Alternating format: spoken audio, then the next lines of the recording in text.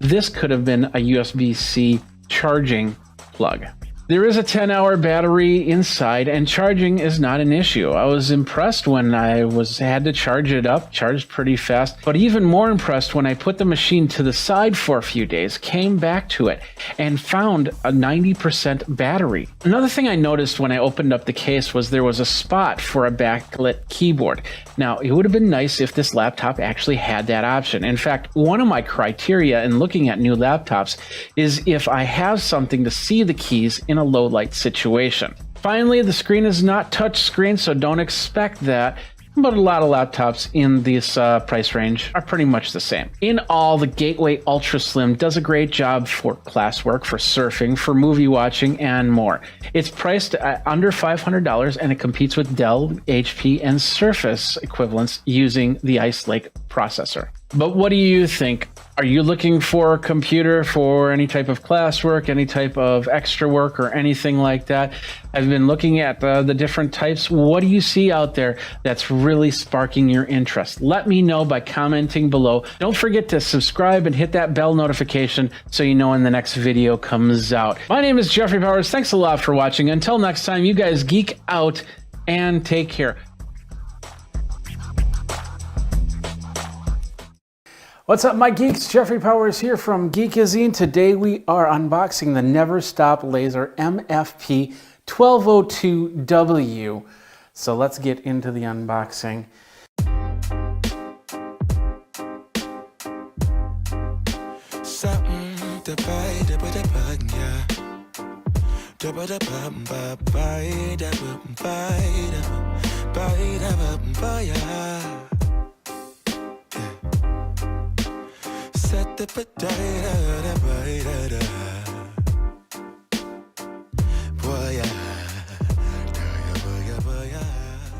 This is a new type of laser printer that's been out for about a year, and the first time it's hitting the United States here.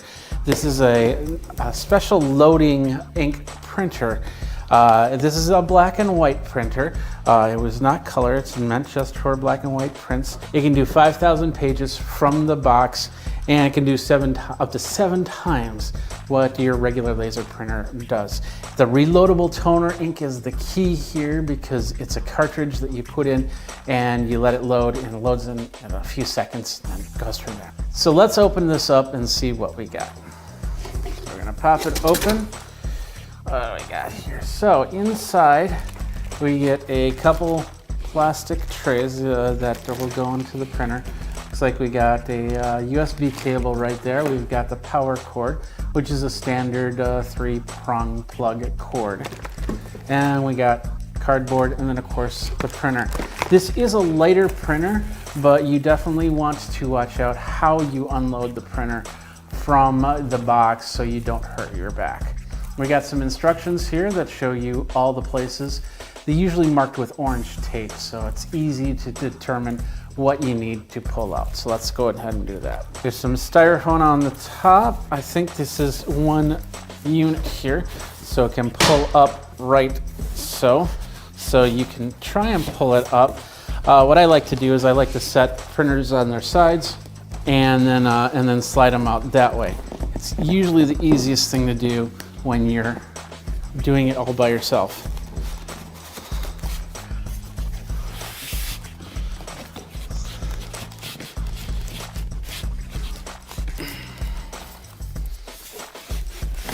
There we go. And we'll just slide it to let the box kind of fall off the side of the table here. There we go. And we'll set the box right here. Now, we'll gently turn it back 90 degrees. There's our printer right here. We got some styrofoam on both sides, which we have to carefully remove. Throw it in the box. Throw it in the box. And here we got the printer right here. So let's go ahead, pull the plastic. It looks like it comes from the top down. But this is a review model, so it might be a little bit packaged differently than what you would get if you were to actually buy it outright. All right, there we go. Put the plastic in the box. All right. So the instruction manual, let's get that again. Like I says, tells us where all the tape is, but we have the orange tape that'll tell us as well. So we'll hit the orange tape right here and right here to begin with. And we'll cautiously set this on the box because we are going to be returning this model. We got a little plastic film, we'll leave that be. Okay, that flips open. So there's a little scanner right there, pretty cool. We will turn it to its side, and there's a lot of tape right here, which we will pull off. I think this comes up, so we can pull out the tape here and here. Put that on the box. We open up the printer. Oh, we got another piece of tape right there that holds this door open. We got the door open right there. Guess where this tape's going? On the box. All right, there we go. And let's see, we got another piece of tape that holds this orange piece right here. And there's a piece of white right there. And pull this up. And this looks like to be a lot of stuff here. There we go. Some plastic and some I'm guessing this is so the toner doesn't go everywhere. We got the tray over there. So we're just gonna open up the instructions and make sure we've got all the tape because you don't want tape hiding anywhere. So it said to take the tape off, lift this up, take the tape off there and pull that piece out. Next up, what we're gonna do is we got these two pieces over here. We'll set this down for a second. So we have these two pieces right here. We got the tray insert and the USB cable coming back over there. We got another part of the tray insert. Slightly different than other HP printers. So we got this insert right here in the box. We got this insert right here. Right there. So this is the page insert. I'm not exactly sure how that goes, so we got to go to the instructions here. So it basically says take this piece, this is the tray piece, and we insert it like so. The tray insert will actually clip right there. So now we put the paper into here, which I have to go get. I'll be right back. All right, so basically we're gonna set to the paper setting and then I guess we're gonna put it right in there. There we go. And then next is this cover tray, which goes right in like that. And there, we're good to go. Next up is plugging in the printer. Plug it in the back.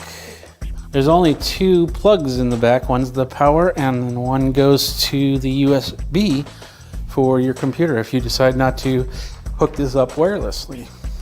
Plug it in and it spit out a page right away. Awesome. So it looks like we have a slot here that we pull out. Make sure you're not pulling out the whole piece here.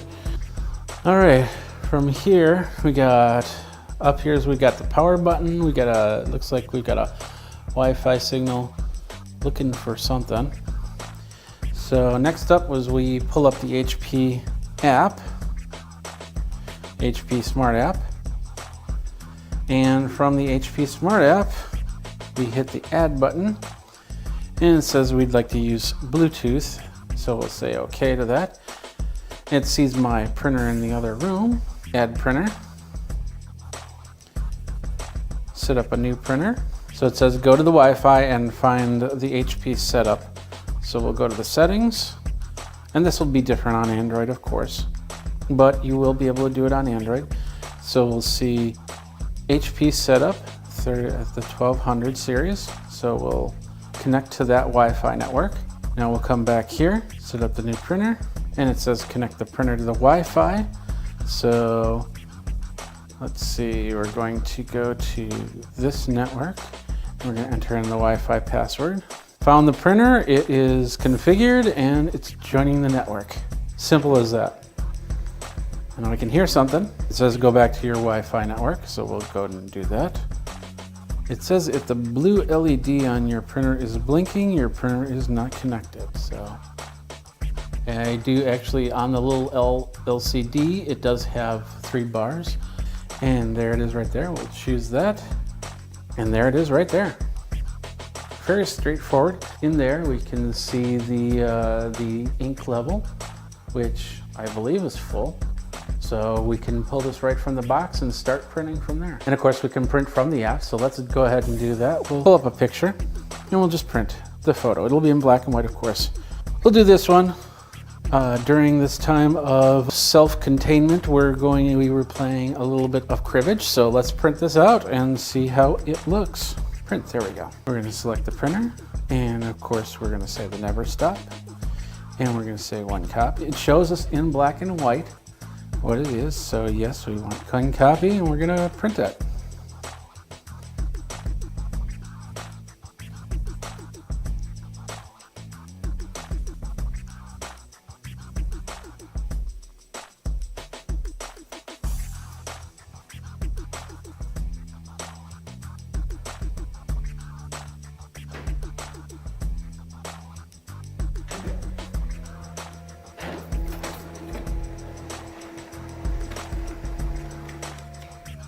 And that took, from the first start, from the connection to the first start, that took about 25 seconds. And we've got the print right there. Let's show you over here. Of course, it's in black and white. Yeah, no fanciness about it. There's our picture right there. And that is the Never Stop 1202 printer from HP Unbox. Jeffrey Powers with Geekazine. Geek out.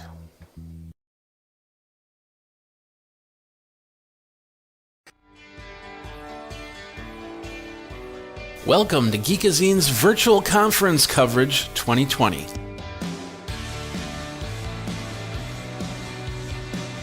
We got Sam here at Lenovo, and you guys got some new products coming out. So tell us a little bit about what you got there, Sam. Yeah, we've announced quite a few products over the past month or two. So I only have a few of them here with me, obviously, because I am at my house and everyone else is at their house. Yeah. So, yeah. But I'll walk you through some of the products that I do have on. And I'll start off with probably one of the most interesting products is our ThinkPad X1 Fold. This is something that we've teased and have kind of shown off already, but now it's within its final stages of being ready. It should be available very soon. It's actually, you can go online now and pre-order it. And what it is exactly what the name implies. It's a folding PC. Okay. So the idea behind this is with the new folding displays available out now, you can have this folding PC available to you. So it's a big 13.3 inch folding OLED panel there. Okay.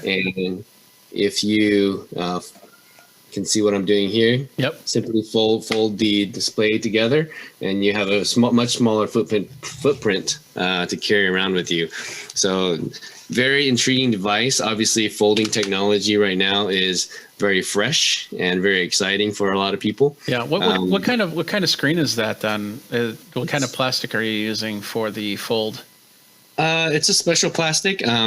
We don't necessarily disclose the exact technology, but the covering here is our development, and then the display itself is made by LG. The OLED part of the display, it's made by LG, and then we have developed quite a few different, Yeah, that hinge looks really nice. I like how you have it designed. It looks like it's going to be pretty sturdy. If somebody tries to pull it the other way, it's not going to. It doesn't look like it's going to pop or anything like that. Yeah, we put a lot of development into making it so that it's very sturdy, and when you're writing or touching the screen, it's not going to scratch or bend. Okay.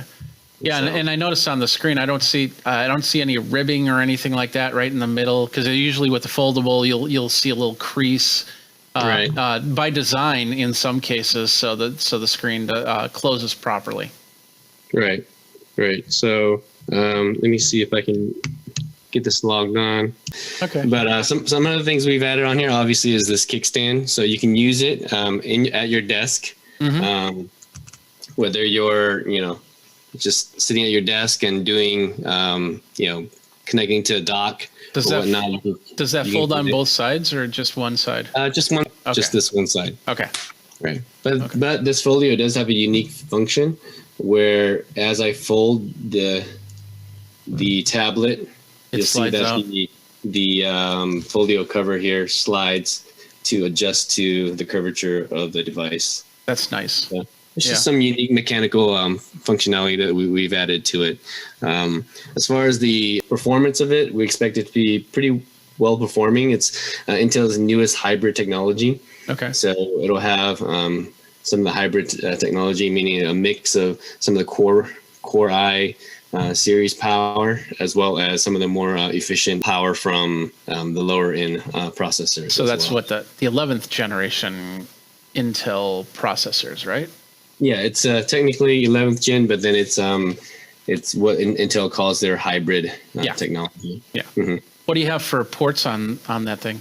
So there's two USB-C ports here, one on that side and another one there. So if you do, in case you do want to dock it, and it's sitting like this, you'll still have a USB-C port available. Are they both charger, or is one charger? Yes, both provide power, data, display out as needed. Okay. So what's the weight on that thing? It's just over 2 pounds. Sorry. Just over 2 pounds? Yeah. Oh, that's not too bad. 2.2 pounds. Yeah, 2.2 pounds. How come it wasn't set up to actually fold the other way, so you could actually have it in half its size to actually use the screen that way? Yeah, so there's a lot of different philosophies on that. You've seen other, I guess when smartphones first started implementing the folding technology, you've seen some of the devices that folded the display outwards. Yeah. And we've just decided that, this rendition of it would be most appropriate. Okay. Yeah. And do we have price points on this yet, or? So this one will start out at $24.99. Okay. Obviously, at that price point, it's really an early adopter type product. An update to our seat, our 900 series Yoga. Okay. It's going to have a leather top cover, and some of the configurations will be optional.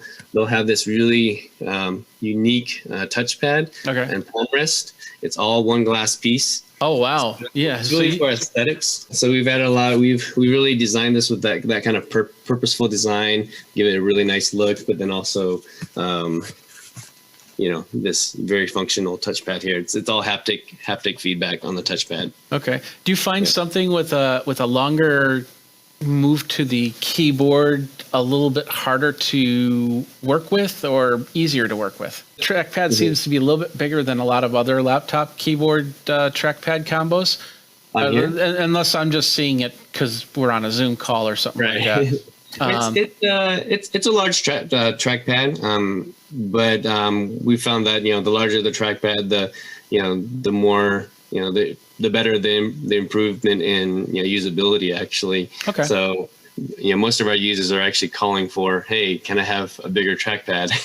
Okay. So yeah, absolutely. Trying to improve the trackpad experience. Okay, perfect. And then we have some other ones, some updates to our 700 series, but the one I have on me here is our Legion 7 Slim 7i. Okay. And it's our thinnest gaming laptop to date. And the idea behind this product is most folks who want a portable gaming laptop, they either have to sacrifice between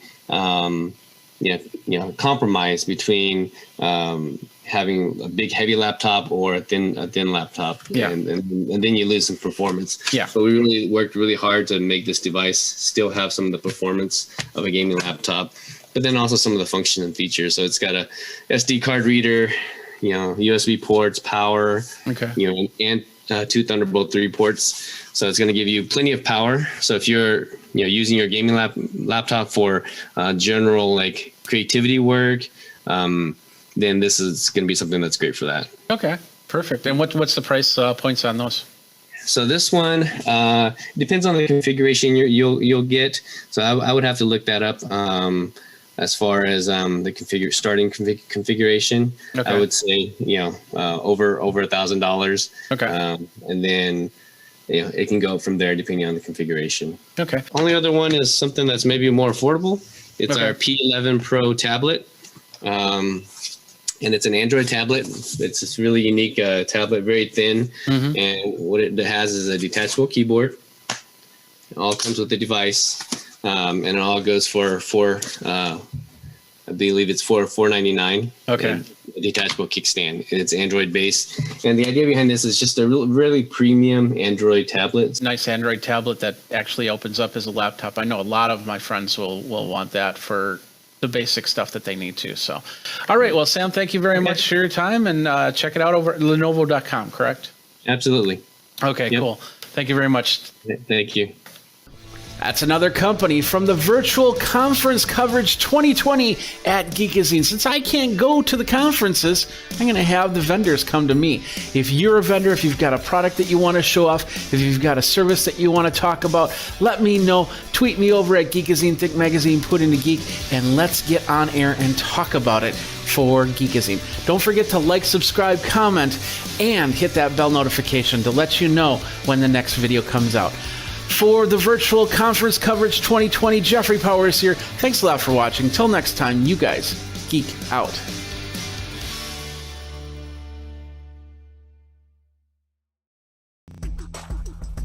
Hey everybody, Jeffrey Powers from Geekazine. How you doing? Today, we are going to unbox the Halo Band. This is a brand new device from Amazon. And before we start anything, got to give you the spiel here. I actually paid for this with my own money here. This is the Halo Band, by the way. I had it setting down. I'll set it like that. I paid for this with my own money. All opinions are of my own, and nobody has any say, as we're just unboxing and doing a first look. So we run into any problems. That's what happens. So anyway, let's move on. Let's get going. This is the Halo Band from Amazon. Let's show you what it is. It's a body composition. Let's get back there. Body composition. It measures your sleep, your tone of voice, and a lot more. The one cool thing about this, I'm not a big fan of watches. As you can see, I don't wear too many watches. This band is something that is more than a watch because it's not going to tell you time. In fact, there is nothing on this band that will display anything at all. Everything that it does do will be voice activated or through the measurements to taking things like your heart rate and stuff like that. And this band will do this on a pretty regular basis. I think a lot. It's also going to measure your sleep. It's going to measure the way that you deliver stuff. So, and that'll be interesting. If I'm wearing this band and say, hey, and I'm talking to you guys and say, hey, you're being too strict, or I don't know what it's going to do.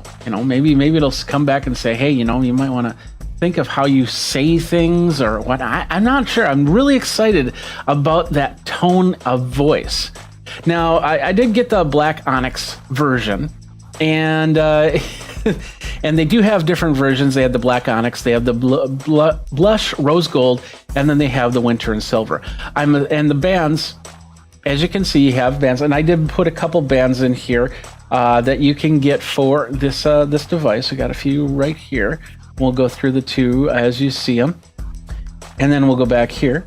But the whole idea is that if you want to change up your bands, different looks and things like that, you can. The only thing is the main unit will still stay black instead of rose gold for the backing device. But that's okay. It is also a service, which means that you get in this an introductory offer. I get 6 months for free. After that, it's $3.99 a month to have them track. And they've got an app.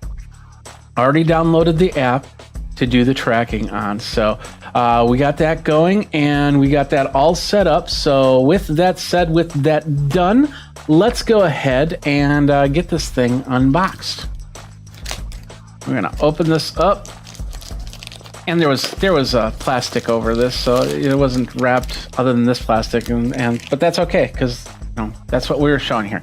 So this is the Halo Band box. Become the leading expert on you is what it says, and down here it says there's a body composition, sleep, tone of voice, activity, and membership. So tone of voice, that's the one I'm most interested in. It says analyze your tone of voice to become more aware of how you sound to others. That's going to be interesting. How do I sound to you guys? Activity, it says track active and sedentary time. So it's going to notice that I'm sitting a lot, basically. Body composition, it's going to tell me where my body percentages lie and how much sleep I get on here. So that's going to be interesting. Plus probably some other things. I see it's for iPhone. I don't see anything on, let me flip over here. I don't see anything on the Google aspect of things. So it might just be for iPhone at this point. It is waterproof. You wear it while swimming. You can, it's got the fabric band. It's a sensor, charging clip, and 6-month Halo membership. That's what's in here. So let's go ahead and open this up. And to do that, we got these two little rip tabs right there. There's one on that side and one on this side. There we go. No noise to those, so no excitement from the opening. But anyway, we will set this down. Let's open this up this way so it slips right off. There's the Halo Band right there. And let's see, how does this open? It looks like we have another piece of tape. And there's I like this because they have like a little point to rip from, although there's no type sound. That's too bad. Oh, hey. Oh, don't escape. No escaping yet. We don't want escapes. All right, here we go. So there's the band. Let's just set that right there. Let's open it up. There is our wearable right here. So we're going to pop that out, and we're just going to set that to the side right there because there's more to unbox first. So let's get to the other stuff before we get to the band. We got a little band on the instruction manual. So let's pull that off. And then it says, Halo. Open it up. It says, meet your new Halo Band. Get it charged, get the app, talk about the tone, and more about the microphone. If you'd like to analyze a full conversation, press the button once at the beginning of the exchange. This will also bookmark it to review later. So that's interesting. I can't wait to try that. That's pretty exciting right there. We'll set that right here. Next up is the clip, and you can actually buy other clips to charge your band. So if you need like 2 or 3, like office location or home location or anything like that, you can do that. That just slides right off, and then whoop, like a little clip monster. How you doing? I'm fine. Thank you very much. I'm here. That's definitely. I'm not a ventriloquist. Jeff Dunham, I am not. So, and of course we got to pull that off right there. And there's the USB. I am going to pop the plastic off here, and I'm actually going to plug this into my Intel Nook, which is right here in the box. Nothing else. I think this is just extra packaging. And now we're going to do this nice little Amazon smile as we pull off the Onyx band. Put that back in the box. We'll close the box, and we'll slide that, and there we go. Here it is, the band in question. Now, as you can see, like I said, absolutely no face. There's going to be no lights, no LEDs, no LCDs or anything like that. Let's get this connected to the charger. I don't know if there's a specific way that it goes. Let's see. There are some tines right on this side, so the non-curved side. Before we do, got one more thing to take off, and that's this right here. Little plastic right here. Let's go ahead and pull that off. There we go. And now I see those tines. They're right there. So this thing actually goes on the side. Okay, so that makes sense. Look at that. Now it's curved, and we've got a little charge light on here. So we're going to let that charge for a couple minutes. as we go, because we want to make sure that we have some sort of charge. It's not going to uncharge or lose connection when we're setting this up. So we'll just set that to the side for a second. Let's go ahead and pull out the app, and I loaded the app right here, Halo. Let's go over here, and it says when I first opened it up, it said you'd like to use the Bluetooth, so I have to say yes to that, which you should too as well. And it says connect to how you feel. You want to set up your band, so we're going to hit that button. Now, of course, it's going to ask me for the sign-in, so I'm going to put in my email address. It's saying, hey, let's get started. So you say, yeah, let's get started. Who do we have to add to the band? We're going to say me. And it says, what's your birthday? And I'm going to put in my birthday. You're not going to see that. Hopefully it won't show it again. All right, so let's do that. And it says, how tall are you? So I'm going to put in my height. And we'll go like that. And it says, well, what's your weight? 154 pounds. I like that number. That's a great number, right? No, it's not my number. So what is my weight? We'll go next. And am I a male or a female? I am a male. And we'll go next. And then it's going to say, hey, let's protect your data with the mobile number. We'll get that verification code. So I'm going to submit that. Oh, I got to put in my phone. Oh, doesn't remember that. Okay. And I think I'm going to get an access code in a second here. I know, and that's an expirable code, so it really doesn't matter if you hear that or not. So it's verifying it right now. Verified. And then it says preparing your band, plug in the charger, which is what I did. Plug in the clip, and it actually shows you. So I got a little bit ahead of myself. So it is charging. In a few seconds, a white blinking light shows, and it's ready to pair. Which that is the case right now. That actually has been blinking the whole time. Let's go ahead and hit next. When your band pairs with your smartphone automatically within the Halo app, and it's looking, it hasn't found it yet. There we go. We're going to select that. So Halo membership, it says it comes with a 6-month membership, and afterwards I'll be paying $3.99 a month to do the tracking. We'll hit continue, and it says there's an update available. So let's go ahead and update this, and it's installing updates. It says it can take up to 10 minutes. So hopefully it won't do that. The one thing I didn't talk about was the labs, science-backed experiments and challenges from experts. So if let's say you say, okay, I'm going to be in workout mode, you might get a challenge. Hey, do 50 sit-ups, or I don't know. I'm just off the top of my head here while we're waiting for this update to happen. And oh, hey, it just did that. Yay. So let's see. I want to check this battery really quick. Battery life up to 7 days with the tone disabled. So if you're not using the tone, you can have this on for a whole week before you have to charge it. And up to 2 days if you do have the tone enabled. So, and I'm guessing that you'll probably turn it on and off at times. So when you're not needing to use it, you'll have it off, and then you'll see about 5-6 days worth of use. But if you have the tone on all the time, then you'll have to recharge it every 2 days. But it's more than 24 hours, and that's pretty cool for such a small unit right there. All right.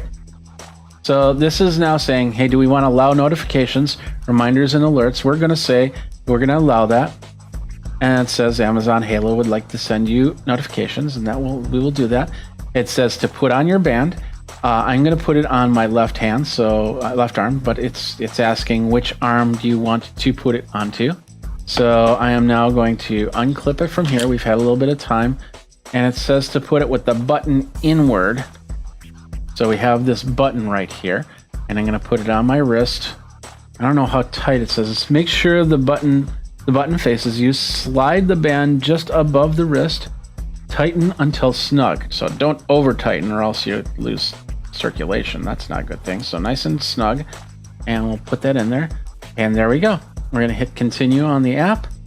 It's going to finish the band setup. It's going to load my profile. And it says check here, and it says next. We'll hit next. It says you're all set. Here are some features to get the most out of your Halo experience. And then some features. So let's just hit done here because I'm ready for this. There's the app right there. And it says activity points 0. I got to do a little bit more before I can gain some points. We got sleep last night. I didn't sleep at all last night, apparently. And tone, learn how, this is where we're going to start here. We're going to hit tone, and it says, learn how you sound to people around you. Set up tone. And it says, all you need to do to set up tone is a few minutes and relatively quiet space. This is rather quiet, so we will do that. Set up your tone. Halo Band will analyze your voice throughout the day, which will use the band battery faster. You'll need to charge this as often as 1 to 2 days. I don't know how much charge is on the band just yet, but we're going to hit continue. And it's going to say, while wearing your band, press and hold the button until you see the green light. So I got to press and hold this button until I see a green light. I don't know where the green light's going to come from. I'm hoping it's going to be it's not being covered by my... Okay, there it is, right there. So it was right there. And then it came back on. It says microphone on. And it says, like to use the microphone. Let's learn my voice. So let's go ahead and hit continue. Read out loud in your natural voice. Okay. It was the best of times. It was the worst of times. It was the age of wisdom. It was the age of foolishness. It was the spring of hope. It was the winter of despair. There it goes. Little checkbox right there. There is no living thing that is not afraid when there are those who have knowledge and those who have understanding. Now it's analyzing my voice. Voice ID created. There we go. So now we have a tone. So within the next 48 hours, this tone will now start to populate. So I'd be very excited to see how that's going to work. So now we can do the measure and track your body fat. We'll get started. Taking a body scan is easy. Okay, I'm going to need to stand to do this. So I will set this up. I'll have to set up a device. And then I don't know if I've got to get naked. And if that's the case, then we're not doing this on the stream. So, and it's asking to turn on backups. We're going to turn on cloud backups. Allow the camera to access your phone. And we'll say access. And we'll say okay. And then it says your ethnicity is, and I'm saying my ethnicity. Is your volume turned up? Yes, it is. I'm ready. Let's get started. Find a well-lit area and try to avoid light from behind. Change into minimal clothing so the camera can see your body. Yeah, so I'm going to need to take off some clothes to do that. So we're going to do that a little bit later. You don't need to see that. Battery is telling me 77%, so I should be able to wear it for the day without any problems. I have the notifications set up. The tone is optimized. And health data I will be putting together shortly. The Halo Band. And this is the next thing I want to show is how do we do the Halo Band change. I'm assuming there's just a couple little tabs on this band that you can pop off. Yep, 1 and 2. So this is the device right here. Pretty straightforward. Nothing fancy to it. And of course you can change out bands, and there's some information on the top, and that information basically says the model number and the FCC ID and Amazon. Its input is 5 volts, and it's the battery looks to be about 210 milliamps. I think that's what it said. So it's a smaller battery. So I'm hoping it won't overheat. That's one of the problems I always have with some of these watches is they feel really warm after a while. So hopefully that won't happen. But I can definitely change these bands out fairly easy.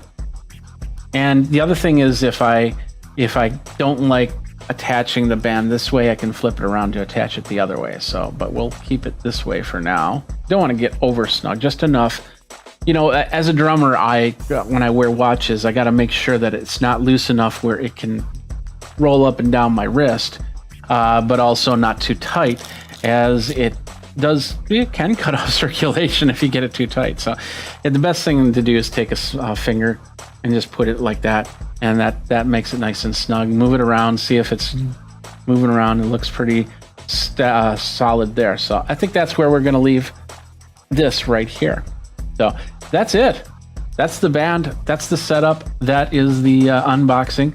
We've got the charger. You can get extra chargers when you get your Halo band. And of course, you can get different types of bands. So, you don't need the black onyx. You can switch it up. And I'm assuming that's also will change the size, because there were 3 sizes of the Halo band. There was a small, medium, and large, I think. Yeah, small, medium, and large. And I'm not sure if that means that band, the device inside the band, or the band itself. And yeah, this is the one I purchased in the black onyx. But you can get the blush and rose gold, or the silver, depending on how you are. And of course, you can get different bands, sport bands and fabric bands. So that's pretty much it. The next thing to do is just follow me, and then we'll do a follow-up in a couple days and see how these numbers are going. Go ahead and give me a follow. Give me a like. There's that little star right there. Jeffrey Powers, Think Magazine, Put in a Geek. That's me, Geekazine. The follow button right there. And go ahead and contact me in many ways and tell me if you got yourself a band and what you think about it. And we'll go from there. All right, that's pretty much it for this Geek Tech Talk Live. I hope you enjoyed it. And until next time, thanks a lot to Kevin for putting something in the chat there. Until next time, you guys geek out. We'll see you then. And oh yeah, there's also gear. Almost forgot. Get the gear and take a picture. Send it to me, and we'll get you. I'll post your picture here. So anyway, thanks a lot for watching. You've been watching Geek Tech Talk Live. I'm Jeffrey Powers. Take care. I started streaming about 10 years ago, and I remember the days of streaming. I was in my bedroom, and we were streaming via Ustream and using a old Mac G4 with Cam Twist and an old USB camera, and we were doing a lot of wild things in streaming back then. Fast forward about 13 years. Yeah, it's been 13 years. Crazy, huh? We have a lot more ability to do streaming, whether it be streaming with just our cameras and our phones, or using high-tech equipment. And the high-tech equipment's gotten smaller and better. And including this last year, as Blackmagic has pretty much reduced the switcher down to this little box right here. It's smaller than a laptop. And it's just crazy easy for you to not only capture and stream, but also capture individual videos from each of the 4 inputs to turn around and make a better produced video. And it gets even better now. And then we have COVID that comes out, and so we can't go out to the client anymore, so we have to figure out ways to make the client come to us without coming to us in a virtual manner. And some of these streaming conference software pieces are just not cutting it, because they're either putting watermarks in the bottom corner, or they're giving you resolutions that are so low that we might as well just be doing stop motion with Legos. How do you bring a guest in for a record, not as much a stream, so you get higher quality video and audio without using the software? That's where Blackmagic has come in once again with this new device. It's coming out called the ATEM Streaming Bridge. What it is a device that you attach to your computer through a capture card. You can definitely attach it to your ATEM Mini. But the idea of this is to actually bring in video from the person across the way, across the room, across the house, or even across the world. And that's what we're going to take a look at next on Geekazine. Thanks a lot for watching Geekazine. Of course, I purchased the Stream Deck. I purchased the Streaming Bridge. But all opinions and thoughts are of my own over at Geekazine. You can go over to geekazine.com/review to find out all the details about that. So making streaming easier, video that you can use for any type of interview, any type of product review, or anything like that, a lot easier. This is the Streaming Bridge from Blackmagic Design. And what it is a little device that you have on your end. Will bring in video from wherever an ATEM Mini like this one is. This ATEM Mini can connect up to this thing, and we can stream video just through HDMI, or we can put this on the network. I can take this to another room and then have it playing on a monitor, so somebody else can be watching what's going on. Or what's most impressive is somebody with an ATEM Mini Pro could be all the way around the world, and they're streaming and they're sending a signal back here. How does it work? Well, it basically uses RTMP through UDP and the port 1935 to send a signal from the ATEM Mini Pro to the streaming bridge. Now, keep in mind, before we go further, we're going to tell you a couple things. First of all, your ATEM Mini needs to be either the Pro or the ISO. The introductory ATEM Mini does not work because it does not have the ability to do the stream out. Secondly, you having the streaming bridge, you're going to have to open up a firewall port around 1935. If you have another program running on 1935, you'll have to put it on 1936, 1937, but you're going to have to know how to open up that port.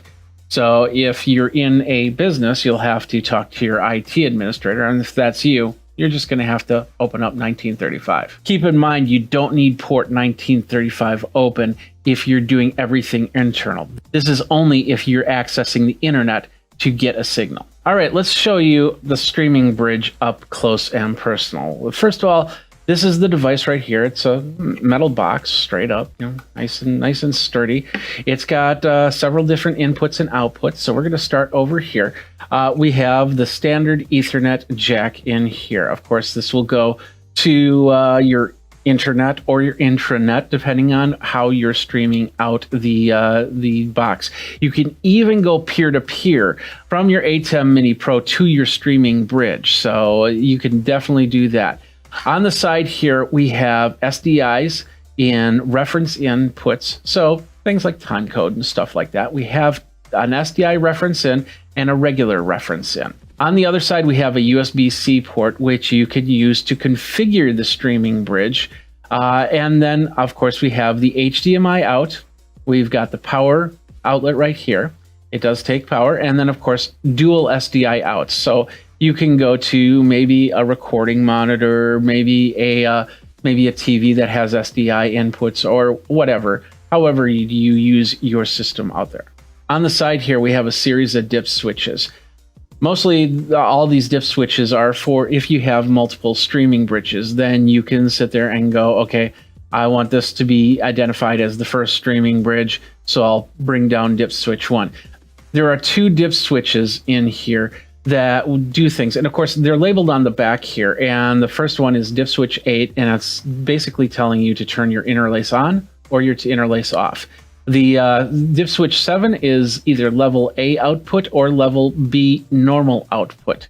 But everything else is assignable. So I could call this streaming bridge 1. So then I'd bring down the 1. All right, let's show you how this connects up. And there's actually 3 ways that you can connect up the ATEM Mini Pro to the streaming bridge. We're going to start with the easiest way, and that is peer-to-peer. All right, to attach your peer-to-peer, all you need is a simple Ethernet cable. And this is, once again, this is why you need either an ATEM Mini Pro or a Pro ISO. You're going to plug it right in the back here into the Ethernet jack of the ATEM control. And then, of course, you're going to plug this into the jack of the streaming bridge right here. We don't have it powered on, so let's go ahead and grab the power cord here. Now, once this does this, you're going to see some, of course, the Ethernet lights here, and you're going to see it flash here. We're not streaming yet, so this will flash like this because we don't have it configured for streaming just yet, and we will do that. And then once we have a connection, we have a couple white lights right down here, which will indicate that we're connected. All right, so in order for this to work, we need to set up the streaming bridge. So this is where you get yourself a USB-C cable running into a USB-C or USB-A for that matter, and we plug it into the USB. We're going to have to go to the software now to configure it. So I have the software up here. It says no switcher is connected because the ATEM Mini Pro is not connected to the network. It's running peer-to-peer. So in order for us to continue, we will probably have to connect this up, and we'll connect this up to USB-C in a minute here. But I want to focus more on the fact of connecting up the streaming bridge first. So what we did was we went into the ATEM software. You can either go through the ATEM software or you can find the ATEM setup. So if you have the ATEM software up, you just go up to File and Connection. That brings up the configuration. It finds no switchers on the network, of course, because we're not plugged in. But if we hit ATEM setup, we get to a very familiar window. And this window actually right now just shows the streaming bridge, but this will also configure the ATEM Mini when it's plugged in. Of course, it sees this right now, so that's where it's going to go. Streaming bridge, fairly straightforward. Let's expand this all the way so you can see the whole thing. It says that there's no stream going through it, which of course makes sense. And I've called this Bridgazine, but in this case, what we're going to do is we're going to do a full factory reset here. So we're going to go into the settings and I'm going to hit factory reset and do that. It's going to take about a minute for this to reconfigure, but once it comes up, of course, it'll pop right back in as we do have here. And of course, now it's called ATEM Streaming Bridge. So we want to configure this. We're going to go up here and go for the full configuration. First of all, I like to call myself the Bridgazine, as in Geekazine. I got this thing going. It happens. So, and of course, we're on software 8.5. 8.5.2 is the software we're running at the time of this recording. On the network, you can choose to go DHCP or static IP address. It really depends on how you set up your network. I always like to go static IP address. That way, it doesn't have to search for IP addresses.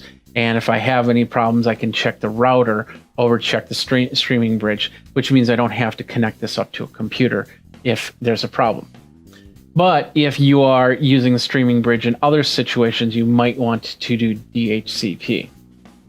We have stream service right here, and there's three options here. You have local network without key, local network with the key, and the internet. If you are not using the streaming bridge outside of your house, outside of your network, you don't need the internet.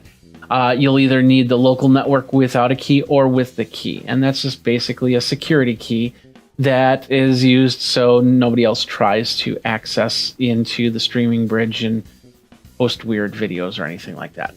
Underneath is we have reference timing via lines and pixels. If we have any type of flutter or anything like that, we can make the adjustments right there. And then, of course, on the bottom, we did the factory reset right there. Now, in order for us to continue, we're going to need to make a reference file, an XML file, which we will end up putting into the ATEM Mini Pro. And this is how we do it. Up here, these are actually tabs up here. And it gets a little bit confusing. That's why I say that, because I wasn't seeing those as tabs myself. But up on here, we're on the Setup tab. We move over to the External ATEM Mini Pro tab, and we've got, of course, a different set of keys here. Since we're doing peer-to-peer, this setup will look a little bit different than if you were going on the internet. But we have the platform, and of course, platform is Bridgazine. The server is an internal server, so it's just a model name of the streaming bridge. A key if you require a key for this type of connection. And then, of course, the quality. And we have multiple qualities from streaming low to streaming medium all the way to HyperDeck high. Now, of course, if you're using HyperDeck high, it's going to stream at its highest bit rate, which I believe is around 50 to 60 megabits per second.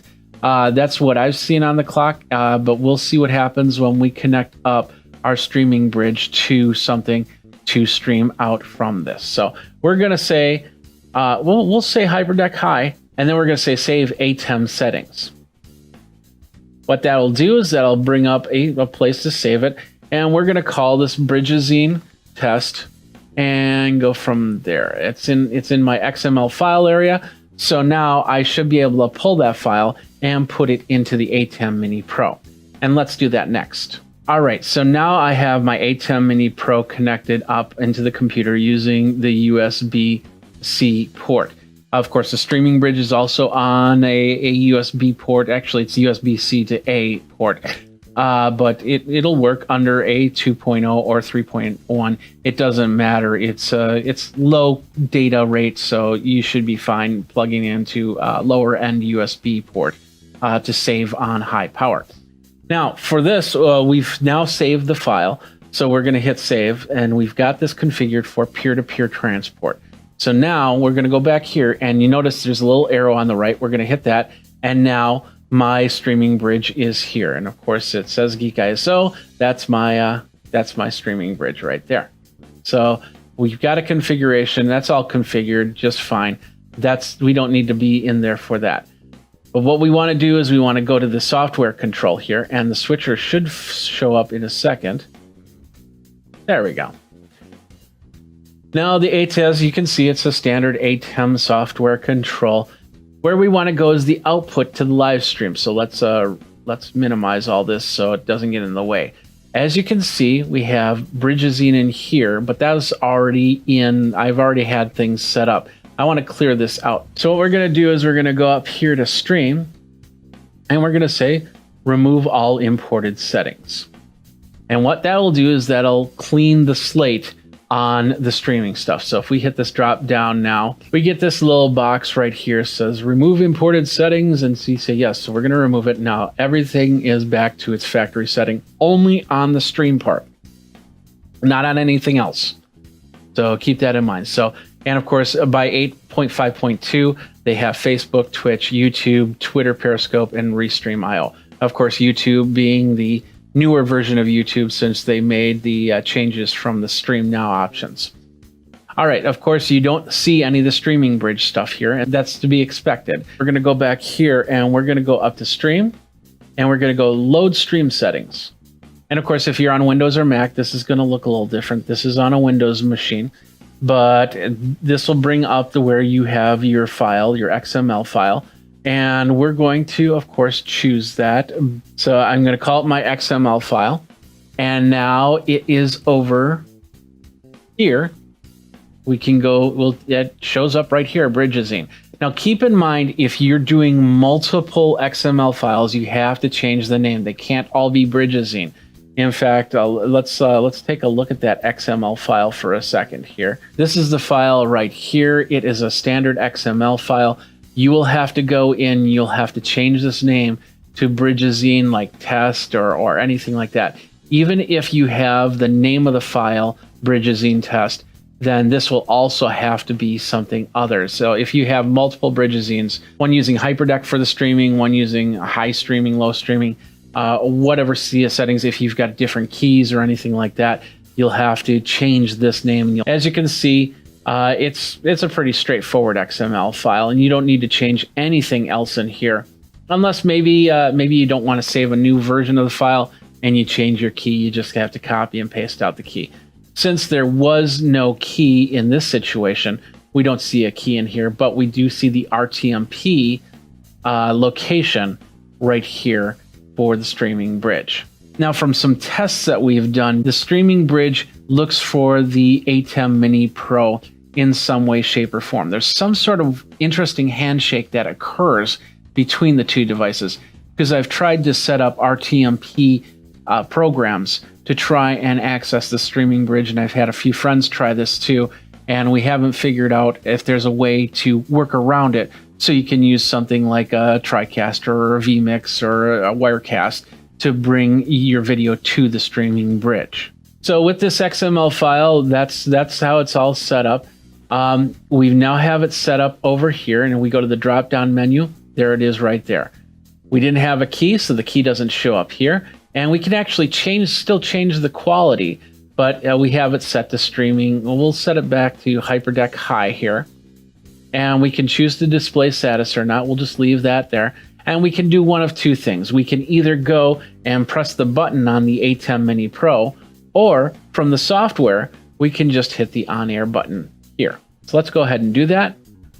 And as you can see, solid light. If we go over here and check it from here, you're going to notice that there's two white lights down here, and one of those white lights is on. That's saying the stream is okay. If we were connected to the internet, that first white light would also come on, saying that we're connected to the internet.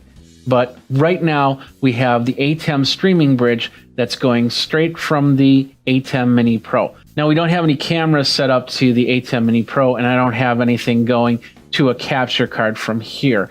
So it's just doing absolutely nothing. But this is the peer-to-peer connection. If the peer-to-peer connection wouldn't be working, the on-air on the screen or this red light on your ATEM Mini Pro would be flashing red. And that's just a simple peer-to-peer setup from your ATEM Mini Pro to your streaming bridge. You can now disconnect any of your USB-C cables, unless if you use the software to do your switching, then you'll need to keep that plugged in. But of course, the streaming bridge, we can definitely unplug it because we've already configured it. So if you're using it in a standalone situation where the ATEM Mini Pro, our Pro ISO is in a control room and the streaming bridge is in another room, controlling a monitor or maybe streaming out to the internet or something like that, nothing else has to be done and you're good to go. Now we have it set this way. Let's go ahead and connect it to a network. So maybe I'm in this room doing some recording. Actually, the situation that I'm going to be using this is I'm going to be taking the streaming bridge down to my 24/7 stream machine. I'm going to be plugging it in via capture card, and then I'm going to be connecting this to the network. Eventually, when I go out, I'll be taking my ATEM Mini Pro out with me with a camera or two.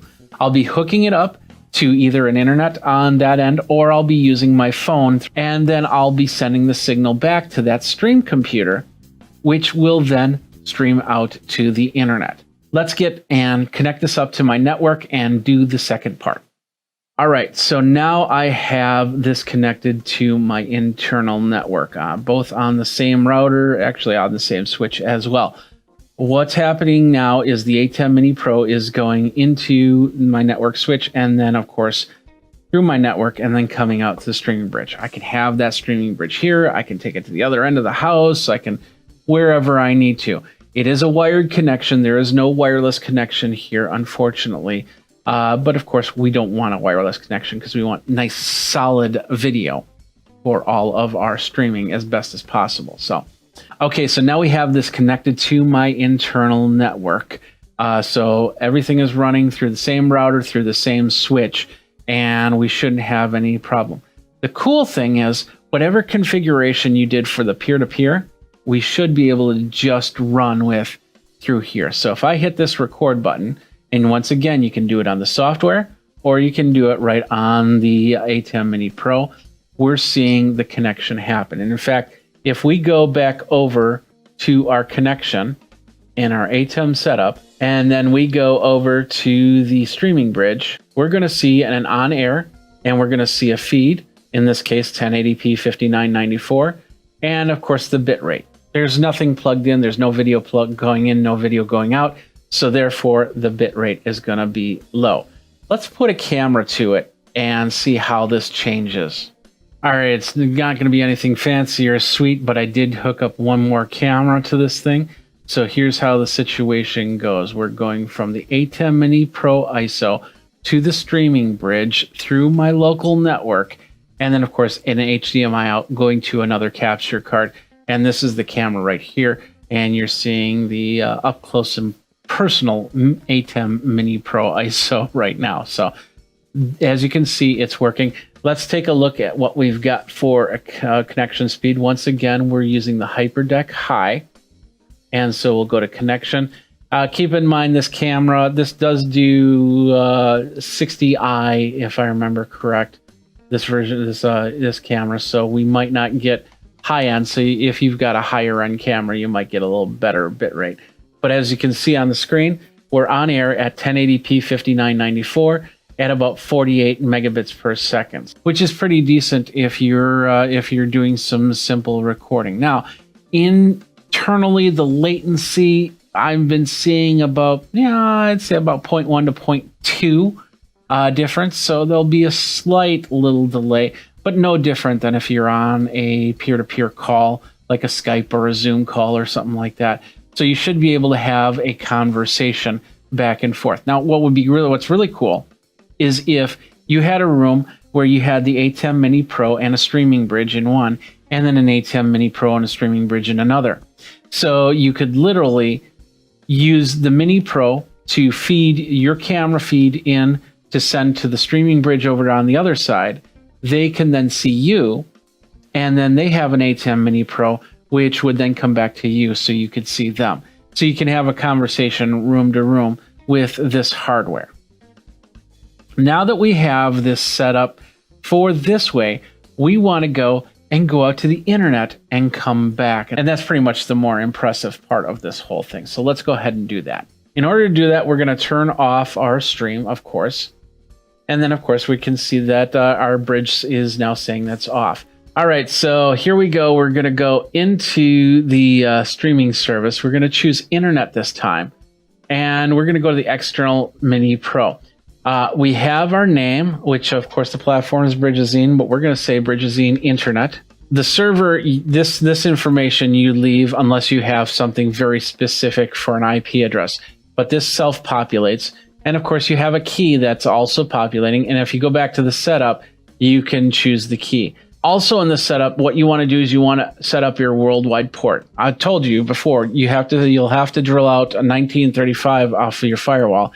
In my case, my 1935 was used for something else, so I chose 1937 for the port. I'm going to hit retry, and of course, we get this internet status of visible worldwide. When we go back to 5, we're going to get, and we do retry, we're going to get internet status, basically saying, hey, I cannot get out of your network with this. So it's, port forward error. So you'll know that you'll have to go into your firewall to fix that if that happens. So let's go back to 1937, hit retry, and there we are. We're visible worldwide. Now we'll go back to the external ATEM Mini Pro side, and we've got the platform set up.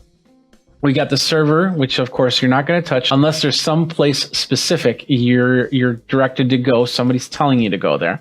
And then of course the key, which you can change at any time.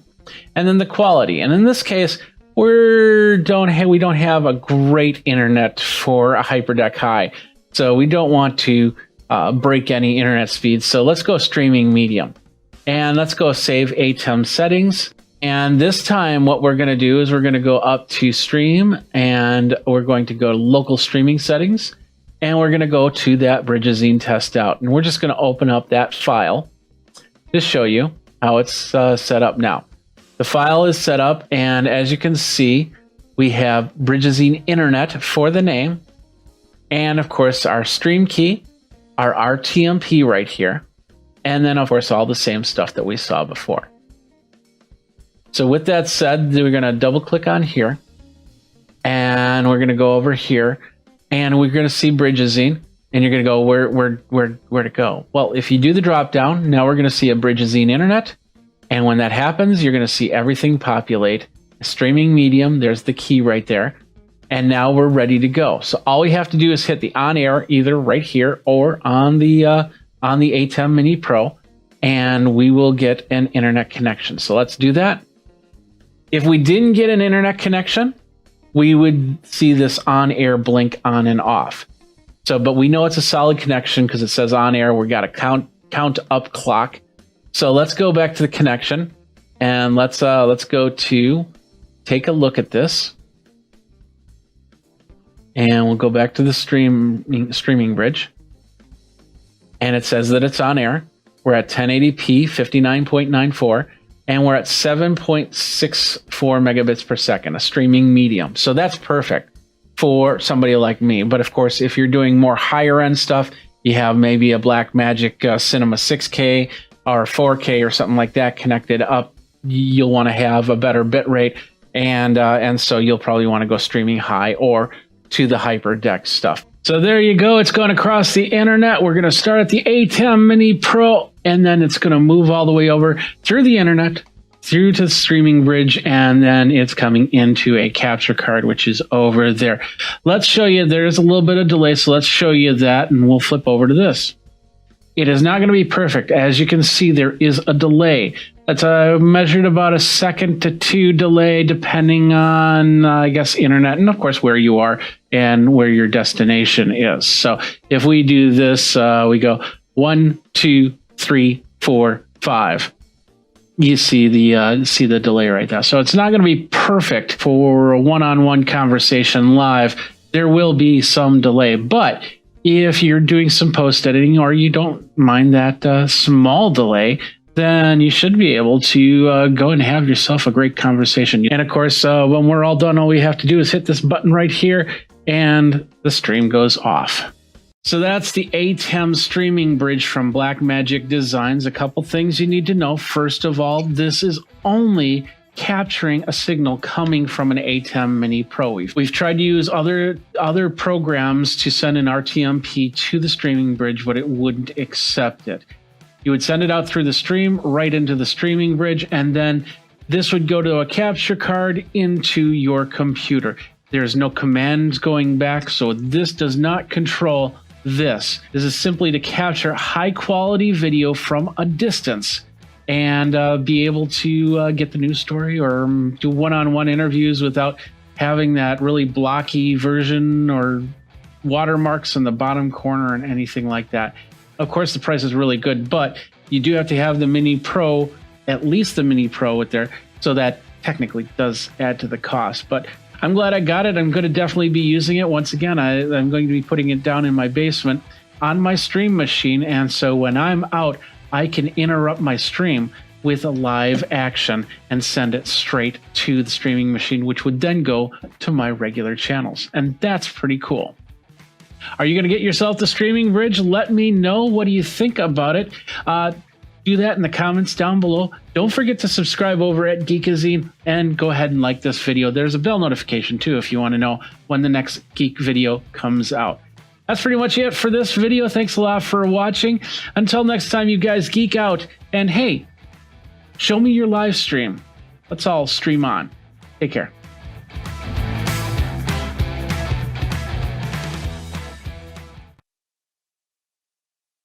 What's up, my geeks? Jeffrey Powers here from Geekazine. Today we are taking a look at the KimaFun wireless headsets. They got several of them that you can get right here, right now. 2.4 gigahertz wireless headset for doing videos like this, maybe doing speeches, maybe doing teleconferences wireless, and a whole bunch more. We're going to talk about that next on Geek Tech Talk Live with me, Jeffrey Powers. In French, oui. Hey everybody, Jeffrey Powers from Geekazine, Think Magazine, Put in a Geek, you got me, and we are here talking about this little product right here. Follow me on the socials, which are right there. I'm on all of them as Geekazine. First of all, I want to let you guys know that I do review products, and I did get this product for review. They have no say in what I say and how I say it.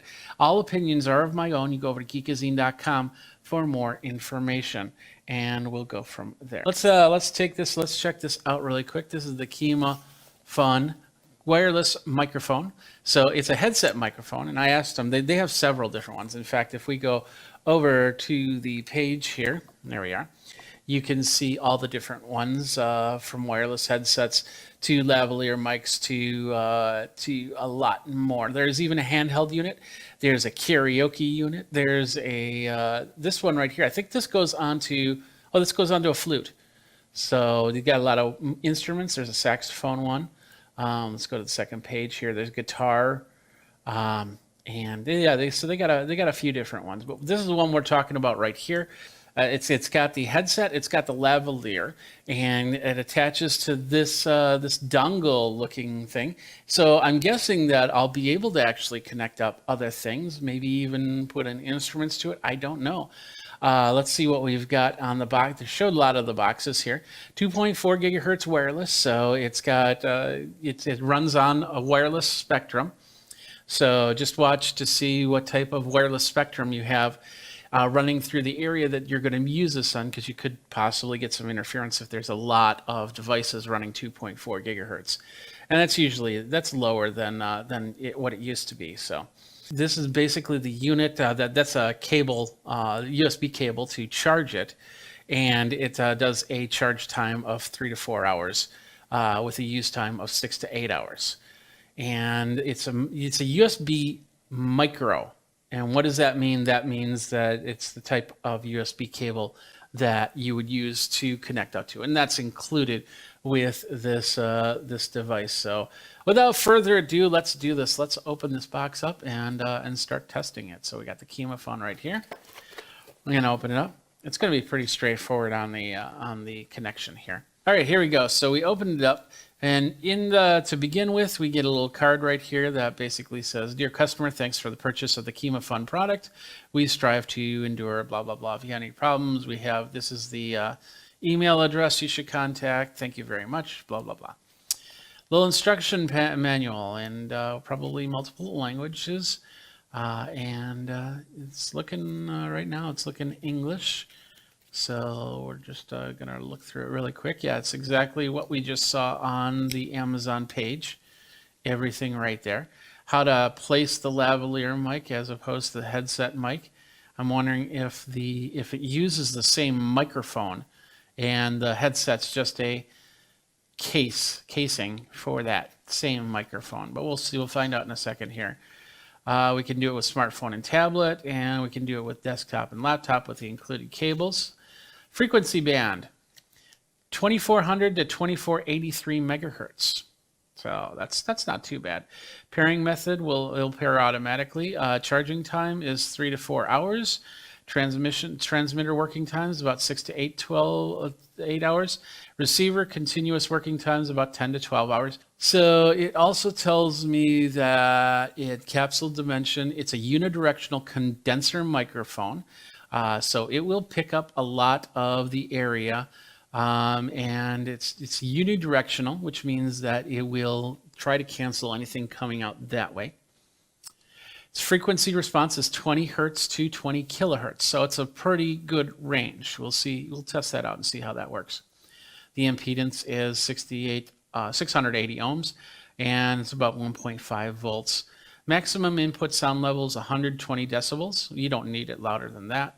So that's basically the instruction manual. Let's push this up just a skosh so you can see things better. All right, so we got a couple in this bag right here. We've got a couple foams, and it looks like we've got a jack to plug in. Next up, this is, I believe it might be the lavalier. Yeah, it looks like the lavalier. So yeah, these are two separate items. And that's pretty cool because let's say you're running the headset and the cable's starting, it's an older unit and the cable's starting to go. You can switch to the lav and continue on. It's pretty big and it's got a nice little clip on there. So can't wait to give that a try.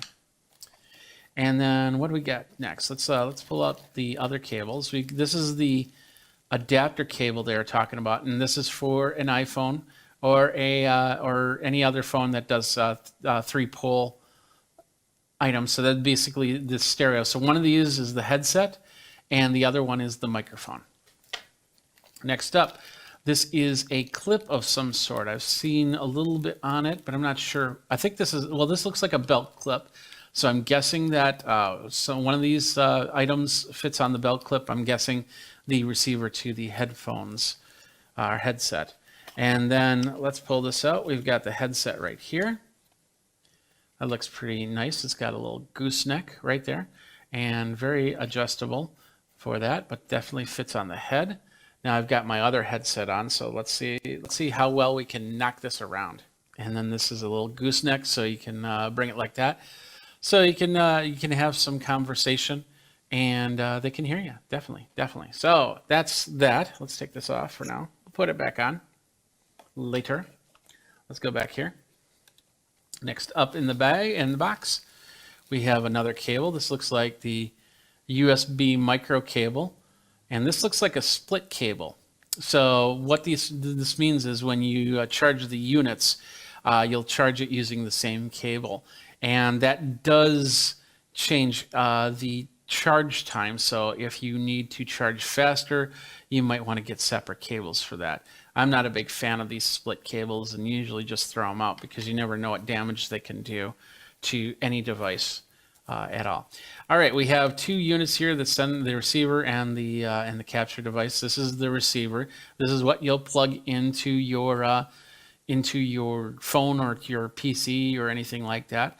It's got a regular stereo input, and that other plug will shows you that you can plug that in into a mixer or something like that, and it'll give you the 1/4 inch jack here. Unbalanced this is called balanced, and the other one's called unbalanced, that single one. So there's a little bit of plastic on here. So let's take back the film. We all like to take back the film. There we go. On the side we have the USB cable and then an on-off switch. So, and I don't know if this is powered at all. We do have a blue light flashing right here. That's gonna, I don't know, I think it's looking for its pair. So we're gonna leave that, we're gonna set that to the side. We're gonna zoom back out. Let's pull out the last piece, I believe, off of this whole thing. And this is what you would have on your person. So this is the unit that sends the signal, the audio, to the laptop or the phone or something like that. As you can see, it's got the 1/8 inch jack input, which is a screw input. That's cool. So it doesn't unplug. You'll have to screw it down to keep it going. Just like with this headset, that's how that works. And the same thing on the side. We've got the charge and then the power on. And then I'm assuming, and once I have a feeling once I turn this on, these are going to pair together, and those blue lights are going to stop blinking. Just like that, they stop blinking. So I don't know how much battery life is on these, so hopefully there's enough to do a couple examples and go from there. But you get the idea, and then towards the end we'll try and hook it up to the computer to see how that sounds. But right now that is the Kimafun. It connected fairly quick. So, and it'll be interesting. What I'm going to do is I think once I turn this off, that'll start flashing. Yeah, it'll start blinking. So I'm going to turn this back on. I'm going to do a quick walk to the other side. We'll see if that starts blinking. I won't be able to tell as I'm walking away, and we'll do this so you don't see the green screen on there. So I'm going to walk out, and I'm going to close a couple doors, and then you're going to see with this first door, it might just start blinking. No, it's still doing good, so we'll keep going. It says about 100 feet. And now I'm going out to the garage. I'm going to open up another door and close that door. There we go. Now you probably see some blinking. You might even hear some static on my end. So, 2 rooms to connect. That's not too bad. You definitely, and that, like I said, even my headset probably went in and out for a second there as I closed doors, walking from part 1 to place 1 to place 2, because like this one did. That was my indicator. It was when this started blinking. I'm assuming that this started blinking as well. So right there, that's the Kimafun headset, and it's connected. It looks pretty connected. So now, what the next step is to actually just try it out. Anyway, let's go back over here. So as you can see, it's a plug with a twist on it with a little threaded nut on it. So we'll push that in, and then we'll turn this down to lock it in place. There we go. And now what I'll do is first of all, I'll see if there's a way to test if there's any lights that come on. 1, 2, 3, 4, 5. I'll come really close to the microphone. So no, I don't see any indicator or anything like that. I'm going to take this, and the belt clip we can just basically clip to the unit. Plug it right there. And now we can put it onto our belt.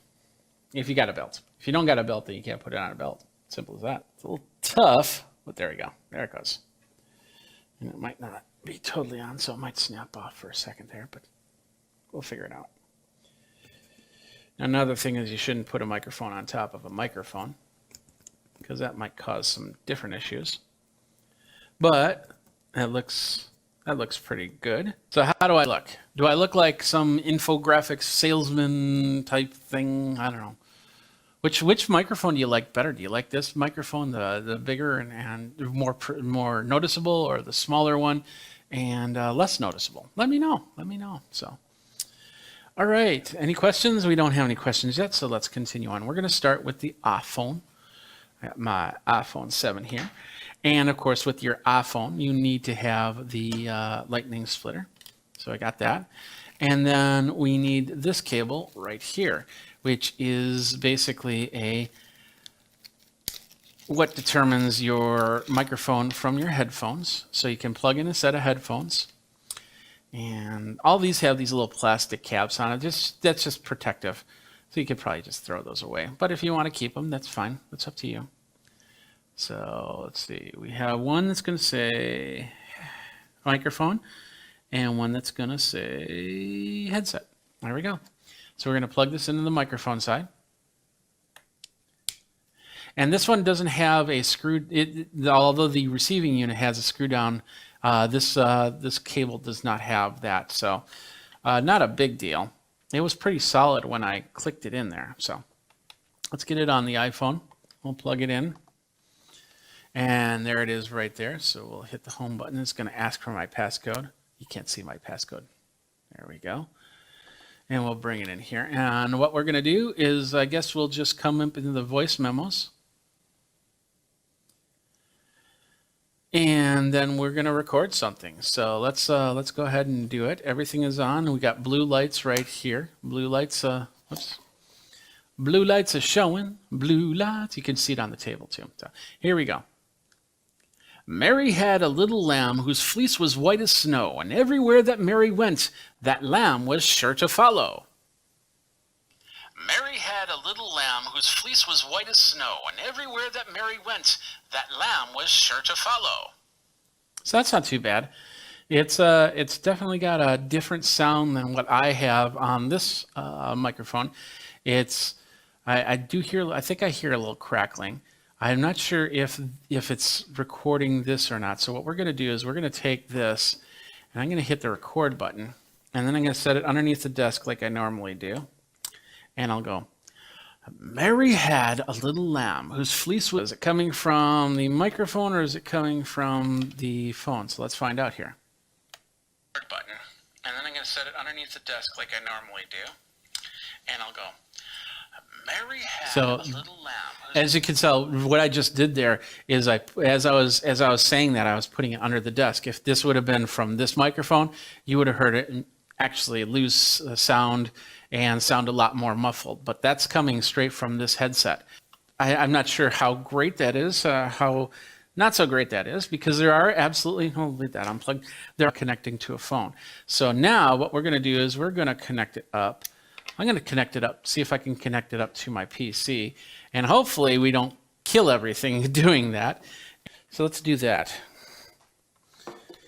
I'm calling an audible because I can use one of these other adapters. So now what I'm going to do is I'm going to take out this 1/4-inch adapter, and Michael's going mixer would be best, and so that's what we're going to do. We're going to plug this in. It looks like you turn the whole unit. It's not independent from the plug there, but that's once it's turned in, it's in there. So now, like I said, this is not meant for guitar. This is meant for microphone, but we could probably try and plug in an instrument or something like that.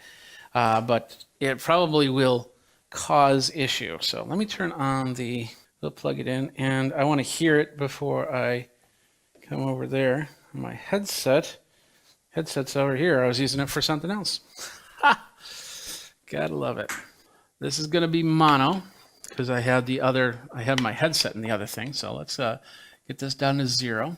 If it clicks, there we go.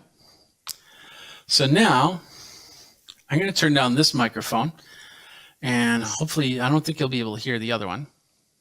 So this microphone should be down. I'm going to even mute it. I should have just muted it. There, I muted that microphone. And now you should be hearing from the other microphone. And you might be hearing from one side. Let me make sure that it's running in stereo. That's the streaming program that I'm using. I just need to change the properties on that. Oh, no, you should be hearing it from the center. So now I am running from this microphone. It's got absolutely no effects, no compression, no room noise cancellation on it or anything like that. So I just want to hear it from here. Yeah, Michael's saying no loss in quality. It's actually sounds pretty decent for that. And as you can see from my headset microphone to the actual microphone, there's a difference. But I can even pull this in a little bit more, and that I just might have to turn down at the mixer. So we won't do that too much. But let's do this. Mary had a little lamb whose fleece was white as snow, and everywhere that Mary went, the lamb was sure to have some lunch. I don't know. Anyway, I was going to try and say something funny, but I guess I don't say stuff that's funny. I don't know. So anyway, so that's the sound of the microphone. It sounds pretty good. And as Michael's noticing that there's no loss in quality, it does have, like I said, it does have the range of 20 hertz to 220 kilohertz.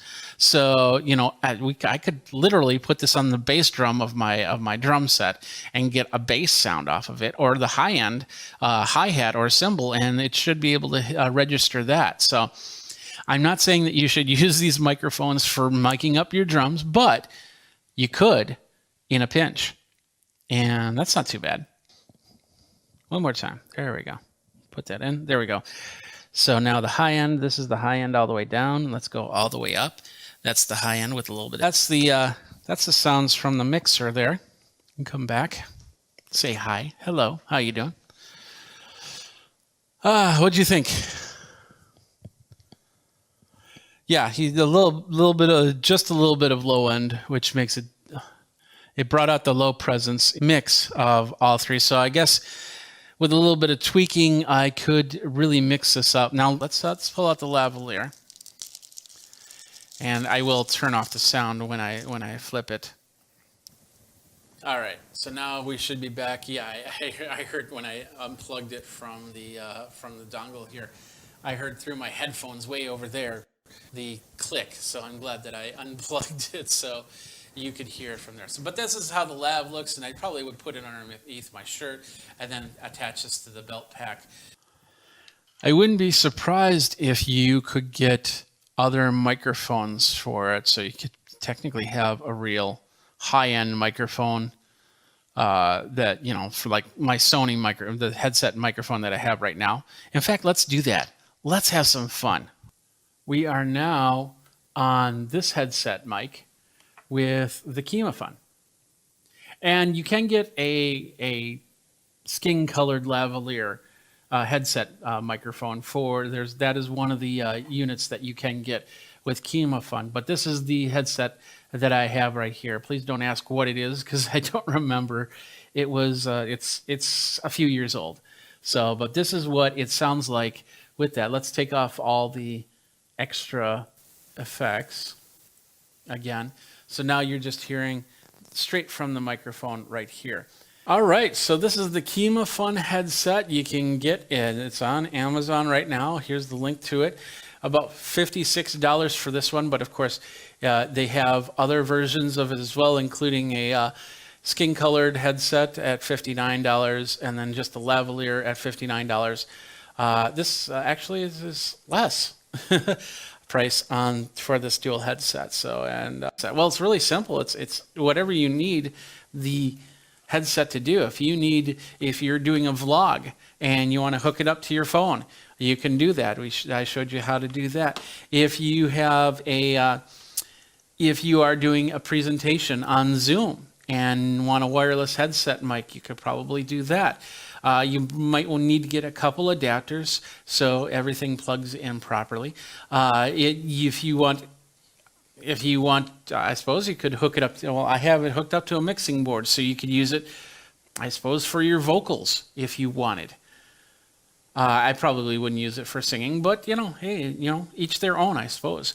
If you want to, there's a lot of different reasons to have this headset microphone, and it does a pretty good job in that. I'd love to. Maybe I should probably get behind my drum set in a little bit, and just kind of see how well the microphone reflects off anything, any extra noise. That is, and that will always be the Kemafun wireless headset. It's about $56 to $59, depending on which version you get. And you can get them for microphones. You can get them for instruments. You can get them for whatever. It's got a good range to it. Sounded pretty good from what I heard. So it would probably be a good in the pinch type microphone for anybody that has to have, doing something professionally. That's it. Thanks a lot for watching. My name is Jeffrey Powers. If you want to contact me. Geekazine, Think Magazine, put in Geek. Go over to geekazine.com, definitely, and we'll talk about it. We're on all the socials, and we'll go from there. So you've been watching another fun episode of Geek Tech Talk Live with Jeffrey Powers. I appreciate everything. I appreciate you guys coming on. Thanks, Michael. Thanks, Richard, for doing that. And until next time, you guys geek out and take care.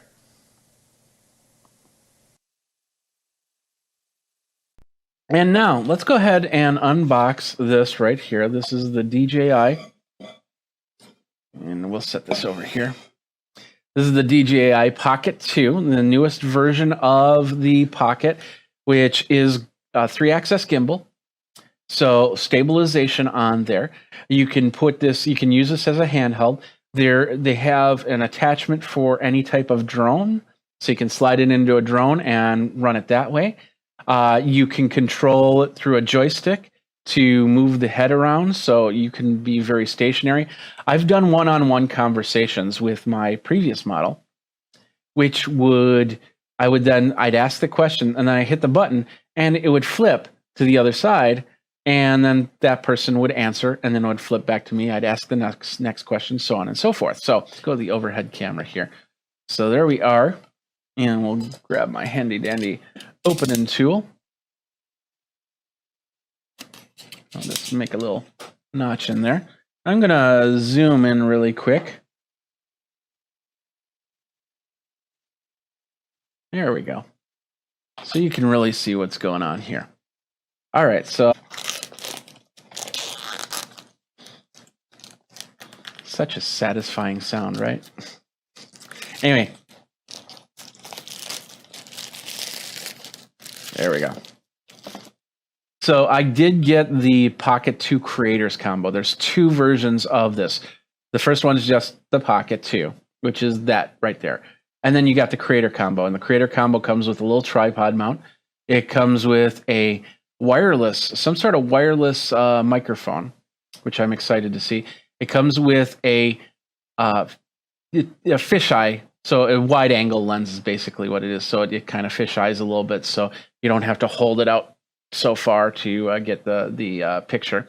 Which for this one, yeah, I did buy a wide angle lens for that, and I use that a lot in whenever I needed to.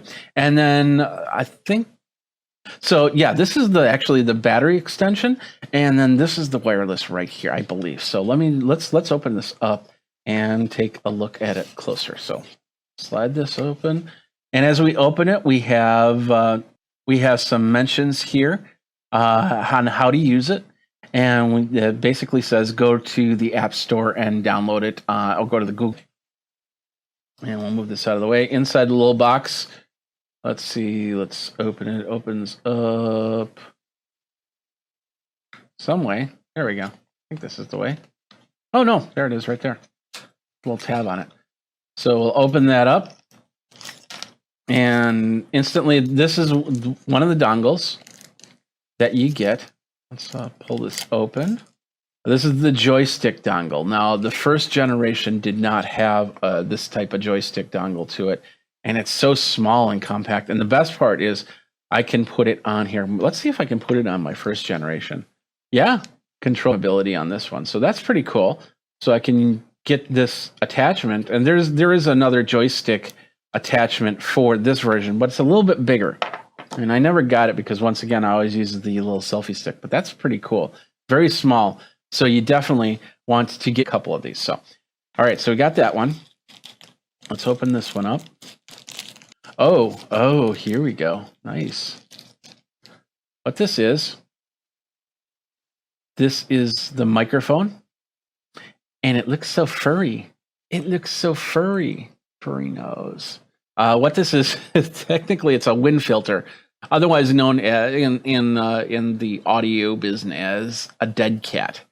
And the idea of this is when you're outside and it's super windy, the fur catches the wind and doesn't hit on the microphone, so you don't get the type sound. It really works on that. But I have other microphones, so I'm not too worried about that for this one. All right. And of course, if you're a fan of the DJI stuff, then that's kind of just a badge of honor. So These are packed in. So let's shake it out. There we go. Pull it out. A little silica gel. We got another little bag. I don't know if yeah, let's open them all up. This one is going to be the first generation for that. Next one we have, this is the lightning cable. So if you run iOS, this is what you use. So a little lightning cable there. And we now know that with the new iPhone, it is lightning cable. So that will stick around for a little while. And then there's a little QR code on this. I'm not sure what the QR code's for. Probably can't get it to scan off. Oh, okay. This one. It would have been nice to cover this when I'm not using it, but it's going to snap onto the. No, I'm not going to use that to show you. I'll show you when we pull out the main unit. So that's the lens right there. We got a little lanyard cable right here. It's not too stretchy, but that's okay. You put it around your wrist, and so you don't drop things because, yeah, that's happened to me before. And this is the interesting cable off of this. This is a dual USB-C, and this is meant to charge the wireless and the camera at the same time. So it must not be needing a major charge if this is splitting. This is usually a 5. You can get this USB up to 5 amps, and so this might be 2.4 or even just 1 amp each. So something to think about there. And let's go ahead and this will be next. Here we got the actual camera. We'll switch over here for a second. This is the actual camera, and it is in a case. And my understanding is this version of the case is a little bit better than the other version because it will also be able to store some of those little dongles in it. And it's also got an open face bottom. And with the open face bottom, you can keep the battery on, so you can put this in the case and then go to your next job and then pull it out right away and not have to reattach everything. It looks like we got a little bit of foam in here. So we popped that out and a little foam just popped out here. Inside we have a rounded foam, which I believe I should be able to take out. If it's yellow, it's pretty much instructing me that these are the removable parts. So there's a piece of yellow foam right here, which I'll just pop out like that. And then we've got a little lens film right there. So let's go back over to the overhead and then show you the lens film. So let's just pop that off. And then there's one here on the counterweight. So we'll pop that off the counterweight. And then the front interface. Here's one, and it has some writing on here, and it basically says, when using for the first time, follow the steps in the DJI Mimo app. Then it says, this is the shutter record, and this is the function button. So the power button usually was here, but it's not here anymore. And if I use the first generation again, I'll have to remember that, because now the power button is right here. And it looks like I got another piece to take off. There's the record button. There's the function button. We got the little case window where those dongles that I was talking about. The USB-C goes right there. The lightning goes right there. And then, of course, the third one, the little mini joystick. They'll put in like right there. That's the joystick controller. If I'm using this on its own, then this is what I would connect up with. Like I said, inside this case, you can't see it. Maybe you can see it. And then right here is where these little dongles go into. What you have to do is you have to flip it upside down. So this is the lightning cable, and then you just kind of push it into the spot right there. Now here, is this where the lens will go? Yeah, this is where the adapter lens will go. And that's magnetic. Okay. So that will not pop out. Yeah, it's not popping out at all. So you'll be able to snap it in and snap it out when you don't need it. Well, that's pretty cool. There we go. So everything is held in here. And then what you do is you just slide this into the case. And another thing that the other version had, that this one doesn't, is the other one had like a little locking strap. So this one doesn't. So hopefully I suppose if you shake it hard enough, yeah, it's sliding out. So if you shake it hard enough, it will definitely slide out. So good and bad on that. It would have been nice if there was like a little strap on there, but I could take a piece of Velcro or something and then make a strap out of it. So we're going to see if there's any power in this thing. So now it's on the side. Hold it down. Look at that. Nice. It's saying, what language do you want? Yes, I want English. Touchscreen. Yep. Okay. DJI Pocket not activated. Connect to phone and activate with DJI. Other parts of the unboxing. You forget about the rest of the unboxing. So in here we've got, looks like we got a quick start guide, warranty information, all that other stuff, and the little DJI stickers here. DJI is also offering this really cool option. So where if you drop it within a year or two, I think they have one in a 2-year package, to where if this breaks, without question, they'll replace it one time. And that's not too bad. I've had cameras that, all of a sudden things happen and they're broken, and then I'm, buying another one at full price. So keep in mind, that's a great deal. All right. Also in here, this is the reason why I was thinking about this. Here's the little tripod. It's nothing really to be excited about, but it has the ability to put it on. Oh, okay. I thought there was going to be a screw mount on the bottom, but that is where this next part comes in. Let's set that down.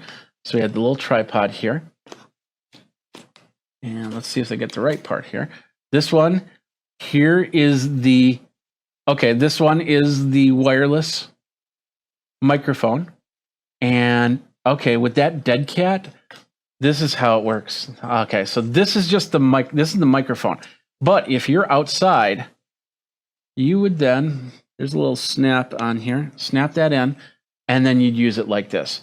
But if you're inside, you don't need to. And I can just kind of clip it on like right here. It does have a little spring load to it, so I can put it on thicker clothing. And it's right here. And you see it, but you don't see it as much as you do if you have like that. And this is a little bit high, but I don't know how the microphone works just yet, so we'll definitely be testing that. All right, also in here is this piece right here. This is the extension. So I thought this was an extended battery, but I might be wrong on that. And it's got a little DJI Pocket 2. That must be a release to release it from there. We've got a USB-C connection right here. We've got, looks like for where the microphone jack goes right here. That does, but it doesn't look like a USB-C. Oh no, that's not a USB-C. Is that a speaker? I bet you that's a speaker right there. I know it's hard for you to see, but I thought that was USB-C, but that's actually a speaker because the USB-C port is right here. And on the bottom, there's a threaded mount for my tripod. So we'll put that on the tripod right now. There we go. I'll set that there, and we'll put the Osmo on it for a second. One more thing here, and I think that's it for the box. So we'll set the box up here. This just looks like, oh, okay. This is just a straight up cap with the tripod mount. So I can either plug it in, oh, okay. So it looks like the bottom pops out. Working it out there. There we go. We got down here, this is where now, and I turned it on. Let's turn it off again. So now I can put this right on the tripod. Or if I want to use that battery, and then this, I believe this has an extension on the battery here, but this is also the wireless unit. So we'll pop that in. So with that, that's got a big extension. Okay, I popped it in, and of course it's going to turn it on. So,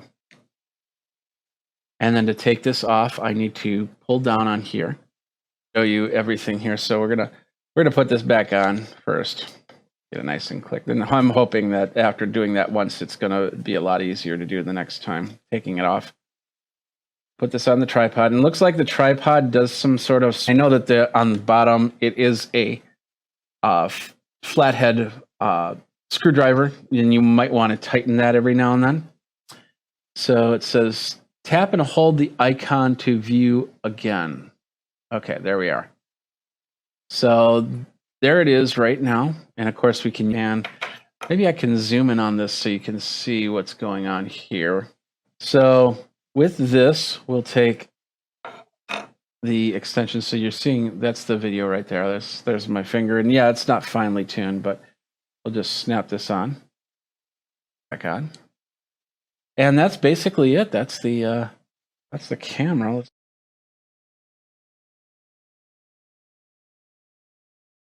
Hey everybody, Jeffrey Powers here from Geekazine. Today we're going to take a look at this right here. It is the Moto drum modeler from IK Multimedia. It is a program that allows you to create drum sounds in your DAW, in whatever you need it to do, and a whole bunch more. Jeffrey Powers from Geekazine, Think Magazine, Put in the Geek. You got me. You can find me on all the socials, including Twitch and Twitter and TikTok and all that other good stuff. And today we're going to talk about the Moto drum from IK Multimedia. Now, I've reviewed a lot of cool stuff from IK Multimedia in the past, and this is no different. It allows you to create drum beats. If you're not a drummer, you can create drum beats. If you are a drummer, you can create drum beats. You can attach it into your system, create MIDI, add these really specific, great sounding drums. IK Multimedia. They did not pay me for this review. They are not editing this review. And of course, all opinions are that of myself and Geekazine. You can go over to geekazine.com/review to find out more on that. Now let's get into this. Let's get in here. You can sync to multiple MIDI units if you want to. I got a couple MIDI units that I'm using, or going to be using today. You can do real-time sounds. You can do pre-made grooves and a whole bunch more. The price, $299.99. Now you might think to yourself, well, that might be a little bit too much, but for what you get, it really is not. It's just amazing. Now, I do have to tell you that the program was pretty solid. But when I was attaching MIDI devices to it, I wasn't getting the responses that I really wanted to see for this. They've since then not only have updates come out from Moto Drum, but also from the MIDI providers, updating it using for Catalina and specs range. But we're going to take a look at the most important specs, and that is if you are a Mac user or a PC user, you can use this on either machine, and they work both great on either machine. For a Mac, you need a Core i5, support for AVX instructions, 8 gigabytes of RAM, 20 gigabytes of hard disk, or VS3 or AAX. What we're going to use, we're going to keep it as simple as possible. We're going to use GarageBand. Just going to open it up in there. Of course, we're going to show you the interface first before we do that. Let's take a look at this a little bit more. For Windows, Core i5 also needs AVX instruction, 8 gigabytes of RAM, 20 gigabyte available hard disk space.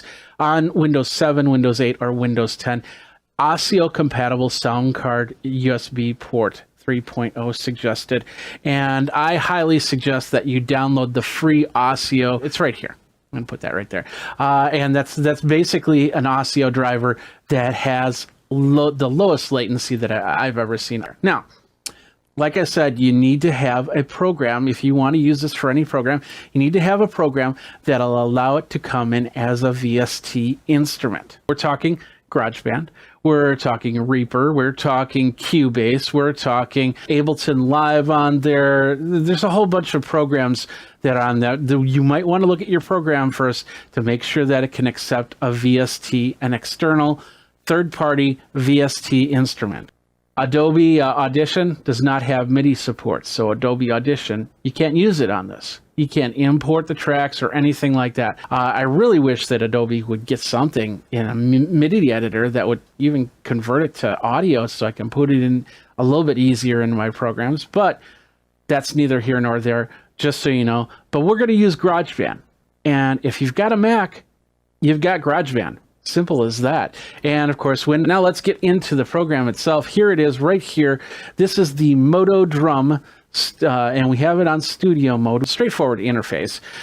We have our models. We can customize. We can do our play styles, our room, our mixer, our grooves, and our mapping. These are all the drum sets that come with Moto drum. We've got a studio set. We've got a jazzy set, a rock custom, a grungy, reference. So you got a pretty good amount of sets. We're going to start with the studio kit. It just looks like a standard 5-piece drum set with a couple cymbals, hi-hat, and ride here. Now, this is also completely customizable. That means that you can completely customize the types of cymbals, how many drums. If you need a double bass drum kit, if you need a China cymbal, if you need a gong, if you need a cowbell, all those drums are in there. You just have to set it up that way. So we can go studio, we can go rock custom, and as you can see, it's going to load the preset. Now, we got the drum set. What I have set up here is on the Axiom Air 32. As you can see, I've got that all set up there. As you can hear this, let's go to the jazzy set really quick. And then we can go a little grungy. I'm not going to go through all of them. You'll get a good idea.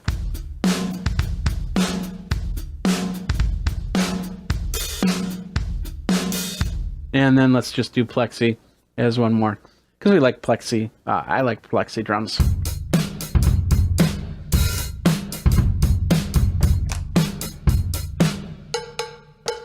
Going from drum set to drum set is actually fairly straightforward and easy to do. Now, like I said, all of this can be customized, and we're going to go through those screens really quick. We're going to start with the customize.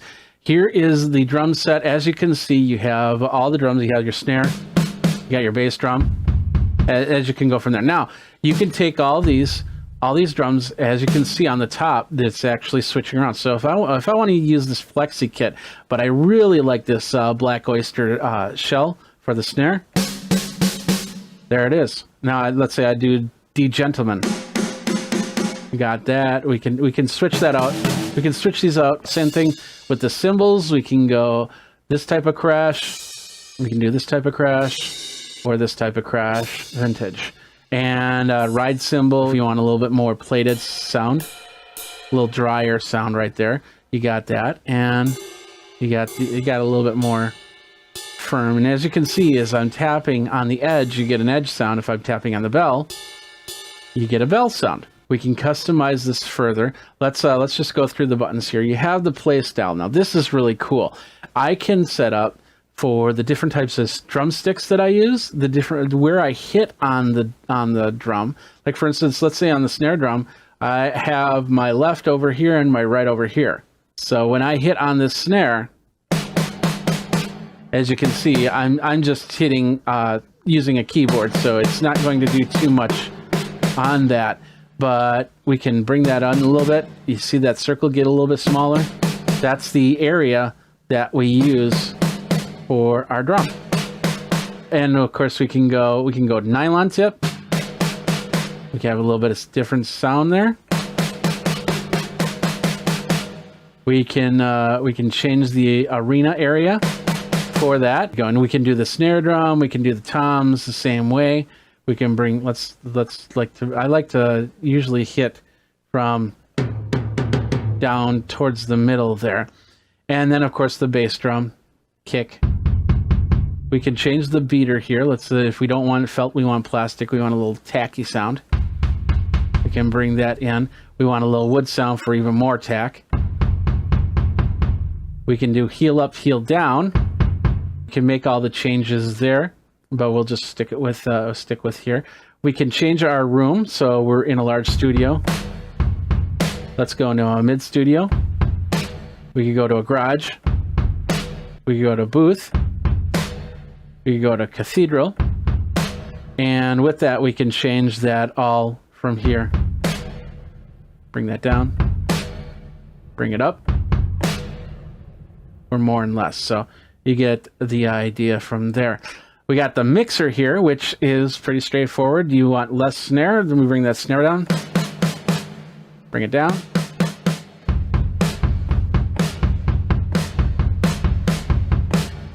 And then, of course, ultimately the main mix is right here. We can put in effects. Like, for instance, let's say with this one, we want to put in, let's do a crusher on this tom. And we can edit that. So can see how that changes a little bit. Bring in a little bit more. We can change the cutoff. Went the wrong way. So less ring, more ring, more ring. So you get the idea. And then when we're ready, we can just say, okay, I don't want that on anymore, so I'll just turn that off. And there we go. We can add. This is just a regular mixer, so it adds everything: cymbals, toms, and cowbell, and other instruments you have there. Next, we have grooves. This is all predefined grooves, so we'll just do Ace 102 really quick.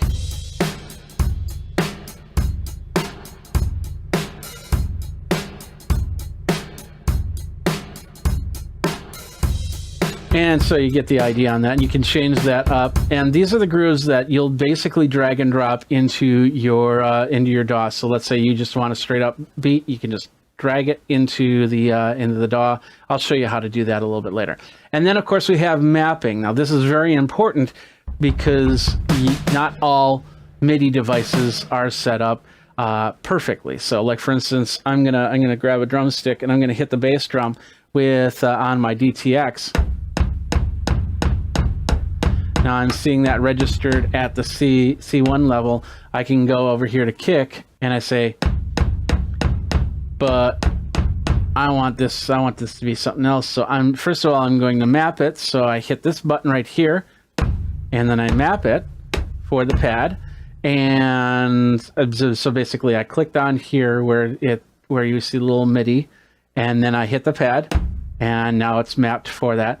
And then I can change that. Let's bring it up a little bit. We'll say yes. Now it's not registering as anything, so we can bring it back down. There we go. Now in this interface, we can do a lot of different changes. Like we can do a velocity curve, basically drag and drop.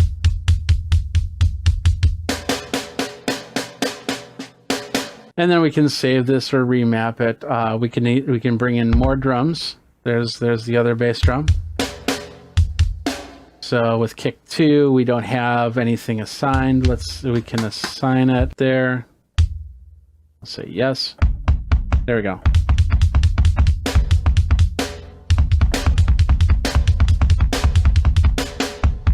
And with that, we bring this in. So now you see, if we go back to customize, we have this drum right here. There's also a way to bring in the drums over here, and we can change this out. So let's see, we want that as the Blue Oyster one.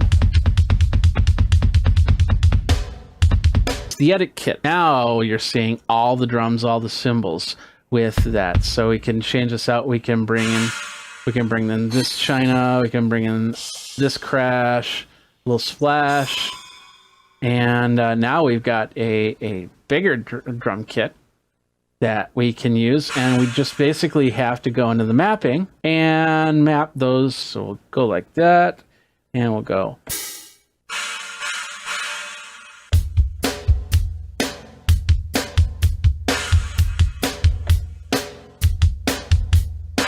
You get the idea. So we can bring in a very big kit for whatever style you have. Now, going back to the custom, this is where you can really have some fun with this.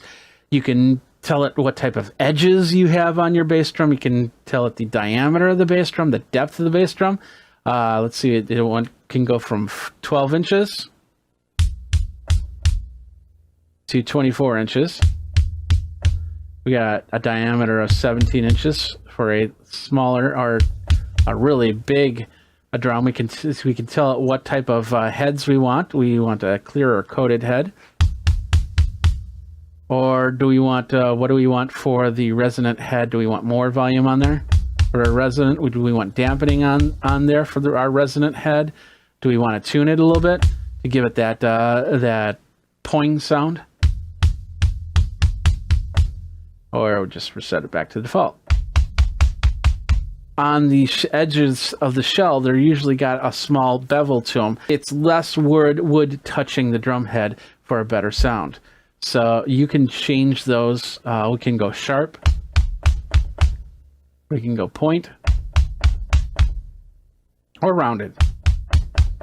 and they all add different sounds to the drum there. So we can totally customize that. We can switch it up. Let's go to the snare drum, and we'll do edit element of the snare drum. With this, once again, we can change the heads. We can get a nice coated head, and different sets will give you different options. The type of snare. Do you want a large snare or a medium snare?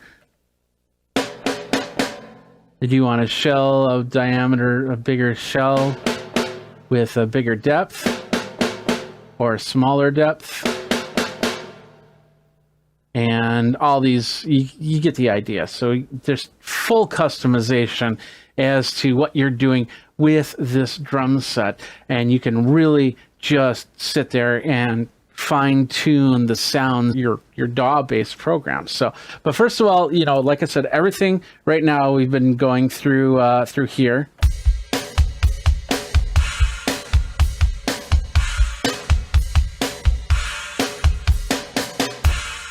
So as you can see, I have the DTX Multi-12 here from Yamaha, and I have it set up for MIDI, so I can use it.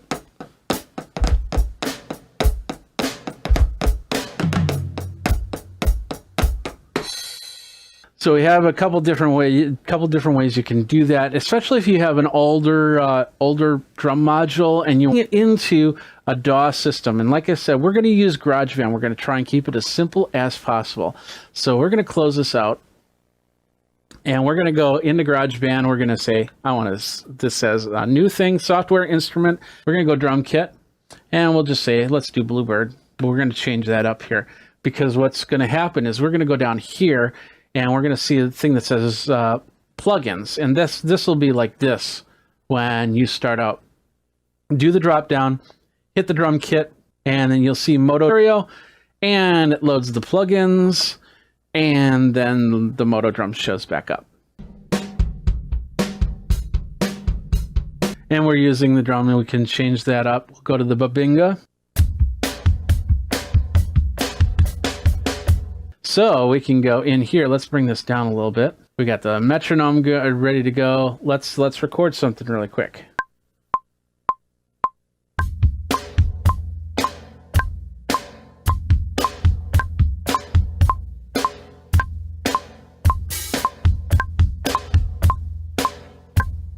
And with that, we'll bring it's all in here. So we're going to hit this.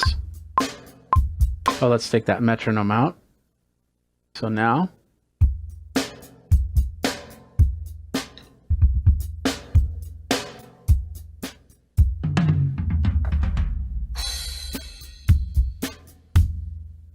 There you go. And of course, with this, you can go into the MIDI patterns, and you can change the velocities if you don't like the way that you hit the drum or anything like that. And really, depending on what module you use, they can register velocity. So it can register a light hit or a heavy hit, or maybe even a drum roll or things like that. And you might have to go in and do some tweaking into your MIDI editor to get the sound you want. Maybe you're doing like little flams and things like that. You'll have to make the adjustments, because not everything, it won't understand everything, and that's any program. So you'll have to go into the MIDI editor and make some adjustments here and there. So expect that to happen. It's not going to be 100% perfect. But the cool thing about this now is I can go in here, and with this drum beat that I do, and I'm going to loop this drum beat. Now I'm going to go to Rock Custom, and I've completely changed my drum set. Go to Jazzy.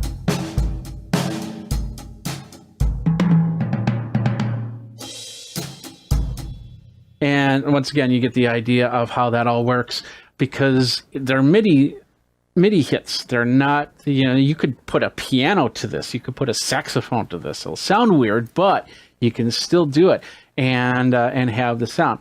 But bringing in the Moto drum, it'll give you past the drum sets that something like GarageBand or Reaper or Ableton Live can offer, and give you different options so you can really tune it in. Now, you can also, like I said, you can also set it up onto the DTX. I have my Roland TD50 downstairs, and I'm still doing a little bit of tweaking on it and those sounds into whatever recordings you're doing.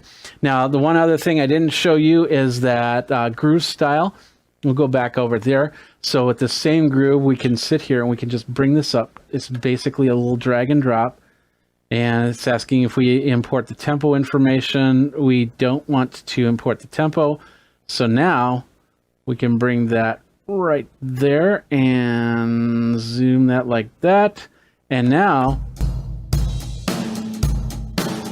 we've got a pattern that works a little bit better because it's already been done and been cultured out and set up for all the hits and all the velocities in the right spot. So there you go. You get the idea from that.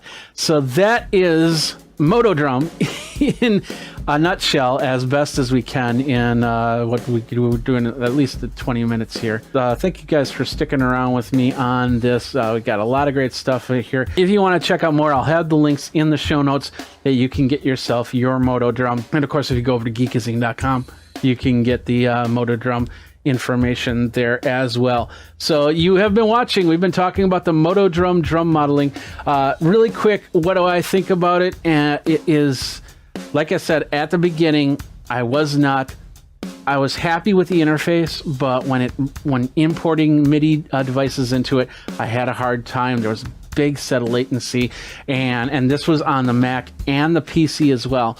That has been fixed with the newest version, and of course, as they continue, there'll be newer versions and updates coming through, and probably even more cool stuff that you can use to bring your drums into your music and make the sounds that you want to. That's it for this video. What do you think? Do you use Moto Drum? Do you have another program that you use that you really like? Let me know. Of course, check out all my other reviews of IK multimedia software and hardware. YouTube, go ahead, like, subscribe, comment, and that little bell notification to let you know when the next video comes in. We do a lot of tech, consumer tech, a lot of music tech, and a whole bunch more, and some geekery too. So Jeffrey Powers here. Thanks a lot for watching. Until next time, you guys geek out and drum on. What's up, my geeks? Jeffrey Powers here from Geekazine, and you are watching another Geek Tech Talk live with Jeffrey Powers.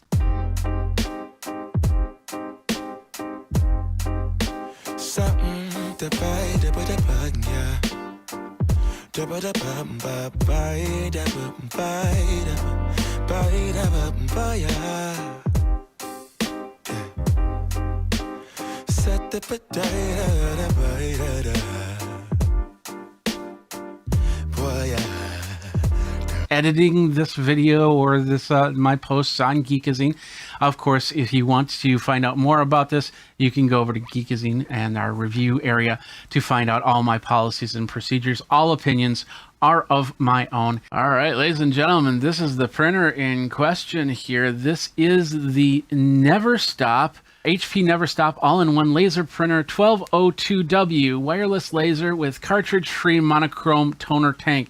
It is a black and white printer, laser style printer. Houses the toner in here, and we're going to talk about that as we go. In fact, the best part about this Never Stop 1202W is it's got 60% savings on toner for price.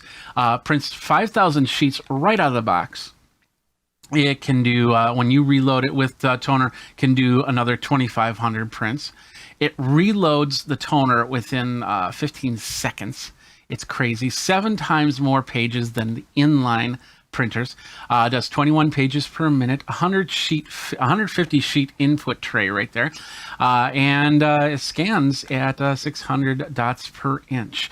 We did an unbox of this, and I'm going to show you that right now. This is a new type of laser printer that's been out for about a year, and first time it's hitting the United States here.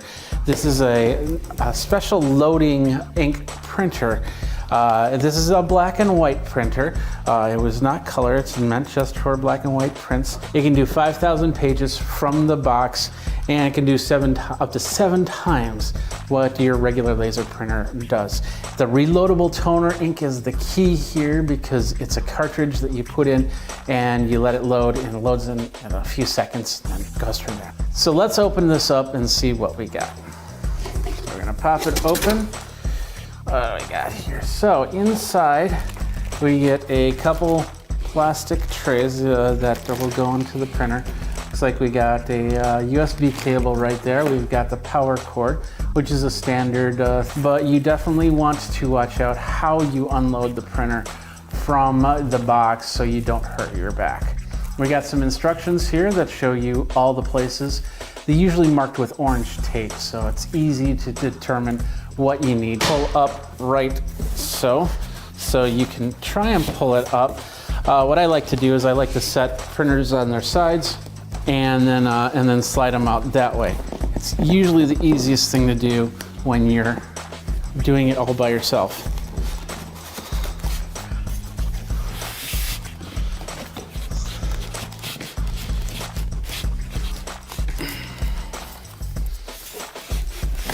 There we go. And we'll just slide it to let the box kind of fall off the side of the table here. There we go. And we'll set the box right here. Now, we'll gently turn it back 90 degrees. There's our printer right here. We got, let's throw it in the box. And here we got the printer right here. So let's go ahead, pull the plastic. It looks like it comes from the top down. But this is a review model, so it might be a little bit, put the plastic in the box. All right, so the instruction manual, let's get that again. Like I says, tells us where all the tape is, but we have the orange tape that'll tell us as well. So we'll hit the orange tape right here and right here to begin with. And we'll cautiously set. Okay, that flips open. So there's a little scanner right there. Pretty cool. We will turn it to its side, and there's a lot of tape right here, which we will pull off. I think this comes up, so we can pull out the tape here and here. Put that on the box. We open up the printer. Oh, we got another piece of tape right there that holds this door open. We got the door open right there. Guess where this tape's going? On the box. All right, there we go. And let's see, we got another piece of tape that holds this orange piece right here. And there's a piece of white right there. And pull this up. And this looks like to be a lot of stuff here. There we go.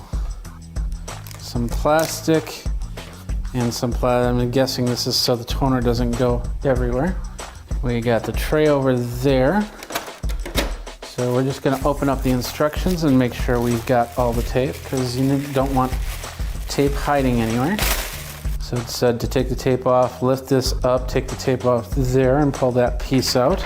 Next up, what we're gonna do is we got these two pieces over here. We'll set this down for a second. So we have these two pieces right here. We got the tray insert, and the USB cable can go back over there. We got another part of the tray insert, slightly different than other HP printers. So we got this insert right here in the box. We got this insert right here. Right there. So this is the page insert. I'm not exactly sure how that goes, so we got to go to the instructions here. So it basically says take this piece, this is the tray piece, and we insert it like so. The tray insert will actually clip right there. So now we put the paper into here, which I have to go get. I'll be right back. All right, so basically we're gonna set to the paper setting, and then I guess we're gonna put it right in there. There we go. And then next is this cover tray, which goes right in like that. And there, we're good to go. So the first print takes around 20 to 25 seconds to warm up, and that's after the printer's turned on.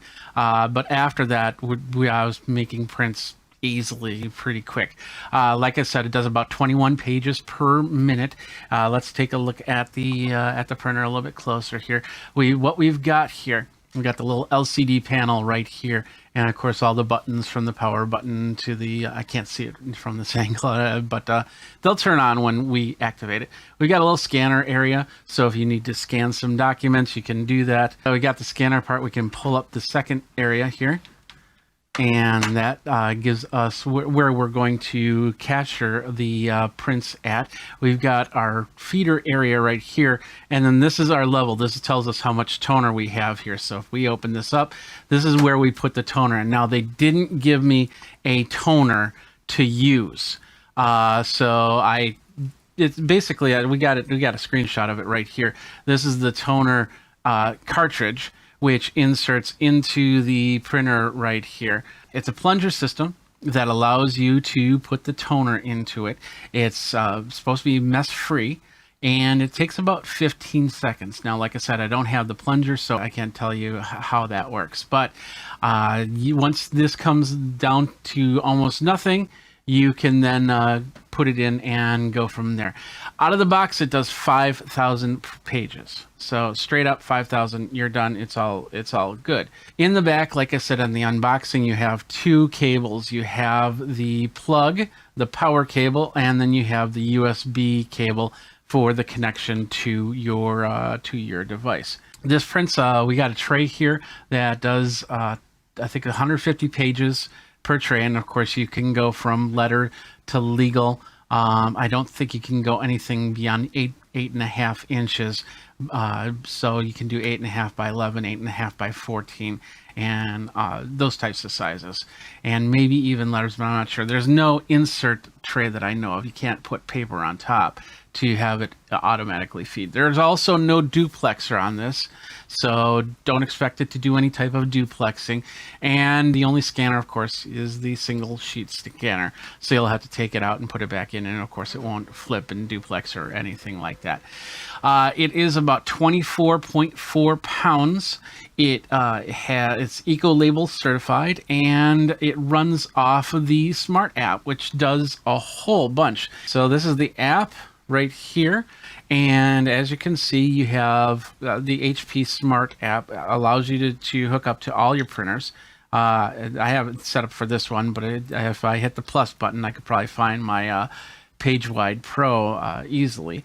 These are all tiled, so you can change out the tiles. So if you don't need to the camera scan, you can take that out. If you don't need the help and support, you can take that out. And then of course the instant inkjet supplies, they have the monthly plans, which you can get your supplies. It takes you right to the web page, and you can find your ink toner cartridges, including this for the replacement plunger system here. What we're going to do is we're going to do a quick print. So we're going to do just basically a camera scan. We're going to bring up a picture. We'll full screen size it, and we'll hit next. It's going to crop. It's going to say, is this the picture you want to print? And it's going to say, yes, it is. I'll hit the print button there, and it says you need to install the print services, which I will do right now. And so now it's going to show me the print in black and white.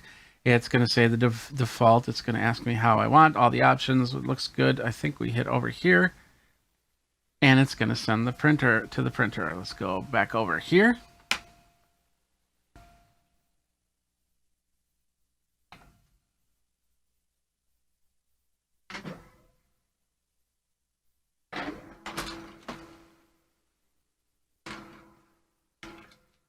And this first one, this time it took about 15, 16 seconds. And then, of course, here we have the print. It's not my best print, of course, because this came from, I took pictures from another device to show off that device. So, but as you can see, it printed well. It's got a small little border on the sides. I don't know if we can get rid of that at all, but we can, we definitely have that right there. So that prints the page. Once again, 150 pages through the Smart app. There's also a fax option, which is really cool. I don't have it set up yet because you have to kind of leave the app to do that.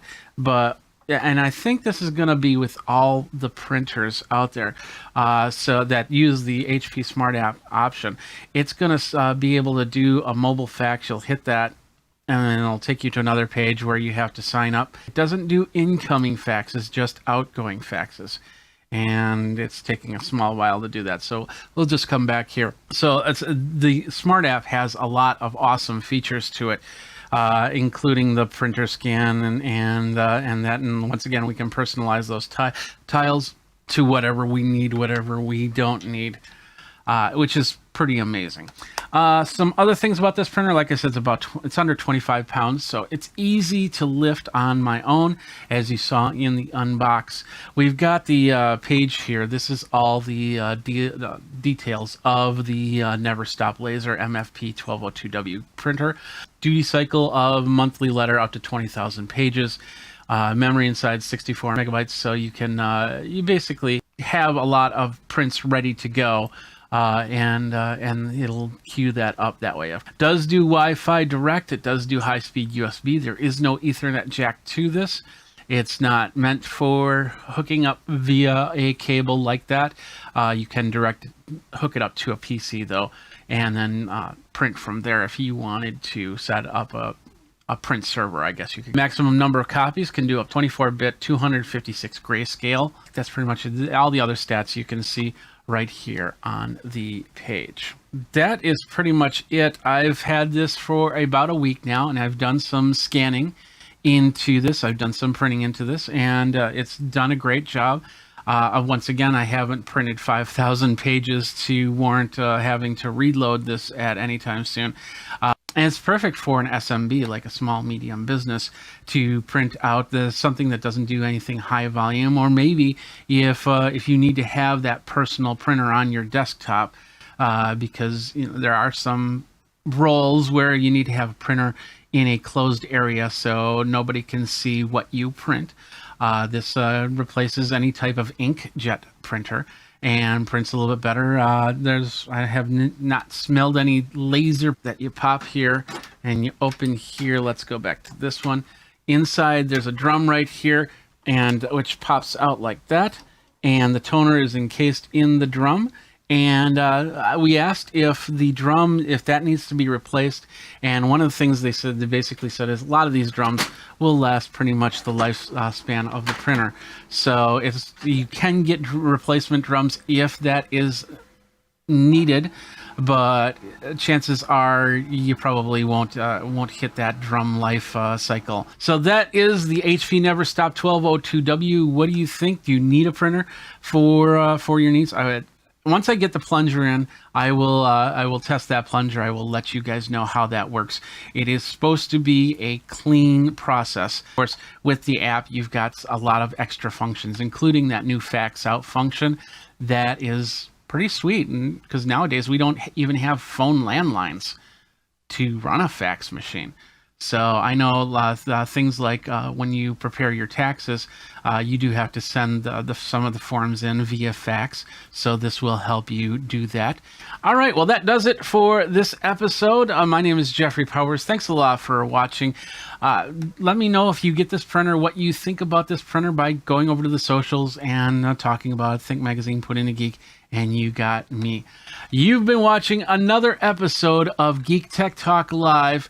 Thanks a lot for watching. Until next time, you guys geek out and take care. So let's do this. There we are. This is the ViewSonic. Bring it up here. This is the ViewSonic VG1655 portable monitor. What this is a little monitor that you can take with you. So what's really cool about this is I can take this and I can put it in with my laptop. And if you got a laptop with USB-C, it self-powers. So you don't need to bring a power cord with you. And then you have a second monitor wherever you need to go. You can use this for more than just your computer too. Like I said, I have the GoPro Hero 9 over here. I can actually hook up the camera to the monitor to see what's going on. So that's the possibility. You can bring, portable computers. You get any type of camera that has HDMI out and somebody wants to see what's going on, now you have it right there.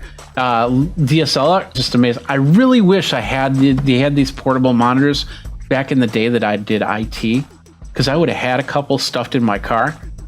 Because there's many times where I'm working on computers and it's like maybe the monitor's not working, or maybe this is not working, or that's not working, and I need to fix it. And that's where this comes in. So you can see it here. We can also see it here. So this is what it is. It's not too big. It's about a 15-inch monitor. So let's go ahead and unbox it. So we need, got a little bit of tape right there. Let's take that tape out. And then there's a couple tabs right here. So we're going to take those tabs and pop them like this. And then we're going to lay this flat, pull this up, and pull this out. All right. First of all, is this the monitor right here? No. This looks like some sort of fabric case or something. Let's pull this out nice and gently, and we'll put that right there. So this looks like some sort of fabric case. It's not like, I have a couple other of these monitors, and it's not the origamic type case that you have there. It's actually pretty small. So I'm assuming this is gonna snap on magnet-wise in the back, and then this will just be for the front of the monitor to keep the screen protected. We have a little instruction manual right here. It looks like it's in a few languages. Please read to properly set up your widescreen LCD. Configure your monitor and video card from the settings page. And yeah, it's talking about cleaning and everything like that. It's one side, so we'll just set that right there. Get a little cleaning cloth, very important. We'll set that right there. This is the display instructions. So it pulls out and this unfolds like this and like this. And then, oh yeah, that shows you the case screen. Oh, it doubles. So it'll protect your screen, and it looks like it's going to be like a little surface for your monitor there. So that's pretty cool. All right, a piece of filler in right there, and then this looks like the monitor right here. Lift it up. Wow, that's light. That is seriously that is lighter than I expected it to be. And wow, we're gonna set that right there for now. We're not going to unbox it totally just yet. I want to show you these first. First of all, it looks like a USB-C to C cable, and it's an angled C to a regular C cable. We'll set that right there. We've got a power source. So if you have a device that cannot power the monitor, then you'll need this little wart right here, as they call them, but it's a little brick or whatever you would call them. This is USB-C, so the USB-C plug is right there, and then of course this plugs in the wall, and this does look like it unsnaps. Yeah, so if you have plug adapters, so you can go and use them wherever you're going to be. That's pretty cool. And then a couple more cables here. This looks like a USB-C to A cable. And if you plug it in this way, this is mostly probably for power if you're powering in a different situation. But if you do have another device that lets you do USB A to C, you got that cable right there. And then you've got what's basically an HDMI cable, but it's a regular HDMI on this end, or device that goes from HDMI to HDMI. So let's take a look at this thing. Now, first of all, let's just kind of put this in its place. It's saying that it can be used as a mat. So let's go ahead and pull out the monitor from the safety stuff, and we'll set it right there. Cool. Set this right here. We got a little piece of protective tape. There we go. Pretty straightforward. And there is, what's really cool about these monitors is they have kickstands too. So you really don't need this right here, but it's nice to have for something like that. It won't slide or anything. So there it is right there. That's what it looks like. Let's zoom in on this a little bit so you can see a little bit better. So pretty straightforward. You could actually put a keyboard right here so you can do your typing, and mouse right here. On the side here, so right here is the power light, so this will tell you if things are on. So we got a couple speakers right here on the bottom, so if it's set down like that, it's probably muffled a little bit, but it stands in back as I showed you there. Let's see. This is just headphones from the indication here. Then we have USB-C. There's 2 USB-C ports, and the reason why is because one is actually pass-through. So you'll plug this into your computer, and if you are your laptop, and let's say your laptop only has one USB-C port. Now you can take your power unit and plug it into here, and then it powers the monitor, and then it'll pass through and actually power your laptop as well. And I think this is a 60-watt power supply right here. So you should be able to pass multiple variants. If you've got a larger power supply, you should be able to pass it through without a problem. So this is kind of how thin this is. Let's zoom out just a skosh so you can see. So it's pretty thin up top, and then it bezels, and then it gets a little bit thicker down below. But the reason why is because of this kickstand. One of the reasons why. So whereas some of these other monitors, portable monitors, they have, they use the origami case. This one just has a kickstand. So you can set it up, set it down, and go. And I love it because I always have a problem folding those kickstands up to get them to work right. So this not a remote control, but a joystick, a control joystick, basically. It pushes in. You can up, down, left, right. So I'm guessing if you need to adjust the brightness, the contrast, maybe even the volume, it does not turn. So it's not a volume knob, but it's like a little joystick. That's pretty much it. That's all the devices over here. Now what we're gonna do, we're gonna extend this out, set this back down, and now we're gonna connect this up to something. So let's get the USB-C. Doesn't indicate importance on which side. There's our ViewSonic again. There we go. Look at that. I can work from this little nook right here into here, and that's all I need for power is just that USB-C cable into here. And if I needed to, I could use so you can see what it says. So we have input select and saying a type C down here. We have audio adjust, so if I move it over one, there's the audio adjust. So there is volume, like I showed you with the speakers. The monitor change a little bit. So we got the little game styles. We'll go back here. We'll go back view mode. We'll go up to mono. That's monochrome right there. And then we have Mac mode. And then we have movie. And look at the blue up there. That's the difference between the two. You'll see that. There we go. And then office mode, which I have different options, or just off. Down in the corner here, you have little joystick type controls. See, this isn't touchscreen, so it's not going to do anything, of course. But I'm guessing if you had the touchscreen version, it might. I don't know. So some of the other features, view mode, we have the color adjust for color temperature, color space, and everything. We have a manual image adjust for sharpness, aspect ratio, overscan, and blue light filter. We'll do that, and we'll do that. And then, of course, a setup menu. We have language, OSD timeouts, pivots, auto power off, things like that. On the bottom, and I don't think there's a way to get to the bottom, you have different options, items here. One on the bottom here, we see that we're at 1920 by 1080, 60 hertz, and that we're in eco mode. So, and I'm guessing this might be for volume down here. And then I'm not sure what that last button is, but as you can see, you can definitely do all the adjustments there with that monitor, with just through the monitor there. So if you need to change how things look, like I said, if you're using this not for a computer screen, or maybe you're showing off pictures of weddings, maybe you're showing, you hook it up to a gaming system or anything like that, you can definitely make the adjustments as you go. Now let's see how this covers on the screen. We have this like this. So we take the top flap and we put it so it's bendable this way, and we put it back there, and then lower it. There we go. We've just protected the cover of the case.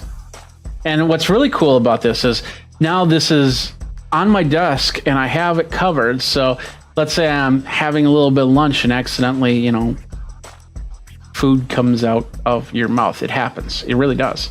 Then I'm protecting the screen a little bit more by having that covered. And then I could just probably do this. There we go. Yeah. And there we are.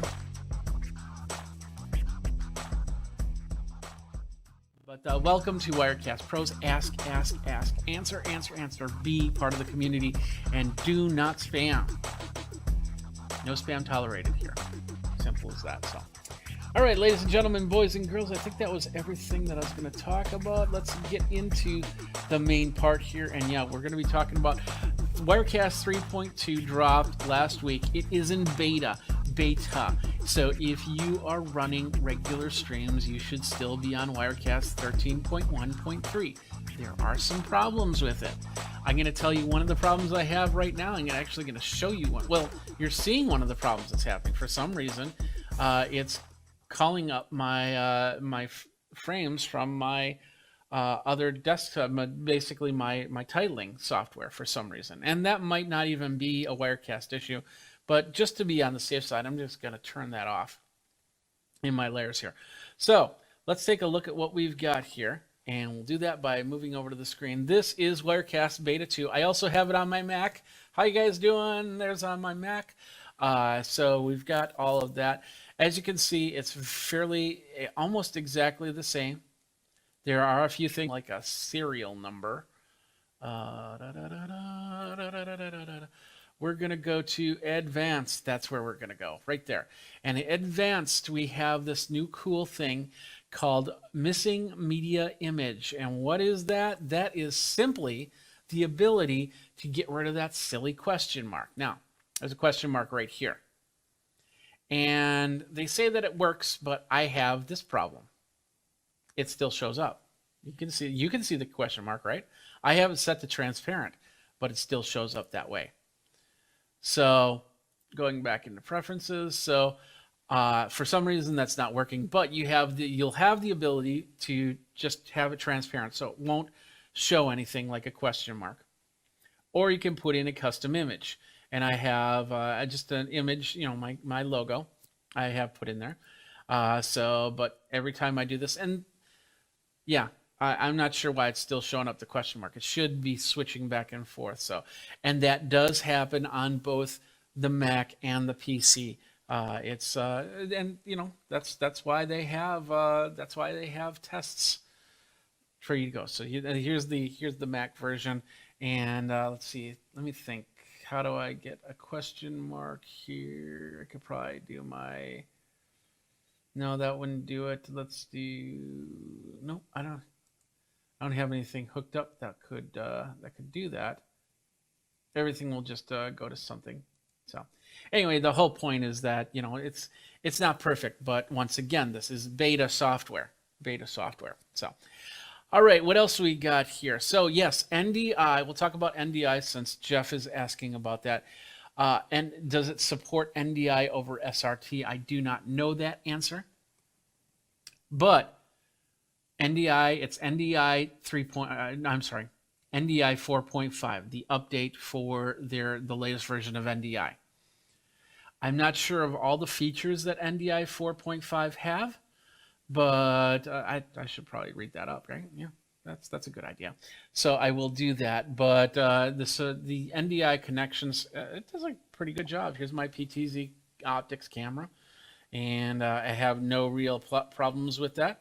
I normally don't have any problems with this camera. When it comes to anything like that, it's usually stuff that I've put together. Like for instance, my other PTZ camera is up, and I'll show you it on this one. My other PTZ camera is up on a machine because that PTZ camera is a USB PTZ camera. And let's see, that's right. No, that's MacBook. That's the. See that's the only. A lot of times I have issues with other NDI sources, but when I use my Connect Spark or I use the PTZ optics, there's usually not too much of a problem right there. So But yeah, NDI 4.5, so it's got the latest version of NDI in there. No, we'll leave this over here. Got the latest version of NDI over there, and that's pretty cool. Let's move on because I'm already throwing off my game here, and that's okay because it's been a long day. What else? Let's see. Anything else in the settings here I need to talk about? I don't think so. So we'll go from here. Okay, perfect. Next thing is, this is actually pretty cool. If you go over here and you go to your settings window, the side settings window, and you go to your main page, you're going to notice 3 lines down here. This is a resize option. So if you want your settings to be a little bit larger, medium, or small, you can do that. It's only on that front page. Everything else is, the font sizes are what they are. It'd be nice if they were both there, but hey, that's not a big deal. And like I said, that's pretty good. So you can actually see your sources are a little resized right there. That's a nice little function right there. Next up is we're going to go to the big thing here. Oh, well, we'll talk about Rendezvous for a second. Rendezvous has been updated, yes.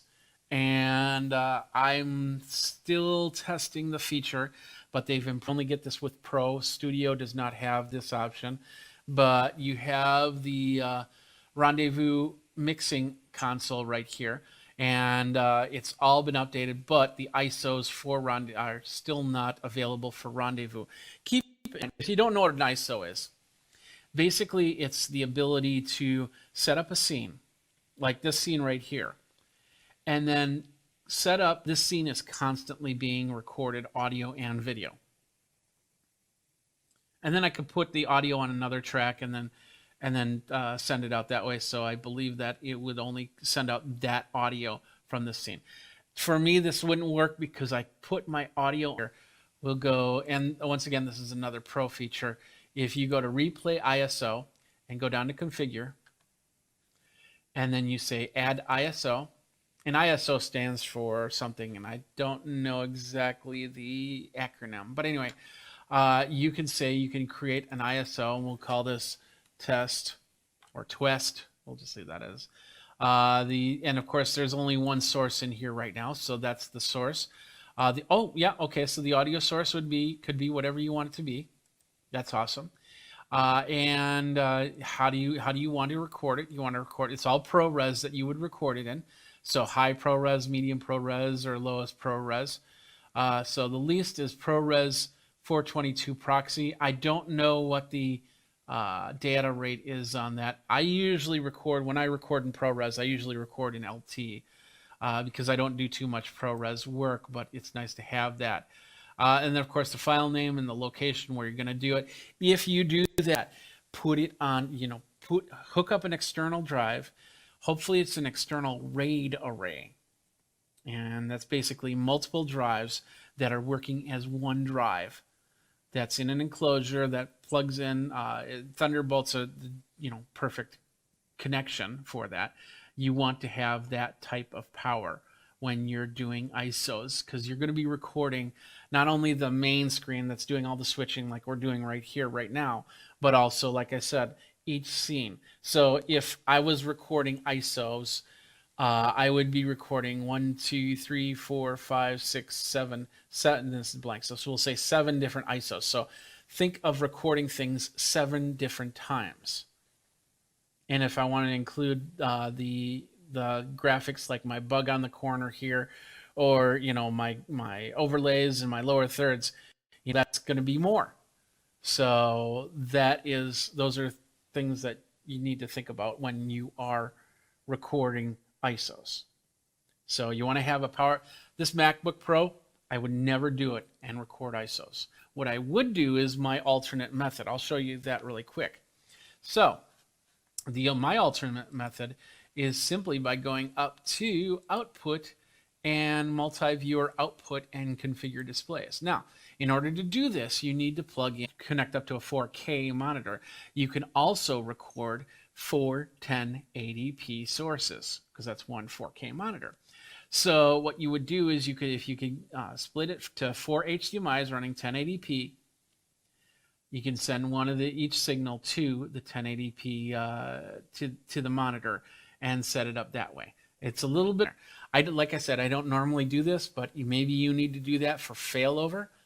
If I need to record from the camera, I would most likely have an SD card running from the camera, because I usually run things through a mixer, and that mixer has the ability to record the tracks. And then if I need failover, I just have to marry the two, audio and video. In that case, I would probably hook it up to another recording device that would record the HDMI while the NDI is sending to Wirecast. So that's another way to do it. So anyway, that is how you do the ISOs in Wirecast. And Rendezvous, we're still working. I'm still working on trying. The biggest thing here, and this is what I've really been testing out this week, is the chroma key.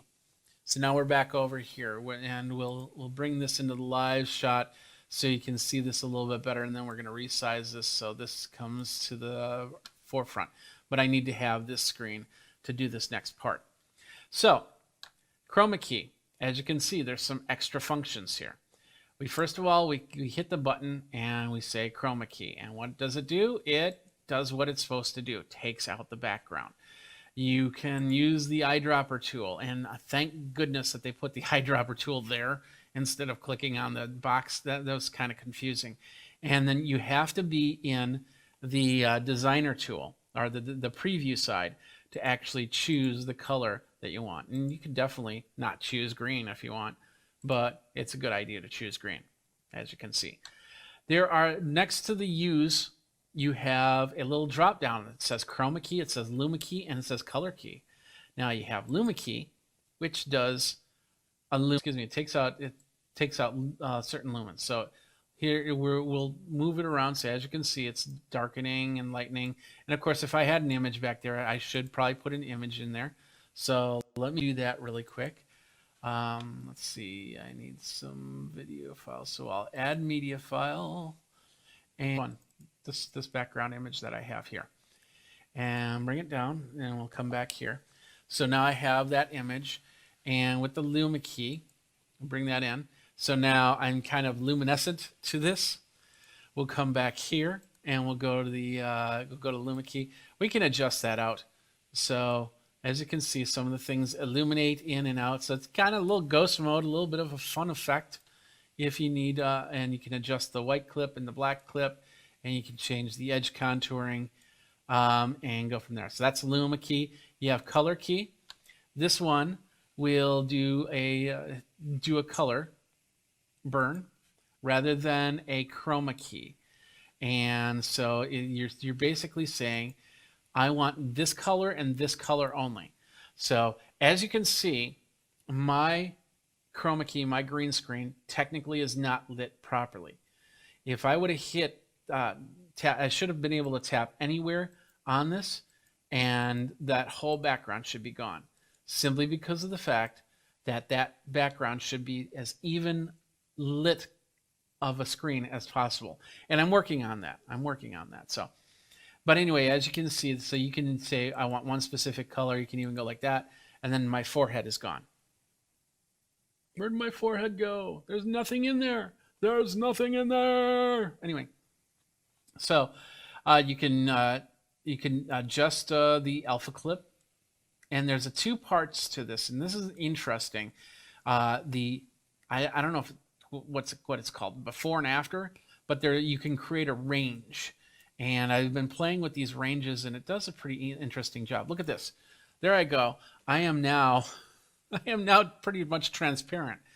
So I could be ghosted right here just by my skin color.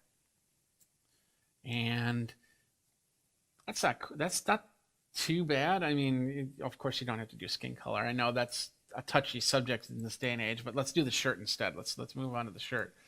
So we'll do that. And now anything with grays will be illuminated, luminescent. So you see my eyebrows are gone and my glasses frame is gone, but I can adjust this so things can come back let's see. Let's bring this over. There we go. There we go. I'm somewhat back, and now I'm somewhat gone. I'm somewhat back. And let's go the other way. There we go. I can be totally gone. So you have the color key, you have the Luma key, but you also have chroma key. And chroma key is what we use most of the time. Now, yeah, okay, I got to change the color back. So let's do that. Boom. There we go. Out of the gate, the default settings for chroma key do a great job. But it's not perfect because there's a lot of factors that are involved in chroma key. First one is the color of your clothing. I'm wearing neutral colors, grays, blacks, whites. The other day I was wearing a blue shirt, like a sky blue shirt, and that was affecting the color key. But the cool thing is, this has the ability now to really understand the difference in the colors. Now, I was also, the day that I installed beta, I was wearing a green shirt. It was an olive green shirt. It's actually my podcast shirt, where it says Sleepy Podcast, one of the shirts that I have for sale, and you can get on my merch page. Anyway, but even with my I have shorts on, and they're basically camouflage, and I stood up, and it completely ignored the fact that I was wearing the green, and it only worked on this chroma key back here, and that was really cool. So that means you can get away with some colors. You have to do you got to do some adjusting to get it all back in. The only issue that I have with the chroma key is that it is a single chroma key. So let's say you have you on one green screen and a buddy on another green screen, and it's got to be perfect for both, so it works for both. Because if you need to adjust slightly different for their chroma key as opposed to yours, then when you bounce back and forth, you'll have to adjust both of them. You can't adjust and then use it down the road. I don't know how to do that yet. And hopefully that's something that they'll work on for future releases, so you can do 2 or 3 scenes with 2 or 3 different chroma keys. Or if you're doing Unreal Engine, because lights go in different directions. I could go up and turn that light just a little bit to the left, and all of a sudden I'd have to redo everything. Now, the other cool thing about this is the bottom area.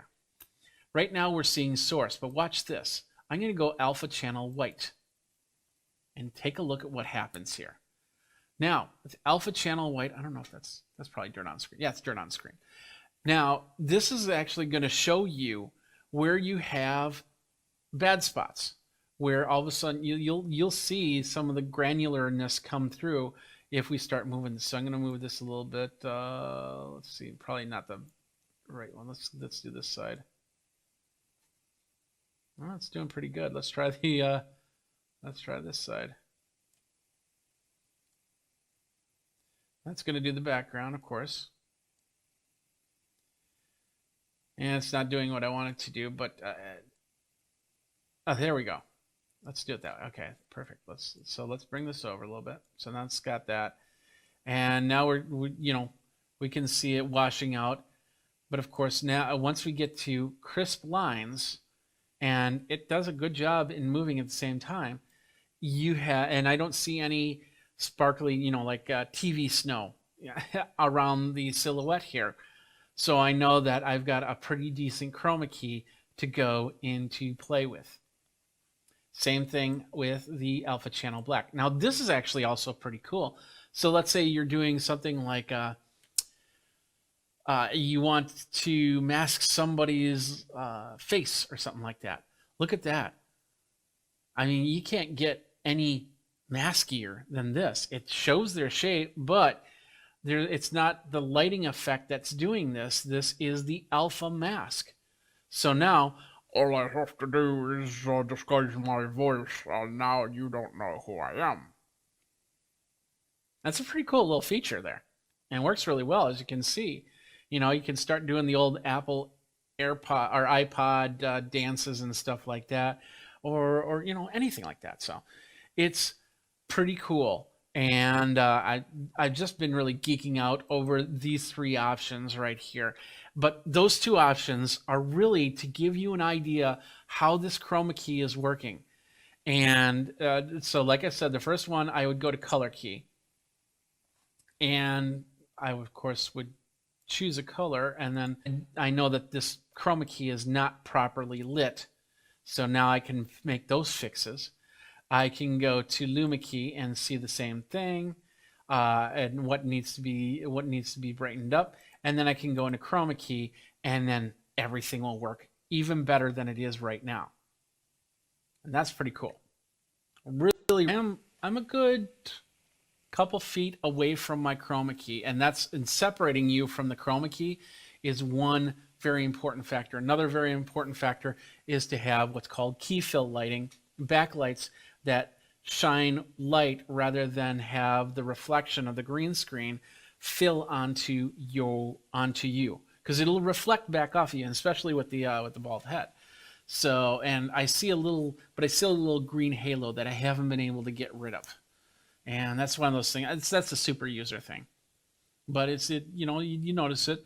And if you have hair, if you have your hair nice and matted down and everything like that, it'll be perfect. But if your hair starts to wander, or you got frizzy hair or something like that, it'll be harder to remove the green from that, especially if you're moving around, you're bouncing around like this and everything like that. So let's move this back over here so I can see me and you can see me, and I'm not looking like that. But anyway, Carender goes, "Hey Jeff, wow, I love your layout. Thank you very much. I work hard at it.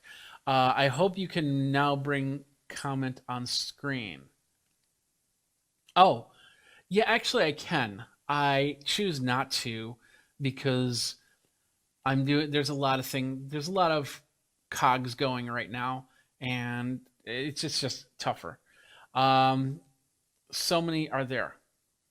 Okay, well, Carender, thank you very much for the comments there. I appreciate that very much.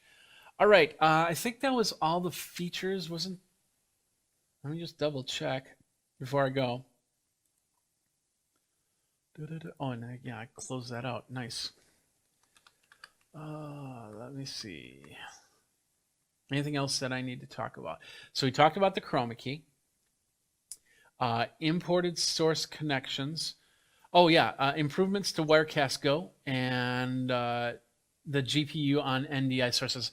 Oh yeah, the other thing is with the Mac, they have moved away from OpenGL architecture for Mac, and there's a thing on Mac called Metal.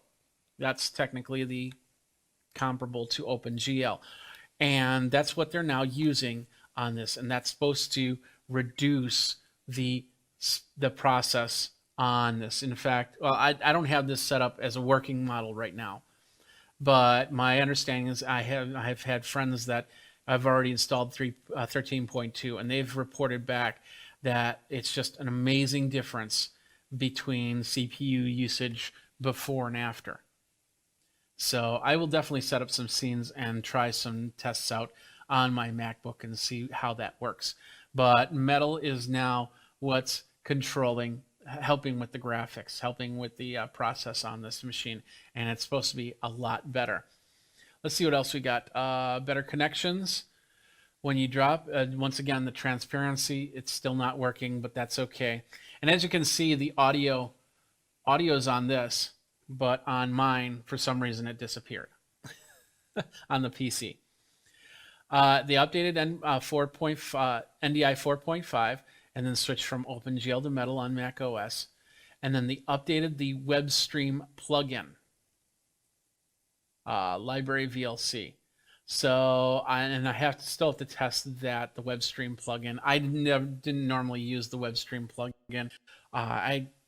It was never really something that I always like to do screen scrapes rather than do the website, because I can control things a lot easier. And with websites, a lot of these websites nowadays, they have the automatic refresh feature. So you could get a web page put exactly in the spot that you need it to, and then it'll refresh, and then everything goes right back to where it was. In those cases, if I need an exact screen, And this is great because it can also take out all the box ads by doing that. You basically do a screenshot, and then you go into something like Google Slides or PowerPoint or something like that, and then you paste that screen in there. You can take out all the ads and everything like that. It have the page. It doesn't move. It doesn't add any more ads. It doesn't refresh. And you still have the main idea of the web page there.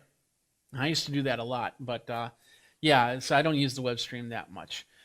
Text and file. Oh yeah, the last part here, and I haven't tested this as well, but it deals with the text. On my 24/7 stream, I usually have a ticker running. And I stopped it about 6 months ago because the ticker took up a lot of process and it was very choppy. So it was the text was passing by and it would just be very, very choppy going by and it was hard to read. So I took it off. So with 3.2 beta, they've improved on the ticker. And I'll show you let's show you from here so we can bring it in. So let's go here, we'll go here. And then I will turn off my auto live, and then we'll go like this, and then we'll add in text. Where's the text? I always forget where that is, so we'll just go text. Text, there we go. And we'll add text, and we'll bring that up. There it is, new text.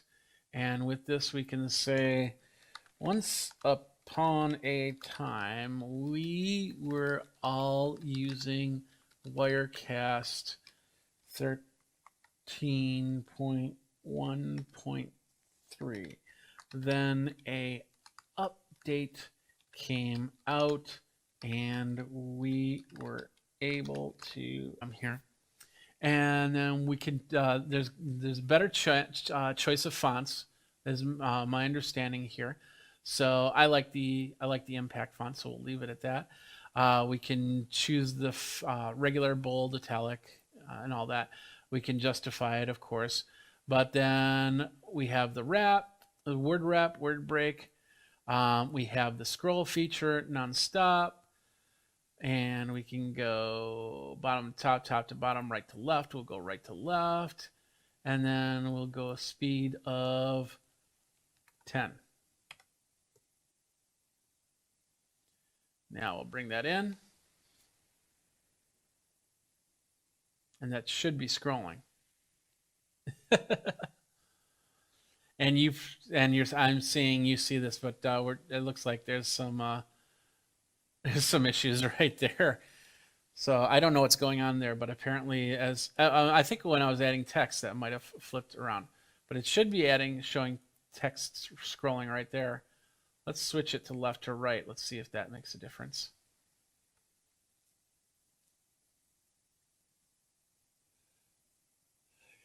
Carrinder is going, is the price of Wirecast the same? Yes, it's still $5.99 for the for Studio and $7.99 for the Pro with the $100 upgrade, I believe it is. So yeah, that will not change. When I saw Steven's video, he had lower thirds and text scrolling on bottom. How you do that in Wirecast? Well, I just showed you. So, so basically, you just add the text, and for some reason, that's not working for me. But once again, this is beta, so is what it is. So, but yeah, so there you go. That is what we've got for that, and I'll have to play with the text a little bit more to get that going. I got to switch off back off the auto live, and we'll go back here, and yeah, you just saw an email. Sorry about that. Anyway, so that's basically it for all the functions right there. Hopefully, you got an idea of how that all worked. And as this is beta 1 of 13.2, which means that, things will get better as they go. It's important that if you're using Wirecast and you download it, you make sure that you have Wirecast 13.1.3 at the ready. And you could easily install 13.2, find problems, uninstall. You have to uninstall 13.2 before you can install 13.1.3. And on Mac, you can actually install it and say, keep the old version and the new version. if you want to. But if there is a crash, if you decide to put beta software on your production machine. So if you can't afford to do that, don't do it. Simple as that. But so far looking pretty good. And of course, this is the first time that I've used these scenes with 13.2. We did see some issues as I was going. As you saw that little thing with the screen, I'm not sure what was going on there. It was like it was resizing the screen. So we had that, and yeah, that's pretty much it. So.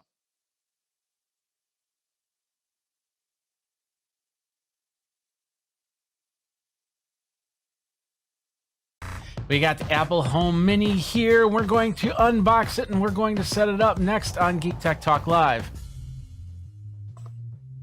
Hey everybody, Jeffrey Powers from Geek Tech Talk Live and Geekazine, Think Magazine, Putting the Geek. You got me. You can find me on all the socials where you can subscribe, you can like, you can follow, you can be a part of the Scony Nation. And today we're taking a look at this right here. It is the Apple HomePod Mini, which you can get. They just announced it about a week or two ago.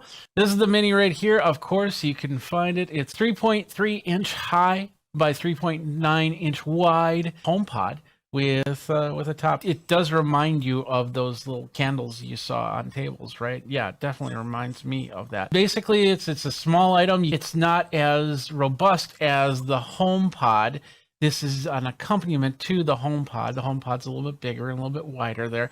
You can definitely use it for your music. You can set them all around your house that way for under $100. And which is pretty amazing. So what we're going to do, here we go. Let's open it up here. They've got the boundary pushing computational audio. They got the 360 degree audio, so you can put it in the middle of the room or at the side of the room and be content to hear its sound. One thing that I noticed about it going through the specs, wireless is 802.11n Wi-Fi. It's Bluetooth 5. Yet it's 802.11n Wi-Fi on there.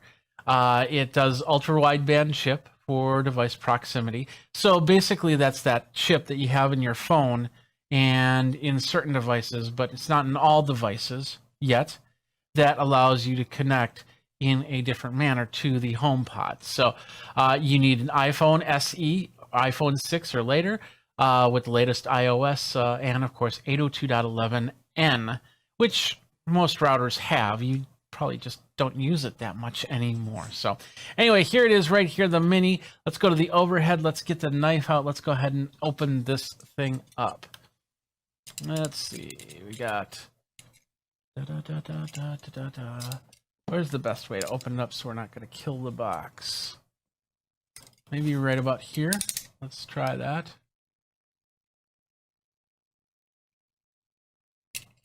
There we go. And we'll take the plastic off.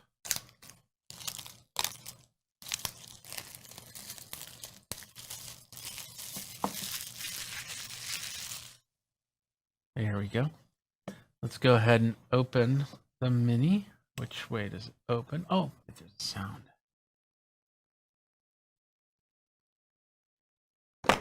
Nope, no sound, just round. That's pretty much it. So, all right, there it is. The gray HomePod Mini. Simple, straightforward. We'll pull it out of the box. Oh, it's an attached cord. Okay, so it comes with the cord attached. So there we go. That's it right there. We're going to set that to the side. We've got a little box down here, and that just opened it up in the wrong way. That slid everything out. This is all the HomePod Mini instructions and everything like that. That looks like just a piece of cardboard, and that looks like an insert, and then there's an Apple sticker in there, and then the power plug. Now this power plug, it's USB-C, but it is, nope, I did that wrong. Let's do that again. I'll shut up while I open it. It's USB-C here. There we go. And it is fairly big for a plug outlet. So we're going to set that to the side. And there's nothing else in the box, so what we'll do is we'll put the all the HomePod mini stuff back in. So right here, this is all the controls. Tap to play and pause, double tap to go to the next track, triple for previous tap, long touch for Siri, tap and hold plus for volume up, and tap and hold minus for volume down. All right, so let's take this part off right here. There we go. And then there's a sticker down here, which has the Apple logo right there. You can see that. Cord is not detachable. And yes, this is actually a fabric wraparound here. So it really does look like one of those candles that you might have seen at a restaurant, your favorite Italian restaurant or something like that. All right, it is plugged in. Turn on or not. There we go. And it's lit up. And it's going from there. All right. The next thing, we need to have my phone nearby. So we'll have the Bluetooth. Oh, there it goes. And it's finding it right there. HomePod Mini. Let's hit the setup button. All right.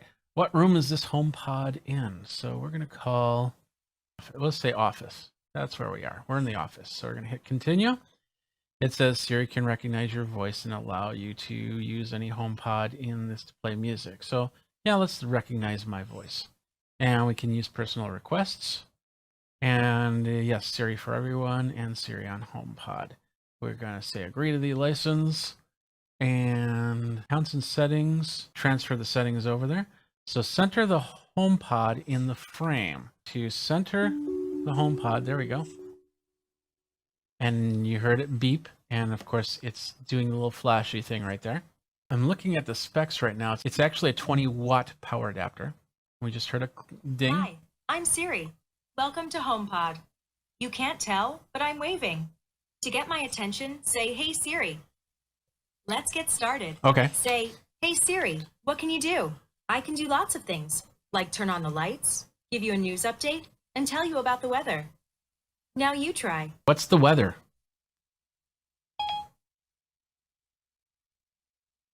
Just a moment.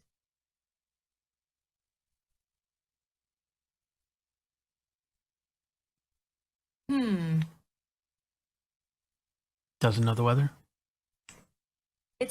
Sorry, once again. It's currently clear and 45 degrees. Expect wind and partly cloudy skies starting tonight. Temperatures will be fairly consistent, averaging about 46 degrees. Siri, tell me the news. I'm on it. She's on it.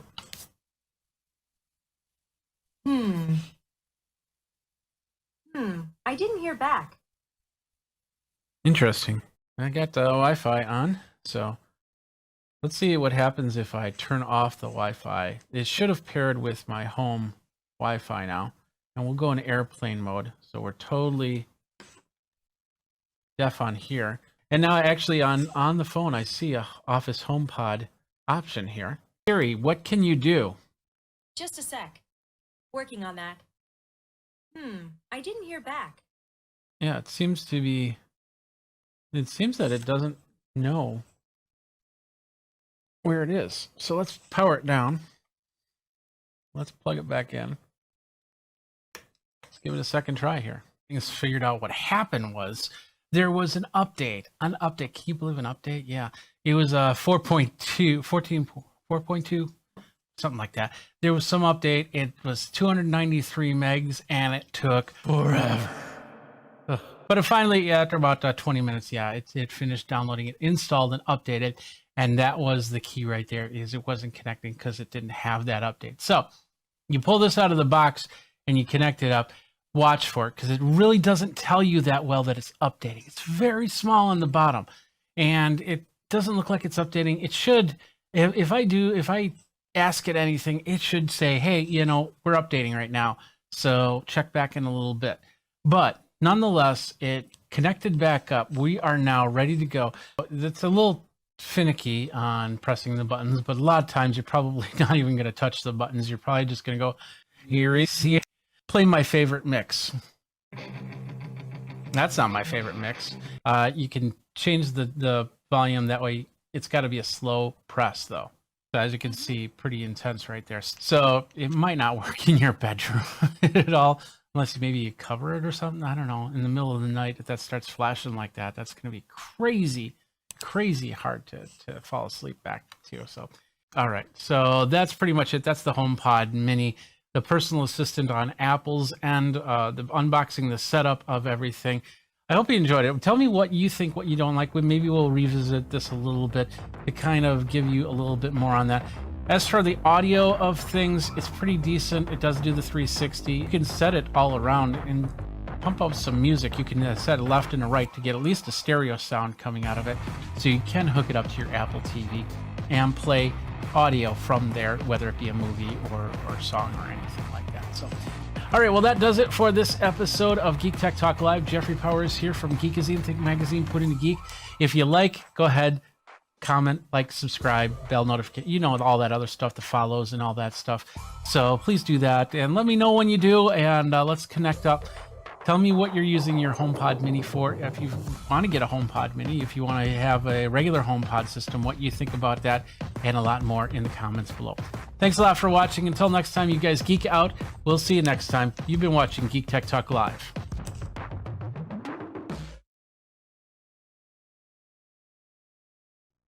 What's up, my geeks? Jeffrey Powers here from Geekazine. Today, I'm going to take a look at something here that I've been doing a little bit of searching on, because I always search and look for Geekazine. I think it's a very important part when you're building a brand to make sure that nobody else is building their brand around your brand.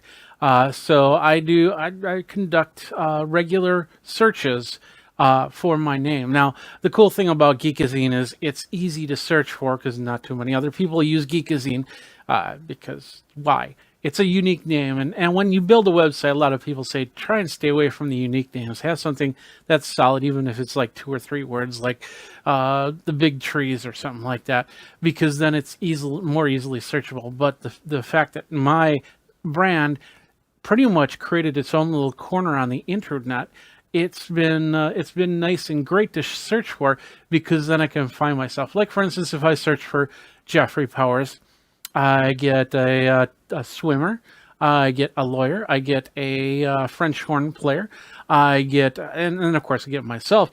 But as you can see, the water's a little bit murky in specific search results. However, when I search for Geekazine, it's pretty much bare. I mean, you get the random stuff, and I definitely see websites out there that have used Geekazine's content, and that's the best part, is they're using the content, and I love that.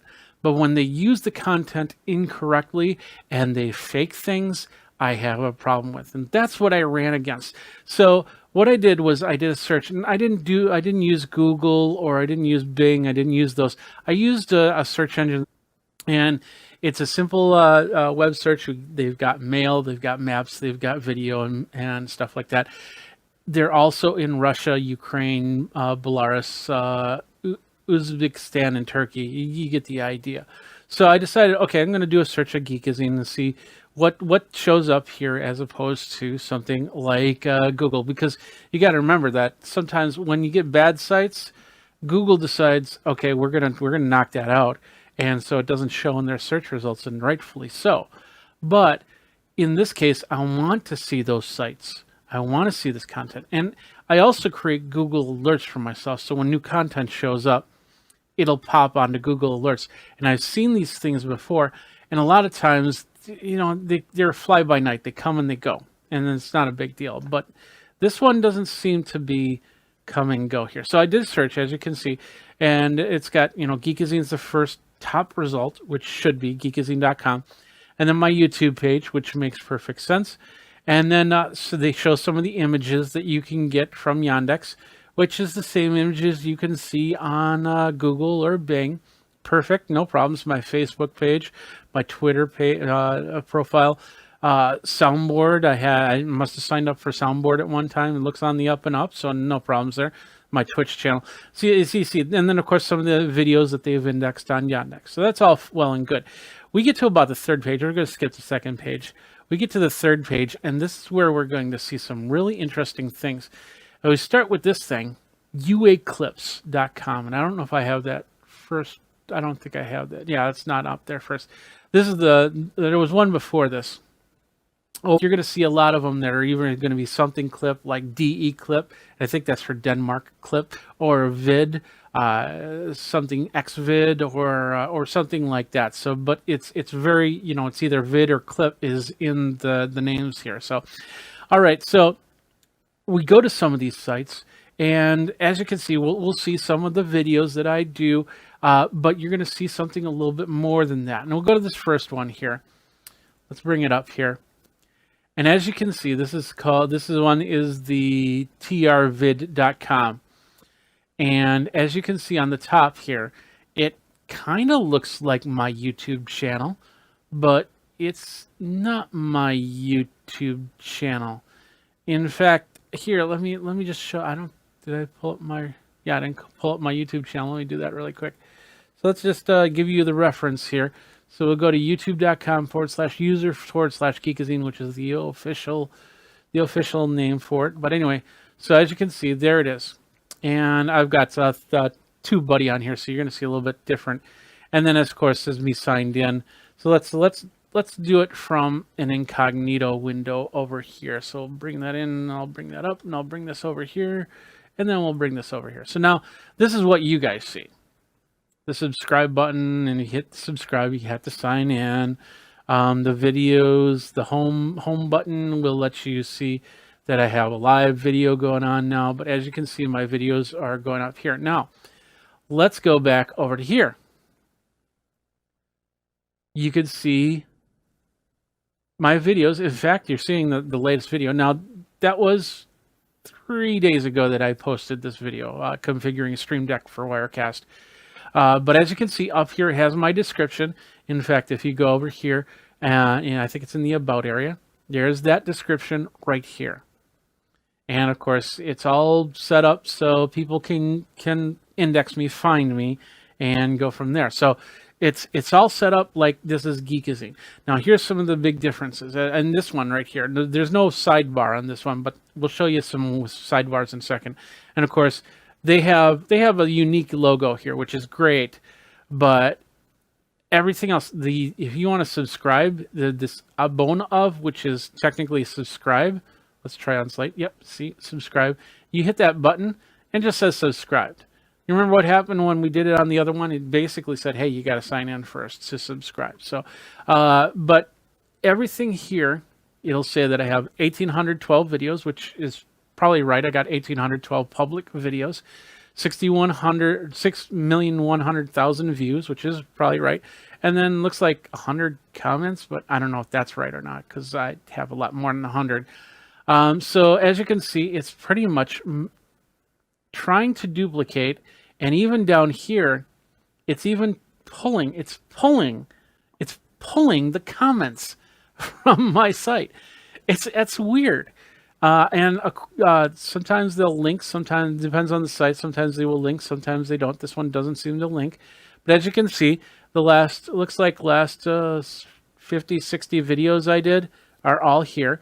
And if you click on them, they're going to take you to a page that looks like a YouTube page. And we're just going to, we'll bring down the volume here really quick. But anyway, it looks like my page. The only thing, this is interesting. Right down here, right here, it has my old Geekazine logo, not my new one that you saw on the previous page. But as you can see, they've got their own ads. Finding single girls and new diabetes leaves doctors speechless. But down here, this is where I have the problems here.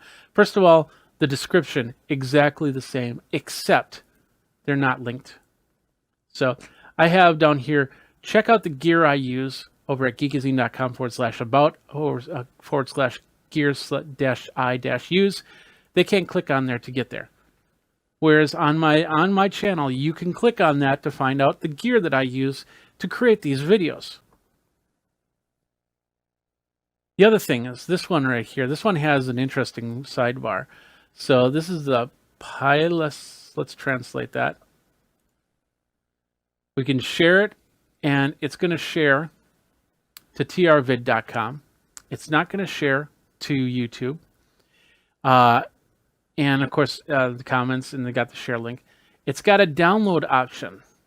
It can download HD 720. Now, you can get a third-party piece of software to download your videos. I've done it before, especially when you can only download 720 videos on YouTube, and I have 4K videos, and I need to pull that one back down. So I'll use that to pull it back down. But this one, it will download, and it looks like, I think this one was in, let's see, the settings. Where'd the settings go? Oh. Do that again. Settings, quality. Yeah, it's not going to show me. But anyway, I believe this one is, and then they have this ad here. So this looks like a watch list of some sort, or a remember to play. And then, of course, there's no log on here. Up here, we can favor the video. We can watch later. We can post. We can put the My Place subscriptions and trends. Now we'll hit trends. And that goes to trend videos. So not my video right here. So as you can see, it looks exactly like my video, my channel. The only saving grace to this is the fact if I click on the YouTube right there on the video itself, it'll actually take me to my YouTube channel. And as you can see with my YouTube channel, we'll show more. There's all those links I was talking about. So if you want to find out the gear, you click on there, and that goes to that's doing exactly what it needs to do. So that's the only saving grace, is you can then get to YouTube and then continue on with the videos. But in this case, you're watching videos and it's looking like this is my channel. And then it's taking likes and comments, because you can, in some of these, you can actually sign in. And then when you sign in, you're allowed to comment, you're allowed to like. And all of a sudden, those likes, those comments, they don't show up on YouTube. They show up on their site. So now I have no idea. They might be talking about things. Somebody might be asking questions about this video. I have no way to answer them because they're commenting over there. Some of them have a Facebook Connect. So you'll get somewhere they're connected to Facebook, and those comments are somewhere on Facebook. And in a couple of those cases, I haven't found out where the page is, because it doesn't, for some reason, it doesn't link to the page, which is really weird. So, so there's different ways that they can create the comments, bring the comments over, and stuff like that. It's really weird. But the thing about this is this one right here, I'm showing you this one first because this doesn't look like the other ones that I've run across. So this was the trvid.com. Very unique. Now let's get to something that looks a little bit more like YouTube, and that's this one right here. And that's uaclips.us. And in fact, if you go over here, you go to azclips.us, lvclip, declips, the xvid. You see that? So, and as you can see, my banners, this banner, I put this banner up 2-3 days ago. Actually, I updated it to put in a little bit more on the graphics. And I did that. I think I did that yesterday. As you can see, it's up there. In fact, I see anything about 12 hours. There's a 12-hour delay on that. And here, let me show you. This is the perfect example to show you. We'll go over it. This is NBC Nightly News, and we'll refresh it just in case they added anything new. And as you can see, their latest video is this one. These two right here. Swimmer Lewis Pugh to take frigid Antarctica plunge, and the NBC Nightly News for January 1st. Now we'll go over here. And as you can see with the videos, there 4 hours ago. 4 hours ago, this Antarctic plunge was posted, and it's already been ripped and moved over here. And if you go over here, we'll click on both of them. And think about this. This is the other thing is this is in incognito mode, so we're going to get ads on this, but we're not going to get ads on this, because it's an embedded video. Now, embedded videos do have ads to them, and that's good. But for somehow they're finding a way to forego the ads. And I'm not sure how that happens. There's probably some sort of programming trick you can do to make sure that the ads don't play on here. I know at one point there were some embed videos where it wouldn't play ads at all. But in this case, none of these channels, none of these websites play ads. So now, if you're using this for your ad revenue, you're getting the views. You're not going to get the subscribers. You're not going to get the likes, and you're definitely not going to get the ad revenue because it's not showing up here. For some reason, they can block these ads. This is NBC Nightly News. We find the most recent. We'll go here, and we'll go to this drop down, and we'll go to, I believe this is trending. It's in Russian, so let's just translate it really quick. And they have it as popular. So that's their popular videos right now. So we'll go to YouTube and we'll go to trending. And as you can see, there's a little bit difference between them. But 2 days ago, these videos came up 2 days ago. And even the live channels, Geekazine goes, we're live 24/7 over at youtube.com/Geekazine. So you can watch all the same live channels there. And once again, if you click on any of these live channels, hopefully we're not going to click on anything questionable. It goes straight into the video, and you can get to YouTube by clicking on YouTube, and it'll switch you back over there. And there's ads playing. So as you can see, you lose on that, and then they gain because they've got their Russian princesses that you can click on. There's probably more ads down here. I won't get into too much. But doesn't this look exactly like a YouTube experience? Not totally, but it's definitely got something close to it. And in fact, let's go to, you'll see this looks more like the older interface of YouTube. And then they switch this stuff around a little bit. So I don't think we're going to find the exact same video that we do here. Let's just see if we can find something close. I don't think we can. Okay, we won't get into it too much. But as you can see, anything live that's on YouTube is on here. Now let's move on. Let's keep going here because once again, here's the other thing. Let's go to one of these videos. This is on the xvid.us. And we'll pause it. No ads. All the links. Here's another thing that I want to show you.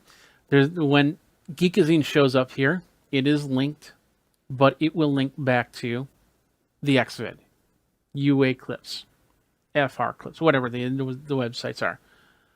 None of my links work. They pull my comments. Those don't even link back. And in fact, they're even doing the verified marks too. So it looks exactly like a YouTube page.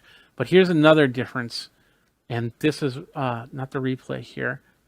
Maybe this one doesn't have it. If I hit subscribe, as you can see, it turns blue, and that's not what YouTube does. If I hit the link here, it turns blue, and that's not what YouTube does. I can add to my playlist or watch later. I can share it.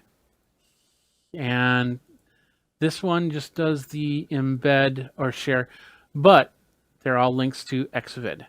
They're not your links. Now is one, I want to show you one that does this, and maybe they took it off, but even 24 hours ago, they had this. Here we go. Let's hit that translate button. Download this video right here. You click on that, you got somebody can natively download your videos and then put them wherever they feel is necessary. And that's a problem right there. I know, like I said, I know that there's third-party programs that allow you to download your YouTube videos, but to have it right here, and in fact, if I click on it, it's gonna download it. I'd have to right-click. In this case, I'd have to right-click and say save as, but I can now download and save that file. And that's not right. It's absolutely not right.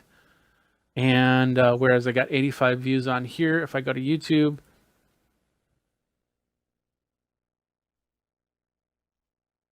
I got 85 views. But I don't see, I think what they do is they find out how many views I have here, and then they forward it over. But then when you watch it, those views aren't going back to YouTube. Well, in that case, they are going back to YouTube, but I bet you that they're even counting in there. They got a way to count them. And when you like, those likes aren't going back to YouTube.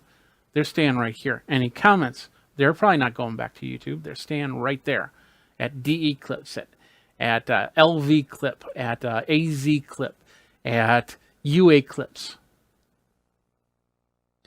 I don't have a problem with a website pulling my embed videos. And in all reality, I even don't have a problem with the ads not playing on the embed videos. But when they rip the channel completely word for word, making it look like a YouTube channel, in fact, even with, it looks like the YouTube logo up on the top corner. The only difference is instead of saying YouTube, it says UA Clips. To have that look exactly like the channel is just, it's amazing. And so what I've done is I've talked to YouTube about this, and I've asked them, what do we do? What can we do to stop this? And they said, well, you can do a copyright infringements post one. And I said, well, that really doesn't make sense because they're not infringing on my copyright for the video, but they are infringing on the text, because text, that's technically plagiarism right there, because they're taking word for their website, and they're not attributing back to Geekazine in the way that I feel that they should. And then I talked to them and they said, well, that's not really copyright infringement on your part. And they said, yeah, you're probably right. So now what do we do at this point?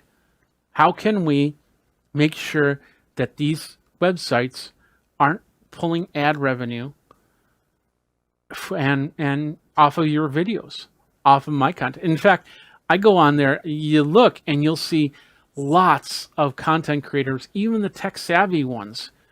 I bet you if I go here and I go, let's do this. Let's go Marcus Bromley. There. And wait for it. Look at that. Well, there's Marcus Brownlee channel. He's got 10 million followers. MKBHD, 10 million followers. And so when this, like for instance, this one 3 days ago about 2020 tech he's ready for, 2 million views already, 2 million views. And from that, how many views are coming from here, and how many people are using this as a YouTube channel to pull their information, and how many get to forego the advertisements. So I click on the YouTube part and I'll most likely get, well, maybe I didn't get an ad. Maybe this one doesn't have ads to it, which is surprising because I would figure that there'd be some sort of ads on it. This might be a sponsored video, so that might be the reason why. But as with any other video, the ads have less of a chance of showing on the embed video, and I have yet to see an ad pop up in any of these websites. So they must be doing something to make sure that those ads aren't playing at all, which is wrong, completely wrong. So what do you guys think about this? I know for a lot of you that just watch YouTube videos, you're like going, oh great, now I'm going to go over to this site because now I can watch these videos. Got to remember that there might also be some tracking stuff on here. And if they ask, because just like regular websites, the top pop-up says, hey, we use this tracking thing. You want to be informed when new videos showed up, just hit the allow button. You shouldn't do it. Hit the block button and just move on, because now they can communicate with you to keep you coming back to this channel instead of to YouTube. And that is the key right there. And for me, I have a problem with this simply because of the fact that I'm a content creator. I'm making nickels and dimes. That's how I make my revenue. I have multiple revenue models, including affiliate links, including extra work that keep my business alive. But a chunk of it is AdSense. And AdSense does pay for a few of my bills during the month. And even if it's 1/10 of the traffic that comes through each of those websites, well, maybe not 1/10, but let's say 1/10 as a whole from all of those websites, because it looks like it's from the exact same creator. And in fact, it even comes down to, and I haven't showed you this part yet, and that's down on the bottom here. And that's the bottom, which still looks like YouTube stuff. They have their links, which I have to translate once again. Whoops. Hit the wrong button. Let's translate it. They have info, conditions, piracy, help, and contacts. So if you go to info, it'll give you the information of what UA clips. It says that copyright UA clips, and of course this will say copyright AZ clip, and this will say copyright LV clip. You get the idea. And in Russian, so we got to translate again. Conditions takes us to a terms of service page. Privacy takes us to a privacy page. Help. Let's see if we can just click on help before it goes. You know it does. Oh, there it is right there. So let's go to help. I think that was this one. Translate it again. Help. Seems to be going to the same page. Let's back up. Probably just a small glitch on their part. I don't really care. We'll go over here. Translate. Help. No. Okay. So the help page, it's just a dead link. We'll go to communication. This is the exact same one you'll see on all these pages. Communication, you can put in your name, your email. The CAPTCHA, they don't have the right certificate, so the CAPTCHA doesn't work on here. So your message probably goes absolutely nowhere. But once again, this is all stuff you can do. And then of course, right here, you click on that blue button up on top. You can sign in with your Google account. I wouldn't do that, but that's up to you, however you want to do it. But as you can see, this looks pretty darn close like a YouTube channel. Live channels, content only a few hours old as new. We got to figure out a way to stop this because this is not right. And that's why I'm showing this, because I did a search to see if anybody else was talking about this. I found nothing. I don't know why. This is a problem. This needs to be taken care of. If anything, once again, I don't mind if they take the video and embed it. And if ads don't play, that's fine. But if I have a description and you use that description word for word, and there's links there, those links better be coming back to Geekazine.com. Those links better be going back to the area that I want them to go to. And I definitely don't want that download button on any of these sites to download my videos. Not that I don't want you to have the free videos, but I don't want to lose money because some people are going to download them, they're going to upload them somewhere else. And then we got to go chasing down for copyright. That's always a fun thing to do. We won't get into that here. But bottom line, you can see what I'm talking about. This is wrong in so many levels, but I don't know what to do. And just the amazing fact that it looks exactly like my channel, and I click on the links. Now here, okay, so it shows my old logo and not the new one. So that's the old one down here. Me looking to the left, and then this one with the Geekazine logo. That's the difference. So anyway, tell me what you think. You think we need to deal with this, or is this something that's like, okay, maybe this is free advertising, go for it. Let me know. Comment down below. I need your comments. Go ahead and like this. Don't like this on those sites because I'll never see it. And then let me know what you think here. And of course, you can subscribe over on youtube.com/Geekazine. Hit the bell notification so you know when the next video comes out. So it goes to YouTube, doesn't go to those other sites. So Anyway, thanks a lot for watching. My name is Jeffrey Powers. I hope this has opened your eyes to doing searches on your content to make sure that your content isn't being monetized by somebody else. I hope this opened your eyes on that. So thanks a lot for watching. You guys geek out and take care.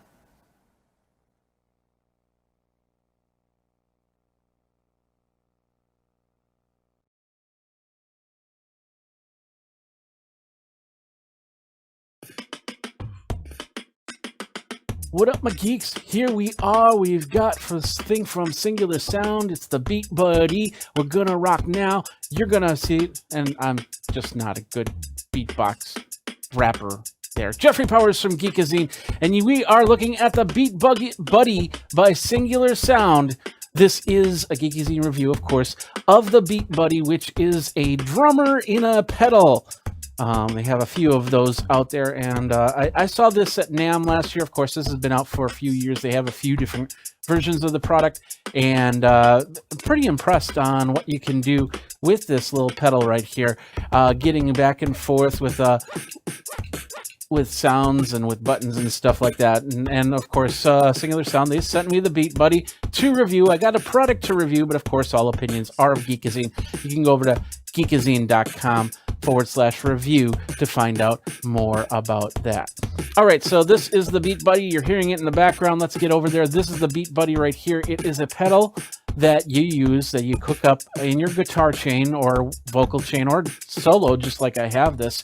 And you can use this to create drum beats, whether it beatbox, whether it be a rock beat, a jazz beat, or whatnot. The pedal is what you get alone. Of course, they also have the Beat Buddy foot switch, which adds extra options to your beats and stuff like that. Let's get this turn this off for a second. Let's take a look at this thing really quick. So what it is a simple pedal that you can do different beats on. Let's zoom in on this this pedal really quick, and we'll show you everything that it's got. First of all, it's got a really nice LCD display right at the front that's going to tell you everything that you need, or what you have on your Beat Buddy, what drum beat is playing right now, what kind of drum set you have, your volume, your beats per minute. We have the volume right here, which turns that up and down. We've got the drum set, so we can actually change the drum set. We can do, we got voice, but we could actually change that to Latin, and then all of a sudden beatbox with Latin.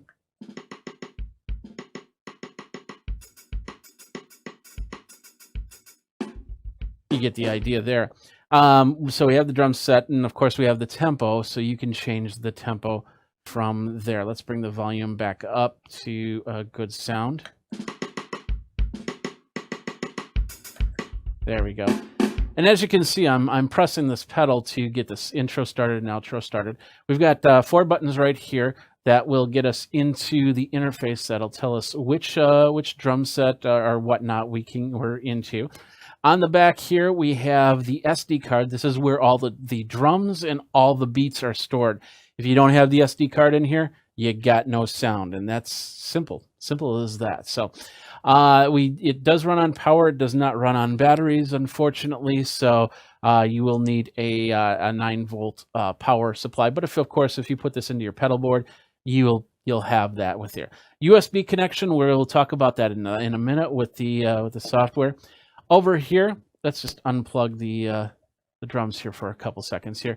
We have a MIDI sync, which is a cable that you get. It's a small mini cable to 2 regular MIDI hookups, so you can actually connect it up to a keyboard. You can connect it up to drum pads or anything like that, any type of MIDI device that you have. So you can add to the button system. So if you want to start, if you're a drummer and you want to start by hitting a pad or something like that, you can do that. They also have the MIDI Maestro, so you can you'll have multiple buttons from there. We have 2 output systems, so you can go straight into a board and then to your guitar amp, or maybe your guitar amp and another amp for the drums. I don't know. We got a headphone jack, so you can hear the drums straight up for practice if you wanted to. Over here, we'll unplug this for a second. We have a headphone volume, which also controls the main volume. So you have to watch if you got this volume and this volume going, you might have to do some adjustments to get sound out. We have two inputs, a mono input and of course a stereo input, and then the foot switch, which I just had plugged in. So we'll plug that back in. So now we have the Beat Buddy ready to go. And like I said, we can put the guitar, and I'll show you some. I'll play a couple songs in a few minutes here, showing you all the things that you can do. All right, let's look at some of the beats that you have from the card. And you can also get another card which has a lot more beats to it. And there's a whole group, a community that are making songs, making beats, because you can use a MIDI editor to create songs and put this in here. So what you have is an intro and an outro. You have the main beat. You could have multiple beat variations for each song. So if you've got a very complex song that goes from 4/4 to 5/4, if you've got a song that does a hand percussion to a drum set to a drum set with cymbals to a drum set with all crash cymbals in the sound, you can do a lot. It'll also have some transitions in there. So, and of course there'll be a few different transitions, so it doesn't sound the same type sound every time you want to transition or put in a drum fill. So lots of cool stuff here. So let's go in here. Oh, and the middle button right here is also the ability to tap the tempo. So if you don't know the exact tempo, you can tap it to get there. So we go in here, and so we hit the left button to get into the menu. We'll hit the right button to get to the main folder. So left and right, and then we can go up in the different folders, or in this case, genres. So we can start with blues. We hit here, and we got blues 1. We bring it in. You're going to see if it needs to load the drum set, you'll see a blue line come through here. But in this case, it's still got the Latin drum set, so we're gonna go back to the blues. We'll go rock drum set. Now see, it's bringing that blue line, saying that it's loading the drum set. So we got to wait for that to come in, so we get all the sounds. And these are all actual wave sounds.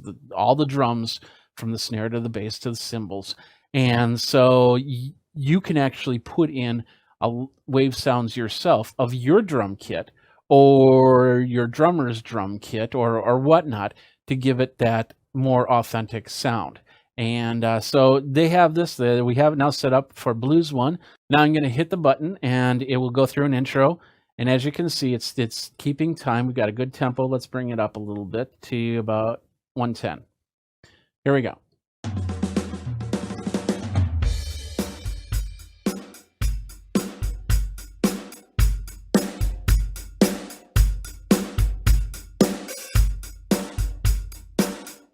So we got a good beat going. And if I want to do a transition, I hold it down. And that will transition to, and I hear a cymbal, ride cymbal, rather than just the hi-hat. Now, if you just do a click, it'll do a drum fill, and it'll choose between the different drum fills. So I'll do it again. And there's a third one. And they're not all the same. And as you can see, when I hit the drum fill, it started to fill at that point. So you have to be a little bit careful if you're trying to preempt the fill. But you get the idea. You can start the fill on 1, or you can start the fill on 4. And go from there. Now the pedal adds extra sounds. This one will pause the sound. And this one will give you a cymbal, or whatever you designate it to be. In this case, it's a cymbal. I know that gets a little annoying, but the whole point is that you can then make it sound a little bit more like this, not coming as a pedal for rock. Now, to end it, you just basically double tap it. So as you can see with the original card, you get a whole bunch of stuff, but you can create your own drum beats as you go. And I know you can't see that right now, but you can create your drum beats as you go. And that's basically by connecting in the MIDI cable. We'll connect the MIDI cable really quick. And it says USB device connected. I'm showing as a USB drive on my computer. And this is what we see. First of all, I want to show you the page here really quick. This is the Beat Buddy page, of course, over at singularsound.com. The price is $299.97. That's not without the foot pedal. The foot pedal costs a little bit more, but it's well worth it. Some of the extra stuff, the foot pedal, $49.97, 2-button foot pedal. I've tried to do other button foot pedals, and they don't work. You got to have the Beat Buddy Singular Sound foot switch with that. They also have the MIDI sync cable if you decide to hook it up into your keyboard or whatnot. All right, so this is the interface that you have when you connect it up to the Beat Buddy. As you can see, you have an intro and an outro right here, which you can create, or you can bring in in this case, the blues fill.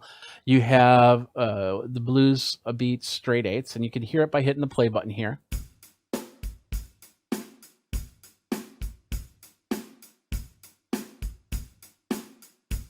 Or you can use the button up here to get, you know, the Beat Buddy like it's an actual Beat Buddy.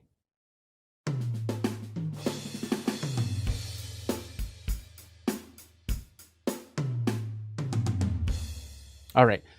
We have different types of song shuffles that you can go through, and you can rearrange this by simply moving things over back and forth. It's very intuitive area here. We have the transition fills right here, and we have the accent hit right here. So if you don't want a cymbal on that foot switch, you can change that to a cowbell or a claves or something else, and go from there. You can add multiple sections. So all we have to do is hit the add button right here. As you can see, another section, another section, another section, another section, another section. We keep going. If we try to save it at this point, it's going to say, hey, you don't have anything in these sections, so we're not going to save it. So let's just delete these sections out. Pretty straightforward. It's this part that gets a little bit more intense, and that is the actual editing of the beats. So we'll right click and we'll say edit, and it's going to say, yeah, it's going to be quantized. So they recommend that you do that now. So we're going to say yes. And here it is. You're going, well, where's the drums? Well, you have a lot of drums here, so we're going to bring it down to where the beat is. Now, in this case, they're using 16th notes, and you can split these up into 30-second notes. You can bring these together to eighth notes or quarter notes or whatnot.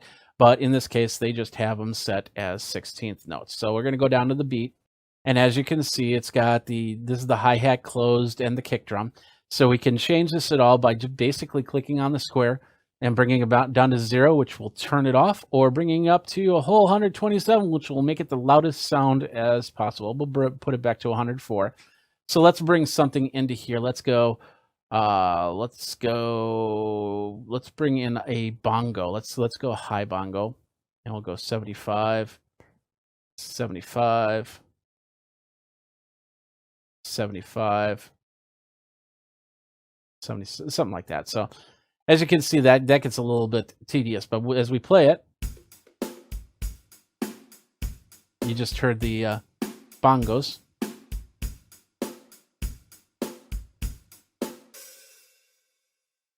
And we'll do it again in a slower tempo. As you can see, I changed the tempo on the top here, so we could go fast.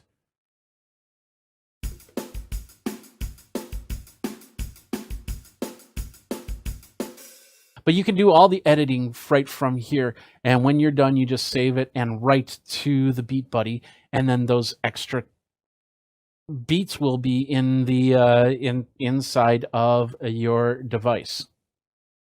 Now, and that's through the apply and cancel down here. We're going to hit cancel because I don't want to save that stuff. But you can basically create a song right from here if you have a little bit of time and effort. But You can also use one of your favorite MIDI editors to create a drum loop, or go down in your studio with your drum set, your MIDI drum set, and drum out some beats, record it to a MIDI editor, import it in here, and go from there. And that's what a lot of people did with their songs. Now, the pedal's really cool because you can use it with practice. You can use it if you're doing an acoustic solo or acoustic duo, or you could actually put it with your band. As a drummer, you know, it'd be nice to actually have something else keep the beat, and then I don't have to sit there and play. I could actually bring out some more. Like, for instance, songs that have alternate percussion in it, like anything from Santana, or anything from, you know, big bands, Brian Setzer Orchestra, or John Cougar Mellencamp, where they just have all these drums playing, and you're just one drummer, you're trying to do it all. You could actually put the beat in here and then play along with that. Now let's take this Beat Buddy to the floor.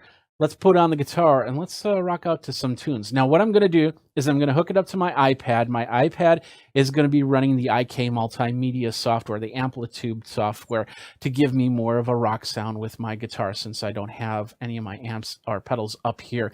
And then I'm just going to run it from the iPad for the guitar into the Beat Buddy, and then of course that will go into the mixer so you can hear the sound. So let's do that next.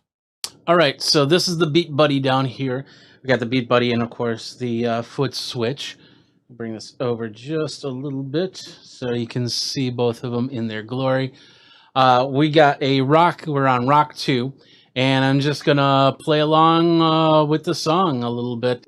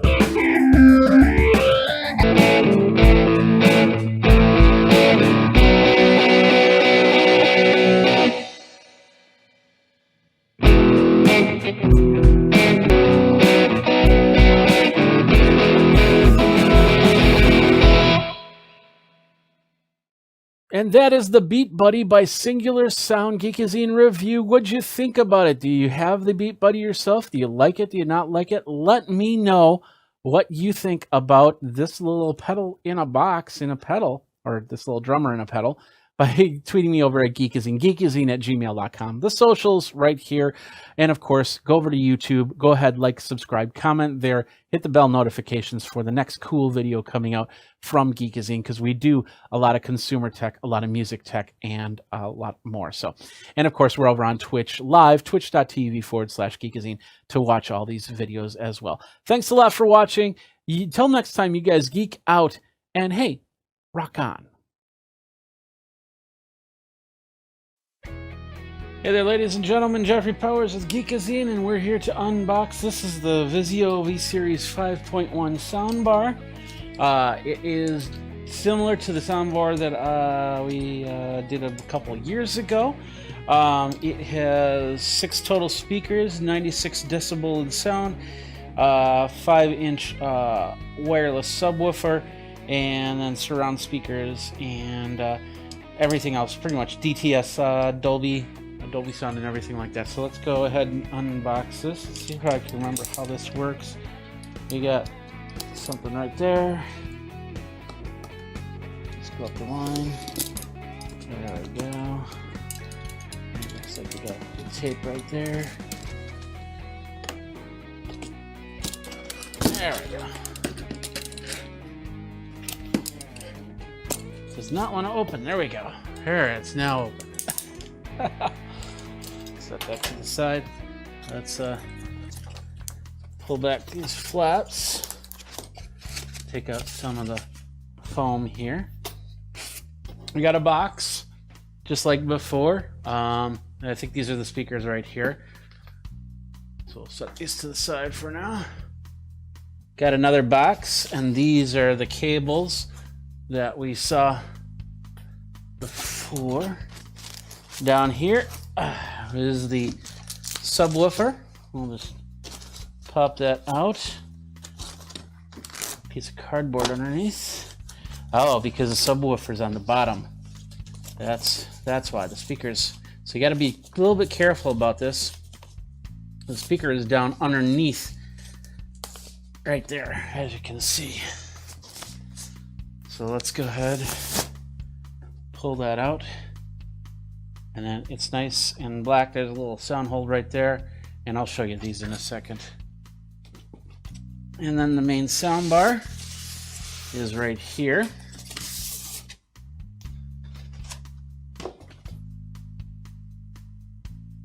So let's get this up on the table and take a look at everything. All right, so we got everything here on the table. Let's take a look at what we got. First of all, we're going to take a look at the subwoofer. It is in a nice matte black. There's a little Vizio on the top here. We got the sound hole right here, and we got the speaker, which is exposed down here. So you want to be careful that you don't puncture that at all. We take a look at the sound hole really quick. Let's move over here and zoom in a little bit, or a lot of it. We have the connection. Basically, we have the connections to the satellite speakers. We have the power button and connect button. No, I guess there's no connect button this time. Just a power button. The previous model had a connect button, but it doesn't look like it. And then the AC in, so just a standard cord right there. I don't see any other buttons or anything like that on this unit. It's nice, flat black. Really, really nice. Let's move on. Next up is this right here. This is the sound bar itself. We're gonna, and don't know what I did with my knife, so we'll just work with the foam. And once again, you want to be careful because there's speakers and indentions. You don't want to accidentally puncture one of your speakers. That would be bad. Here it is, the 36-inch sound bar. Move that out of the way. So it's right there. There it is right there. Nice and long. On the back here, let's take a look at that. On this side, it basically says, this is the HDMI ARC is right here.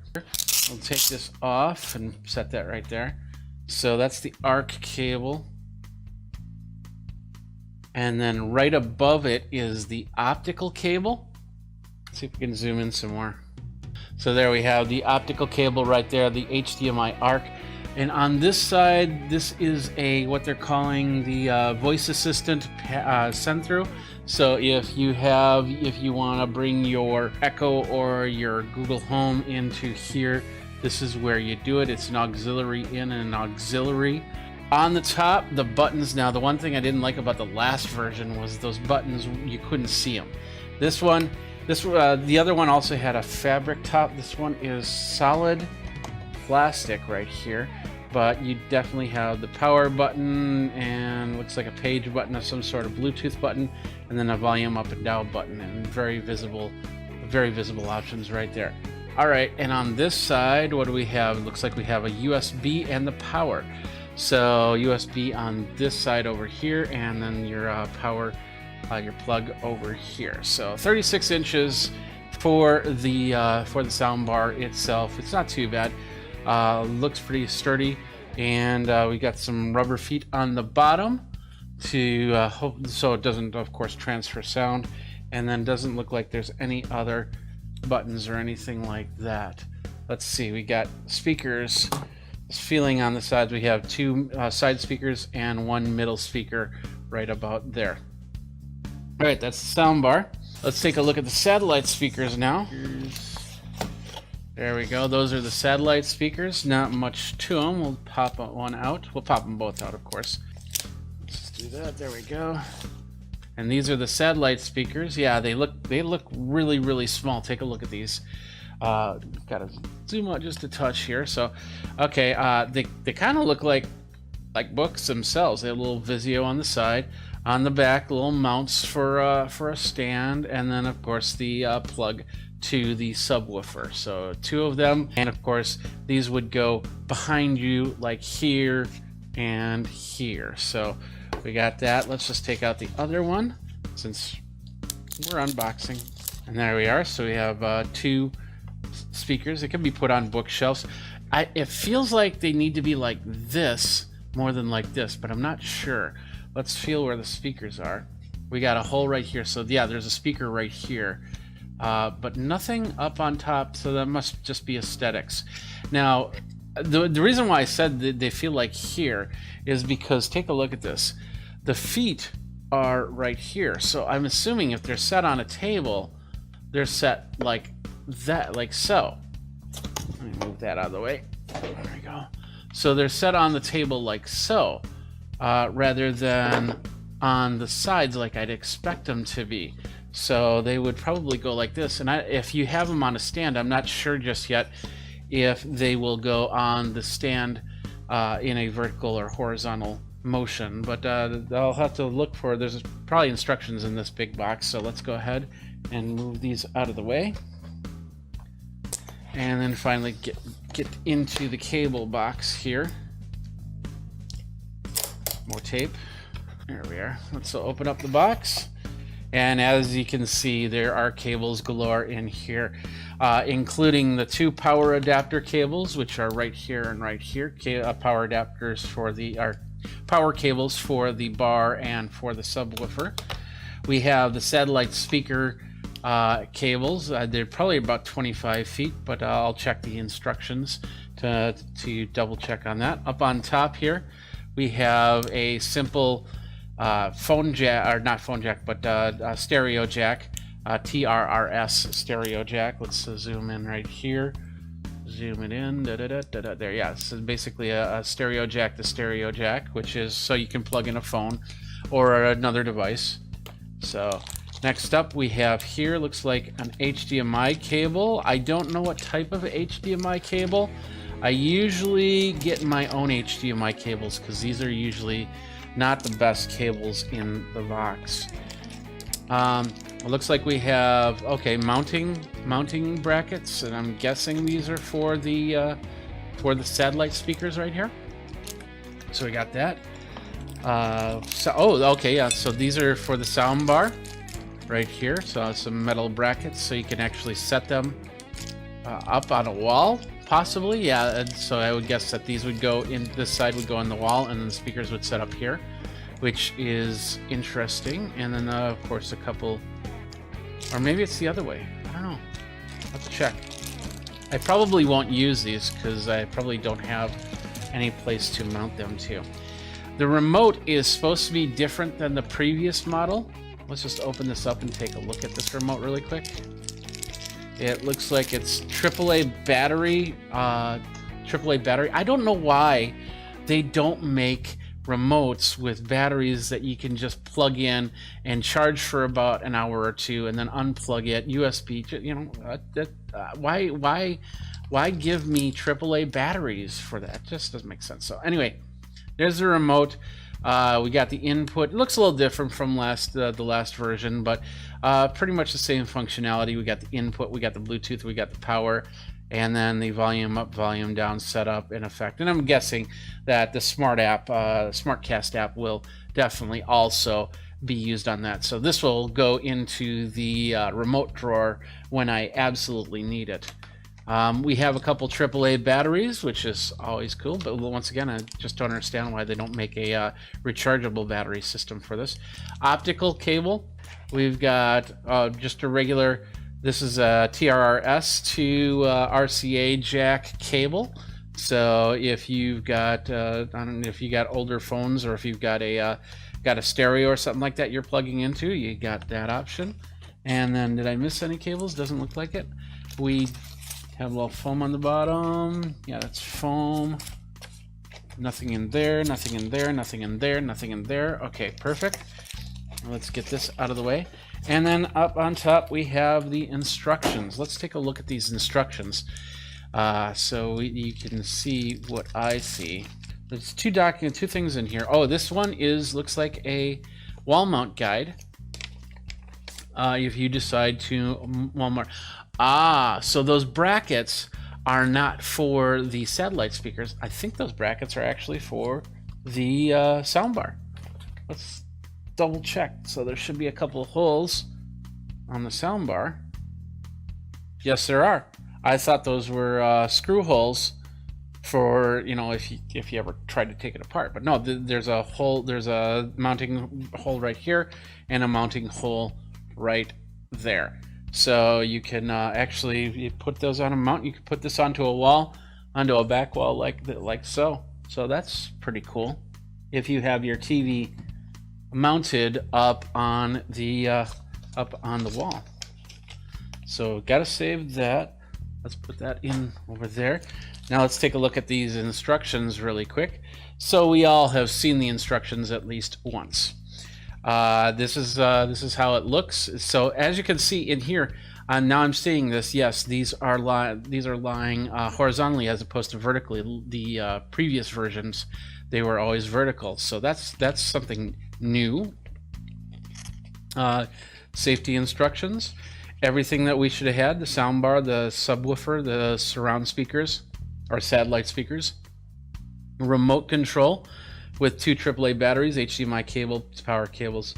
There were supposed to be some cable ties. I think I saw them, but I discounted them as foam inside there. So wall mount brackets for the soundbar. Okay, and then that was this thing.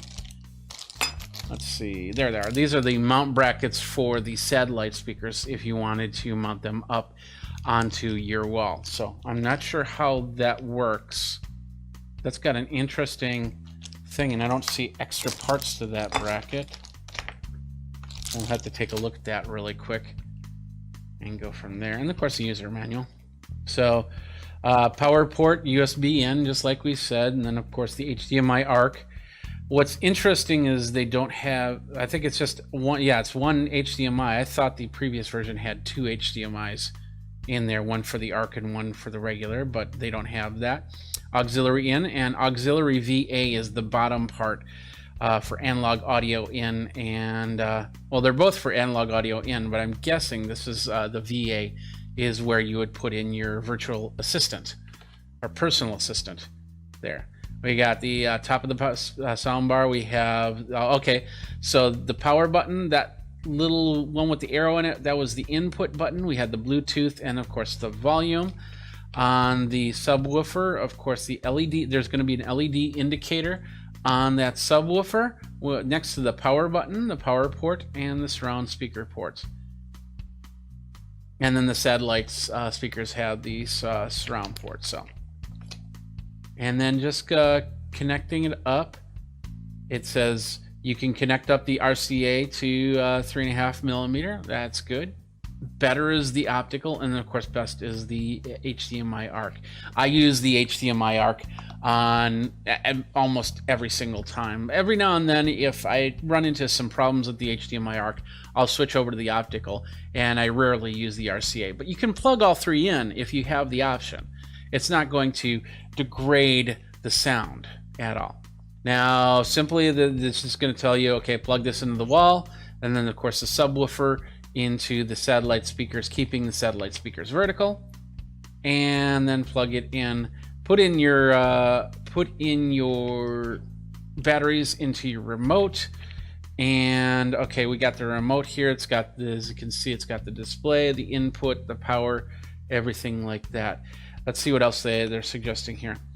For best surround experience, position the soundbar, subwoofer, and surround sound speakers as shown.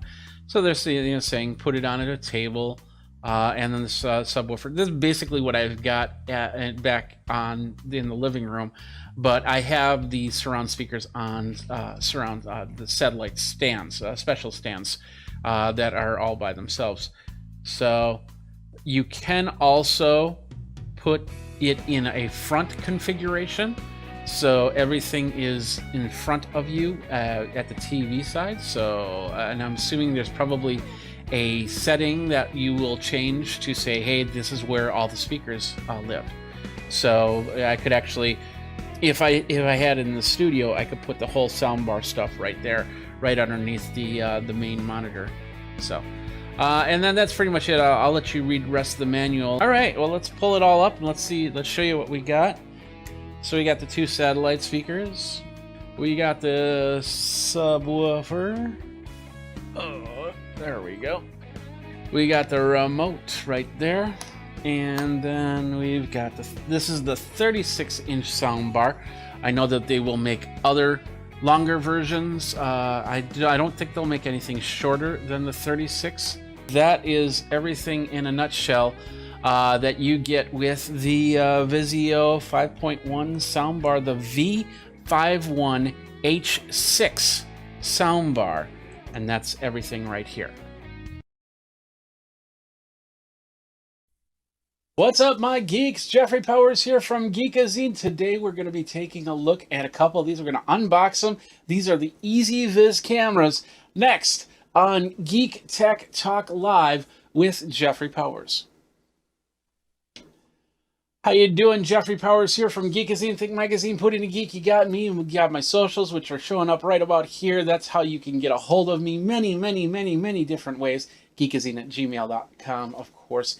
And we will go from there. We've got a couple products. First of all, I'm just going to kind of close this out so we don't have too much replication here. We're live and we're ready to go. So we're going to be talking about these two products right here. The first one is the EasyViz, and we're going to switch over to this PTZ camera so you can see it. We've got the EasyViz C1C home camera. As you can see, it's totally open, not opened at all.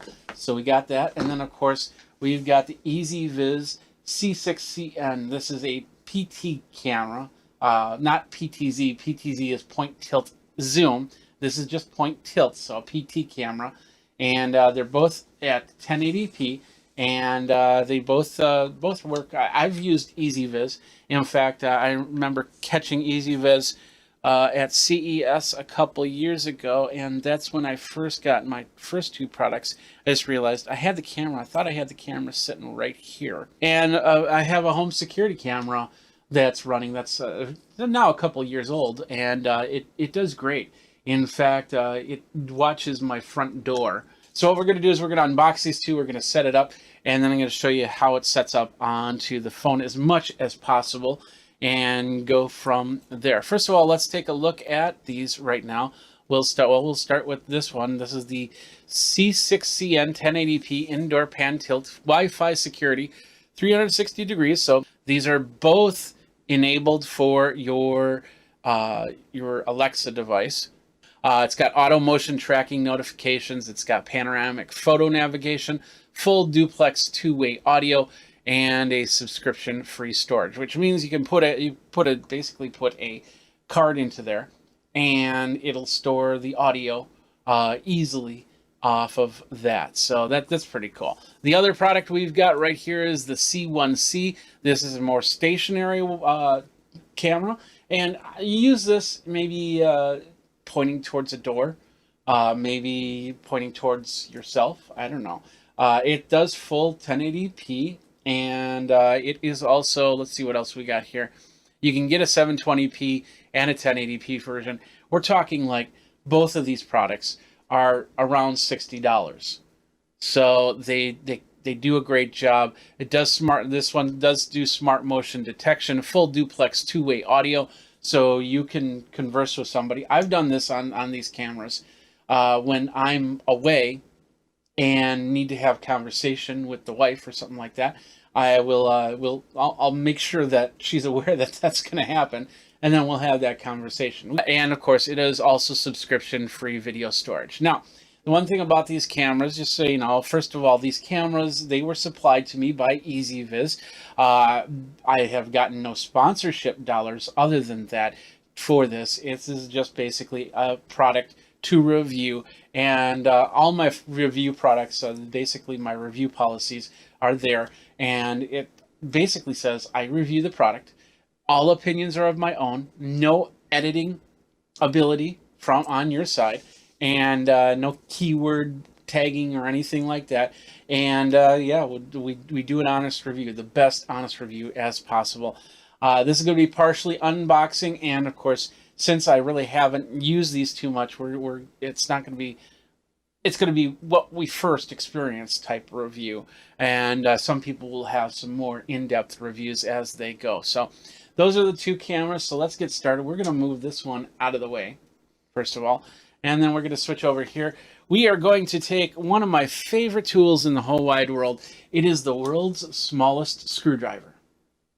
And what we're going to do is we're going to use that to open up the box. I usually like to find a seam. I'd be very careful to not jam it in my fingers, and then just kind of break open the seam here. It's just easy to do it that way. And then let's peel it.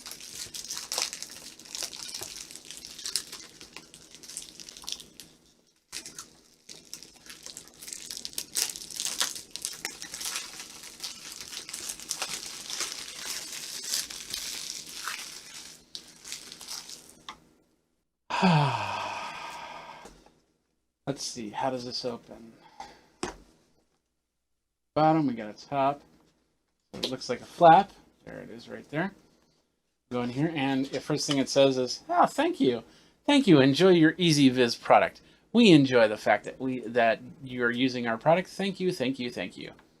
I'm just elaborating on the thank yous right there, but you get the idea. So it's a nice little card saying, here's how you can find us on Instagram and Facebook and Twitter, EasyViz Life. I also use EasyViz_global because they do more than just home security cameras. The first thing I had was a 4K action camera from them. So, all right, first box right here. I don't know what's in this one. Looks like maybe, nope, it's the accessories. The accoutrement, as they say in France. And my French friends are just cringing right now. So we're gonna open this up somehow. Little rip action. Got a rip. All right, what do we got here? We got, this looks like a sticker, basically, so it sticks to the surface, so you can stick your camera to that. But I'm not 100%. This is the first time I'm looking at it. We've got a US plug, and of course, if you're in the UK, you get a UK plug. If you're in Asia, you get an Asian style plug. However, we got the USB cable. Looks like we've got a micro USB cable in here. No USB-C yet. We've got a plate. And then looks like we got another sticker surface here. So and that's pretty much it. Let's throw that out of the way, and that's the first box. Put that out of the way. The second box is right here, and looks like we got a camera. So we'll pull that open, and there's the bottom. So we'll flip it around, and then we'll pull it open. There's the top, and there we are. We got the camera right there. Very straightforward. Get this out of the way. Let's get this out of the way. There we go. So now we've got the film that we got to take off. Ready? Here we go. There we go. Film is off. So let's zoom in a little bit more and let's take a look at what we got right here. So with the camera, and let me just hit this button so it doesn't unfocus. This is the camera right here. It looks like we have I'm guessing that's the microphone right there. So for the two-way communication. On the side here, this is where the SD card goes. And I'm guessing it's going to be an SD card up to 128. Micro SD card, excuse me. Down here, we have the micro USB cable where you can put it in. And, of course, the power button. Power probably reset as well down here.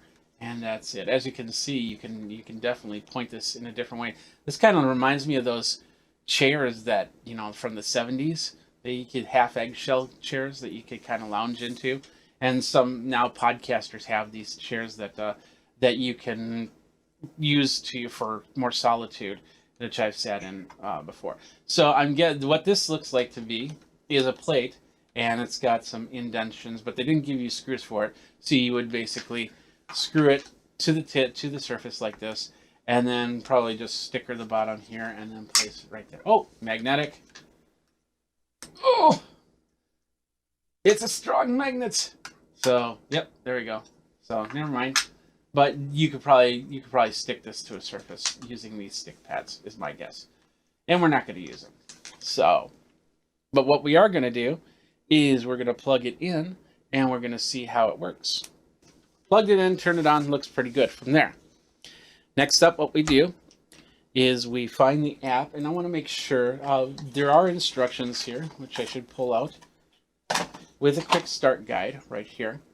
And with this, I'm guessing that this has got it's got the serial number, it's got the all the stuff on here in the instructions, and it's going to tell us what app it's using. I'm guessing it's going to be the same app as before, my EasyViz app.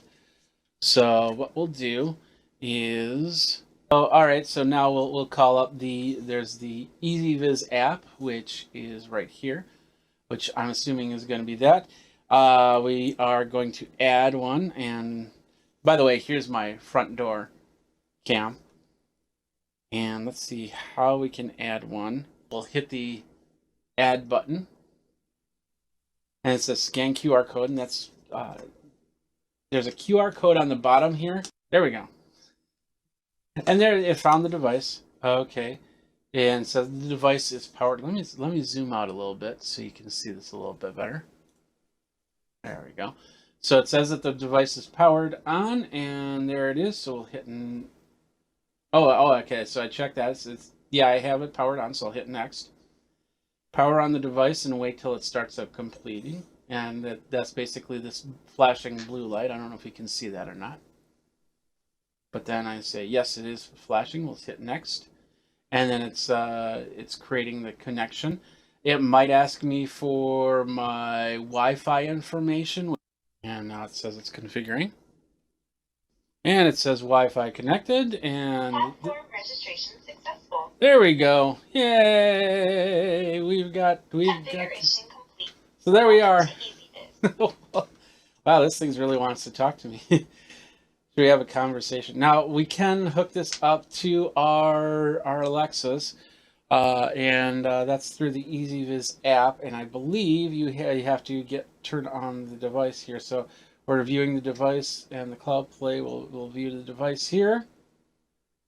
So now, as you can see, it says I got a free trial. I'm not going to do that though. So we have my front door, and now we have this one right here that shows me, and it's got the sound on. So we got the settings. We can turn the audio on, and we can turn the audio off. Let's see what else we got. We got status lights. I usually turn status lights off. IR lights. It depends on where I set this up. If I want the infrared on or off. Alarm notifications we're disabling for now. Time zone is correct. Daylight savings time. Date format. Wi-Fi is my Wi-Fi. Cloud storage is normal. We can change that to subscribe for recording. And then once I put in a card in, it's going to record for the length of the card and then just overlap the card. That's that one. Good, we got that all connected. Now let's move on and let's switch over to this one. Let's go ahead and we're going to set this to the side. And we are now going to unbox this one right here, the C6CN. And let's take our world's smallest screwdriver and let's open this puppy up. You ready?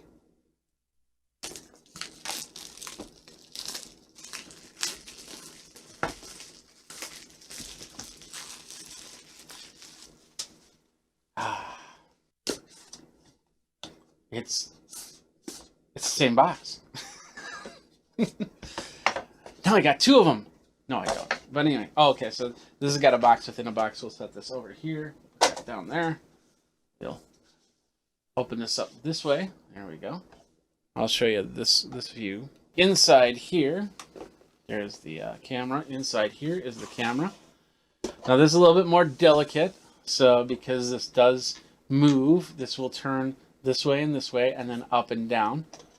Let's pull that out. Got more stuff. We got that same thank you card in the box.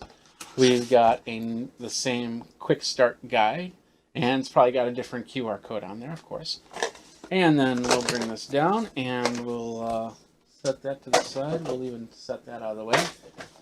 And in here is, of course, pretty much almost the same things that I'm guessing. Yeah. So this is a mounting guide. So if you're putting it on a ceiling or something like that, you can stick this on and then drill the holes and then put the camera on later. It does have some mounting screws and anchors to that. That's awesome. And this looks like a wall mount, so it looks like it goes in. Yeah, it goes in and clicks, kind of like your smoke alarm, to get it on and off. And then we've got a plug, which I might have to use because I used up all the USB ports with that last one. And then there's one more thing in here. It's kind of stuck back there. Out with you. Oh, okay.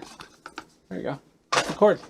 So on the back, it's a little bit different construction, but as you know, that's what you need so you can get in there. So basically, this is what it looks like. It looks like a little dome, looks like a little robot's head, and it'll turn this way and up and down.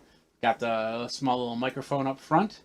We've got an Ethernet in the back and a micro USB. Yeah, it does do 2.4 gigahertz, and of course, it looks like you can connect this up via Ethernet cable. And this is the cool thing about these is you can use these in many different places, from the roof to the well, not really the roof because these are all indoor, but the hallways. The basement, it's got a little red light down here. And then we'll go back to our app. I'm hearing something. A lot of these, yeah, it's starting, as you can see, it's starting to move here. So it takes a couple minutes to boot up. And now it's checking its turnability. So there it goes. It does a half turn and then comes back here. And now Use EasyViz app for device Wi-Fi configuration. So now we're going to go in here and we're going to hit the plus button again. And then the QR code. And once again, we're using the QR code from the device, not from what you see on the thing. And it called that up pretty quick. So it's blue flashing light. We'll say yes. And then the indicator flashes blue. We'll say next. And then off screen so I can put in my Wi-Fi password. And it says, hey, we want to join the network. Yes, join that puppy up. And we'll set that like that. And now we're on the 2.4 gigahertz network. So it should connect up fine at this point. Wi-Fi connected. There we go. See that's how easy it should be. Platform registration successful. There we go. Yeah. Configuration complete. There we go. Welcome to EasyViz. There we go. We have the camera. And we can say let's view the device. And that's this device right here.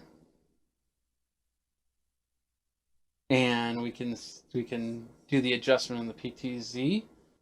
And I'm not sure, let's just do pan. There we go. So now we have the pan tilt option. So now we can move this over the other way. And move it up. And there I am. Yay! Well, that's privacy mode. So with that, now I have completely, I can't see anything. So it's going to turn off the sleep mode. There we go. And then put me right back into frame. That's pretty sweet. You can take a snapshot or record, but unless it's capturing from on the phone. When I hit these, that captures from the phone onto the phone. So we can take a 360 picture. Now it's going through the motions. So basically it takes a picture till it's covered the 360. There we go. This one right here, that is the C6CN camera. I'm going to set that there. So somebody's asking in the chat if the USB, the micro USB is what it is. And yeah, you get with a plug. Must have missed that. You get it with the plug, or you can plug it right into a USB thing, and it controls via the app fairly easily. As you can see, I've got my outdoor camera, and then these two cameras are set up just on there, ready to go. So these are the cameras right here. So now you can choose which camera you want. Do you want the still camera? There I am, right there. That's this camera right here. Do I want to do a little PTZ action, which is this camera right here? And as you can see, I have a pretty good network in here, so it's passing by really quick. So I like the response time on here. Of course, once I put in a card, I'll be able to test the functionality of things like capturing events and things like that. So where was the device version is here? Let's see, maybe there might be an update. Yeah, there is an upgrade here. So we'll do a quick upgrade, and while that's upgrading, we'll switch over to the other one. So it's pretty much the same type of information here in the settings. The only difference is this one has a little bit extra functionality with the PT and the ability to take a 360 photo. All right, somebody is asking me in the chat, 1080p, yes, 1080p. Can you switch back and forth? Yeah, I do not see anything that says that I can go from 1080p to 720p and back. So you'll want to make sure that your network can handle that. And keep in mind, when you start putting more cameras onto your network, that can take up some of the bandwidth. Now, this is just recording via the card. So every time I access the app, that's when it's starting to talk over the network. If I plug this in and set this up for a security box, the security box will be recording the events. But the cameras do, a lot of these security cameras do have emergency functionality. When you turn that on, if it starts seeing alerts, it can tell you where to go. It might even text you and say, "Hey, there's a security alert going on right now." And if that's the case, then it does need to talk over the network. So the more cameras you have on the network, the more chance that the security cameras could bog down your network. What I always recommend when it comes to security cameras is to actually get another router. If you don't have a router that can handle multiple Wi-Fi zones, then you can basically get yourself another Wi-Fi router and you plug it into your router, and then you can configure that for all your security cameras so that Wi-Fi router is doing nothing but talking back and forth between your security cameras. Somebody did ask earlier if there was a way to connect this up so I can see it onto a TV. I know that there's a way through, there used to be a way through RTSP. So inside the app, we're in the app a little bit more. We have an album area, which shows some of the stuff that I've already recorded, and that's on the other one. We can share some stuff out. So if you got friends or family that you want them to look on the device from time to time, you can do that. We've got security setup, functions settings, so go with security, so we can do Face ID login if we wanted to. Function, that's for the app, by the way, so you don't have to put in a password every time. Device auto upgrade, and we have that disabled. Wi-Fi configuration. We can change the Wi-Fi on this if we want to. AP mode configuration, so I'm guessing that you scan in a QR code and that'll take you through another one.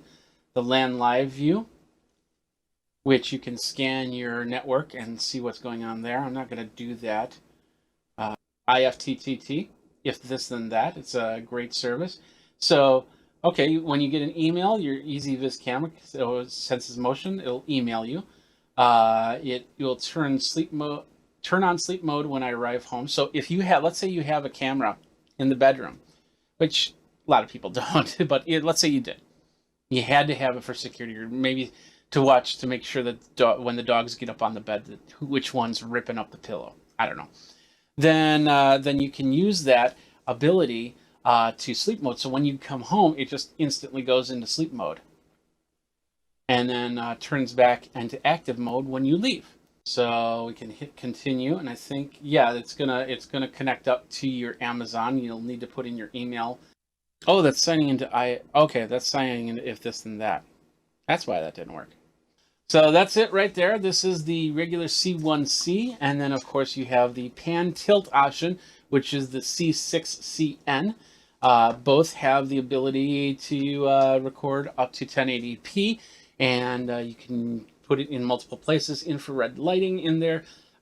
So far looking pretty good. We'll put some SD cards in there and put them into probably one in the studio and one in a spot in the house, so I can check to see what's going on as I go. But that's pretty much it. What are your questions? Do you have any questions?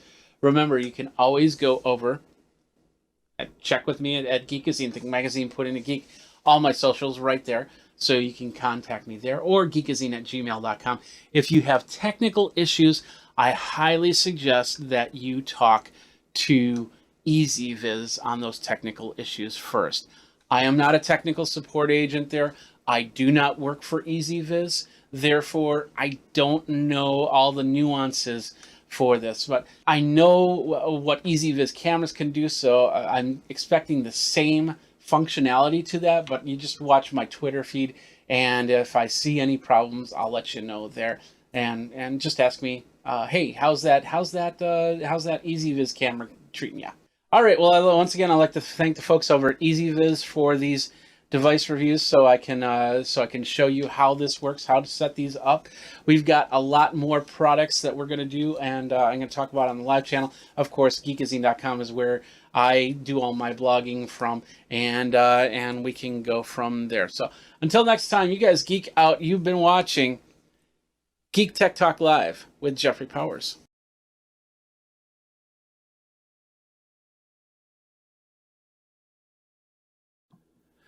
Thank you for coming to my press conference. I'd like to talk a little bit about fears and travel restrictions because, hey, we've got some travel restrictions here on Geekazine.com. Today we're going to talk about podium mics for conference calls. Basically, you're probably going to have to worry a little bit about what's going to happen with your job. And some of you do a lot of travel. I do a lot of travel when it comes to going places and meeting people, because that's what I do. That's how it works. But with a lot of conferences canceling and a lot of companies now putting on what are called travel restrictions, so you are very restricted in your travel for your job, to make sure that you stay safe and the company can make sure that you're safe and everything like that. So what they're doing is now we're looking into more video conferencing. And so some of you, which rely on face-to-face, now we're going to have to find this new reality of conference calling. And maybe your computer is not set up for it. Maybe you have an older computer. Maybe, I'll try and do some phone conferences using just the speakers and the microphone and all that. And that doesn't work. So basically, in this little review, we're gonna do a couple videos here. The first one is about microphones, podium microphones. These are simple microphones. Two of them are USB, one is XLR, and the idea is to show you having a external microphone source, what that can do when you're doing a lot of phone calls, a lot of conference calls as you're going. Now, the one thing I like about podium microphones, as opposed to those big old microphones you see podcasters use, like on the stands and stuff like that, is just basically the fact that they're very slimline and they look kind of decent when you're in front of a camera, because they're just so small and they show that there's a microphone there, but it doesn't have to be empowering the whole view. So you can see my face, you can see the microphone, and when you go face to face with somebody, there's no microphone involved there. If there is, it's so small, you just don't see it. So that's the same idea. So you can look at a camera and look at the person you're talking to. They can see you as close to eye as possible, and you can speak clearly, and they can understand you. Now, these microphones aren't going to be the best microphones in the world, but they're affordable, and that's the key right there. Now, what we've got three microphones. Let me show you the three microphones. Two of them are USB based, and one of them is XLR based. XLR, of course, being like a regular microphone here. Whoops, wrong one. Let's do that. There we go. Being like a regular microphone that you would hook to a mixing board through an XLR cable, so you can control it through the mixer. Now, I've had this one for about a year and a half. And I use it from time to time when I don't want to put on the headset mic and just get some information out there. These two I just picked up on Amazon, and I do want to tell you that first of all, with my review process, all of these microphones I purchased with my own money. If you have any questions, I want to know more about that, go over to geekazine.com/review, and I'll lay out all the rules and regulations, what I do for reviews. So no money has come through. All opinions are of Geekazine as always. So we're going to start with the pile, since I do know it best, and we are talking through it. And of course, we will talk through the other microphones as well. The key of this is that we're going to try and keep it as clean as possible, which means no post-processing. Right now, this microphone is set up for post-processing, and there's not much you can do with a mixer, because you'll have to set the gain and you'll have to set the levels.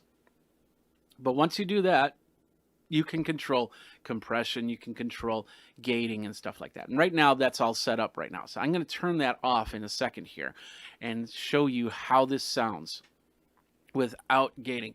And I'm tapping on the table, and I'm getting kind of close so you can hear the plosives. Peter Piper picked a peck of pickled peppers. You hear the pops.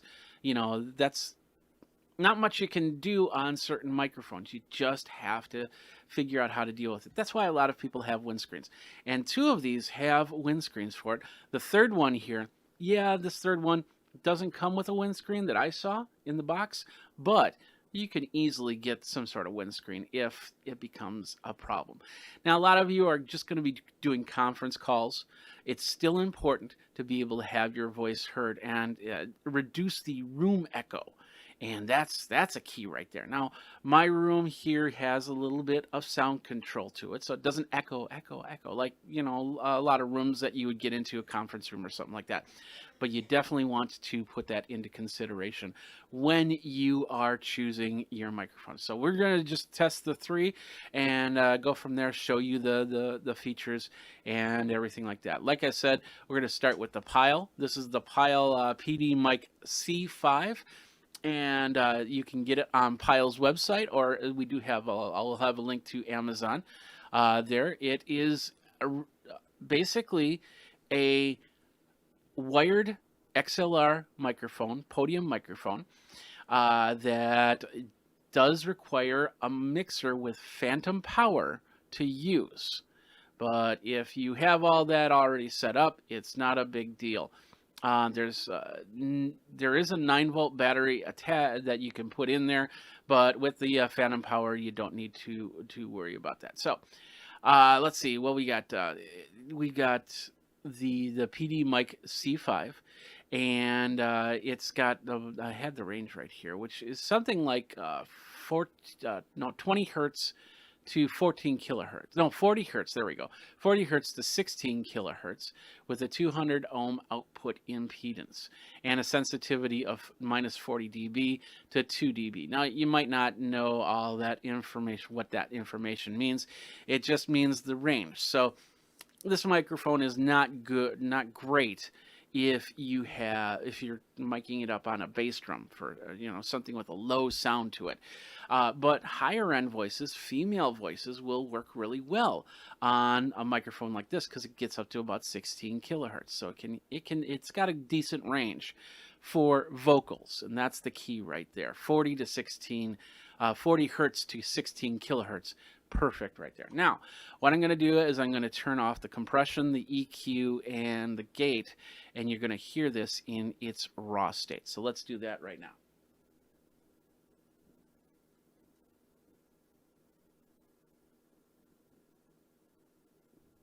All right, there we go. So now I've killed the EQ, I've killed the compression. I'll do a Peter Piper picked a peck of pickled peppers and Sally sells seashells by the seashore, so you hear what this microphone sounds like as we go. So I'm going to turn those back on as we move to the other microphones.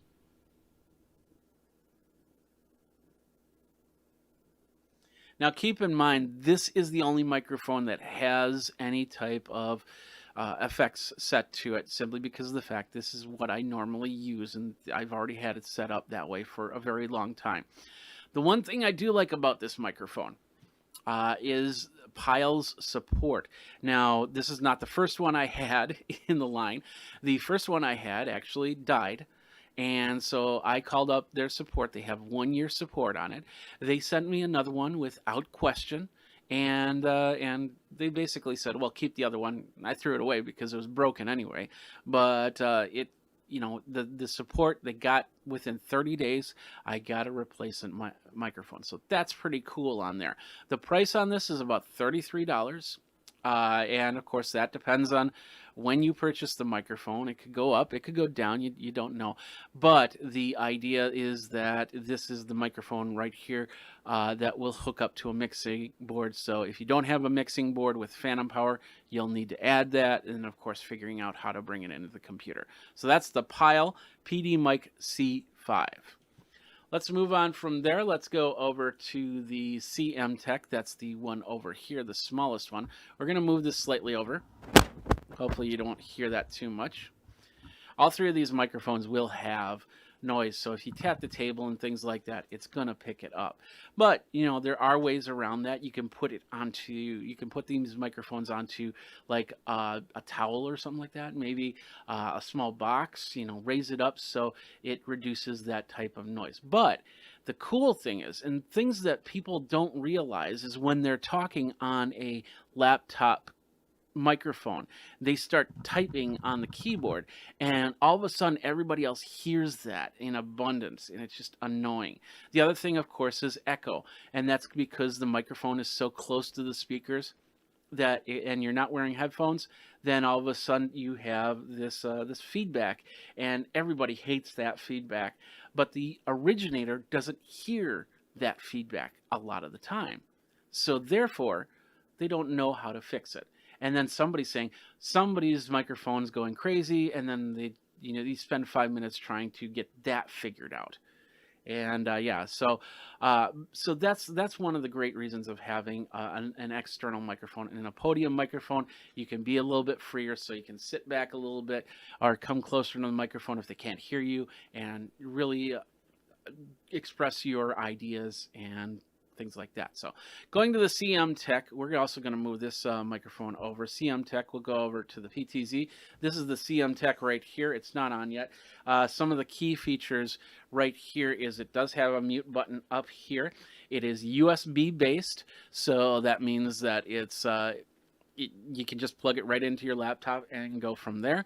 And it does have some electronics in there to do a little bit of noise cancellation, to do a little bit of control. And the other thing is it's got a fully adjustable gooseneck arm. So you can bring it up to you, you can lift it up a little bit, get it away from you, bring it back if you need to, and then go from there. This is the smallest of the 3 microphones, although these two are pretty comparable in size. So it's tall enough to get as close to your mouth as possible, but it's small enough where you could actually put it into a bag. Now, I'm going to flip over to the CM Tech, so this might be a little pop here. And now, oh yeah, you can hear you. Why? I should probably mute that. Now you are hearing it from the CM Tech microphone. As you can see, when you're talking, the light is blinking right there, the green light. Now the mute button's up here, so if I hit the mute button, this will turn red, and then you won't hear my voice. I'll count to 10. 1, 2, 8, 9, 10. Simple enough, right?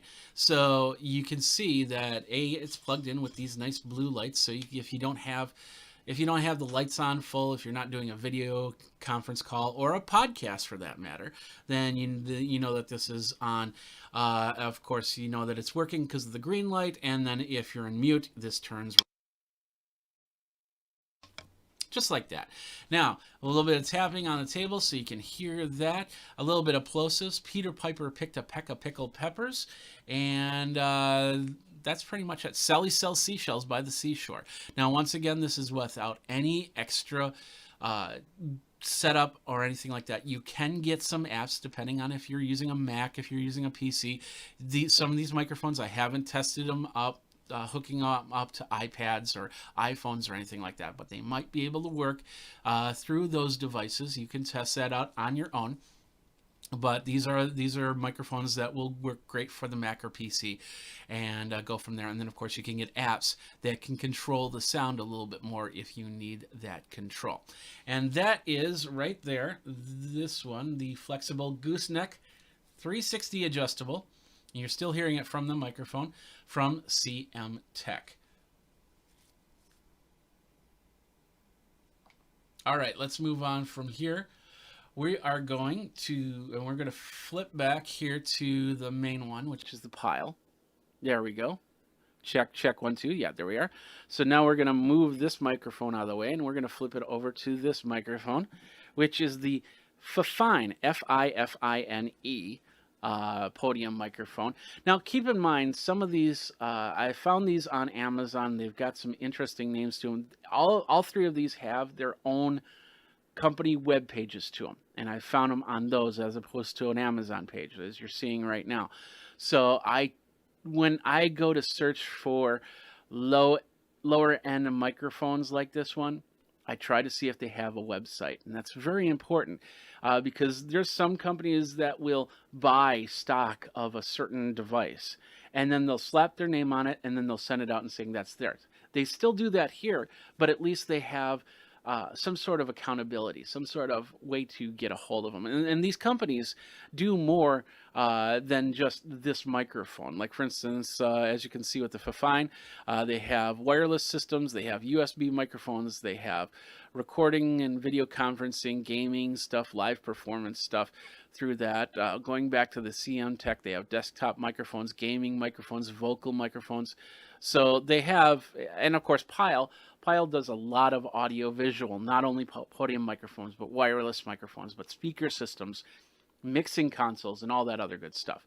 So with this, that was the kind of the criteria on getting these microphones. Now we've got the Fafine, and let's take a look. This is one I'm impressed because it's got one other feature that the others don't have, and that can really help.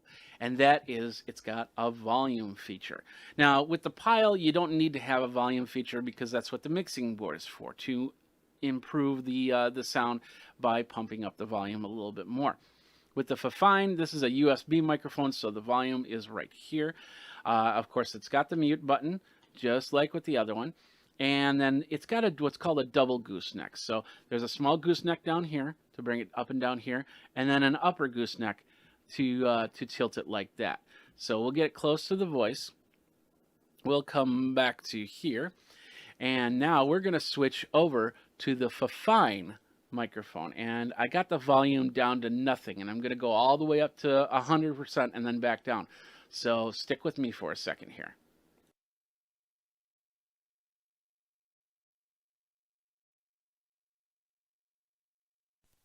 One, two, three, 4, 5, 6, 7, 8, 9, 10. Okay, let's get it at a decent level here so we're not blowing out your ears from the other ones. It had the mute on when I started, so let's turn the mute. Let's do the mute again. 1, 2, 3, 8, 9, 10. So it's got the ability to mute the microphone. It's got the ability to change the level, so you can go into like a Skype or something like that, and you can adjust the level right from there, and then you'll have a microphone ready to go. So the Fafine microphone, it's actually the smallest of the three, although with the gooseneck, that doesn't make it the most portable. The CM Tech one can be moved around. As you can see, I can adjust it, so I could put it into a bag, but this one will basically lay down and then back up. So this might be perfect for not as much travel as, you know, something that you have on your desktop ready to do any type of talking that you go. This one, like I said, you could put it in a bag. This one I believe is also working for gamers, and it's got a cool look to it for your gaming, your vlogging experience on whatever, Twitch and things like that, and go from there. So this is the Fafine. Once again, no extra stuff to it. It's what you're hearing is what I'm saying. Let's do a little tapping. So you hear that. And then, of course, Peter Piper picked a peck of pickled peppers. Sally sells seashells by the seashore. Now, with that said, these are the three microphones. I'm going to switch back to the Pile here for a second. All right, we are back to this microphone. So I don't know how these sounded because I wasn't listening to it as I was speaking. So these might go completely crazy. These might go not too bad. I'll talk about it in the show notes, how I felt that they sounded.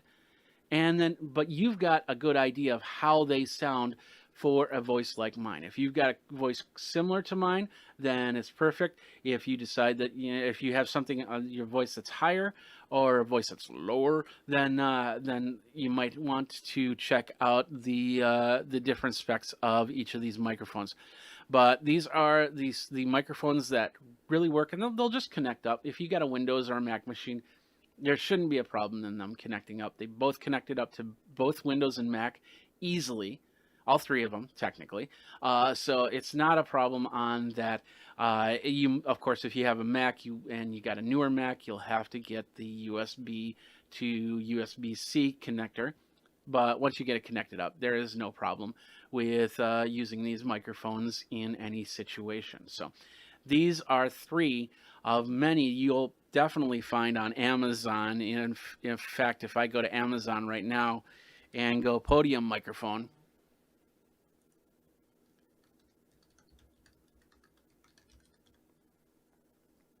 you're going to get a ton of options here. And we'll go like right here.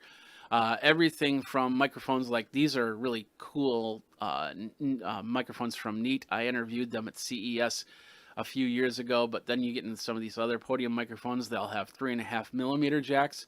If you've got a laptop that has a 3.5 millimeter jack, make sure it's not a triple pole, like an Apple headphone 3-pole type thing, because the microphone might not work correct if this is only a 2-pole 3.5 millimeter jack, or what's called a TRRS 3.5.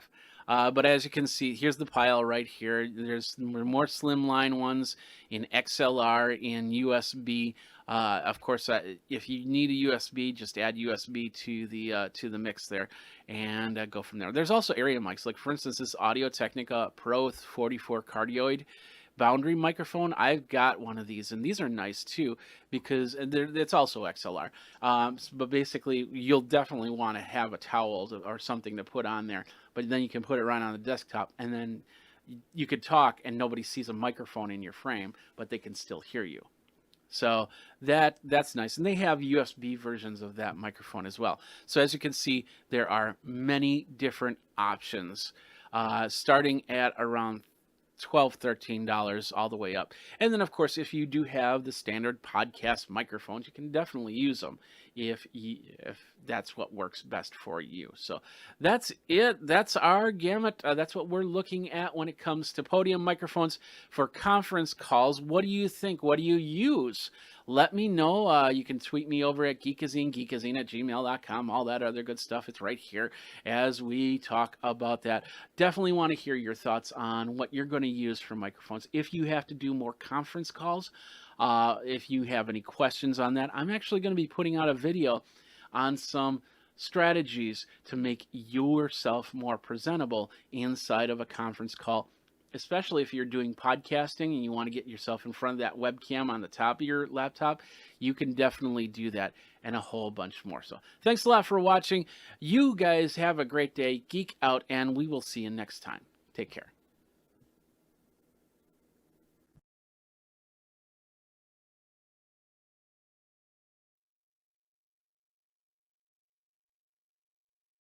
All right, today we're going to take a look at this. This is the way too close personal space. Hello, there we are. This is the Wi-Fi range extender from Netgear, and the reason why I got this was because I changed up my network a little bit. Now it's not out of place. It would change up my network a little bit, and I needed some extra distance. Now I have a Netgear router, the X10, Nighthawk X10, which is a pretty decent router. It definitely will get distance, but I just needed it to get a little bit further than what it's really designed to. So I ended up getting the Wi-Fi range extender.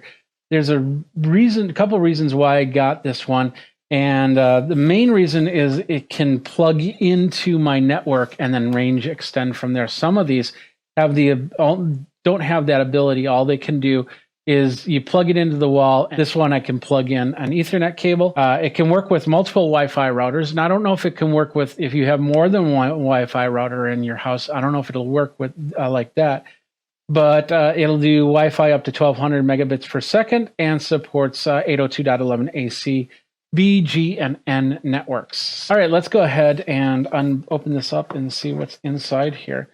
So it looks like we need to take care of handy dandy cutting tool.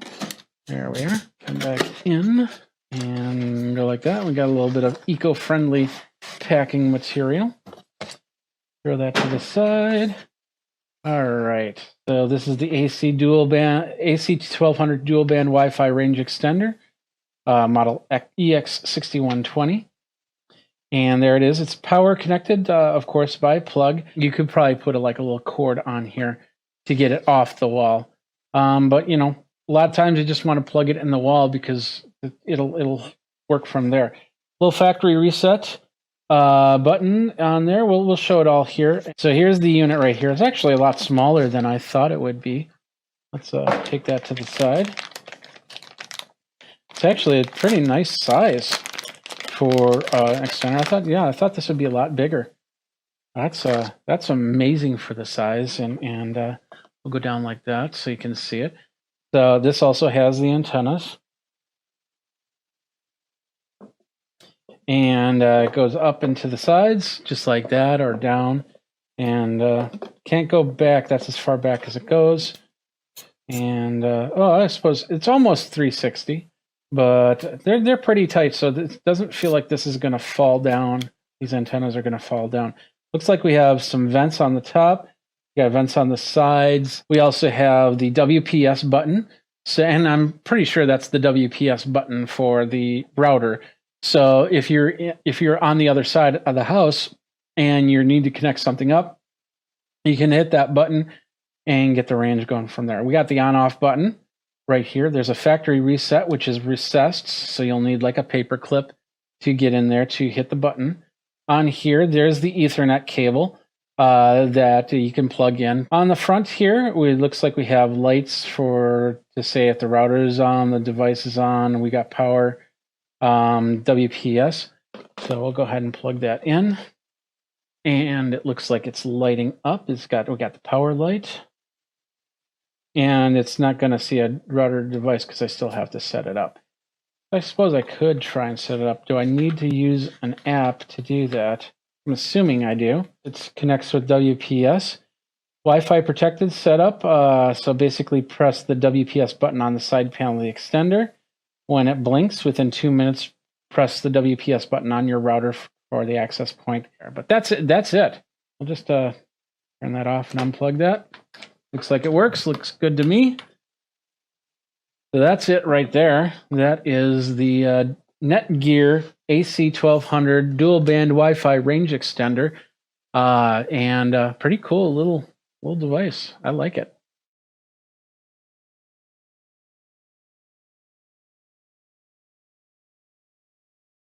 In the feed there. If you're on Facebook.com/groups/Wirecast Pros and PROS, not PROSE, because that's pros, not pros. Anyway, let's talk about this. The Wise Cams, awesome stuff. These things are the main one's under $20, 25 bucks or something like that. This one was about $40, and you got to put in your own SD card, and it does SD card recording, and it does live streaming. But it has one other functionality, and that's called RTSP, the ability to stream it. And the idea is to stream it to a box, which is your security box, your computer, that runs and basically just collects all the video data. So you have one unit to research from rather than all your units to going into the app and going, okay, what does this camera do? What does this camera do?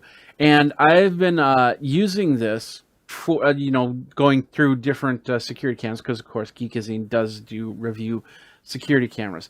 And the Wise, I'm actually ditching one of my older security cameras because they keep disconnecting. And it's really sad. And I've talked to them about it, and they say, oh, there's nothing you can do. And of course, technology gets old, you got to replace it. And, replacing with one of these systems, if they're under $100 a camera, that's pretty cool. And bringing it into a security box, which that can record it, or you can look at it on the app, one of two ways. But once again, you can set up a router for all your security cameras going straight to the box. So that has the least amount of resistance. And then you have everything recorded in one area. And I have different brands of security cameras around here. Like Homemate is right over here. I've got the EasyViz over there. I got the Arlo's up there. I've got I got like 3 other brands of cameras. I can't think of them offhand. But anyway, the idea is that, having them to go to one area to record out so you can go, it's just perfect. So anyway, that's what this camera is. And the cool thing about this is I can sit here and now I can use the PTZ options, maybe. How's it going? Oh, there we go. And bring this camera to me so I can see what's going on around the area. The Homemate actually has a PTZ option as well, which is really cool. And I have it pointed outside so it can see what's going on outside. But this is the camera itself. Pretty easy for, and of course we got the little app right here that allows me to control it. But it has another functionality, and that's the RTSP, the ability to hook it up into Wirecast. And I'm going to show you how to do that here in a second here. And in fact, let's switch over to this one. There we go. And I've got Wirecast set up on this machine right here, of course. And I've got all my RTSP cameras. Like, for instance, this is the web stream right here, the one I just showed you. This is my PTZ Optics, which is the PTZ camera, which I normally use NDI for. And then, of course, I got a shot of my outside, another Wise Cam showing you the front door. So as you can see, you can do a lot of different things with that. And as you can see, it's also not perfect because of connections. Now, in all fairness, right now I have this camera this machine's pulling it, my main machine's pulling it, and the phone is pulling the video feed right now. So it's gonna probably not be perfect. In fact, if I go like this, look at that, it'll have a little bit of delay. It's running 15 frames a second. So the best solution for these cameras is, let's say you're at a live conference and you just want a simple overall shot. An overall shot of the crowd. Maybe you're going on break or something like that, and you have this camera sitting in the corner there with a good line of sight between your router and that device, and you just want to capture people walking around. It doesn't have to be 30 frames a second. It can be 15. And if it hiccups, it hiccups. It's not a big deal. And you can set up one over there and one over there. So if this is hiccuping, you can go over here, and that's not hiccuping as much. But you get the idea, and then you don't have to wire it here. And I can use this on stage, the backstage camera, or you get the idea. There's many different uses for this one little camera right here. So how do we do it? It's actually very, very straightforward. It doesn't come natively on the Wise camera. What you have to do is you have to go to their website here, and let's show you the website. It's and just type in Wise, WYZE space RTSP, and that will allow you to come to this page. They say that it's in beta, although I've read some things that it's not in beta, but I'm not 100% sure. It's not fully supported, so if you have problems, they might tell you reset your Wise camera and start from scratch over here. So they have two different types of firmware. One is for the static cameras, and then one's for the PTZ camera here. The Wise Cam Pan is what they call it. You basically put it onto your SD card, and then you insert the SD card into the camera like they're showing you here. You hold down the setup button while you turn the camera on, which basically plug it in, and then wait about 4 minutes. It installs the additional firmware, and then you're good. You're good to go. You come back, you go to the app, and we'll go here. So we go to the app, and then you'll go into your settings, and you'll go to your advanced settings, and down on the bottom, you'll see, and it won't be here if you don't have it set up, but once you have it set up, you'll see RTSP. So you set it up, and so you basically give it a username and password. The only problem I have with this, you can't use special characters. So capitals, lowercase, and numbers. It's okay, but when you're talking a security camera and you're enabling RTSP, you want to have a secure password. 12 characters, uppercase, lowercase, and symbols. Makes it harder for people to get in here. So that's the only issue I have with this thing, is it will not accept special characters. And that is not cool. But anyway, once it does that, you get the IP address, and it creates the RTSP file. And then you go in, and we'll go back over to here. There we are. So we hit the plus button. We say network. We want new web stream. And we'll say add. And I can put the RTSP here, username, password. And in this case, it gives me the whole line. RTSP : / usernames dot password at IP address / live. But you can put in RTSP IP address / live right here in where it says URI. Username is the username, and the password is the password. We got a buffer here, and of course we can use the video delay and audio delay. Now keep in mind, that depending on what camera you use, there's going to be a delay on this. And sometimes the first time I hooked up this camera, or the other camera actually, it was about a 6-second delay. And then I brought it closer and it became a 2-second delay. You get the difference. You get the idea. So it's not going to be perfect. That's why I say that this is perfect for doing an overall shot. If you don't need, you just want something to fill the screen and show movement, show that you're there, then this is a perfect. But there's other cameras out there that also do RTSP. And of course, their protocol is tweaked a little bit different. That they're going to make updates to this as they go, which might even improve the RTSP here. And if it can do RTSP, can it also do NDI? Let's think about that. A lot of your cameras, any camera that has some sort of wireless to it, might be able to also do other protocols like the WebRC and RTSP and NDI and whatever new protocol comes out in the years to come. It's very possible that with a firmware update that could change that whole thing for a lot of different cameras. So it's awesome. And like I said, the best part about this is I can put this in a place. I could put this on the ceiling. It's so lightweight. I could put this on the ceiling and then have product views coming from overhead. And if it skips out or anything like that, it's fine. But I don't know. I think it's a great camera to have, and especially if you're doing a whole bunch of stuff and it's all of a sudden it's like, hey, can you do this type of camera? It's like, I think I can, and you can pull these out of your bag, and go from there.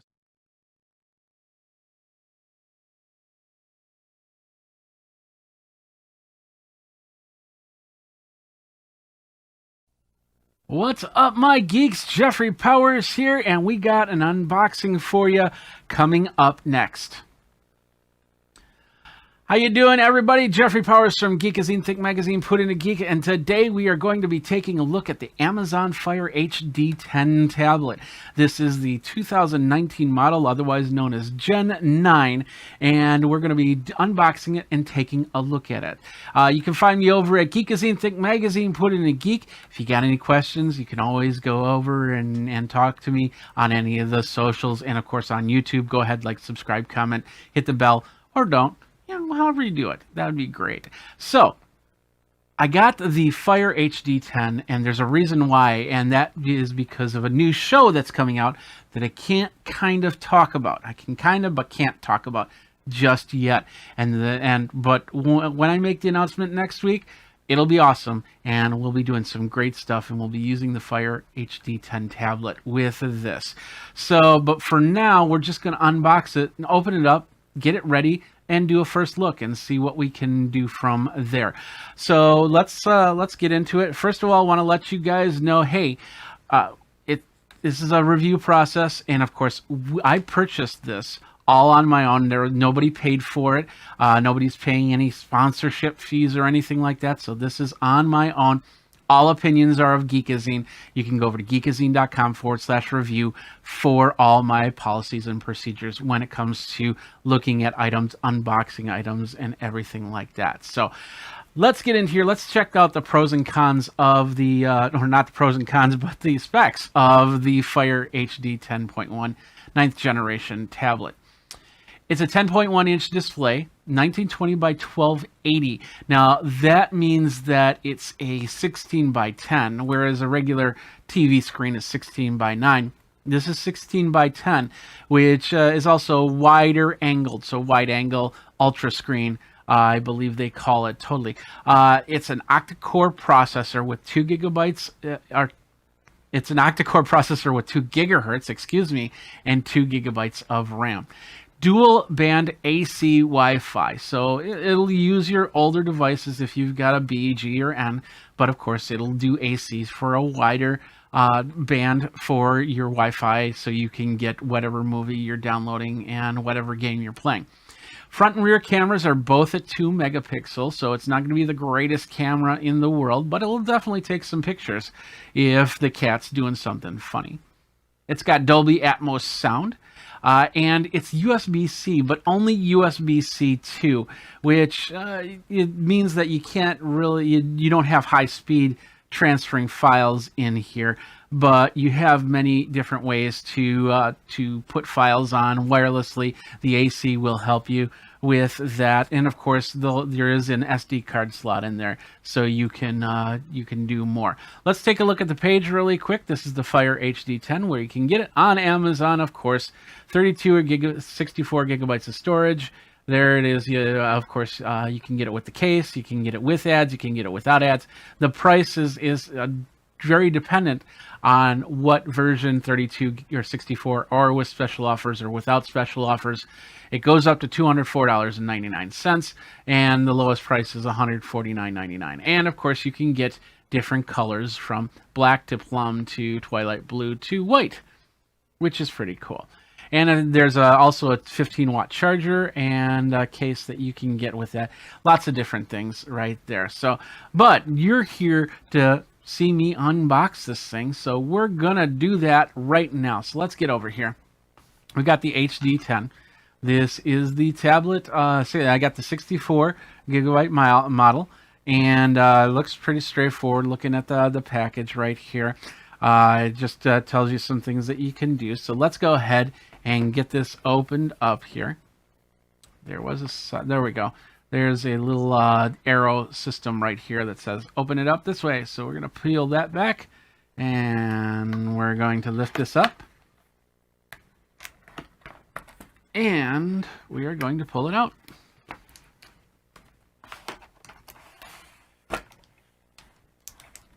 Pull it out this way. Nothing else in this box. We will set this to the side. And here is the tablet. It's in a little cardboard thing, so the little box down here, which has probably the cable and the plug. That's I think a 5-watt charger, and of course you can get a 15-watt fast charge. This is the tablet. It's pretty wide. In fact, I have the Fire 7 tablet right here. Let's do that. Let's do the comparison really quick. So there's the 7, there's the 10. As you can see, it's a bit of a difference in size. So we'll just set that right here. We'll peel back some of the plastic. Are you guys ready for this? Let's get ready for the peeling of the plastic. So let's do this one right here. Okay, here we go. We got a split screen, so let's do this. Okay, ready? Yeah, that's it. That's it right there. All right. There we go. That was the peeling back of the plastic. That's pretty cool. So anyway, this is the tablet right here. Like I said, is bigger. It's a little bit heavier, of course, than the 7. But yeah, it goes from there. Let's just turn it on and see what it looks like when we turn it on. Maybe. There we go. We got a little welcome type sound, and trying not to get the light in on this. So there's the Fire tablet. Excuse me. And while that's doing that, it goes to the next part. So, all right, let's zoom in just a touch and take a look at some of this right here.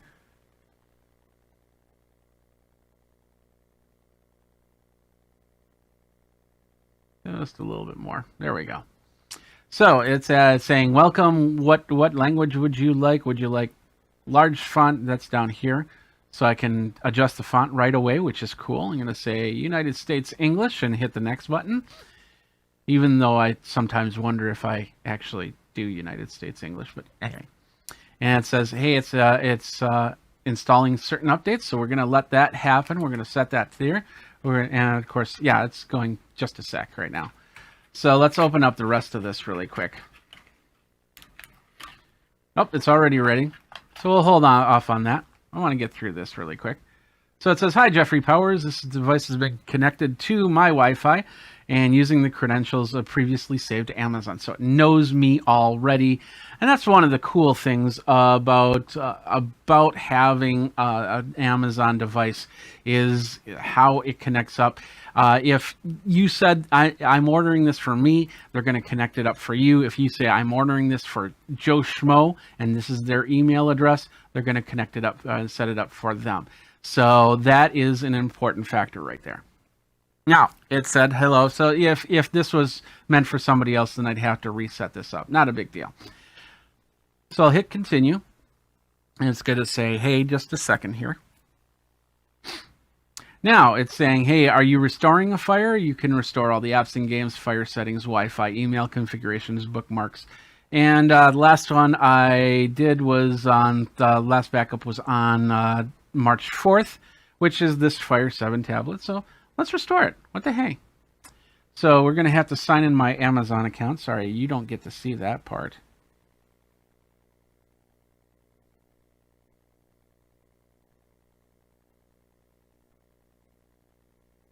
Hopefully I can remember the password. I think that's what it is. There we go. And it says, now wait a while. And it's downloading and restoring. So now we're going to go, and now my phone is just blowing off saying, hey, you know, somebody just logged into your Amazon account. Oh, no. Okay, so let's get back here. Let's take a look at some of the features, or the extra pieces here on the unbox. We got the charger. Like I said, this is a 5-watt charger and a lot of plastic around it. We'll just leave the plastic on for now. We've got things to try. Do more with, and then of course this word. You can call mom, show the front door, have Sam Jackson tell you a joke, things like that. Hello, is it me you're looking for? Maybe. This is, oh yeah, this is instruction, the overview of the Fire 10 tablet. The getting started part, charging your tablet, and all the good instruction stuff. And then there should be a cable in here, and I think that's it. Yeah, there it is. Nice USB-C cable. Remember, it's USB-C, but it's only a USB-C 2.0. So it's about as fast as a USB-A 2.0. They just use the USB-C, so you don't get confused on how you plug this in. So, and of course, if you can always get a USB-C to USB-C cable and adapters and all that other stuff if you wanted to. So I think that's it. That's in this box right here. Yep, that's it. We're still doing the system update. So yeah, that's gonna take a minute here. So right now, you know, I have a lot of cool apps on my my Fire 7 tablet. Mostly, this tablet is used for controlling my mixer for my sound, because it's got the app for that. I do have a couple games that I put on there and used, and a couple utilities as well. Let's see what else I got on this Fire 7 tablet. I didn't put Facebook on this, but this one will get Facebook on there. You got HBO Now. You got, when I, about 6 months ago, I reviewed what's called the Heston Q, which is a induction cooking system. And I put the app on here, and it works really well. I got a nice little piano app on my Fire 7, which will probably be on this new Fire 10 because I told it to move the apps over as well. So what else we got here? My Xbox. I got my Xbox software here. YouTube, of course. And a few other things that I'm reviewing as we go. I got my email on here, of course. And then, of course, all the cool stuff that Amazon has, from the Amazon store to the Silk browser to the Kindle to the music. So you can watch movies and listen to music, which is what this Fire is really meant for. And it's given me some ideas here, so we'll go from here and we'll put the 7 back because we don't need it anymore.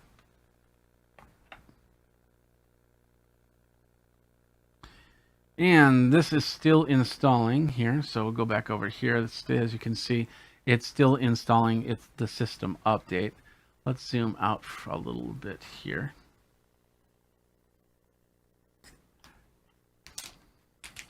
This is always the fun part, is to wait while this is installing the system update.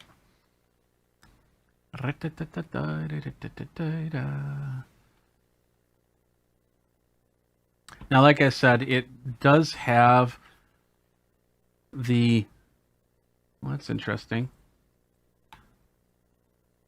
So I did order the... I didn't order the black. I ordered the Twilight Blue. I'm not sure why I got a black case. But anyway, it doesn't matter. It's not a big deal. It's just is what it is.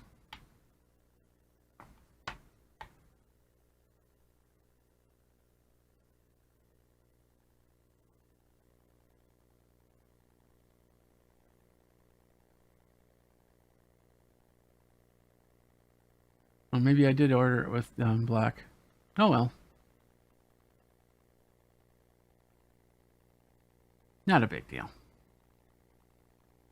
Just checking my orders.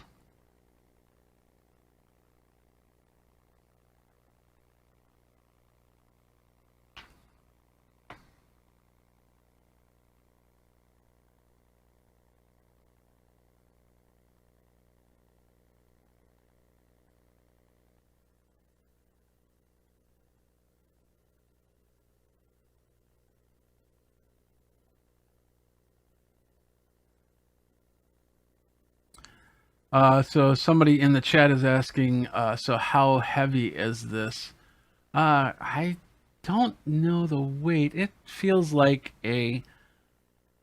It's got some good, not too heavy. What is it says the weight is 10.1 ounces or 286 grams. So, but definitely can feel it in your hand. So here we are. Okay, now it's asking me, it's connecting to my Wi-Fi. And it says, just a second here while it's still configuring. Please wait while your Fire tablet is updating the latest software, Fire settings, Wi-Fi, and email configurations. So it's continuing to download. So this is not a quick process, but it definitely will have everything that you need when you're ready to play games and do other stuff.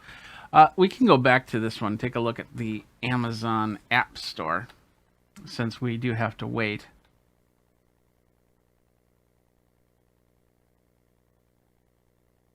All right, there's the App Store right here. Let me kind of clean this off a little bit. Give me a second.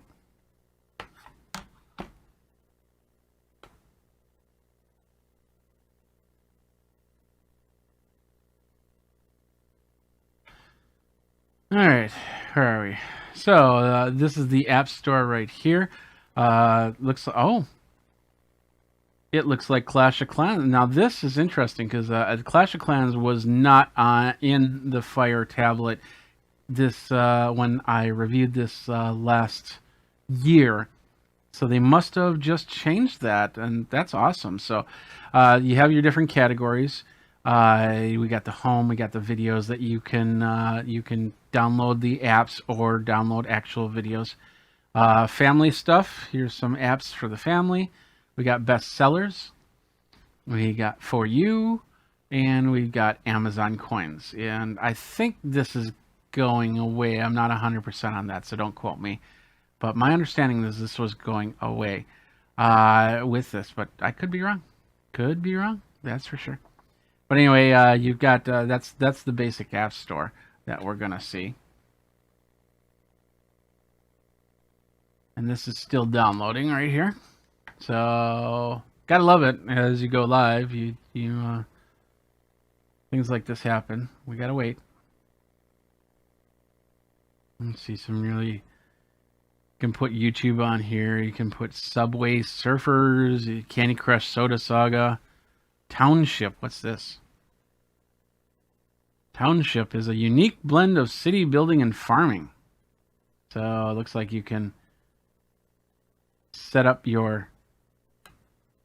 Oh, I see.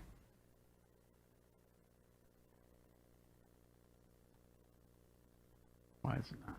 There we go. So that's township right there. No, I did not say play.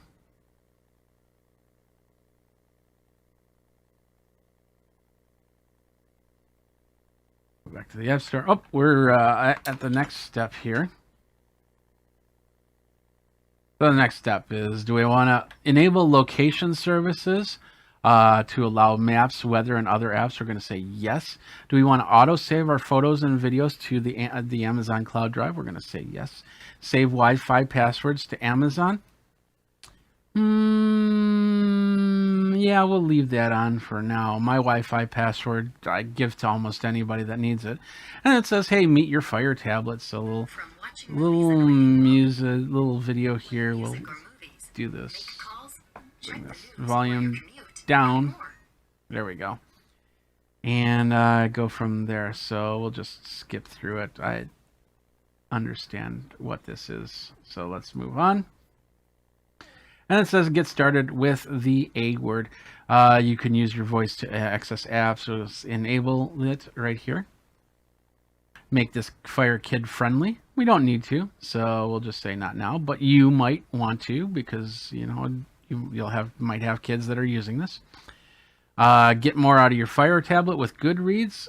Find more books you'll love. We'll say not now with that. And then it's saying, hey, there's Audible. You get a 30-day free trial. We're going to say no thanks to that.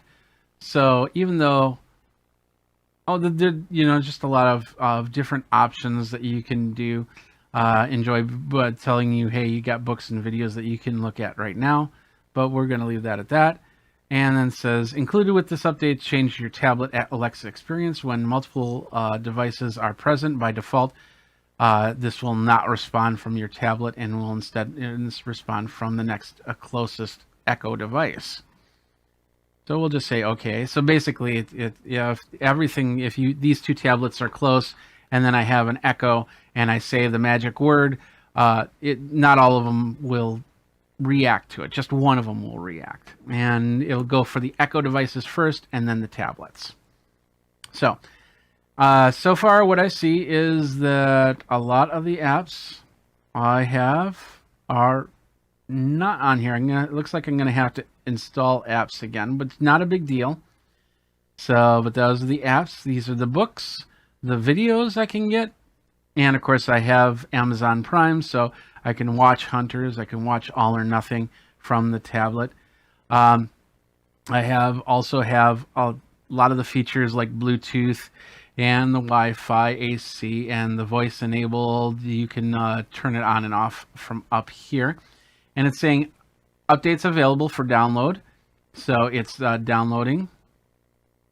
Yeah, it's starting to download the apps that I have on this 7-inch tablet here. So, and of course I can add whatever I want. You get the idea of how that part works. It's a nice clean screen. Let's compare it to the 7. Sorry, the 7 is a little bit dirty, but you'll see the idea between the two screens. This does look a little bit darker, but I might have the contrast down on this a little bit. And this one, the 10, does look a lot brighter. There's 224 points per inch for the screen. So I'm not sure what the LUTs are on this, but it looks pretty bright. I'm in a bright room right now. I'm assuming there's a sensor in here, I think up here, that can adjust the lighting here. But we'll go through all the settings. Actually, let's do that. Let's go through the settings right now. Settings right here. Internet, connected devices. We can do Bluetooth, USB, and printing. So it might see my printers. Let's go over here. Connection settings. There's one print service on, so we can add service, so we can find our printers. That took us here. We won't get into that too much. We can pair a new device if we want to. So that's with that side. Battery, actually, battery's kind of nice at 72%. So it says should last till about 5:45 p.m. Not too bad. hands-free mode, screen locks, wake word, and things like that if we want to choose. So we could actually, I think we could change the wake word on this tablet as opposed to the other devices. We can do the show mode, what we want to see, a display. So let's go to show mode first of all. So if we want to see the home screen, we can choose that as the default. We can choose our Amazon photos, or we can go to the default. The display, once again, we can see an ambient clock or a photo slideshow. Accessibility, Alexa captioning, calling, cancel. I said the magic words. The settings, including access restriction, hands-free mode, wake word. So we can change the wake word from, it looks like one of two options. So, trusted networks, multiple Alexa devices, and communications. Yeah. What else we got? We got storage, and you can put an SD card into here. I got internal storage of 64 gigabytes, but I can put up to 512 gigabytes of an SD card in here for more storage. If I have movies and videos, let's say I'm using this to show wedding pictures or videos that I do, recordings that I do, I can put it onto the tablet and take it with me. Security and privacy, we've got screen lock options, administrative options, my account information. We won't get into that, so you won't see that. Profiles, so if you got many people here, you can set that. You can also set the parental controls. Accessibility, if you can't see it or if you can't hear it, you can do that all here. High contrast text. And it's saying some videos might not look properly, so work properly, excuse me. So that's high contrast. As you noticed, the yellow was all gone. It's all black and white, and of course color correction is off. And we can and yeah, it's saying the videos might look a little bit weird. Audio descriptions, closed captioning, so you get that. You can go through all that. The help here, which I like the help because sometimes it does a video help, tutorials, phone and email help, feedback help, all right there. So, and legal and compliance. So that's all the settings right there. And you also have the help right here up on top. And some of my apps, this one is my Ultimate Guitar app, which I can use to get tabs and chord structures for certain songs so I can play them, which is cool. So I might use this as opposed to my iPad because I can set this into a stand and put this onto my my microphone stand or something like that. So that's pretty cool. And then I have one tablet dedicated to my mixing board and one tablet dedicated to my the lyrics and the songs. So I got a little drum machine here. It's really starting to load all the apps here. All right. And of course the volume is down. And so that's pretty much it. It's loading it up. Looks like it's loading it up perfectly. I just switched to landscape mode, and as you can see, pretty usable right there. Let's take a look at the sides here really quick. I'm going to zoom in so you can see what's going on. And then we're going to brighten this up just a little bit. That's the wrong way. There we go. So on the sides, what we have the volume buttons right there. We have a 3.5mm jack. I think this is a TRS, not a TRRS, but I'm not 100% on that, which means that this might be a TRS. So if you have headphones with microphone to use like Skype, so it's got to have it in there. So it's probably a TRRS. It's got TRRS, so that's a 3-pole for your microphone. We got a microphone dot right there, and that's so if you don't have headset. USB-C 2.0 connector, and then a power button right here. On the side, we have, let's see if we can, let's focus this back in.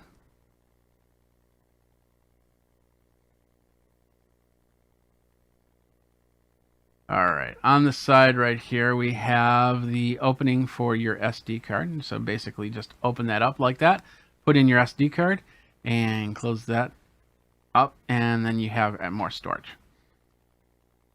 Nothing on the bottom right here, but we have the speakers. Now the speakers are in landscape mode, so we have one speaker on the right and one speaker on the left right here.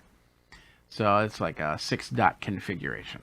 So, and that's pretty much it for that. Let's zoom this back out here a little bit. There we go. And that's pretty much it. And it just said, hey, updates available for download. So I'm guessing it needs my permission. Oh, download additional voices.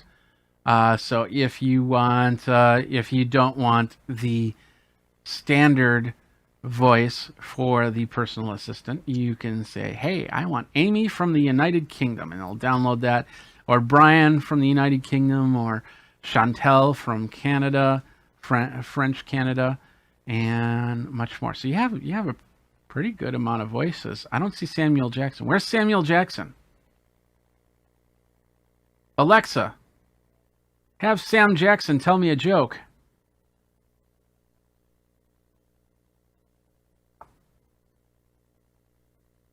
Or maybe not. Okay, so he's not going to do that, but that's okay.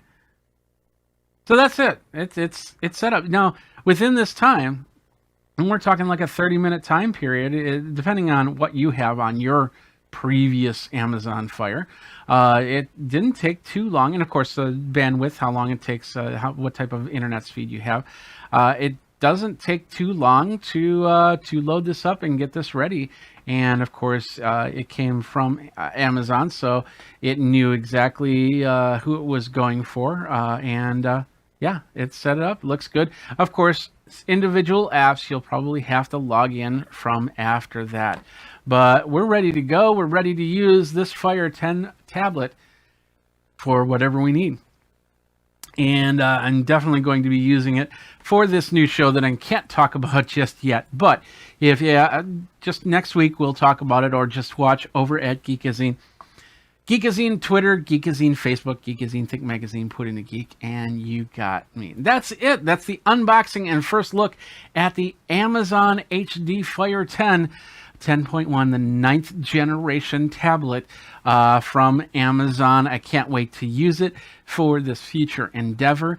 And if you want to get it, we have a link down in the show notes. Please go ahead and use that link, because it supports Geekazine and all the efforts I do for that. If you got any questions, let me know, and I'll try to answer them best I can. But the better person to answer the questions is over on the Amazon page, because you ask a question there, you get a bunch of people that answer that right away. So that's it. So that is the Amazon Fire HD 10 tablet unboxing. Thanks a lot for watching. And until next time, you guys, hey, geek out and take care.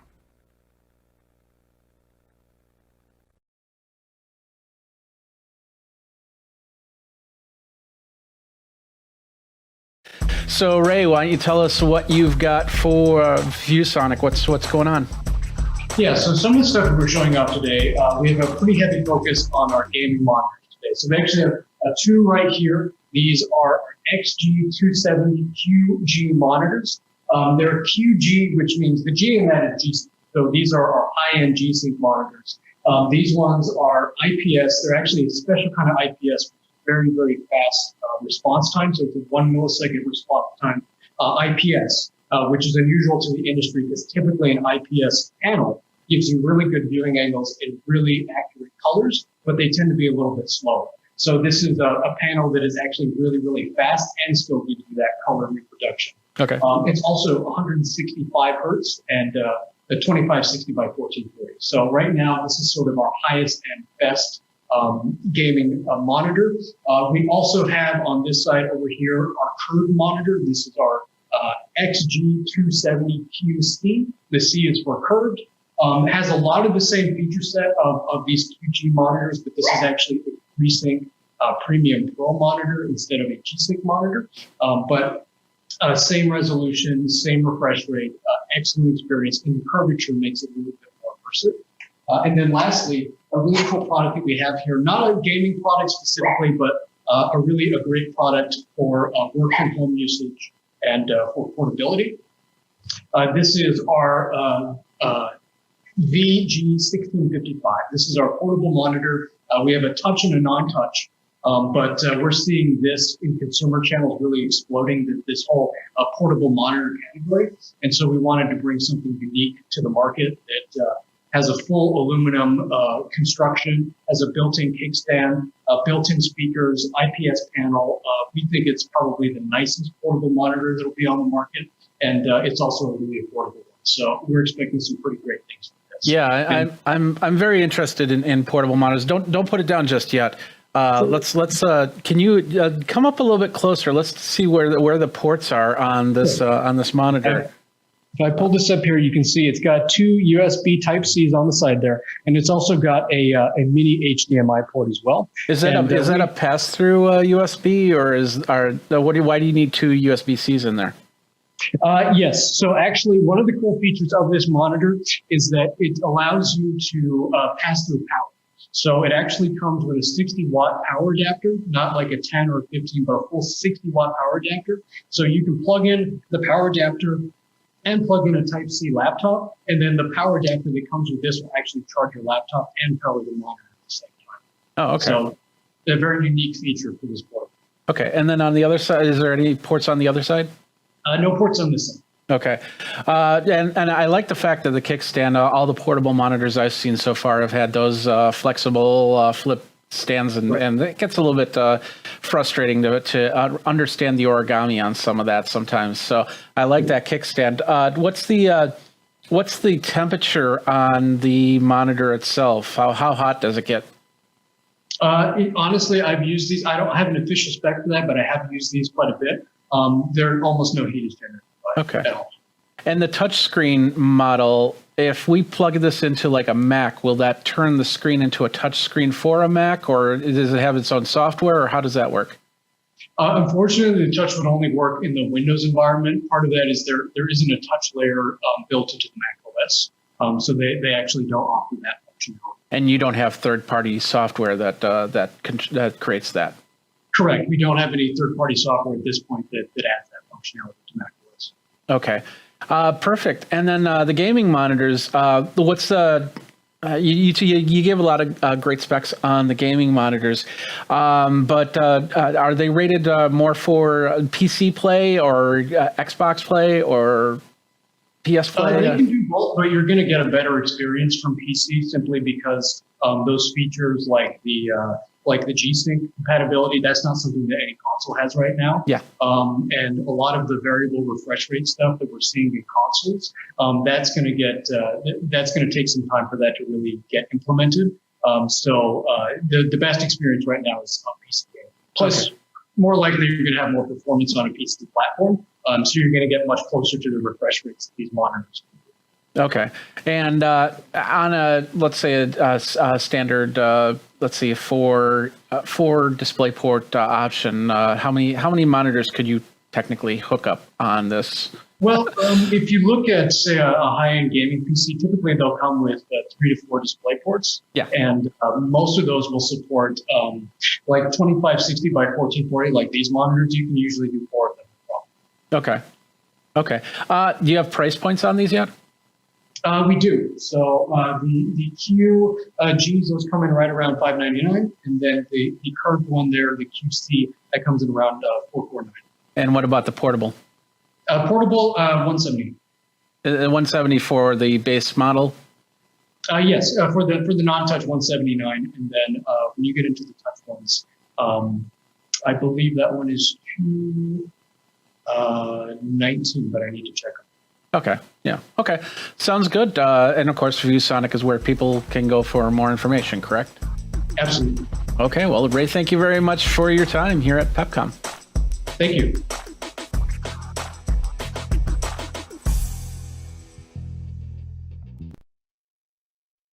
So let's get this unboxing of the Rocat ELO or ELO. It's a 7.1 wireless headset. We've got this thing right here. Let's start with this one. So we'll get our handy dandy cutter and go ahead and open this up. So if you are gaming, if you're watching movies and you're watching movies in 5.1, 7.1 Dolby Atmos, and you want to have a good set of speakers, you want to have a good set of headphones so you can hear all the sounds all around you. And that's the important thing. And that's what Roccat, a company called Turtle Beach has been making sound cards for a very, very long time. And they gave me a banana hanger. Actually, it's a headphone hanger. It's the headphone hang stand. But I bet you I could hang my bananas from here too. It's very possible. If I got some bananas, I could hang them. But this is actually a stand for your headphones, which is really cool. It's nice, a nice little solid stand here from Roccat. This is the Roccat ELO 7.1 Air Wireless Surround Sound RGB Gaming Headset. 7.1 Air. It is wireless. It's got the microphone, but you don't need to set up the microphone if you don't want to. And of course, I think the stand is a little bit extra, but you know, if you've got a banana stand already, you probably don't need this. But this is the item right here. Let's go in the overhead. Let's go ahead and unbox on the overhead. We have a little tape here that we're just gonna kind of fold back, and that just opens up the tab. We're gonna pop this open up on top. And it looks like we're going to set it down this way. There we go.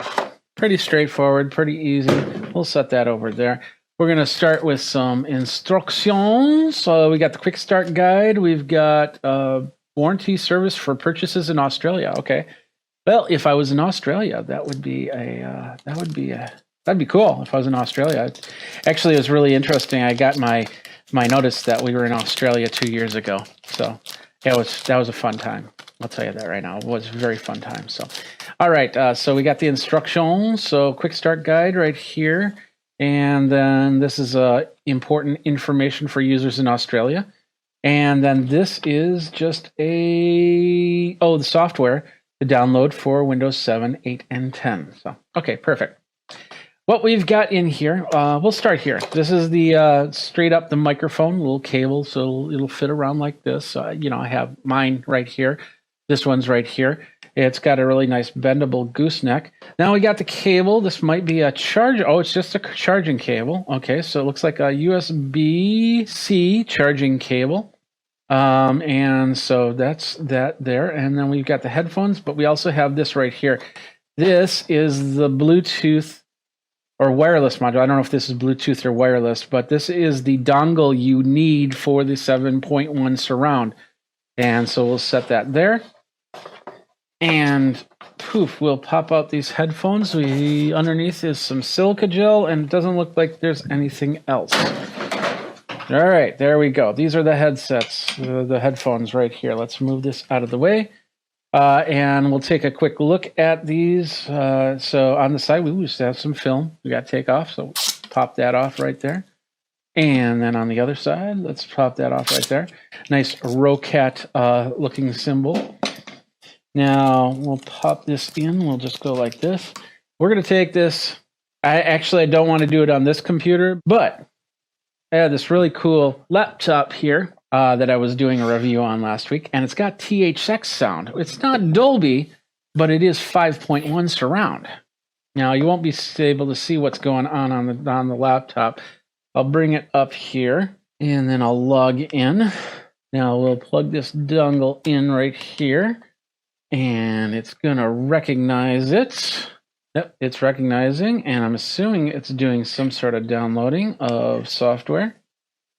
We'll plug this into here. And let's see, is there a left and right? Yes, this is the left. So it doesn't look like you can put the microphone on the right side, just the left side.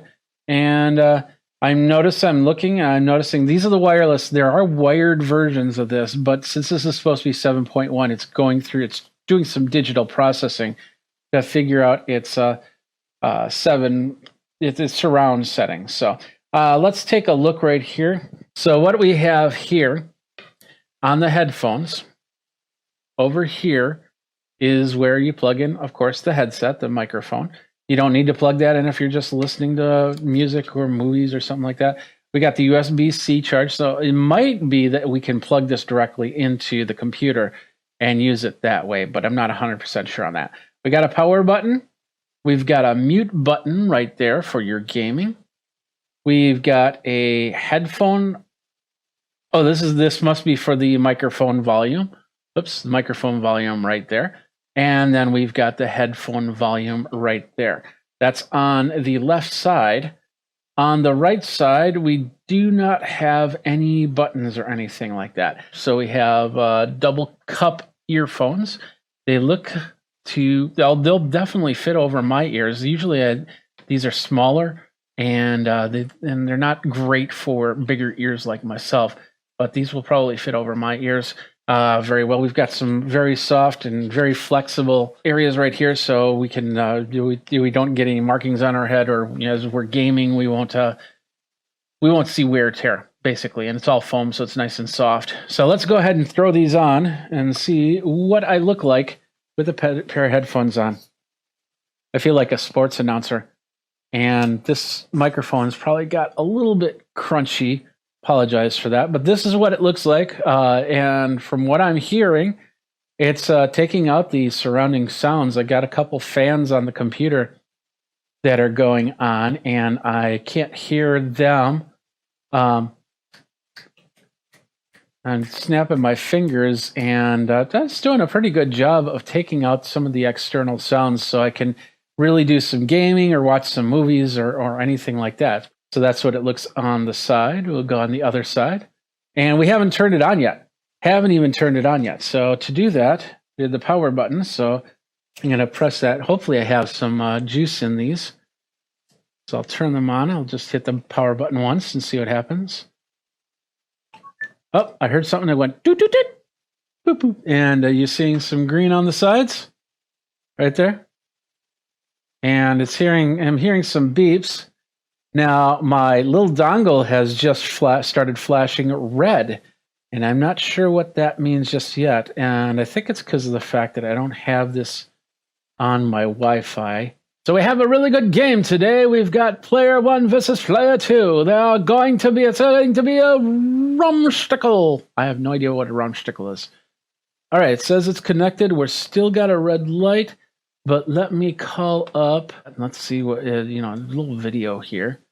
Let's see what we can hear. And you're not going to hear anything. So let's just, and then it's going through a whole bunch of different sounds throughout the ears to show you the area.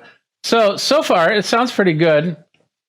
I wish you could hear it, but unfortunately, that's how that works, is you can't hear it. So we got some color. It looks like it changes colors, so it's a nice purple and red. You might not see that with the lighting, and it just switches back and forth between that. So we've got that, and we can also have a mute button on there, so I can mute the audio if I'm going to record. I'll test the microphone, and a little bit later we'll see what happens. But this is the Roccat ELO 7.1 surround headphones with a microphone right there. Pretty cool. Let's go to the Solium. This is the Solium SP. This is the wireless home security Wi-Fi system. The cool thing about this is it comes with a smart battery. I thought this came with solar panel. I might be wrong, but it is meant for connecting up on your wireless and, of course, setting it outside. So it's got AI ability, so it can detect faces and packages.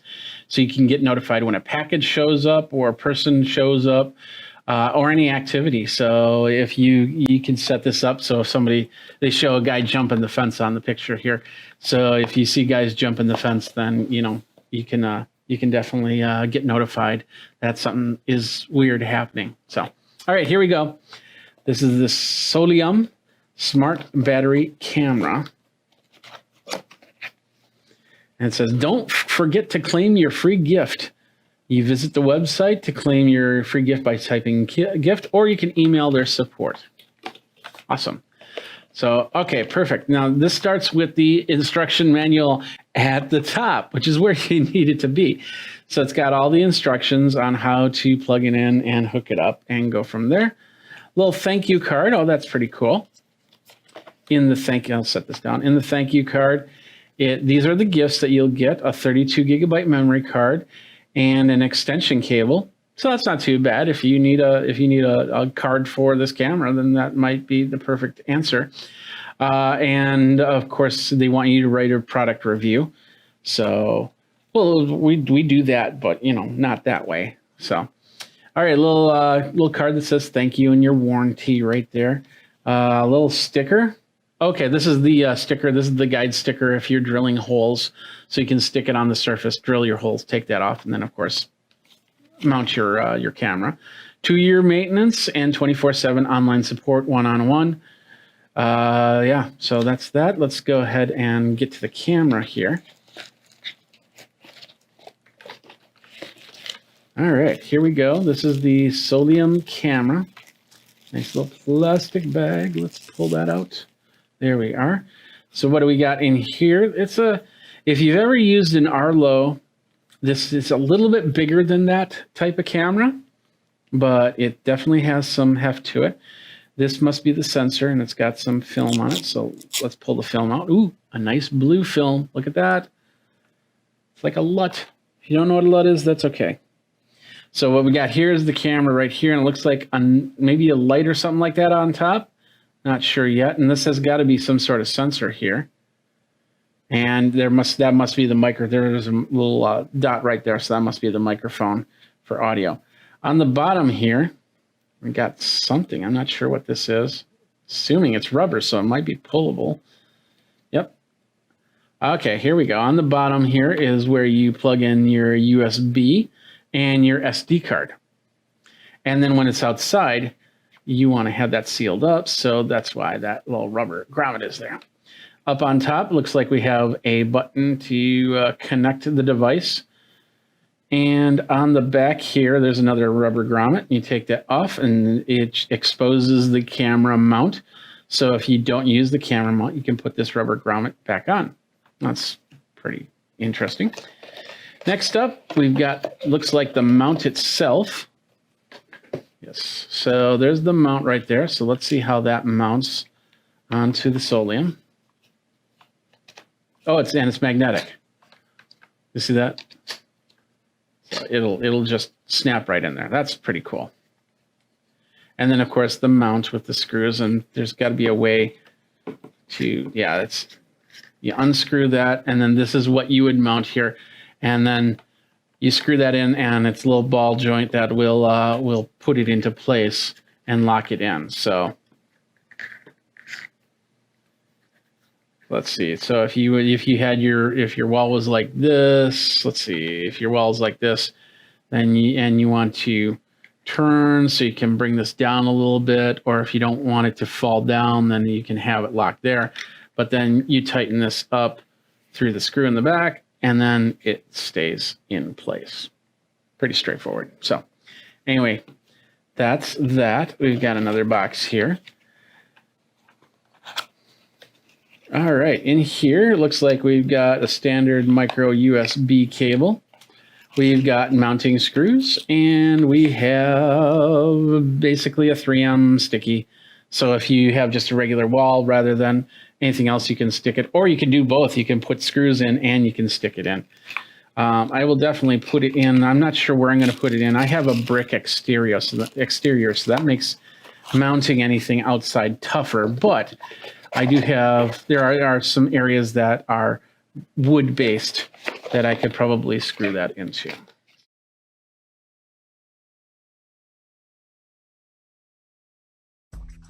So we are unboxing the Mevo Start, which is this the newer camera here. Of course, we have the Mevo Plus, which I have over here in the corner, which I'm going to be using as a comparison when we connect this up. But let's do the unboxing right now. We're going to go over here. As you can see, the plug and the card already out. Now, this might be different. When you get it, it'll probably be in the box. But since this is a preview model, they probably set this outside the box. So this is it right here. This is the Mevo Stream Now for everyone. Easiest way to take your live event quality live streaming in up to 6 hours of streaming and coding 1080p as opposed to 4K, which the Mevo Plus does have the 4K 802.11 AC Wi-Fi. And in fact, let's take a look at all the specs right here. We got the specs page. We got the Plus on this left side and the Start on this right side. It's got a 4-hour battery life, but of course you can plug in a power source to extend the battery, whereas the Mevo Plus, just the Plus, not with the base station, had 1 hour's worth of battery time. That had a Sony 4K sensor. This has a Sony 1080p sensor, the IMX307, and the processor, a little bit better processor, the Ambarella H22, as opposed to the A9 SE of the Mevo Plus. Capture resolution is 1920 by 1080 of 30 frames per second as opposed to 4K. But of course, once again, the Mevo Plus is meant to bring it into a frame where you can then move it from frame to frame. This does the same thing. It does, but it's more meant to put a focus. So if you were to actually use the Mevo Plus and the Mevo into your live stream rig, I would probably set this in the middle to capture, if it was a one-on-one conversation, to capture the one-on-one conversation, and then have these starts pointed towards the people. But you could also have like 3 Mevo starts if you wanted to. With the phone, you can only do one at a time, so it's either the Plus or the Start, and go from there. So they both have their own features and functionality to them. So let's go back to the screen here. You can video stream at 1080p, 30 frames a second. Video codec is H.264 and HEVC recording to 1080p. Electronic image stabilization in there. The vertical flip is there, and the high dynamic image is in there. So you could actually hang this upside down if you put it in your studio or something like that. Hang it into the rafters if you need to. Audio mixer, this is the cool part about it, where this has the ability, the Plus has the ability to actually put into a mixer. This has a 3.5 millimeter jack, so you can still plug it into the mixer, but you don't plug it via a USB media device. You just plug it directly in. So that's a advantage right there. The wireless, they both do 802.11 AC at 2.4 and 5 gigahertz.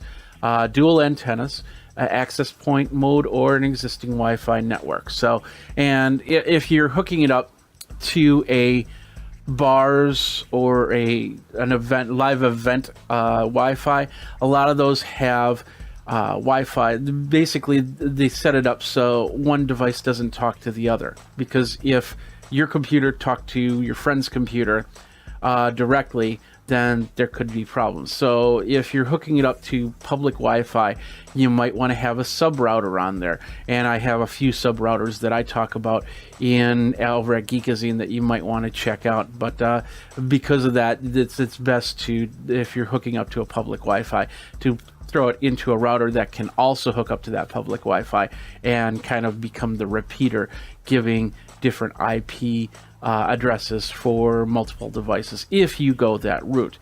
Anyway, let's get back into here. What else we got? We got Bluetooth in here. We're just going through the list, kind of keeping the comparison.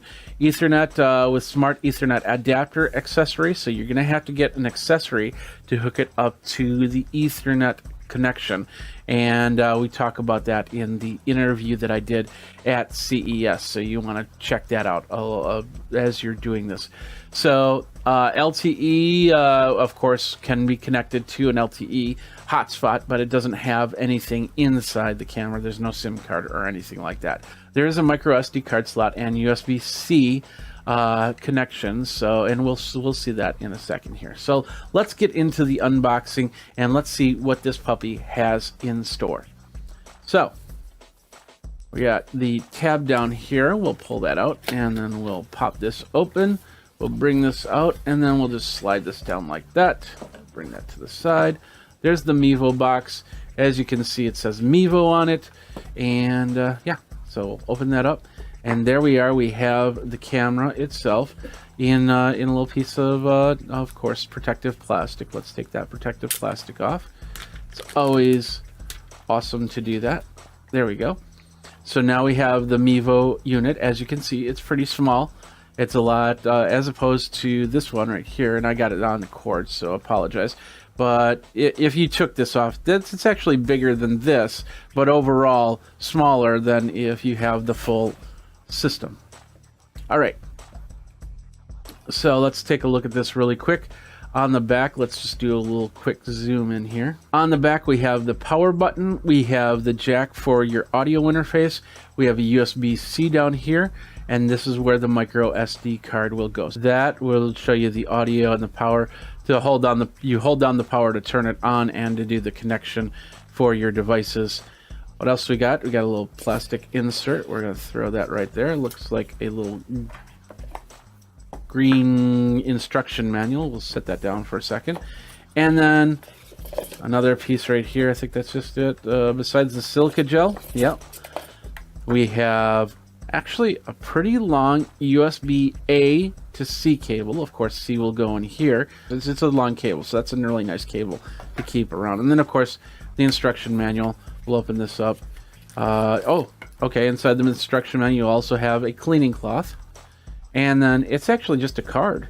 So the card just basically says, plug your camera in to charge. Of course, download the app at mevo.com/app.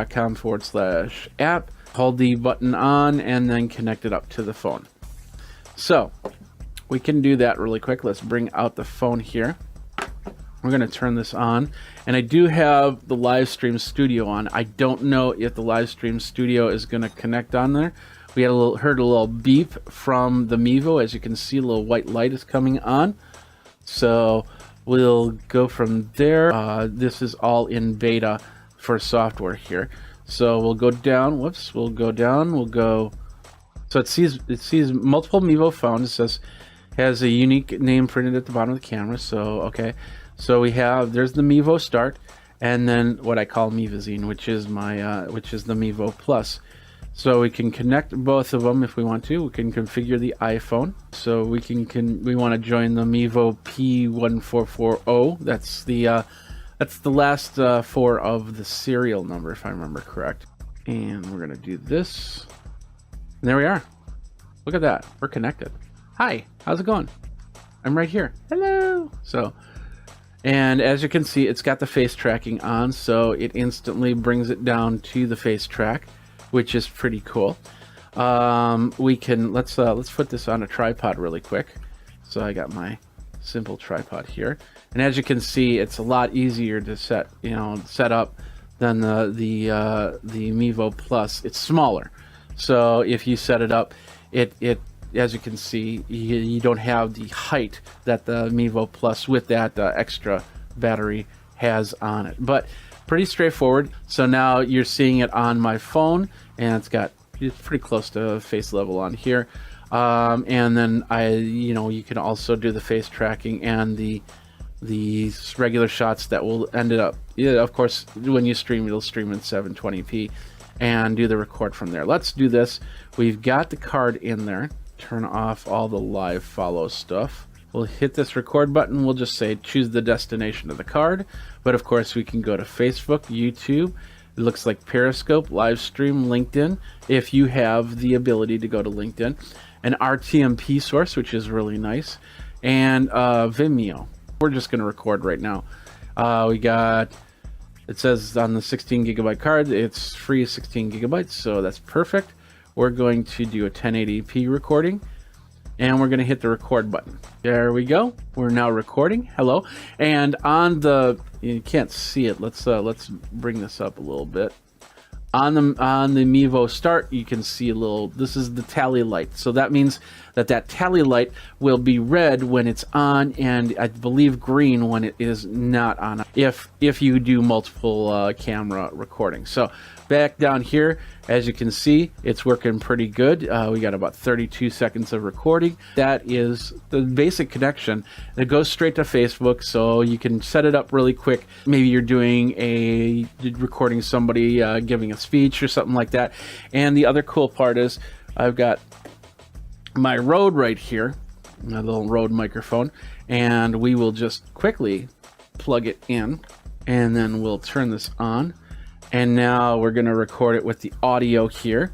So, hello, how are you? And let's just make sure. I'm going to turn this audio off. So, with it off, yeah. So, you see on the right side, it's not doing any audio levels. But when I turn this on, you'll hear click. And then, of course, you'll see the audio levels on the right side. You see that on the right side of the phone. There you go. And so now it's recording with the audio. With this little Rode microphone, so I could have it, right next to the camera. So I'd have maybe like here. It'd be nice if there was a place to put it on top. It's not flat, so it won't let me, but I can always get a special extension and then put it right here. So I got audio, and then of course I got to make sure that it's not in the frame, because you're seeing the Rode microphone as I slide it forward on the camera there. So you want to have it. It's best to have it up here. And so that is the Mevo Plus. They just unboxed it. Let's see if we can connect it up to the live stream software. All right, we got the studio here, and as you can see, I got my Mevo camera. There is a delay on it. There's not much you can do with that. So, but anyway, we can go. Let's see. We go to inputs. We'll go to. There's our input. We'll say add input. We'll see if we can find cameras. All right, there we go. We can choose Mevo. And there we go. Look at that. Sweet. So now, and of course the audio is coming from the Rode. So if I turn that off, I'm going to turn the Rode off. Audio is gone from there. But then if I go to the audio section, which I like to do, I like to use my audio and just turn that off completely. I like to use the audio from my board when I do any type of recording. But as you can see, it connects up pretty quick, and we could probably do a quick record here. So we are now recording from the live stream studio. We are on the Mevo Start here. We're going to switch over to the Mevo Plus, which is in the corner here. There we are in the Mevo Plus. So as you can see, you can do multiple cameras. Go right back here. I also have my PTZ camera right there. So you can see that up there, and we can go back to here. And you can see, let's bring this over so I can show you. Have a little bit of roving reporter action, and of course lights are getting in the way. But as you can see, it's running the software, the Mevo, or I'm sorry, live stream studio software. Studio 6. So there we go. We got 2 cameras set up, and so far it doesn't look like there's too many drop frames. So I'm really happy with this connection. So, and of course that's the unboxing of the Mevo Start. What do you think about it? Are you going to be getting one? Do you use Mevo in your production? Let me know by tweeting me over at Geekazine, geekazine@gmail.com. Think Magazine, put in the geek, and you got me. So until the next unboxing, thanks a lot for watching. You guys geek out. We'll see you next time.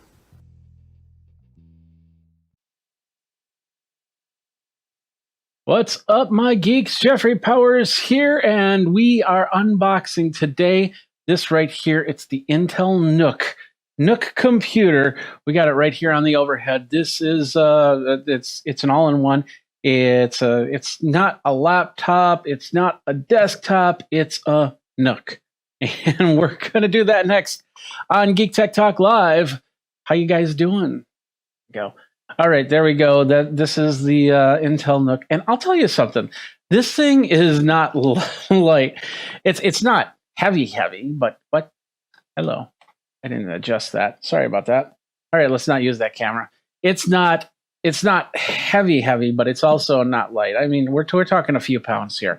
So when you pick this up, it's like, it's noticeable. It's not like a Raspberry Pi or anything like that. You got a little bit of heft into that. So, and of course, this has also got memory in it. It's also got a hard drive and a 1 terabyte hard drive, I think. Let's see with this model. Let's see what this model has. Windows 10, 16 gigabytes of memory, 1 terabyte SSD. It's got 2 Thunderbolt, 3 ports, display port. Let's see if you can see it from here. We'll flip it around so you can see it. There we go. It's got 2 HDMI ports, 6 USB ports, for one for charging, 1 USB-C port. So let's take that down and let's go ahead and open this up. And there we are right there. It's a nice little box too. I mean, it's got the little Skull Canyon head right here, and so it's a nice little box that that this comes in. We got the Skull Canyon. Of course, it's got a little film on it, and fairly straightforward. Nothing much to it, so we'll set that to the side. We got some foam, and we'll put that down. We got a insert here, which we will also move over here. We got a couple other inserts, and I think this first one is going to give me something. This insert has a mounting plate. Now, what's really cool about this is I could actually mount this to the side of my desk or the underside of my desk or a wall or anything like that. So that's a nice plate to have close by. We'll lift this up a little bit and we'll pull out the plug. Now, the reason why the Skull Canyon is so small is because the power is not in the Nook itself. It is in its own separate power wart. Now, this is big. This is a big wart. Let's show you. That's pretty big. A standard wart. Let's see if I got something close by. Yeah, okay. This is from my Raspberry Pi. This is my Raspberry Pi plug, and this is the power plug for the Nook Skull Canyon. Now, if you get a small or a less powerful version of a Nook, like that Nook over there, the wall wart is way smaller than this one. But this is expecting to pull some power because it might be doing some video stuff. It might be doing some audio stuff more than just, surfing, doing email and things like that. Gaming, perfect for that. So we'll set that down here. Next up, we got a little bag here, and it's got a whole bunch of screws and an Allen wrench right here. So I'm assuming this is for the mounting plate, of course. So we'll set that to the side. And let's see, it's a short 3-prong plug, which is interesting. It's I'll probably end up replacing this because it looks so short. It's just crazy. Well, we got some information in here, and there's nothing there. There's nothing there. So let's go ahead and put that all back in here. There you go. Get that in. There we go. And oh yeah, boom. Put that back in and close that case. And we'll set that to the side. Now we've got some information here. And we got 2 things. We got the Intel Nook kit, safety information caution. So it's just basically all your what you should do, what you shouldn't do. Like, for instance, if you open this thing up, you should ground yourself so you don't blow out your memory or your hard drive. This is all the regulatory information right here. And then the Intel Nook, we'll flip that around for you. The Intel Nook 8 Business and 8 Enthusiast. And of course, it folds out like this. So you got all the information that you need. Plug in a mouse, a keyboard. You got your video, places where you can do your video, and you can read all that if and when you get your Nook. So let's get back over here because we still have some unpacking to do. We'll set that to the side. We'll set that to the side. We'll move that over here. And of course, we've got to do the film. Yes, let's do the film. So here we go. Bring that back. And here we go. 3, 2, 1. There. It's always satisfying, right? Let's take a look at this thing really quick. So on the bottom here, looks like the headphone. Is this a triple headphone jack? So it's a headphone and our speaker and an optical right here. Next up is, it looks like we have the power plug right here. And then we have 2 USB-C ports. Let's zoom in on this a little bit more.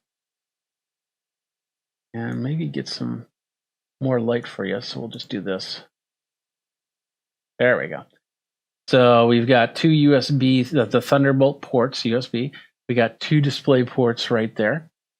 We've got two Ethernet jacks. So if you are running more than one network, you can do that. And sometimes you'll run a network, like for instance, I'll run a network where this one will go to my internet, but this one will go to another router, which might be an internal for my cameras, for example, or anything like that. So I'll have two networks going at one time, not uncommon. We've got 4 USB and then HDMI right here on the back. On the side, we've got just vents, and you don't want to block this. You definitely want to keep this open so the airflow happens. On the front, this is the front here, we've got a power button. We've got an SD card slot. So you can put in SD cards. It looks like we've got a little reset button or an eject button. Maybe it's a light right here. We've got a super USB-A, and then looks like I'm not sure if this is the 3.2. I'll have to check as we go. Another HDMI port right in the front. We've got this one, which is just a regular USB-C plug right there. And then it looks like this is the headphone and gaming. So that one in the back is just for speakers. This one, I believe you can actually get what's called a 3-pole headset, so you can do your gaming. They need that for the gaming because some people are going to be gaming with this machine. Now, just like I said, I'm showing you here. This is the size of it. It's about 3-4 pounds. That's the size of the wart. There's the wall wart, and there's the two right there. But here's the bottom side of it, and this is where we had that wall plate. 2 screws. Okay, there's 2 screws that'll go here and here. And this plate can also be set up in your monitor. If your monitor has what's called a VESA mount, which is basically a 4-screw system in the back of the monitor. If you're using like a regular stand on yours that doesn't use the VESA mount, then you can use the VESA mount to plug this in. And also, if you've got a TV, big screen TV, if you're using this for like a digital signage or something like that, then it will be able to connect up in the back of the screen there. So, but anyway, what it's saying is there's right here and right here, and that's, okay. So I'm thinking the reverse. These 4 screws right here will go into either the VESA mount or your wall. And then there's 2 screws. So then once you have that fastened, then you just basically slide it in like that. And that will then get your Skull Canyon, your Nook, into place to set up behind your PC. So that's pretty cool.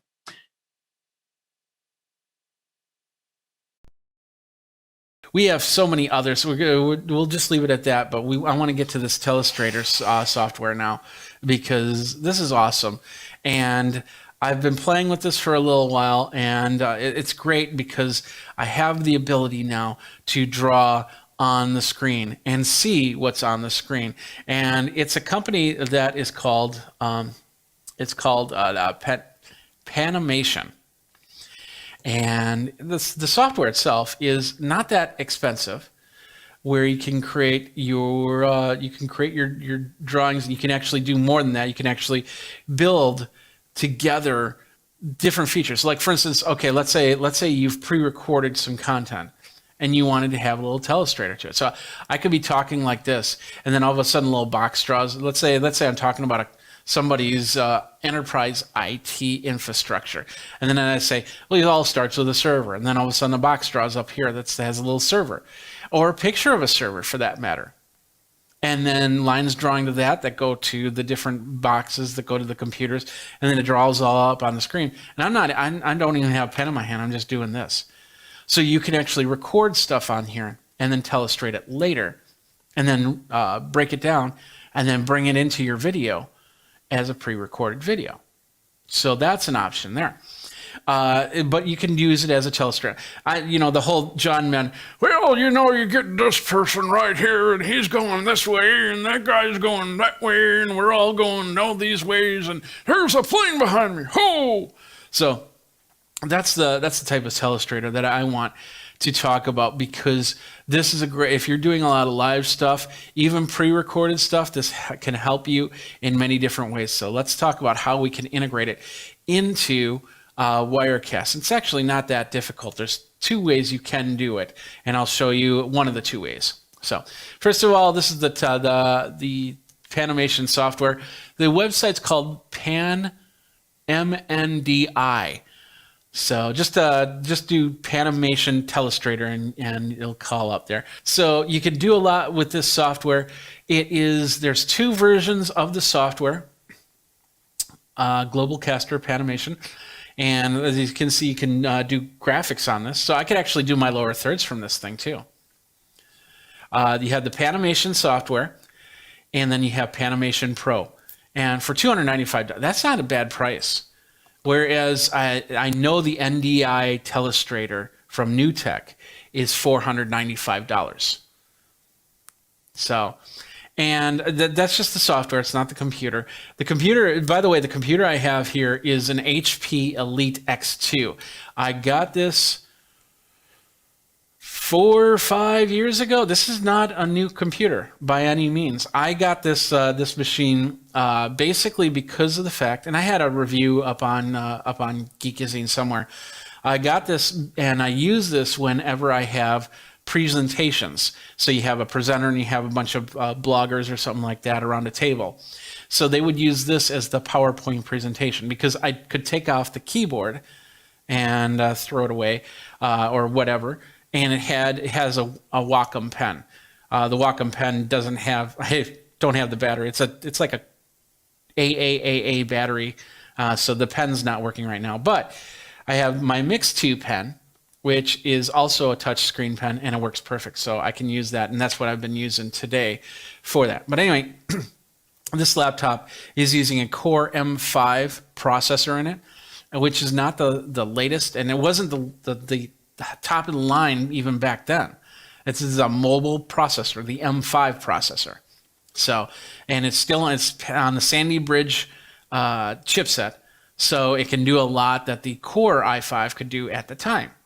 So it has a lot of the functionality. And as you can see, I've got NDI hooked up to it. You're seeing my PTZ camera, which is this camera right here, go to this screen and use it as a screen. I have this set up as the telestrator right now. But if we do close it, let's close it out. And then we go into the Panimation software. You have there's 3 pieces of software that you get: the 1080 window, the 768 window, and then Panimation Monitor 2. That's what you use, is the Panimation Monitor 2. And then I haven't put my license information in here yet. Just got it. And it comes up like this. This is a recording window area. So you can actually use this to record your video. So like right now, if I wanted to record, let's just say I'm doing a how-to video on this, I can use this as that, and I got a recording timeline, which then I can change and I can alter and I can adjust and all that other good stuff. So I'm going to use a telestrator. So I'm going to choose the telestrator option right there, and now I'm in telestrator mode. The cool thing about telestrator mode, where was that? I now close that out. Let's see, need settings. There we go. And we have this thing called workspace properties. And inside workspace properties, I wish I could zoom it in, but it's such a small window, but I can't resize it, unfortunately, on here. I have the ability to go NDI out, so I can send this to Wirecast or whatever live streaming software I use, or I can do NDI in. So where the yellow is what's active. It says NDI with alpha channel, because you need the alpha channel. That's what does the telestration. And then the format, and it's got multiple formats all the way up to 4K. I don't know if I can use 4K on this machine, but it's a Intel Graphics 530 graphics in here. but it does great in bring this out. So I've got this telestrator, which works really, really well. So now I want to bring it into Wirecast. So then let me just show you really quick. So I've set up a couple things. It basically just basically a punch. So it creates a circle around the screen. Now, in all reality, you should technically be seeing a circle right about here. But now we have to set it up so you can see that. And this is how you do that. Let me bring this over. It says 8 NDI outputs and resolutions up to 4K if you're interested in that. So anyway, here is my setup for Wirecast. Oh, first of all, Mike is going, hi, just joining. Thank you for the review. You bet, Mike. Thanks a lot for being on the show. All right, so we have, there's two ways to do this. The one way I would have to reset up my Wirecast.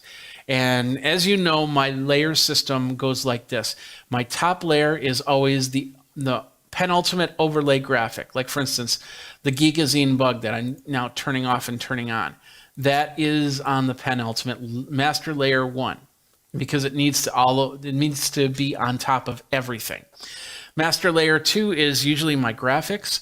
This is the things like my lower thirds and stuff like this that you will see on here. And I also have, I do have here, I could actually put this here, but then I lose all of this stuff, which that shouldn't have popped up. But anyway, the whole point is that that's what that layer has always been. The third layer has always been my camera shots. So there's me up close, my screen, the PTZ, all the shots that I have up here. Fourth layer is always audio because I've always separated audio from video. I hate cameras that camera audio. I don't want it. If I have to have it, I use it. But if I don't, I run everything through one source. And these are all my audio sources. Then the fifth layer, this is always the throwaway layer. So I could utilize this by bringing the fifth master layer and bringing it up, turning it into the third master layer, which would then bring the third to the fourth and the fourth to the fifth, which means I'd have to do a whole bunch of work in my Stream Deck. So I might just do that if I use this Telestrator software more. But the other way to do it is to create a scene. And I'm not talking about going to a Walmart and starting to yell at the staff or something like that. I'm talking about, and let me turn off my auto live so this doesn't switch over. I'm talking about creating a scene with the master layer on there. So we have my PTZ camera, which is right there. Now I basically just copied that and brought that over. And then in here, I said, okay, add a layer. And now basically it's an NDI layer. And in that NDI layer, I said I want that PC. And on the machine, I have NDI Tools 4.5 installed, and I'm using the scan converter. I think is it the scan converter? I always forget. It's the yellow one. And then I set it to the screen. So now it sends out an NDI signal of the screen. But this also, and I don't even need to do that now I'm thinking about it, because this has NDI inside the software. And so scratch that last part. Inside if you turn on the NDI in here, it will send it out. It'll send the video out to this machine. So now with this setup and everything's active, I just have to go to this scene. And now if I hit that circle stamp and hit here, it's now going to show up with a circle right here that's overlaid. So it's over my hand, as you can see, whereas this one is not. And then I clear it. And now I can do this writing, and I can go, I'm talking about this and bringing this over here and la, la, la, la, la. And you've now got a telestration right on the screen. Let me switch back so you can see this in its full glory. And we'll just do it like this. There we go. I think I've got this set up right. Let's bring this back to where I need it to. Okay, so now this is on the PTZ screen. Don't watch this screen because this is not going to be perfect. And as you can see, it's doing the inception thing as we're talking. But it's a great way to start. So if you want to draw on it, you can see yourself as you're drawing. I set up another scene. There's no plane behind me now. This is my telestrator scene. And I can't see it on here because I haven't, have I? No, I did. I haven't set it up yet. Actually, I have set it up, but I've turned on the NDI. And that's basically going into your output, and it was output, NDI output, and start. Now, in here, let's go back here. We need to go out of the PTZ camera, and we need to, it should show up my Wirecast Live output. It's small, so I'm not sure, I'm not hitting the button. There we go. And now, if I switch to this, boom, hello, no plane, remember? Now I have it down here, and you can't, unfortunately, you can't see it unless I do this, the split screen again. But I'm seeing myself not in real time. It's actually a small delay. And I suppose if I had a better graphics processor in here, it would be more real time. So now I can talk about my enterprise computer system, and I can say, okay, so I have, let me do this, bring that up. So I have my computer, and it's got my camera that's pointed at me, blah, blah, and that's wired.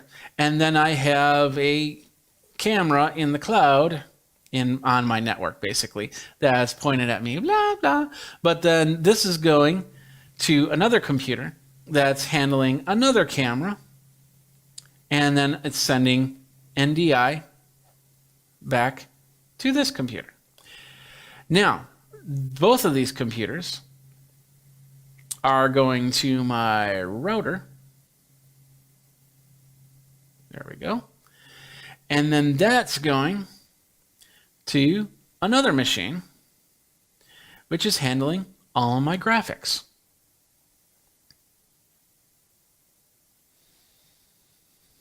And then that's coming back to this machine, like so. It's a little bit delayed. I apologize on that. Once again, I didn't refresh the, let's refresh the NDI on this case. So if this was plugged in as opposed to being wireless, it would do a lot better on the connection for sure. But I also needed to have the mouse plugged in. We did have some small problems at the beginning because I ran the resolution at 1080p on this laptop, but I had it at 125%. And that causes problems. Any type of software like that will cause problems. It's not just a their panimation software. It's not that. So, but now it's sending NDI source from my Wirecast to this machine, so I can see it on the screen. And let's see, you can see it right now. There it is before it switches over. So I can see myself on that machine, and then I can come back. The best part about the scene, though, as you just saw, I can keep all this scribble up and then switch to another scene, and then you don't see that scribble anymore. I could go to this one, you'll see the scribble, or this one and see the scribble. So I can talk about that and then clean the screen, but bring it back. You can also do it by having this on its own separate layer, master layer. But this would be easier to do if you need to switch between screens. So you could literally have somebody like I don't know, a weatherman or something like that, and maybe on a green screen with the weather behind him, and then he could be drawing. Okay, we've got. Let's clear this out. Da, da, da, da, da, da. There we go, and there we go. And he's going, yeah, watch out for those cold fronts. So they're coming this way and this way and this way and this way, and go from there. Oh yeah, that's definitely slowing things down. I got way too much NDI coming through right now.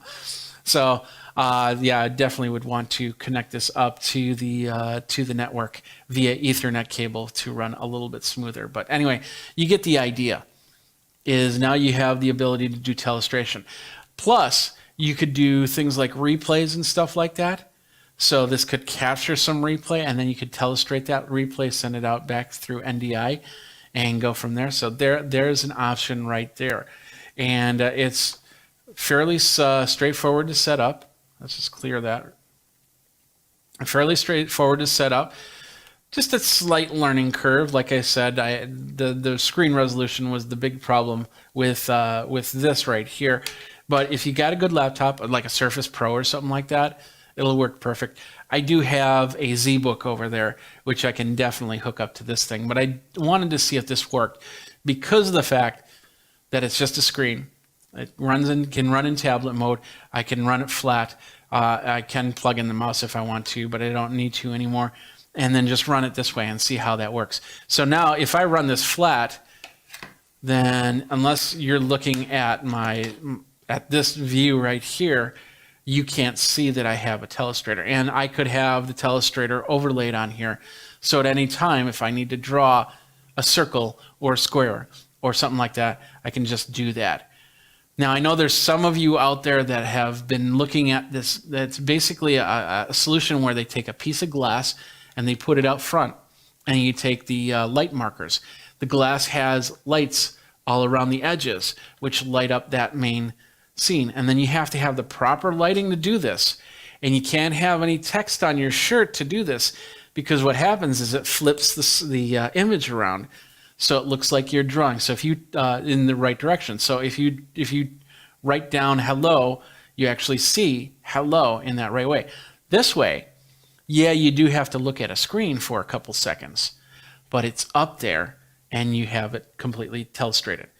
And you don't have to buy a big piece of glass on wheels or something like that, because I did have a friend that his broke.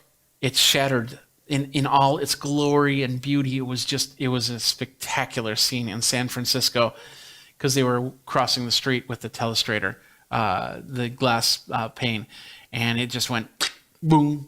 It can crack super easy and it can break super easy. And yeah, it wasn't an official one. He actually made it himself.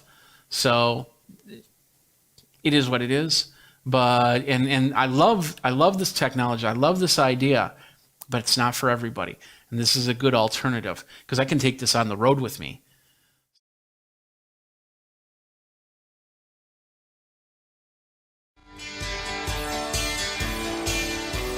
Welcome to Geekazine's Virtual Conference Coverage 2020.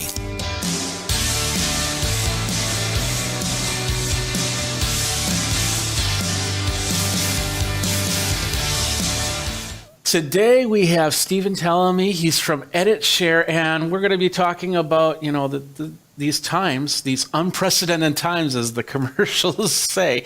And he's got some great information with his company, EditShare. So let's bring you in. How you doing, Stephen? I'm doing very well. Well, as you say, within these weird times that we're in, doing good. All right, and of course, you're with EditShare. Why don't you tell people about what EditShare is all about? Yeah, so EditShare, we kind of do, I guess, 2.5 things. Our predominant business is around video production storage, so high-speed scale-out storage that you can do all of your video editing, your post-production needs on it. We also have media asset management in our Flow product, and the half a thing is also what we would say is APIs. So we're very much about being an open ecosystem that allow people to plug in to our systems, to extend our storage platform, to extend our media asset management platform, and sort of glue those things together. So those are all of our kind of main points, and I think we can talk a bit about how those we're using each of those things within this kind of time where people are working from home and trying to produce their content from weird remote production environments that they've not had to work in before. Absolutely. Like the production that's going on behind you. Are those shoes and a microphone? What's that? Yes, this is my home studio. So I actually also, as well as being CTO here at EditShare, I'm also a media composer. So I write music for film and stuff. The shoes are actually our swag. So we should get you some actually. The little ones. Normally we'd walk around the trade shows with them. So NAB we would have had them out then. But of course we're all a bit virtual on that kind of sense. So yeah, absolutely. So all right, well, let's get into a little bit about EditShare and what you want to talk about today. Yeah, absolutely. So I think something that's very exciting that we've just launched is our EFSV product. And this is an entire cloud-based product that allows you to get working remotely, or actually as your mainline work very, very quickly. So we've been working on cloud environments for quite some time to extend beyond what we've been providing on-prem.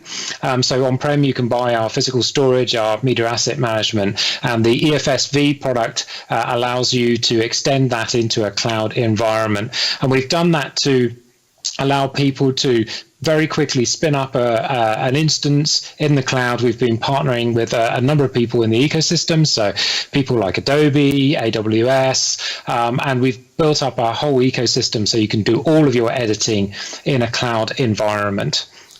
Okay. And what type of requirements do you need for one of these systems? So the requirements are you basically would access the system using a technology called TerraDigi. So they're a remote desktop technology. It gives you very high bandwidth, low latency editing experience. And so when you're using that experience, it just feels like it's a local environment. You're connecting to a remote desktop, a Windows workstation that's running in that cloud environment. It's got all the GPU power. So all of those requirements are taken care for. You can actually be running on a very low specification machine locally because you're connecting to something very powerful in the cloud with GPU, CPU, memory, and that's where you'd run your editing software like Adobe Premiere, or you could be running DaVinci Resolve, or you could be running Avid Media Composer. You can be running those on that remote desktop, and so locally your resources are not too bad actually. You do need some bandwidth, of course, to run that. Connection into the cloud, so you need the back and forth to have that really nice responsive thing. But other than that, it's pretty lightweight, and that's I think is a really good value because it means that wherever you are, if you've just had to sort of you've had to leave your current production facilities, you're working from home, you don't have the specs of laptops or environments locally, you can very easily unlock that power in the cloud. Yeah, and you mentioned the bandwidth, and that's probably the key, because something like that I would use while I'm on the road, and in something like a Las Vegas setting, I'm getting video done. I want to get it up there so I can get it edited by a crew or by myself for that matter. And would something like a Las Vegas hotel setting be a good situation for that? Potentially, yeah. I think it really depends on the kind of workflow that you want to do, and that's why we've got some really good flexibility in the end-to-end system. Getting your material first into the cloud is one part of it. So you can use some technologies such as Expedat or Aspira, these types of technologies, and so we've pre-integrated some of those solutions. It means that you've just been walking around the strip in Vegas, you've got some footage, you need to get it into the cloud very quickly, then you can just use those technologies to maximize whatever bandwidth you actually have in your hotel room, right? So if you've got a large amount of bandwidth, great, it's going to get up there very, very quickly. So using those types of tools gets your media into the cloud very quick. Once it's up in the cloud, we can scan it with our asset manager, and that will then generate it will generate the proxy resolution versions of those. So then there'll be a lower resolution proxy that's actually very accessible and very easy. So actually, if you didn't have the connection to run a TerraDigi, I think TerraDigi's sweet spot is around 20 megabits per second. Okay. That gives you a very good, very responsive feeling like you're editing locally. If you don't have that kind of bandwidth, instead you could switch to using our Flow Story product, and that seamlessly switches to using the proxy version of the media, which is much lower resolution, but still very usable. You can still edit with it, and then once you've got some availability to get back to the higher bandwidth, you can then switch back to the high resolution material to do your finishing up and your conforming, those kind of things. So those are, in terms of those requirements, we've got some good flexibility between whether you're going to run something at a low resolution and then finish it in high resolution, or you do the whole thing in the high resolution. Yeah, absolutely. And I've heard that if your hotel room doesn't work in Las Vegas, you can jump on a bus and be able to work from there in high speed. So, yeah, that's a good idea. Absolutely. Now you have a few companies working on that. You have a map here that you're going to be showing me, right? What's this? Yeah. Let me talk about this. So this is a scenario that we put together with Amazon Prime Video. So they're one of our customers who helped us put together this end-to-end solution along with AWS. So in this scenario, we had the Monte Carlo ATP tournament, and that was being sent back to London to a production facility where Amazon Prime Video were streaming it out live to their customers. But at the same time, we were capturing that live feed and uplinking it to the data centers for in Virginia. So that's the AWS data centers. That's where we hosted our EFS, so our edit share file system, all virtualized in that cloud. And you had remote editors who were in LA in this case, using that Teradicci technology we talked about to access that content in the cloud. So they were using virtual workstations. They were editing using Adobe Premiere on a Windows desktop that actually was in the cloud. It was connected to our high-speed storage. And then when they were done with their editing in LA, they could use our Airflow tool. So Airflow is a web-based review and approve tool. It uses some of those proxy files we were talking about earlier. Okay. So when they finish their edit, they can upload it to that Airflow environment, and then somebody back in the London production center can say, yep, that looks good, or please change this shot or tighten that sequence or use something else. So they can put commentary into that Airflow tool and review it. And so all of these pieces actually are bits that people can use. So you might need the accelerated transfer that we talked about, uploading your content with Expedite. You have the remote desktops and those types of technologies. And I think the other really important part to emphasize here is you need a very high performance storage layer. So we sit on top of Amazon's own storage layer, which is called EBS. We've put our virtualized file system on top of that. And what it does is it allows that to span many virtual machines and scale out to, many terabytes, even up to petabytes of storage, but all of that being at very, very high throughput, because when you're doing a video edit, it's not just the quality of the remote desktop experience that's going to be valuable. It's also going to be the speed to which you can stream that video from the storage layer. And so we've optimized that to work really, really very well in a cloud environment. Yeah, because there's many different factors that you have to worry about from one end to the other. So it's called the EFSV. Was that correct? That's right, EFSV. Yep, it's up there on our website now. We've just relaunched our website. We're very excited about it. And so in the product section there's an EFSV page that talks all about the solution. I've also got a little bit of it running locally on my machine. If you'd like to take a little look at the experience. Absolutely. Let's do that really quick. We'll flip over to this page while you switch around screens. Yeah, absolutely. So this is the page that he's talking about where the EFSV lives. And you can experience that, check that out from there. So, all right, let's see. So we go over here. So what I'm going to show you, this is going to be proof that because it's quite difficult to show you that we're in remote desktop environments because it looks like local. I'm using a Mac here. I'm connecting to this NLE instance here, a virtual instance that's running here in the AWS cloud. So that's what I'm going to be connecting to. So when I switch screens here, now I'm looking at a desktop. It's a Windows desktop, right? Okay. So this is the remote desktop experience that's running in a cloud environment. So this is actually running in an AWS data center. I'm connecting to it with Teradicci, and I've got Adobe Premiere here up and running. You can see I've got something and I'm midway through editing, and I've got the full editing experience here. So I've got the ability to stream this, and the quality is really good in terms of, I'm not sure how well it comes across on Skype. You're seeing this, so go ahead and run that video again.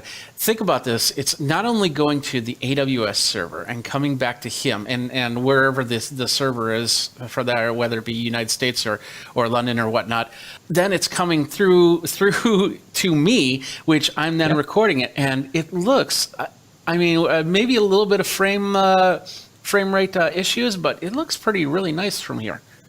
Yeah, it's really, really very powerful. And for me, it looks, perfect, in terms of this. And so this is actually running in the Ireland data center. And this is the value of the, cloud environment, is I can put the same solution in Virginia, in Ireland. I can put it, around the globe in different data centers. We've stood this up in Sydney. We've stood this up in Japan. So wherever in the world people are working, we can deploy this same solution so they get that really low latency response. But also, as you say, I'm able to share a screen with you. You're able to see these things.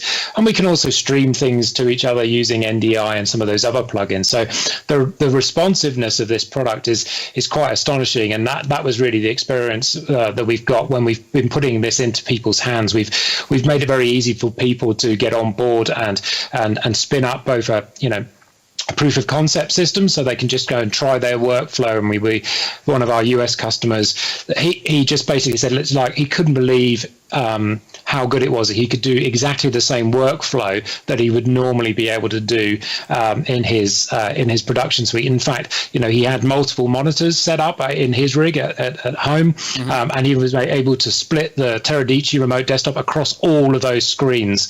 So really amazing, that you can do all of that from a cloud-powered system. Yeah, absolutely. Let's talk about. I'm assuming this is all going to be scalable, so there's probably no one set price, one introductory type situation here. Sure, yeah. So we can the price can go from one point to another. So in terms of our kind of cloud offering, it starts at around $480 per month, plus then the AWS cost. If you combine the two, it comes to about $750 per month, and that gives you a starting system. But you can then obviously scale that up. So, depending on how much footage you want to be putting, how much editing, how many workstations you want to be running as well. So the great thing about a cloud environment is you can just spin them up and use them as you need them. So if you've just got an editor who needs to start working on a system, and they just need to do 2 hours of editing and then they're done, you can just spin up the workstation for that period of time and then shut it down, and you stop paying for it, which is a really good, powerful way of cost saving. So there's a lot of cost savings things you can do in terms of the overall system to give you a real flexibility of tailoring the system to the way you would like it to work. Wouldn't mind talking to you a little bit about our Flow product as well, because our Flow product is our media asset manager, and that Media Asset Manager is really helpful in terms of these remote production types of scenarios. And so I'm just going to switch screens as well, just to show you a little bit of what I was talking about, our Airflow, but I'll also talk a little bit about some integration we did with Zoom, which is really cool. So this is our web browser. So this was what I was talking about earlier when we were talking about Amazon Prime. They were using this online review and approve. And what I've got here is various clips that I've got imported into our asset manager, and I can see a whole bunch of information, metadata about it. I can preview this media in that proxy format, so it's not in the high resolution format, but in a lower resolution. So this is me now accessing this locally on my workstation, using this tool. So it's very easy for remote production types of scenarios. I can be doing an edit in high resolution somewhere, somebody else where can be accessing the proxy versions of those and viewing all the clips and editing them and putting in markers. So you can see I can put in range markers, I can select stuff. So helping that editor out, choosing the sequences from all of the rushes that have come in, they can use this tool very, very quickly, and then they can then switch to either continue to use our edit share products, or they could switch to bringing that into Adobe Premiere or into DaVinci Resolve or into Media Composer. They can switch between those kind of environments. And something that I was playing around with, because a lot of us are using these virtual desktop and virtual sharing things, was, what ways could we actually ingest media from those? So we use Zoom a lot. Here at Edit Share, we're doing lots of conferences, calls, lots of meetings, lots of knowledge sharing, been loads of great stuff that we've been doing. And we've been doing these external webinars also using Zoom features. And so I was kind of curious, well, could we make it seamless and easy for people just to go and select the content from Zoom and import it? So actually what I was showing on the screen there actually was all content that I've imported from Zoom using this ingest tool. So you can come in, you can pick all of the recordings that you've got in your account, pick which ones you want to ingest into our Flow tool, and then in the background it ingests all the media, it tags it up, and then it's all available for you to tag up, to use, and you can see all of that data here from Zoom. And then I can switch to an editing tool. So I've got this Flow Story, which is using the proxy-based workflows, and I can take all these things. So these are all sorts of Zoom recordings that I'm skimming through. I've maybe brought in some clips, like some nice intro clips, and then switching into showing the Amazon console, and then other footage. So I can edit together all of these webinars into something that's a shorter want a version, and we're finding a lot of our partners are wanting to do this. They want a version of it, but they only want 10 minutes from the middle of the webinar where we were talking about some particular topic, or they want to translate it into their local language and just show bits of it. So providing people these tools, and what I'm doing, this was this proxy workflow I talked about earlier, where I'm pulling all of this directly from the cloud, so all this material is still in the cloud, but I'm working with it locally through those proxy resolutions. So this is a really cool thing about Flow, is it gives you a lot of flexibility, and because of giving that flexibility to people, we've made the Flow product free of charge until July 1st. So for people who want to be working from home or having that flexibility of remote productions, Flow is a very, very powerful tool. And with those API integrations, the Zoom one was an example. We took the Zoom API and our APIs, combined them together, and you've got a lot of flexibility. We've got API integrations with AI services, so they can do translation and transcription and object detection. So if you're looking for a cut or a scene that has got a bicycle in it, we can have already pre-index that, and you can go and find those in the Media Asset Manager. So there's a lot of power in that tool, and we're really pleased to be able to offer it for free during this time when people are trying to adapt to a different way of working. Absolutely, absolutely. So it's all amazing, and we could probably go on a lot longer on this, and I'd love to have you take my video and edit it down, but that's going to have to be on me, but that's okay. Stephen, thank you very much for your time. Editshare.com is where people can go to find out a little bit more about that. So thank you very much, Stephen. Thank you. That's another company from the Virtual Conference Coverage 2020 at Geekazine. Since I can't go to the conferences, I'm going to have the vendors come to me. If you're a vendor, if you've got a product that you want to show off, if you've got a service that you want to talk about, let me know. Tweet me over at Geekazine, Think Magazine, put into Geek, and let's get on air and talk about it for Geekazine. Don't forget to like, subscribe, comment, and hit that bell notification to let you know when the next video comes out. For the Virtual Conference Coverage 2020, Jeffrey Powers here. Thanks a lot for watching. Till next time, you guys geek out.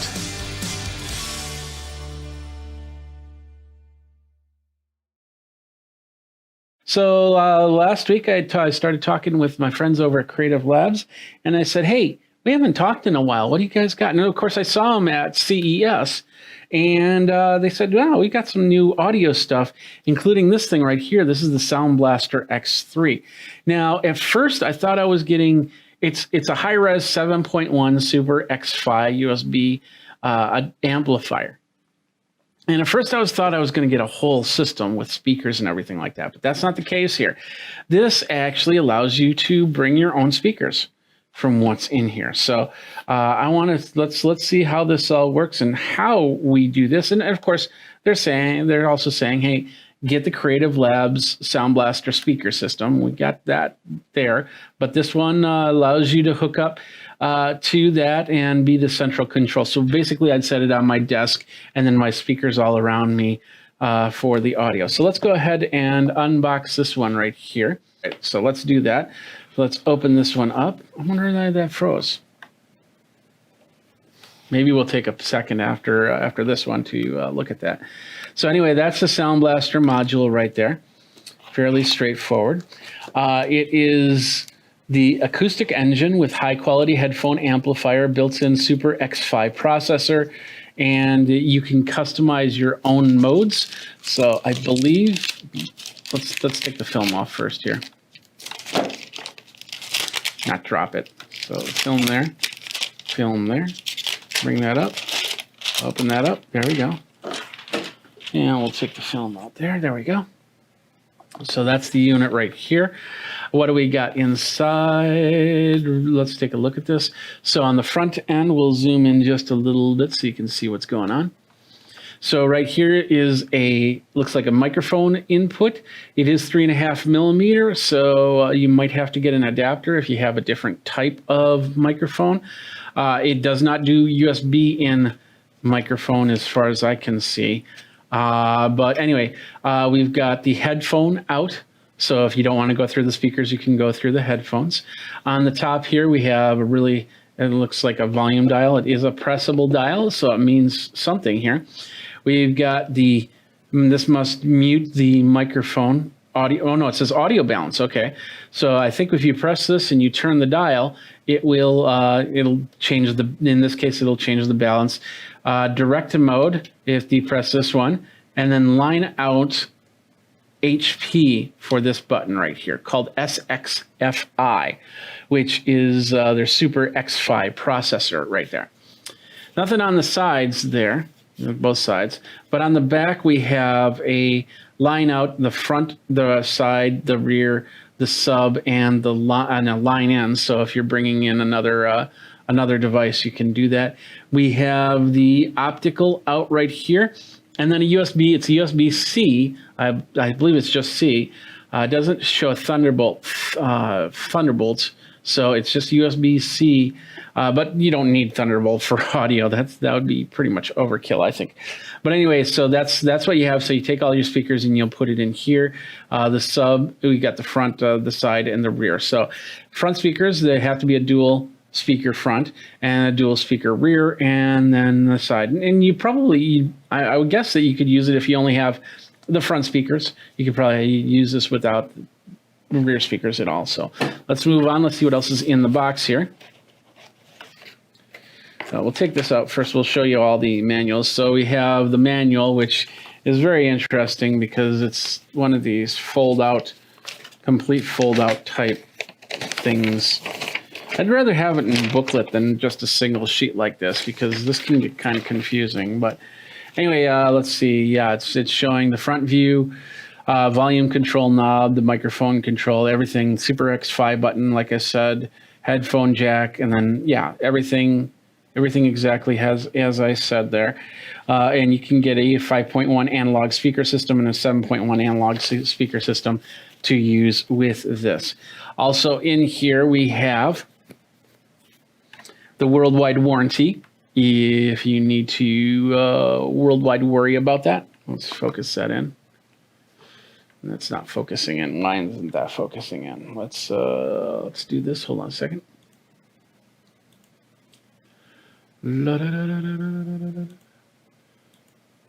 There we go. So there's the worldwide warranty right there. We got a piece of silica gel. We got the Sound Blaster revolutionizing audio. Welcome to the Sound Blaster family. Here's how you can connect with us. Okay. And then this is the button functionalities and LED indicators. So it says blue is playback volume, red is microphone volume, and green, cyan, or orange is audio balance, white is Bluetooth. So it'll light up when you hit a specific button. You can turn the dial to the left or right to decrease and increase balance. Press the once switch to the mic control to use volume knob to control mic. And then LED on is microphones on. Red is mic input monitoring level on. Green is audio balance on. So they have different, and there's a lot more on the back, so you can read through that. And then finally, read me first, which is weird that it's on the bottom of the box. But anyway, read me first. They have, it looks like the apps that you can download for the SXFI app, which I'm guessing that it will allow to connect up to the Sound Blaster. So you can use your phone as and this might have Bluetooth in it. I didn't see any Bluetooth information.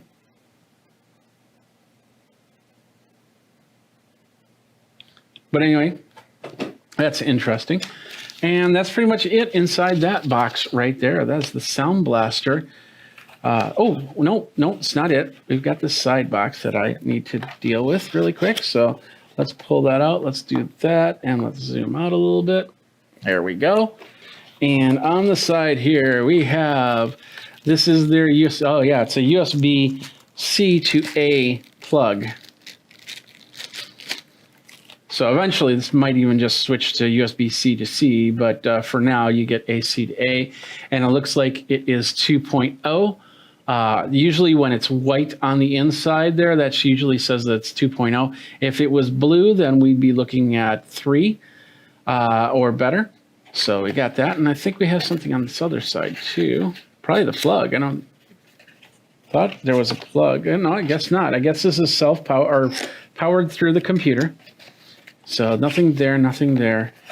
So that is pretty much it. So once we connect this up to the computer, we'll be able to rock it from there. And of course, I have a feeling that we'll be able to set up information and yeah, get it going. So, and that will be a later video when I do the full review of this device.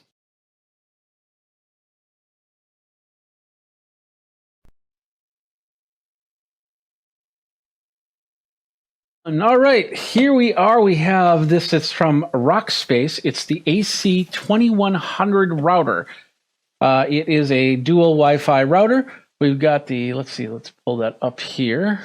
So it's the AC2100 dual band smart Wi-Fi router, speeds of over 2 gigabits per second, support MU-MIMO, beamforming wireless router with WAN port and 4 gigabit LAN ports on the back, a USB port on the side, so you can probably attach something like a hard drive or something like that. What's interesting about this is the top of this has kind of a brick vibe. I don't want to say the brand name because I don't know if this is technically licensed by them, or if it's got that same design, but it looks like you can kind of put some stacks on top if you want to. That's your decision right there, but looks pretty interesting.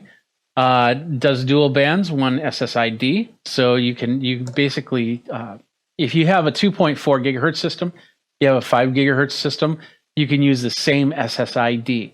So let's just say the SSID is Rockspace. Before it had to be Rockspace 2.4 and Rockspace 5. You've probably seen that or probably have that. This allows you to put them together.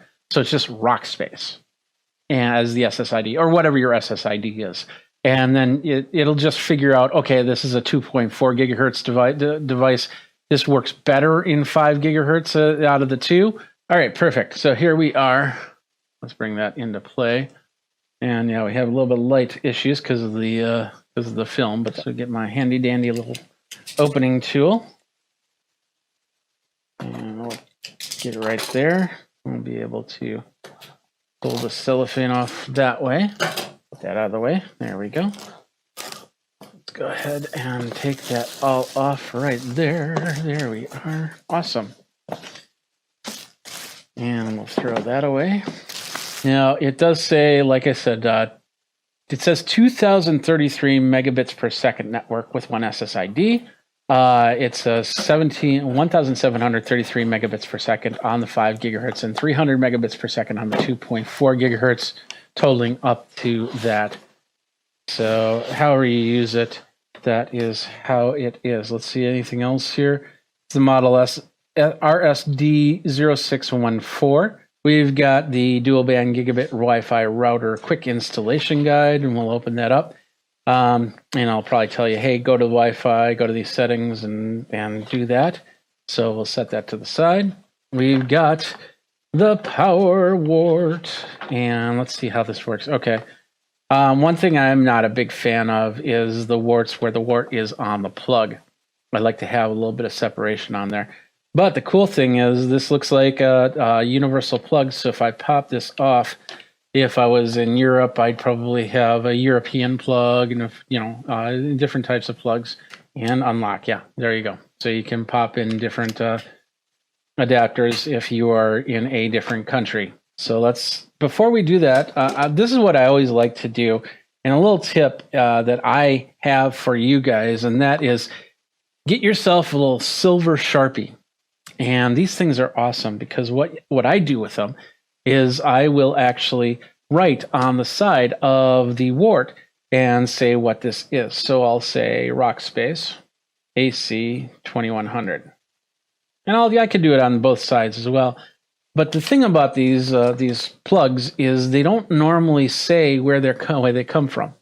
And with that, it doesn't. You might, if you ever lose this plug, reorganizing the house or something like that, then you don't know where this came from. Then this gets thrown into a junk drawer, and then you're looking at the router where that came from. Where's the plug for it? And then you go to send it off to Goodwill or something like that, and then you just don't have this anymore. So having that written down in Sharpie, that's just an amazing little tip I have for you guys for that. Whenever you get new devices and you got these types of plugs, get yourself a silver Sharpie, or bronze works really well too, and then write down on the board so you know exactly where it is. All right, let's move on from here. Next up is the router. Underneath the router, before we do, looks like we got a little Cat 5e cable. Looks like a flat cable. I don't normally use these because I want to be a little bit more trusting in the cable. And I don't see anything else in that recyclable packaging, so we will put that in the recycle area. Let's go ahead and get this all figured out. There's the router. Throw that down here. And we got 1, 2, 3, 4 antennae. A little bit of cellophane. We're going to remove that. All right, so here's the router right here. What we've got, the 4 antenna. Those antenna don't look to be removable, but this does fold down pretty nice. So if you do use it in travel or anything like that, you don't have those antennas flying around everywhere. On the back, let's go ahead and take a look at this. We have the main WAN port, which is in blue. It's really interesting because most routers that I've seen, usually these are either a darker color like a blue, and then this one is usually the yellow plug, but in this case, this is actually the opposite. I don't know what that doesn't mean anything, but it's just interesting to note. So we have all 4 of these are supposed to be 1 gigabit each. So you get 1 gigabit cards in your laptops or anything like that. If you have to plug anything in the back. We have a USB port right there. It's supposed to be a USB 2.0 port, but you can plug in your drives and things like that, and you could probably create some sort of storage zone for movies or pictures or anything. We got a reset button, but this is also the WPS button. So my guess is if you press it once, it'll send out the signal for the Wi-Fi SSID and the password. And if you hold it down for a longer period of time, you'll probably reset it. Got the power right here. So let's take a look at the underside. At the underside, we have this basically is a QR code. Scan the QR code to connect. And then we've got the MAC address. We got the SSID. And they do have a PIN number here. So that will, for easy connection. We've got a couple hooks here, so you can then place it onto a wall if you want to. And then once again, we're gonna lift this up, and I'm gonna go get a brick or two. I'm gonna see if the bricks work. Hold on a second. So we got Harry Potter here. There we go. From a previous build day.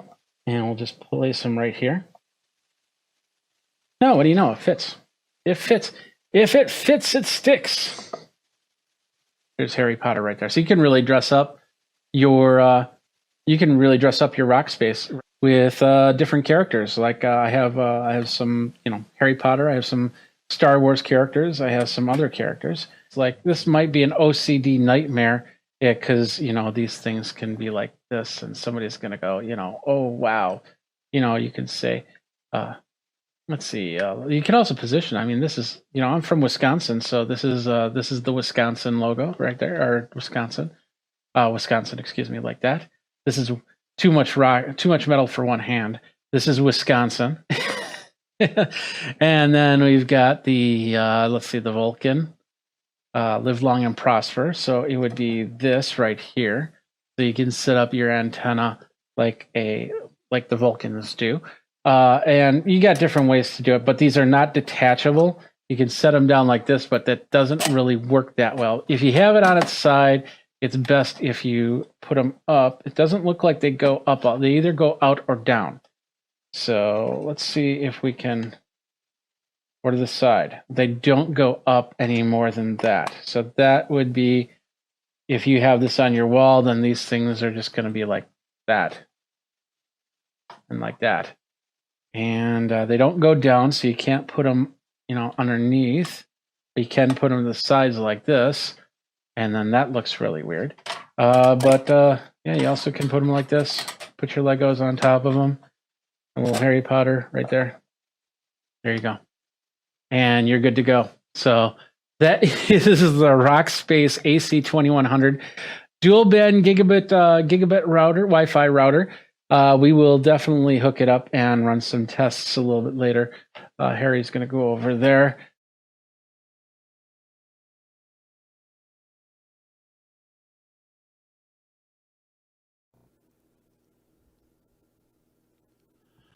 What's up, my geeks? Jeffrey Powers here from Geekazine, and today we've got another unboxing. We're going to unbox the iAdapt 6-in-1 multi-port USB-C hub from Canex.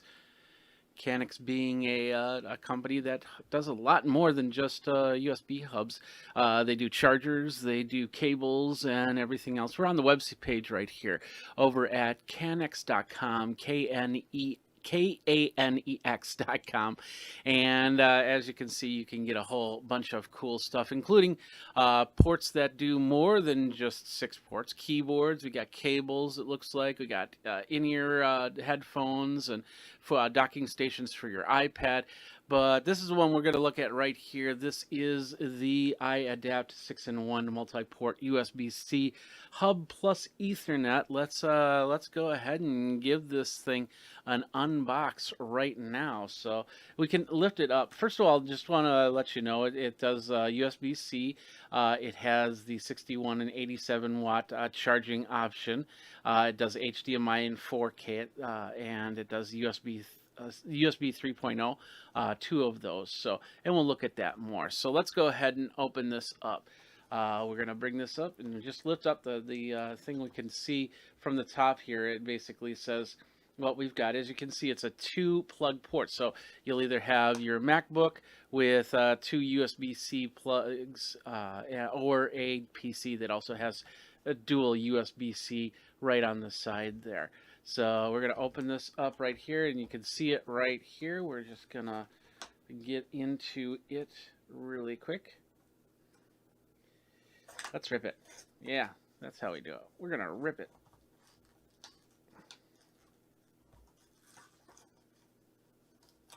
There. Now you know it's been opened. All right. So there it is. I don't see any instructions or anything other than that in there. We have the device right here, and I believe it can go on either side of the MacBook. We're going to put it on this side of the MacBook so you can see it.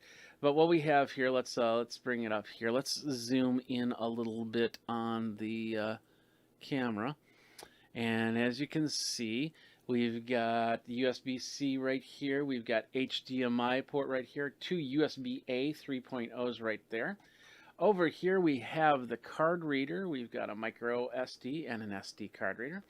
Over here we flip that up like that, and we have the Ethernet. It's not showing, and I know that the light, it just I need some light over here, but anyway, let's do this. Hold on. Ask and I shall receive. Here's some lights. So this is the Ethernet right here. We're going to bring that up, as you can see, and that's where you can plug in your Ethernet jack if you want to. Bring it back down. We have the dual USB-C plugins right here, and once again the SD card right there. And then we'll take a look at this side again. We got the USB-C, the USB-A. This is also for charging, and then the HDMI port right there. So with that said and that done, we just basically plug it right in. Got to zoom it back out so you can see it plugged in. There we go. We plug it right into the port right there. As you can see, it lines right up. And when you're ready to go, you can you just call up your laptop and log in and go from there. You can also do it on the other side.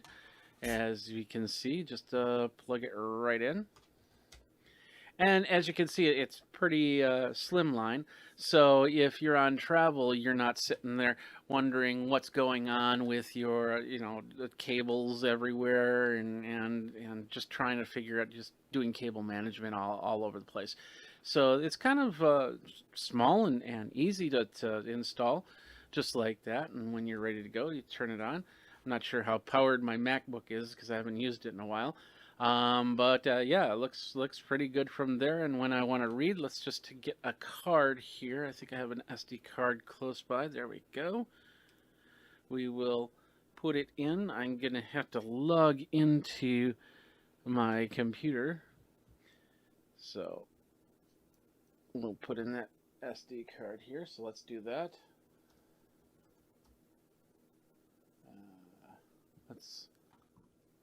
Let's do that.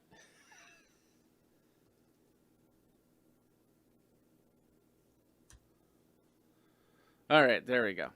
So now we're logged into the PC, and I put the card in, and it should show up here in a second.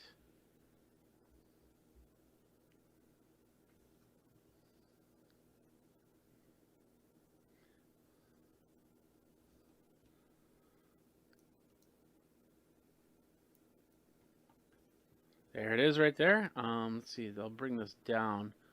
Maybe you can see that from there. If not, we'll just raise this up just a touch. And we'll zoom it in. And as you can see right there, that basically says right here where it says Untitled, there's the card. It's one of my video cards, so it connected up and it looked right away.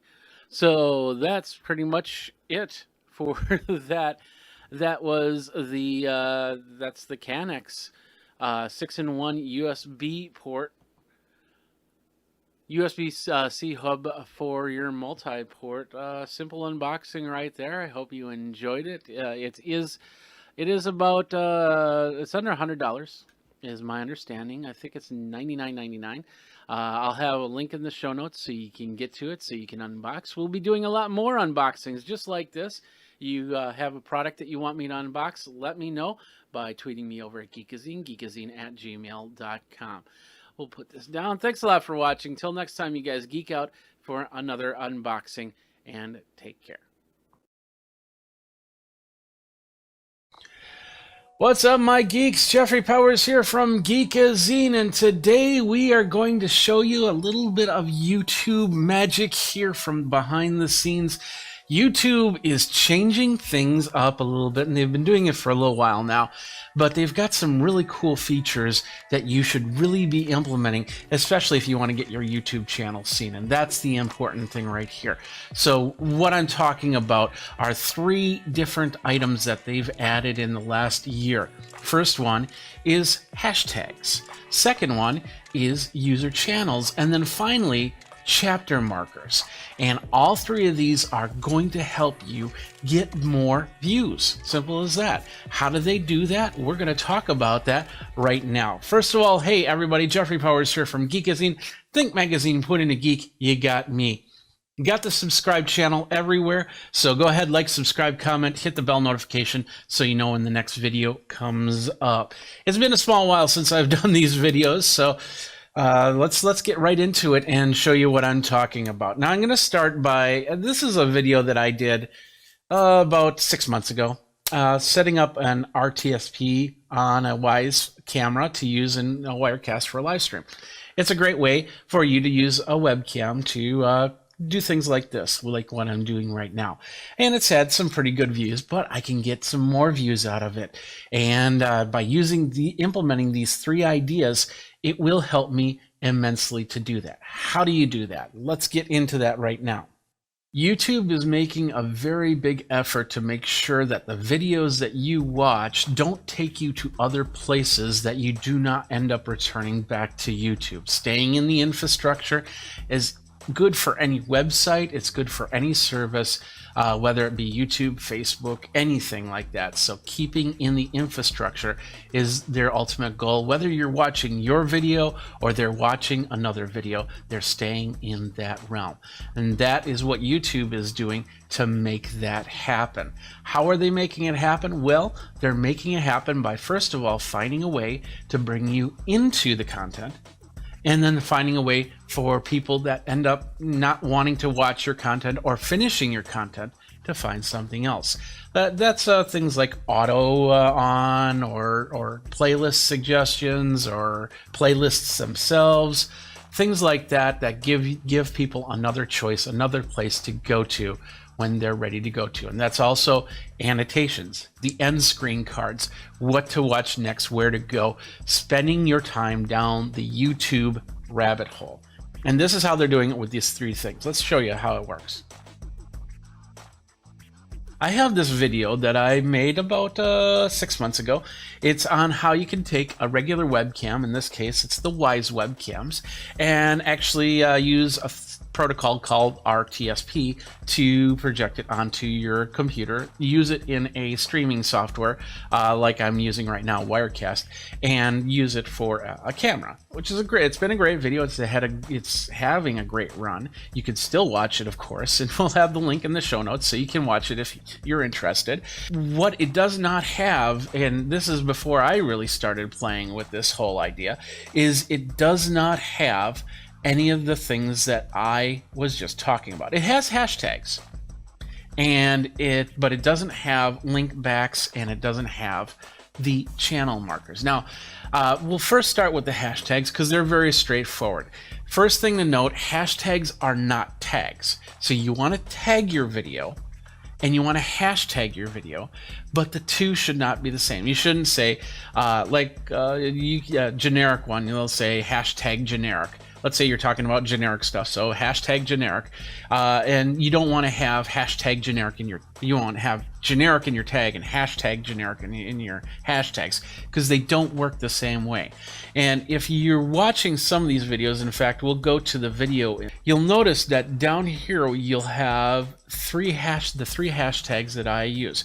If there's no location in your description, then it will have these hashtags. Now, if you select one of these hashtags, in this case, Wise, as you can see, there is a whole ton of options to watch different Wise videos from different YouTube creators. So being in with that, as you can see, setting up RTSP on Wise to use in Wirecast Livestream is about 4 down from there. In my searches, your searches will be slightly different. I might be 7, I might be 10, I might not be on it. Hey, that's how it works. It depends on your browse, your search history, and what you look for. So you'll see it in there, but people will have a better chance of seeing it if they go straight into the hashtags. So with the hashtags, you're definitely keeping people in the infrastructure by finding the similar videos. As you can see, that the first part is the hashtags, well-crafted hashtags, and a hashtag that's like hashtag this is my hashtag, you should really click on it, means absolutely nothing. So don't do those hashtags. Keep them as simple as possible. Let's see the 3 hashtags I have here and see if I need to make those changes. So the 3 hashtags I have here are Wise, RTSP, and Wirecast. Those are the 3 things that I really want people to look for, that are looking for to see in that content. So if we have the Wirecast, go back and let's take a look at the Wirecast part of things. There we go. And as you can see, you get a whole bunch of Wirecast stuff. Now, if you start getting past 10 hashtags in your description, YouTube will start noticing and possibly downgrade your video.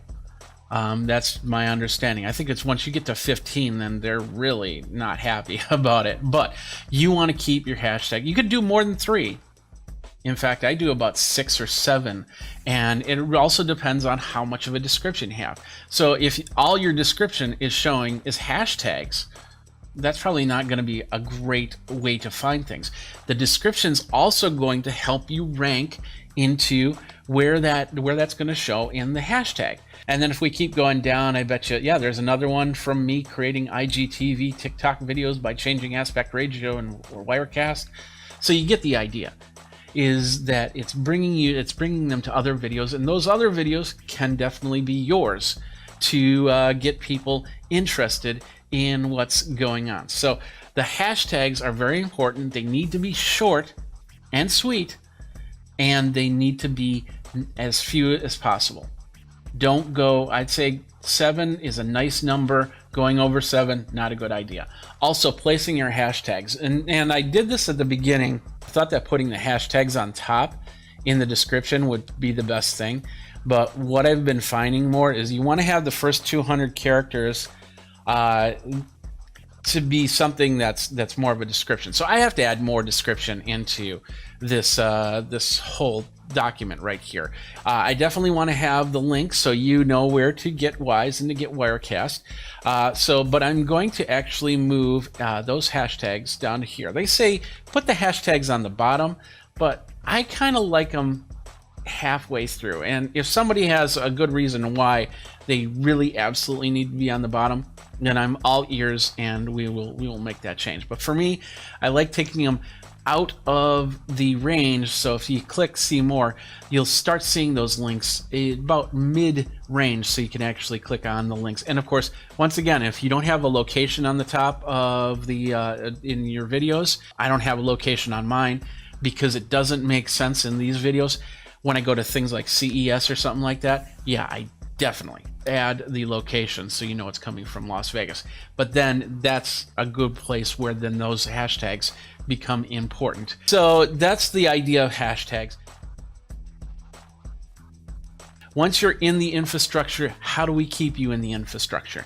The other way, the second way that we're going to talk about now, is creating link backs to the companies and products that you're talking to. And it's simply just like with Twitter, just like with Facebook, and all these other social networks, it's that @ symbol, the little circular A. Now, it's not perfect, and it needs to be activated, which means that if you already have it in there, they're just not going to automatically switch it over. So if you had an @Geekazine, it won't automatically switch over. You actually have to go into the details, into the description, and switch it over. Do I see that changing in the future? Yes, I do. But for right now, you have to tell it, this is what I want it to go to. And the reason why is because, like I said, Twitter and Facebook also use this structure to link to another area. A lot of people, when they put in their descriptions, they said, hey, go follow Geekazine @Geekazine. Now, if your YouTube channel is not the same as your Twitter channel, then there can be confusion, because then you click on @Geekazine inside YouTube, and that takes you to a completely different channel. You go, what the heck's going on? In my case, no. If you click on Geekazine, you go to Geekazine. Newer channels that have names that might be conflicting with other channels that were created years ago, that could be the problem right there. And I've run into that a few times where they were basically dead YouTube channels. We would actually email the person that owned it, and they said, yeah, we'll give it up. And then we were able to latch on to that and create our full brand off of that. Let me show you how that works. So we have two things here that I can actually link to, and that's Wirecast and Wise. So as you can see up here, we have Wise, and let me do this. Let me zoom in on this a little bit for you. So now we want to change Wirecast, and we want to change Wise. We'll start with Wise. We'll delete this out. We'll put a space in here, and we'll do the @ symbol. Now that should activate things. And now we'll start typing in Wise. We'll do WIZE, and as you can see, there's a lot of channels that are like that, but this is Wise's channel right here. And so what I'm going to do is I'm going to select that, and it brings it up. No problem. There we are. We've got Wise right in here. Now here's a small problem with this whole thing. Wise actually has a custom URL. Well, of course, that would be youtube.com/channel/Wise. If they did not get the custom channel and they have the old, it's basically a long string of characters, URVT237 or something like that, you can't use that. And it's kind of sad, because I would love to just use that and then all of a sudden have it figure out a way to convert it to the channel title. And maybe down the road they will do that, but for now, that's not the case. So and we all have that on our channels. Geekazine, the custom URL is Geekazine, so youtube.com/Geekazine. But you can also go youtube.com/URT3, whatever my long form name is. Link is, but you cannot link using that. You can link using Geekazine, and hopefully down the road YouTube will switch that. So if it sees that long form name, it will automatically convert it, because I would use the long form name if it means automatic conversion. So hopefully that'll happen. But anyway, we're back here. We now have Wise. There's another one, Wirecast, and I'm not sure if it's Wirecast or Telestream. So Telestream's the parent company. So we're going to start with Wirecast and see what happens. And we have Wirecast for YouTube, which is not a actual Telestream company. So we'll go Telestream. And there it is right there. It's Telestream. So we'll use that. And then we'll go Wirecast. And then, of course, there's an extra space there. One thing, as you can see, one thing that happens is it will actually select words and lines. So if you're deleting something, be very careful that it doesn't delete what you just created. And even more, because I've had whole lines and sections deleted. And luckily I've caught it where I just hit the undo button and it brings it all back. And then I noticed that it all got highlighted for some reason. It's kind of ghosting that right now. So just keep an eye while you're typing in descriptions that you're not completely removing entire sections. Let's see. So I lost something off of that. So let's undo all of this. There we go. You see how it highlighted that whole thing? So now I've completely done that. And of course I want to get rid of that space. And if I do that again, you notice how that disappears. It's a small little bug. So you just want to use the backspace instead of the delete in that case to get out that extra space. So now we have two here. We have Telestream and we have Wise. If we save the video, and then we go back to my video here. So now what we have are hashtags up on top, the title, and then in here, not update, let me refresh the page, Telestream as a link, and Wise as a link. And if we select that Wise link, that's going to take us to the Wise page. So there's Telestream, and there's Wise. And with that, that actually helps in your ranking. Because if there's Telestream videos now, even if you don't have the Telestream hashtag in there, you have that link in there, which now brings a new part of the algorithm into search so people can find you. So you have those two. So let's get into the third part, chapter markers. And this is probably the most important. It's going to take, you need to do a little bit of work to do this. But the coolest thing is what you can do with these chapter markers. It changes the search game on your videos. I'm working on creating separate videos in which I'm going to be putting them into Premiere Pro. So I knew there was a way that I could do that, so I could put the videos in and then I could do automatic and turn it into a switcher itself. So I did a quick search on how to switch cameras, and I came across this video right here. How to create clips in Adobe Premiere Pro. Now, look at this in this video here. And as you can see, it's not showing you the whole video. It's showing you a segment of the video. This segment of the video is going to tell you exactly what you searched for in this video. How cool is that? So now your video could get searched on a chapter marker more than on the main topic itself. Even this video, I'm going to have one that says hashtags. I'm going to have one that says the link backs, and then one that says chapter markers. And with that, that's how YouTube will catalog my video, more than just the name of the video, more than just those hashtags, but also with the chapter markers. So it's very important that you set those chapter markers to say something that somebody would search for. So in this case, this is a great video on multi-camera editing. It's been around for a couple of years now. More to the point, it's going to show me from the 1 minute 21 second mark. So if I click on here, what's going to happen? Well, it's going to go right into YouTube. And I'm going to pause that so, you get the idea. But the whole idea is, there it is, right at that 137 mark, telling me exactly what I wanted to know. How does the chapter marks work? Well, let's get back here. What we're going to do is we're going to create the chapter marks. And what I'm going to do is I'm going to put it right underneath my main description. And you got to start with the 00 mark. When you go 00, that's the start, that's the intro. So we'll go 0000 intro. That's telling them, hey, we're starting the chapter marks. And every video has to do that. If you skip that, then you'll still have the links in your video description.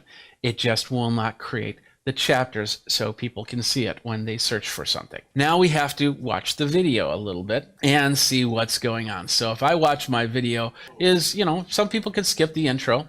We'll start at the 2:02 mark. And so what I'm going to do is I'm going to say at 2:02, and we'll go right here, at 2:02, wise pan tilt camera. It is very important, and I'm going to stress this again, it is very important that you do not use acronyms, you do not shorten the words, you use the full words. So in video, we say, instead of saying pan tilt, we'll say a PT camera. I will not say PT camera. I might say a pan tilt camera and then do in parentheses PT, like that. But you want to use the full description. Why?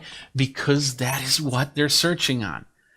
The wise pan tilt camera. Okay, that'll take you to that point.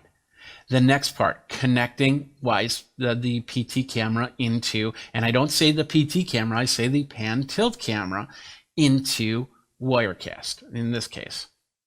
So let's go back and see that.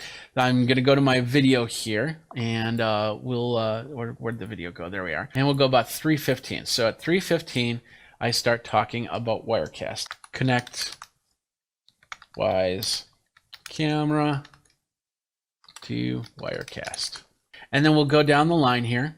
All right, right here is let's say 5:25. We'll go back a couple seconds. Enable, because we have to do this, enable wise RTSP. And then we'll keep going. I could keep going here, but you get the idea. We'll go about 8 minutes. We'll say outro. And I'm going to clean this up when I do this offline. But as you can see, there we have our intro. We have our chapter markers set up. And now I can save this. So now if I go to the YouTube channel, we'll close that out. It's going to bring out the channel. We'll pause it so it doesn't start playing it. We'll go down here and we'll see our hashtags right here. We'll see the links to Telestream and Wise. We're going to hit show more, and there's our chapter markers. Now, the other cool thing about that is in the video, if you come down, this is on the desktop version. I believe you can also do it on a mobile version. Definitely see lines in your bar here. And as you can see, there's little breaks. And in those breaks, that tells you, like right now where I am, it says connect Wise camera to Wirecast. But if I move over here, it says Wise pan tilt camera, PT. Now we have chapter markers, not only in the description down here, but if we go back up, you can actually do the chapter markers from here to here. So this part's the intro, this part's the pan tilt camera. And in all reality, you could simply say intro, main content, add outro, or something like that. Depending on how you set up your videos. But with this, you now have a way for people to search on your videos in more than one way. How do I put a nail in wood? How do I live without you? How do I turn on lights? How do I, if there's a chapter marker to it, it becomes a searchable item. And therefore, you could actually find yourself, if somebody's doing a quick search on you, you could find yourself right here and that specific area. And then all of a sudden, people are watching your videos. And that's what we want to do, is we want people to watch our videos, right? We want to grow our channels and have people watch. Things go viral that way. YouTube, bottom line is YouTube has realized that if you make an hour-long piece of content, many people will not watch an hour-long piece of content. In fact, they might even get annoyed in the first couple minutes. And I've seen it myself, where I'm talking about, hey, subscribe here, do this, do that. Some people don't care about that part. All they care about is knowing the part of the content that they came for. So if they have to wait for it, it doesn't happen. And in fact, I've had some comments at times, because they've had this ability to link to the specific time frame for a few years now, but not the chapter markers. And I've had people in comments say, this guy gets the content at 3 minutes, 12 seconds. Now with the chapter markers, they know where the part is that shows them how to put a nail into wood. There's a part on how I live without you. There's a part on how to light the lights. The whole idea is that there is a way to do it. And it's very searchable now, so people can come to your content more. And you'll see in your analytics how they do that. And we could talk about that more later. But the whole idea is these are the 3 things you need to start focusing on. And more important, if you have older videos that still produce really well, it is a great idea to go back in those descriptions and put in hashtags, put in links, and put in chapter markers.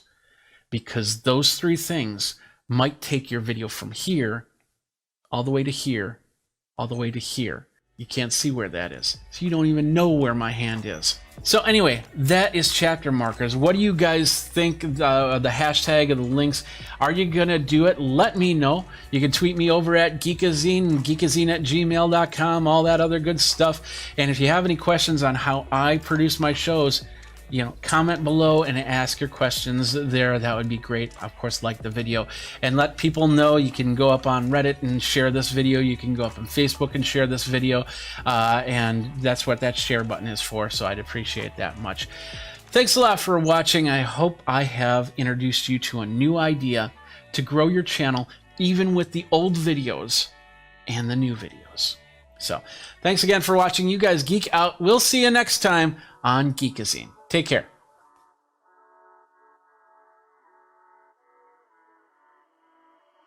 There we are right here. That's the T1X TWS. And what it is a set of earbuds. Wireless earbuds that is using 1/4-inch dynamic driver. It is Bluetooth, of course. I'm not sure if it's 4 or 5. 24 hours of music, 36 hours of talk time, high sensitivity and easy modes, battery EQ levels and QTA. Yeah, that's pretty much all it says here. So feel. So that's F-I-I-L. Feel. Can you feel these? So that's pretty cool. Let's check this out. Here it is right here. And I might need to get something to open. There's no... Let me open it. We'll film. There we go. All right, perfect. Throw that away. And there we are. We have the feel. Let's get it in focus here. There we go. So this is the feel. Let's see how we open this. It looks like it wants to open that way, but I don't know. Is it on top?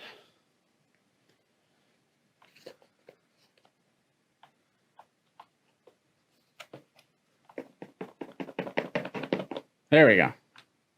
When in doubt, shake it. There we go. So here we pop that open. Oops.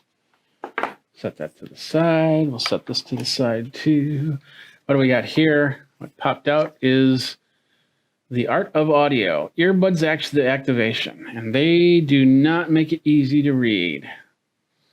That's what it looks like. So anyway, it's just basically open up the case and charge the batteries and connect to the device and blah, blah, blah, blah, blah. There's an earbud sync option, so do that. So what do we got in here? Well, it looks like we got earbuds and the case. Now, here's the case. We'll pop this out. And it's got a little film on it. And so the film, we'll just slide it out like that. There we go. Throw that away. And then we have the 2 earbuds. Let's pull out the foam. I like to keep this foam because you never know when you use it for something, because it's a nice solid foam. I can use this for different projects. So even though the box might not stay, the foam will definitely stay. That's a really nice foam. And plus it makes it like a little French face or something like that. Hi, how you doing, folks? I'm the foam. Anyway, feel. Open it up, and we've got the 2 earbuds. On the earbuds, they have like little handles or something. I'm wondering if you could actually put on a tether hook or something like that. Let me zoom in so you can see that. Like that. So as you can see, there's like a little holder I'm not sure why I don't see any type of tethers yet, just yet, because we haven't pulled it all out of the box. So anyway, we put that in there, and we put this in there. It doesn't really snap like a AirPods Pro, but that's the case. And as you can see, it's charging already. Let's show you the size. We got an AirPods Pro right here. So this is the size differences. So this is a little bit longer in case, and yeah, definitely thicker. So it won't fit in your pocket as well as an AirPods Pro, but hey, this isn't an AirPods Pro. This is a fil. And on here, as you can see, we got the indicator, charging indicator lights. On the back, looks like we have USB-C connection for charging. So we'll set that to the side. What else we got in here? Let's zoom back out a little bit. So there we go. Fil, true wireless earbuds. Looks like, oh wow, they have a little tab on the end so you can pull this thing out. So it gives you all the instructions. This is a better one. I'll probably read from this rather than from that little sheet that was at the top. And in here, looks like we have spare buds. We've got some sort of rubber band. Oh, okay. So that's some sort of ear hook system. So I'm guessing if you put it in the ear, it will hook around.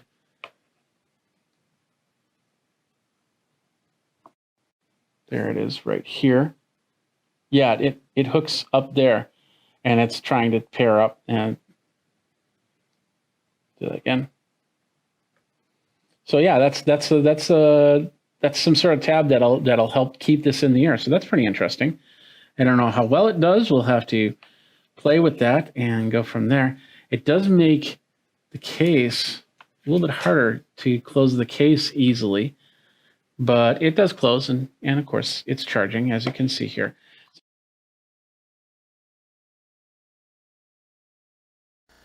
All right, let's do this. Let's talk about Character Animator. This is a great program if you use Adobe. Let's flip here. If you use Adobe software, then this and you pay for the yearly version of the Adobe software, this becomes a part of the software that you get. So you get Photoshop, you get your Premiere Pro, you get your Illustrator, and you get Character Animator. And I've been on Character Animator ever since it was a beta. Back in 2016, it came out, and then I got Bell's palsy on this side, and I thought to myself, well, maybe I need to start doing animations and use it that way. And so I started playing with it, but then I just ran out of time, and then this side got better, and I was like, okay, I'm back to my videos. Of course, Bell's palsy affected me last month on this side of my face. It's a lot better now, but I still feel it. And so I wanted to come back into Character Animator and check it out because it's being used for so many different things. Like, for instance, did you know that Character Animator is being used on episodes of The Simpsons and a lot of the new animation shows out there? It's just amazing what you can do with it. You set up a scene, and then you run through the scene, and you have your voice actors there, and they set up their faces on the camera, and it can even do facial turns and things like that. It's going to be a little bit choppier here, the way I have it set up, as opposed to how you would probably see it on an episode of The Simpsons. But if you've also watched Stephen Colbert's Late Show with Stephen Colbert, that's what it is, then you've seen this as well, as they've taken the fake President Trump and they've animated it in the scene. And the funny thing about this is they did that when Character Animator was still in beta, and they were like, no, this is awesome. And I agree, it is awesome, because not only can I animate a character, I can also put my own look and feel to it. As you can see, look at this. There I am. I even have, look at this. I even have my Geekazine shirt right here. There's my Geekazine shirt. And my bald head, my goatee. I don't even have gray in my goatee. And even my background back there. Look at that background.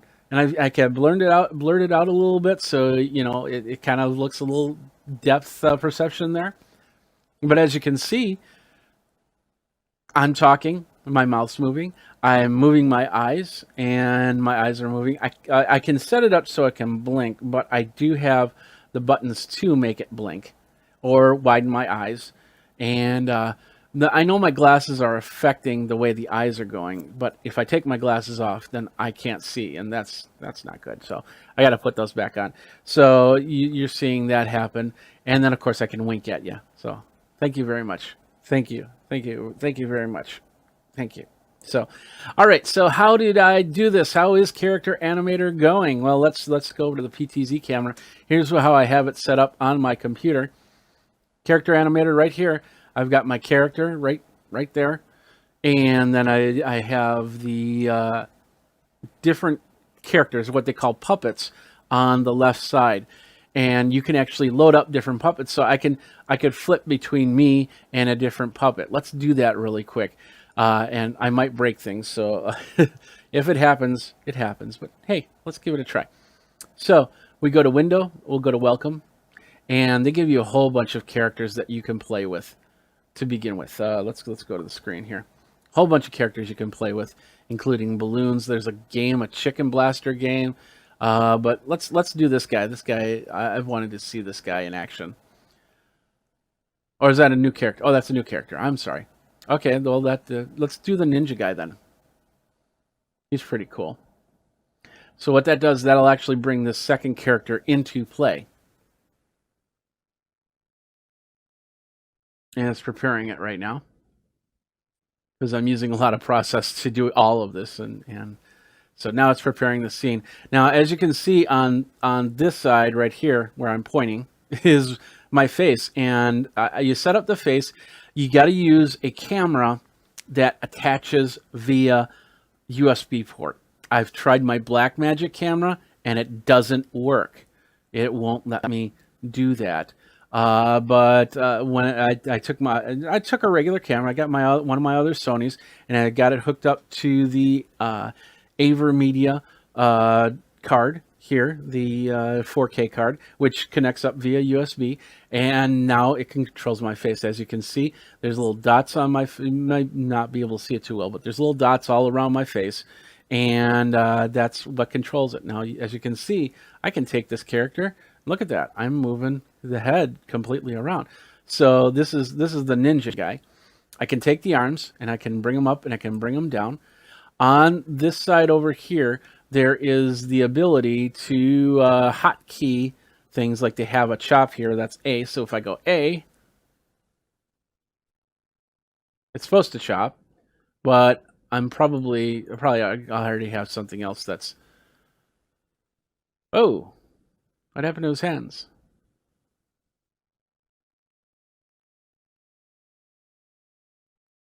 Do that again. So with that is you saw that working because I was blinking my eyes and winking, but for some reason it's not allowing me to do the punches. Let's try it. Let's try another one. Let's go. Side chop is D.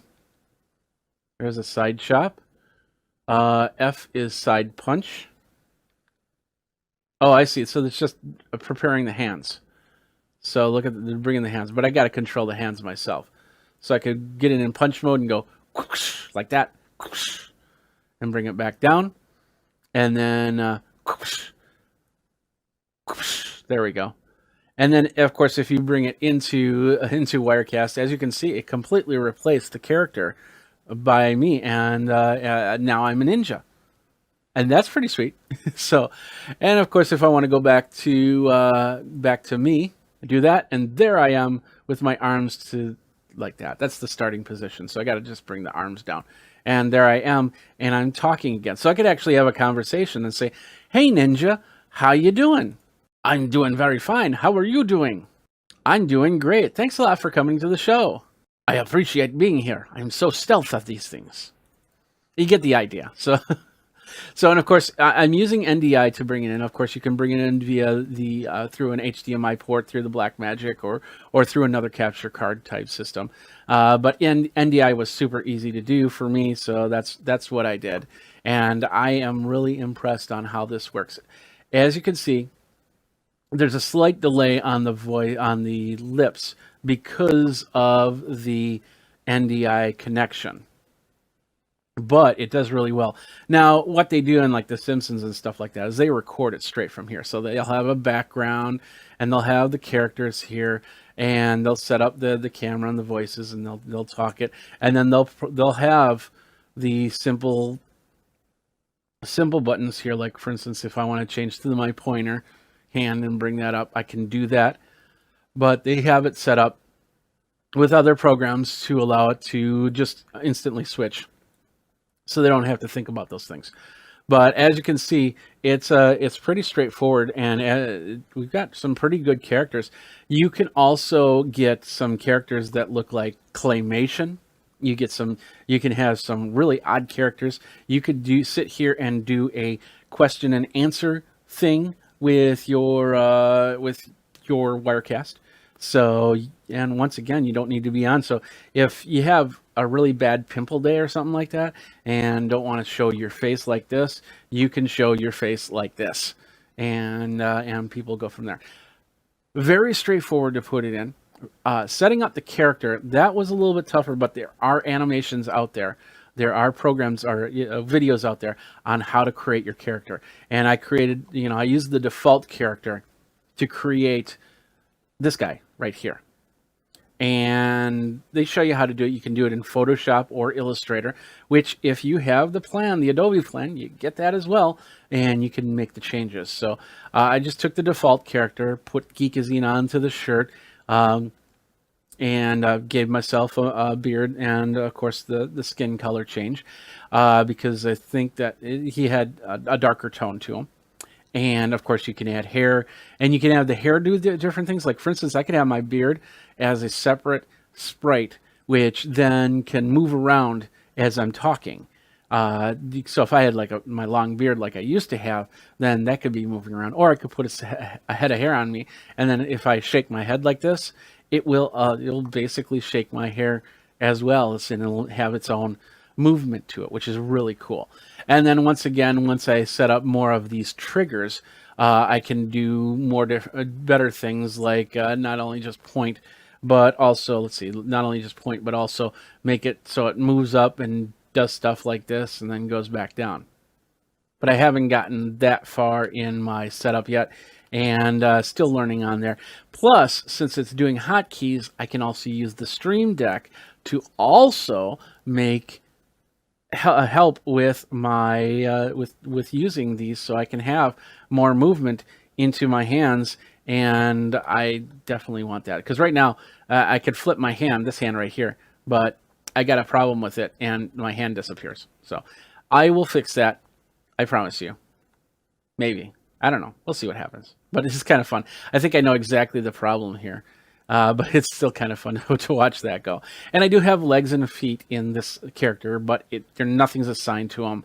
So as I grow this character out and build it up, I can do. If you've got characters set up in Character Animator that you want to send to me to use, I'm more than willing to use them and try them out and see how they work, and then bring them into my shows. And we can have a lot of fun with this. And maybe even make some shows or something like that. I don't know. We'll see what happens. I'm going to work more on this. I'm going to be doing some more live stream using the Character Animator and making some videos this way. So let me know what you want to see happen here and go from there. But that's basically Character Animator. What do you think about it? Would you use it? Do you have the Adobe product suite? Would you use that in your suite? Let me know by tweeting me over at Geekazine, geekazine@gmail.com. Let's go back over here because I like that and everything like that. But that's frozen. There we go. So that pretty much does it for this episode of Wirecast Pros. I hope you enjoyed it. I hope this has answered some questions. I forgot to say, hey, we do have some new members: Jason, Casey, Abdallah, Deb, Aman, Ed, Peter, Kenneth, Adam, and Martin. Thank you guys very much for being part of Wirecast Pros.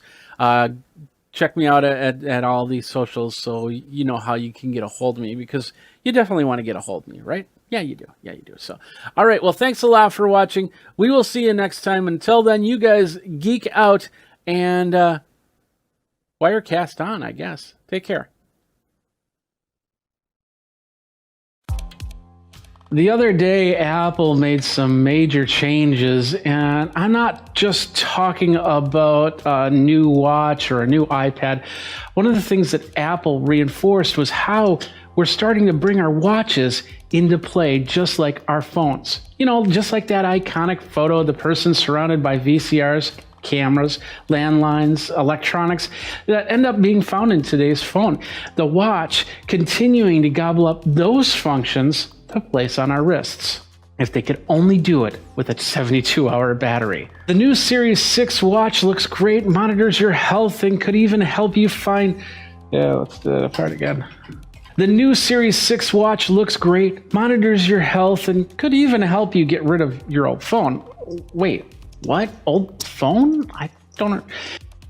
Welcome to a new series on Geekazine called The Focus. This is where we'll be looking at technology in a deeper dive. For this series, I'm keeping the focus on mobile devices for now. Apple Watch Series 6 was introduced at a virtual Apple event. I watched in a Zoom watch party, like many of you probably did, which made the experience a little bit better.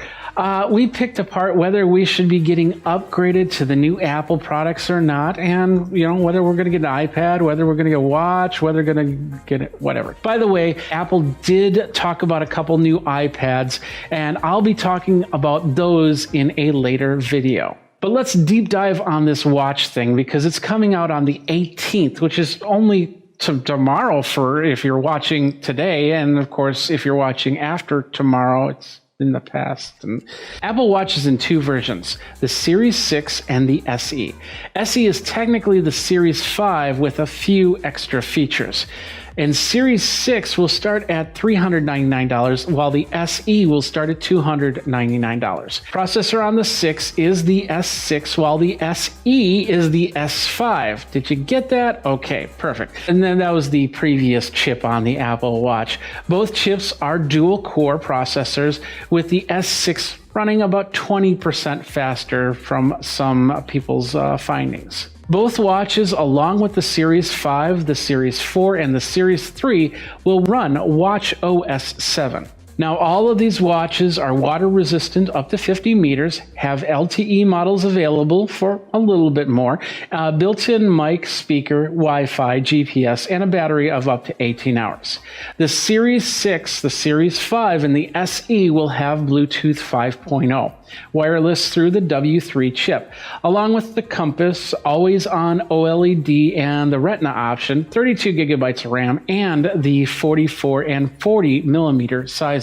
The things that set the Series 6 apart from all the others include the following. To start, the new watch will be basically usher in a cableless connection. You'll need a magnetic wireless charging cable for power, but you'll either need the iPhone, you'll need an iPad, you'll need a Mac, or use the cellular service, if your watch has it, to get any software updates, photos, notifications, or anything like that. Another new feature is the U1 ultra-wideband support, which adds spatial awareness. Now think of this as a ping and receive type service between two devices running ultra-wideband. You can find out how far you are from your phone or iPad, and AirDrop will actually be using the service to send and receive files, as it apparently does a better job than Bluetooth will. So music, messages, and more will transfer faster to your watch. The U1 chip is not in every Apple device, though. iPhone 11 seems to be the only other device that has this chip, even though the upcoming iPad Air is still without the U1, which is a little bit odd. Now, the Series 6 will add a lot of health features. Even Tim Cook stated during the event a lot of case examples of people's lives being saved simply because they wore their watches and the watches warned them. It'll be interesting to see comparison of Apple Health versus Google Health, which already has some of these features. Actually, even my bathroom scale has a few of these features. Do you have any other devices that also keep track of your health? Let me know by commenting below. Now, the watch will have a noise sensor. It'll have a heart rate monitor with irregular notifications like previous models, and the SOS feature, but it'll also add blood oxygen and electrocardiogram, otherwise known as ECG monitoring, all in an app. To put this into perspective, I actually used to test ECG devices many years ago. Now, whenever you see a video with someone in bed and a whole bunch of wires connected to them for a sleep study, that's usually the full ECG experience. Now we can do that all within a watch. Well, kind. Gen 6 will have the second generation optical heart sensor inside to monitor all these new functions, and with the upcoming iOS 14, we'll be able to give you a full readout on your phone or iPad. Another new addition, which I'm guessing that your 5, your 4, and your 3 watch might be able to utilize, is the new types of bands. Included are bands that have no latches or hinges. Now, as a drummer, I would guess that I would need that latch, but you never know. If the band is easy to slip on and holds stiff to any size wrist, then it could be a great new addition and easy to take on and take off. Keep in mind that the sensor needs to be as close to that skin as possible at all times for a fully accurate readout. Fitness apps have also been updated. You can stay motivated even if you cannot go to the gym. The new fitness subscription model will let you have a personal trainer right on your wrist. But will you use it? Comment below and let me know. The SC Cellular has another function, a watch for your kids to keep in touch with, all controlled by just one phone. So you don't need to get your 8-year-old the brand new iPhone, whether it's going to be the 11 SE, the 11 Super Max, the 12, some city in California next to a coast, nice wind breeze, and anyway, you'll be able to parent your child through the watch. No cameras, but there will be audio ability. Control of what's on the watch will be done by the person with the iPhone. Now, I could see some other really cool uses for it, like employees, not have their phone nearby, and then it's connected to a main phone communication hub that goes throughout maybe a warehouse or maybe, just on the road. If you've got drivers, if you've got whatnot, you can find out what they're doing and where they are at all times. Many different styles, many different colors, many different bands that are going to be available, and they're all going to be different prices, very expensive to super cheap. You'll probably find some stuff on Amazon as well. I like leather bands myself with the latch. It just feels like a watch to me. But what do you like for your watch face and watch bands to be? So here's what I like and what I don't like about the Series 6 watch. First, and this is personal preference, I am not a big fan of that square face. It just does not look good to me. It does not look like a watch. They want you to wear the device while sleeping, yet there's only an 18-hour battery. Keep in mind that 18-hour battery also depends on what you have on your watch. If you're loading it with apps, if you're getting tons of messages, if you're getting photos, if you're listening to tons of music, your watch battery will go to 14 hours or maybe even less. It'll also mean that it needs to fully charge in the time it takes you to shower and get ready for work. Well, that is, unless you work at home, then maybe that's not the case. Otherwise, you're going to actually be forgetting your watch more than not if you have to walk out a physical door. I am all for getting rid of those cables and having the wireless experience. Added bonus is it helps the environment because you don't have to buy another cable. You don't have to recycle another cable. I also alluded to the possibility of getting rid of your phone. Now, could that be an option? Well, absolutely it can.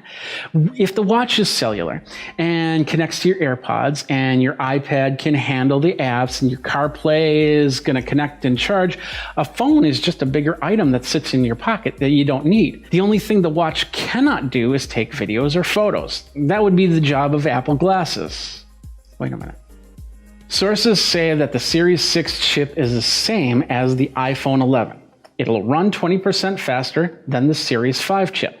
We won't be able to test all that until the watch comes out, though, and we will try to do so.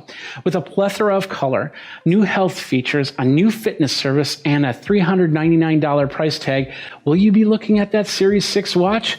With these tumultuous times, that might not even be something that can be on your financial radar. For me, the watch is usually a no. But what feature are you waiting for before you decide to pull the trigger? Are you on Series 5? Will you go to Series 6? Are you on Series 4, 3, 2, or 1? And you want to go to Series 6? Let me know by commenting below. And that's it for this first episode of The Focus on Geekazine. My name is Jeffrey Powers. Go ahead, like, subscribe, comment if you liked this video. If there's some technology that you want me to focus on, let me know. We will be doing the next video. We will be talking about the new iPad Air. And remember, you have the iPad that's still on the Lightning cable, and then the new iPad Air, which comes out in a month. We'll talk about that as we go. And until next time, you guys geek out and take care.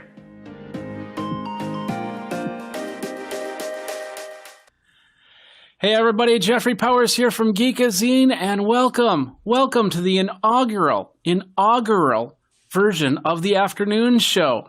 And I should probably get rid of this little thing down here that says pre-show anymore. It is this inaugural episode of the afternoon show. Jeffrey Powers from Geekazine, Think Magazine, put in a geek. Socials will be popping up right here. You can follow me everywhere. Just Geekazine, there you go. And we've got a great group of people. We've been talking for the last 20 minutes now, learning about each other. Some of them know each other already. Over on Restream.io, we have, first of all, to my left, it would be my screen share, which has absolutely no name but screen share. And then next up, we have Anya Razina. And hopefully I'm getting all these names correct. I apologize if I mess it up. Down below, we have Stephanie Liu. And then Rob. Next up is Dan Willis, who's in the middle square right there. And then down on the right square, this is going to be the fun name to say, Rob Balasabas. Oh, nice. Yes. Thank you. I was thinking, I always do a musical thing in my head, so I go Balasabas. Do do do do do. Balasabas. Do do do do. So anyway, thank you guys very much for being on the first pilot episode of the afternoon show. We're gonna keep this as loose as possible, so we'll be going back and forth talking about different things. I'm going to start with Anya here, since you're in the upper right-hand corner. You're the one that actually put a lot of this together, so thank you very much. Why don't you tell everybody about who you are and what you do? Yeah, absolutely. Well, first of all, thank you so much, everybody, for joining. It's a pleasure to be here. Thanks for having me, Jeff. It's definitely exciting. I don't do multi-people panels too often, so it's always a little bit of a thrill. I do lead influencer relations at Restream.io. That is the service that allows you to stream to multiple platforms at the same time. Your live video can go to YouTube, Twitch, Twitter, Facebook, LinkedIn, all those good places. And we also have a studio, which is where we are right now, that allows you to stream directly from your browser with overlays, video pre-rolls, guests, community comments displayed on your screen, all that good stuff. And a lot of these people here joining us are kind of like part of influencer relations team and our Restream movement group.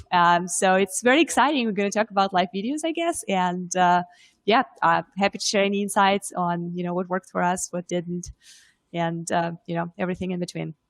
Okay, perfect. Thank you very much. Next up, we have Stephanie Liu.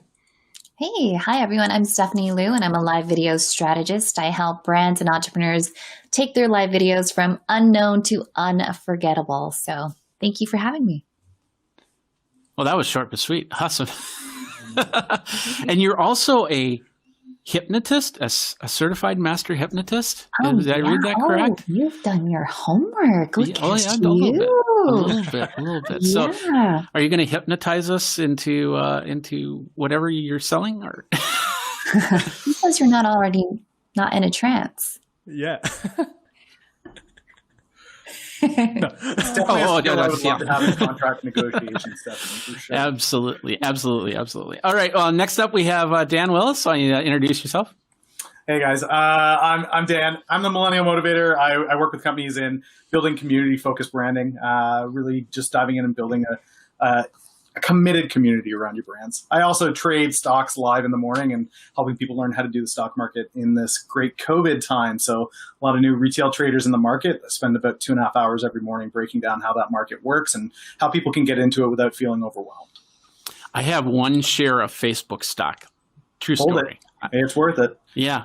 It'll become 2 shares. eventually. I know that. They will split. That's true. Yeah, it's coming. No, I used to do some stock trading, and then when I started Geekazine, the first thing I did was get rid of all my stocks because that becomes money into the end of the show. So and then I burnt through all that. So that's why I only have one share of Facebook stock now. Well, you'll be a rich man one day. I will. I'll be dead by then. But anyway, Rob, Rob, why don't you introduce yourself? Hey, everyone. Jeff, thanks for having me on here. My name's Rob Balasabas. I'm the brand evangelist at TubeBuddy, which is a YouTube tool. We've got over 4 million channels that use our platform at the moment. And so I'm the brand evangelist. I get to connect with our influencer partners, our users, and then find cool ways for them to connect with each other. I have a live show on the TubeBuddy channels called The Creators Corner, where I just get to talk to different creators and different brands that help our community. So that's me. Yeah. And we're both, I'm also part of the TubeBuddy system there, and also an influencer there, although I don't do the brand ambassador stuff. I've been on early on, and a lot of the features that they really got into TubeBuddy, I was like saying, you need this, and they said, and they were going, oh yeah, we got to add that. So I've been on TubeBuddy for a long time. It's a great program. So, all right, let's first of all, if you want to ask questions, we do have the chat. Of course, go in your chat wherever you are, on Facebook, on YouTube, on Periscope. I don't have a LinkedIn Live just yet, so we're not on LinkedIn Live, sorry, but we're on Twitch. So ask your questions there, and we'll get them up here. We're going to see if there's any questions in there. And it just says two things. Is Dan Pog by Euro37, and then Dan by Gaming Goodies. So what is that? What is apparently the that's that? The most popular guest we have here. Somehow Dan is the star. Well, Dan's the man. Is the screen shared? These are guys that trade with me during the day. These guys are typically guys that are in that trading Discord. So they figured they'd swing through and see that I'm actually a marketer as well. I don't just trade stocks all day. All right. Well, let's start with the easiest of questions, and that is, we're now 5 months into this whole COVID thing, stay at home thing, whatever. Let's talk about how that if it has changed. For me, it was literally I was building the new studio from Studio A, and we're in Studio B now. I was building the studio anyway, but it was just kind of getting things done a little bit quicker. So we'll start. Let's start with we'll go to the opposite end. We'll go to Rob and ask that question. How has this changed you in the last 5 months? I mean, for me, I've always been working remotely, so it hasn't really changed my work life so much. It's definitely changed what we do at work. A lot of a big part of what I do is travel to different conferences, and obviously that's not happening. So that's why we've really gravitated to live streaming to connect with our users, and also do collaborations with all our different partners that we would normally do when we're in person at different conferences, right? We would meet up at a coffee shop or, do a collaboration interview in person. So we're just transitioning that online through live streams. So that's really how it's changed. I mean, as a business, everybody's gravitating to YouTube, which is primarily what we're all in on YouTube. So people are consuming content there. They're creating side hustles and businesses and channels and their audiences there. So that's directly related to our busyness at this time. Show of hands, who's going to miss their either Diamond or 1K status next year? Nobody? No? Nobody? Does it? Who else travels for their job? Okay, Stephanie. Dan, you don't do any traveling at all, or? I go to a few conferences every year, but I do the majority of my stuff via remote. Okay. Yeah, so I love going to conferences, don't get me wrong, but my travel points are the least of my worries. Okay. So tell us how this has changed for you in the last 5 months then. I mean, it's been great. One of the things that I've noticed with live is that kind of expectation that you need to have this really polished live performance. That's right out the window. I start my stream at 4:30 in the morning, so polish is right out the door. I wake up with the bags and I'm still kind of getting alert, and people just accept it. They're fine with it, and it's kind of fun that way, where it's more just about the content and relating with the community, and then all kinds of new opportunities as well. I really wanted to get to South Africa last year to speak at an event, and just the travel didn't work out. There was complications with flights and stuff. And this year they're running it completely online. So I'm going to be able to engage that audience in South Africa in September, largely due to COVID being what it is. So I guess I'm thankful for it. That comes across kind of weird, but really exciting new opportunities at the very least. So you'd then have to say buy a donkey. And for those of you who don't know, buy a donkey is Afrikaans for thank you. Oh, okay. That's good to know. Yeah, it was the easiest word to learn. I have a friend who is from Cape Town, and he taught me that. That it's just one of those things that sticks in your head. It's like, it's Afrikaans. Okay, cool. Yeah, absolutely. Stephanie. Oh, yeah. Stephanie, how has the last 5 months worked for you? It's been very interesting. As Rob had mentioned, for those of us that speak at events, those have all transitioned to online. Plus, put on top of that, the fact that the 360 Marketing Squad and I are launching a book with Entrepreneur Press next week. And so we had it all dialed in for, a book tour. So then now that's actually virtual. But from a business standpoint, I'm finding that our business is actually flourishing in the sense of live video production. So we now have corporate clients reaching out to us asking, how do I take this Zoom meeting and how do I elevate it? How do I make this much more engaging? And so we're now doing media training on how to leverage live streaming, how to put on a show, how to impress your annual shareholder meeting. So that, as part of our business, has really expanded. Our team has also grown in hiring additional live video producers. So it's been exciting in that sense. Yeah, absolutely. And congratulations on the book coming out. It'll be available where? It'll be available at Barnes & Noble, Amazon, all the different places, Entrepreneur. You'll find it. Okay. I'll put a link once that book's available on in the places. I'll put a link on the page so everybody knows how to get a hold of it, of course. So. And then we have Restream. In the last 5, the funny thing is they're in Austin, Texas. I go to Austin, Texas a lot, mostly for South by Southwest. And I have never been to the office of Restream. And hopefully for 2021, if there is a South by Southwest, I am going to be in that office. That's right. It's actually very funny. We just leased this office in February, so literally a month before coronavirus happened. So we kind of enjoyed the office for months, and then everyone was back home, and we were like, "Oh no, this is such a beautiful space. We were so happy here." But of course, now since we're a pretty small team here, we're still back. I'm working from the office for the sake of internet and my little studio setup. So how the pandemic changed my life within Restream ecosystem is, well, first of all, when I kind of have a very exact date, I think it's March 17th or something around that time, when it felt for us at Restream like the whole world woke up realizing that they are all live streamers today. Because it's that or else. In order to stay relevant, in order to stay connected with their communities, they had to figure this out. And we had a massive spike of new users, of people who had an account with us who immediately decided that they need to resume this conversation. So it was overwhelming, but at the same time, very exciting that people kind of got back to streaming in general, to live video, and kind of rediscovered or discovered it for the first time. People from all industries. We saw churches streaming, we saw fitness trainers, we saw musicians, politicians. It was really exciting and overwhelming. And for me, because around that time, I started to work with influencers and kind of grow our evangelism and brand advocacy program.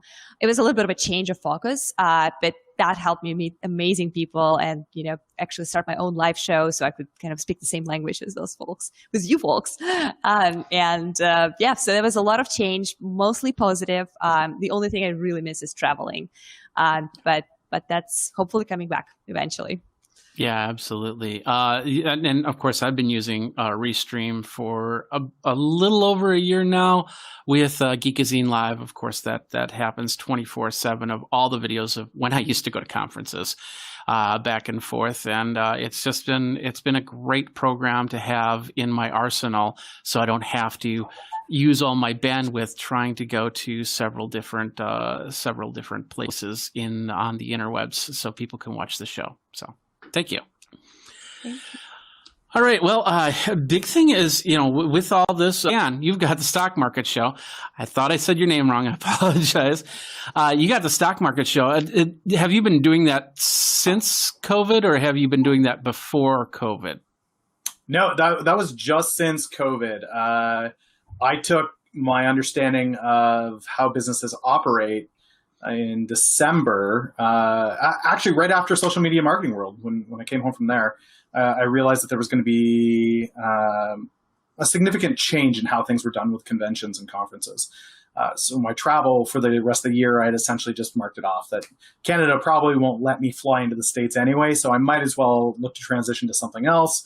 Live streaming was something I'd always wanted to play around with a little bit more. I had a Twitch partnered stream anyway from a few years back when I was in esports. I figured I'd fire it up again, give the stock market thing a try, and just try to help all these retail traders that are using their stimulus checks. It's really great. What I love is not having to pick a community where I can, Twitch, Periscope, LinkedIn, YouTube, all at once. They're all in there. And it's kind of cool to see those different communities where Twitch, you get a bit of a younger demographic, and then LinkedIn, you got the very professional and prim and proper, or at least business minded anyway. And then Facebook, my mom shows up and she's like, "Hi, I love you, son." So it's kind of nice to have that mix and blend, that you're able to engage so many different people, irregardless of what niche you're in, I think. Okay. Rob, do you agree to that? You're muted. Rookie. Multi-streaming is really powerful. So, we have different communities. Like Dan said, there's different communities primarily on YouTube, but we also have people that we want to reach on LinkedIn, on Facebook. Multi-streaming has been like just such a game changer for us, especially during lockdown, for sure. Yeah. And you also at TubeBuddy, they also have the back end stuff, the Discord server and the and things like that. That you don't have a Slack channel, do you guys? No. We have a Discord, and we have our community forums. So we've got different, community is huge for us at TubeBuddy. So we try to meet our users where they are, and there's a lot of gamers, for example, on Discord, a lot of YouTubers on Discord. So we have a Discord server, and then we have our community, and then everywhere else. So it's a big part of what we do. And Stephanie, what type of channels do you guys have to get your message across? Oh, of course. Yeah. Well, that's where Restream comes into play, right? So we're everywhere, especially on the Facebook landscape. We have the Facebook business page. We have the Facebook groups, LinkedIn, YouTube, analytics of knowing like where the majority of the audience is coming from. And for someone that actually produces events for clients, it makes you so much more valuable as a team player to come in and say, I'll produce a show for you, and I'm going to come and give you the actual analytics to say who your audience is, who your big fans are that you need to support, and so on. So it's been good. Awesome. So we got a few things in the chat here. No questions, but some people that want to say hi. This first one's really weird. This guy, Rob, how do you pronounce that? Hey, everyone, goes Rob. And then, of course, Equinox Productions goes, good evening. And C. Ova says, hey there. And as we're doing this, I do have to make that note to Anya, the whole idea that we're now blocking Stephanie every time I show a message. We need to think about that. So I will present everyone. You don't have to do that, but thank you very much. Great point. Stephanie's got. Oh, go ahead. Yeah, I was just saying that's a great point. Room for improvement. That's the beauty of live shows. Like you learn something new about the product every time. Yeah, and we were on a couple days ago, and we were going through this whole how this all works. As I was trying to figure it out myself, because I was just doing one-on-ones at the beginning, and we did, and I think I got a pretty good handle on things between what I normally do on my live show, and you saw some of the graphics on that, and then of course going through a restream on that, and that makes it even more powerful for sure. So, all right. So Stephanie, you guys talked about the book. Rob, is there anything that is coming out that you wanted to share that you haven't yet? For us, I mean, no, TubeBuddy, we are just heads down, trying to handle all of the. I'm like checking if my mic is muted. Do it once, yeah. No, we're just heads down. Like right now, we're just trying to handle all the new traffic, new users. Again, with everybody at home consuming YouTube, building YouTube channels. We're just directly related to that busyness. So yeah, nothing super exciting to announce or plug or anything like that. But we're just heads down we're focusing on more educational content. That's really what we're creating. You'll probably notice that on our channels, on our live streams. We're bringing on experts to really talk more about YouTube strategies rather than like specifically TubeBuddy more. So we're just trying to help new YouTubers really understand how the platform works, and then TubeBuddy will come in as a solution to make that easier. But that's down the road. I do some stuff myself, not on TubeBuddy, maybe down the line. We'll see how that works, but definitely learning a lot from the TubeBuddy sides. How about yourself, Dan? Anything to announce on the show, like super secret? September is the South Africa Innovation Summit, and this is people directly from that continent. But with them going online, they're trying to pull in, instead of a massive amount of speakers, they're narrowing that group to about 8 to 10 speakers that are experts from all over the world. So it's actually really exciting to engage that continent, which is just got a bit of a different vibe as far as how they do digital marketing and social, but it's giving it a real global feel to it. So I'm pretty excited for it. I'm excited to not only speak to that continent, but also to kind of see how the North American concepts of digital marketing and social media pair well with what's going on there, and how they're growing and using the tools in new and innovative ways. I've already had some pretty cool conversations where people are like, oh, this is how we would do it. It's like, oh, I never even thought of that. That is so cool that you could possibly do that. So yeah, there's a lot of amazing things that are coming with that. I've never been able to attend it myself, so I've got kind of that butterfly in the stomach. Ooh, first time at a conference thing going on, which is always kind of fun. But yeah. Absolutely. And I know you already pushed promoted the book, but you guys are all on LinkedIn too. I'm working on a LinkedIn learning course about live streaming. So Anya and I have had some conversations to talk about like, ooh, what should we drop? What should we mention? So it's really fun to realize that because introverts feel like they have to change their personality in order to be on camera, when really it's like, you just embrace your personality, be yourself. And just once you grasp the tools, the different platforms and what they have to offer, you're welcome to the live streaming community. Yeah, absolutely. Yes. Absolutely. Anya, let's talk about Restream, and because I just opened this up today and I'm looking at the interface, and I noticed that there's 2 buttons now as opposed to 1 button, which does this resize to full screen for you. And I'm not sure how those buttons work. Do you know anything about that? Do you mean the buttons on your Oh, I see. That brings the Here we go. I have never seen that. Like, that just showed up yesterday. Yeah, this is new. This is one of the updates, and this is kind of how we operate right now. And just in general, this is kind of like Restream way. We are a lean startup, lean approach company. We do multiple iterations. We constantly push new features, test them with our beloved influencers, first of all, because they are just the gold mine of great feedback, interesting ideas, feature requests. So we have like a whole Slack channel just for them so they could share their questions, concerns, and thoughts of what would be better. So that's why it's not uncommon experience for Restream users to show up and be like, oh, a lot of things changed, a lot of new buttons popped up. So yeah, this is the difference. So some people requested that if you sometimes want to showcase either a person or your screen, you don't want those multiple little boxes with other participants in the bottom, because they potentially might be blocking some to show all the participants if it's like a panel discussion and you really want to see the emotions and like what people are doing. So this is why we have those 2 buttons now, so you can kind of like pick your poison. Awesome. I love your poison. It was so cool. Like when it popped up, I was like, this is like Honey, I Shrunk the Kids. Like what just happened?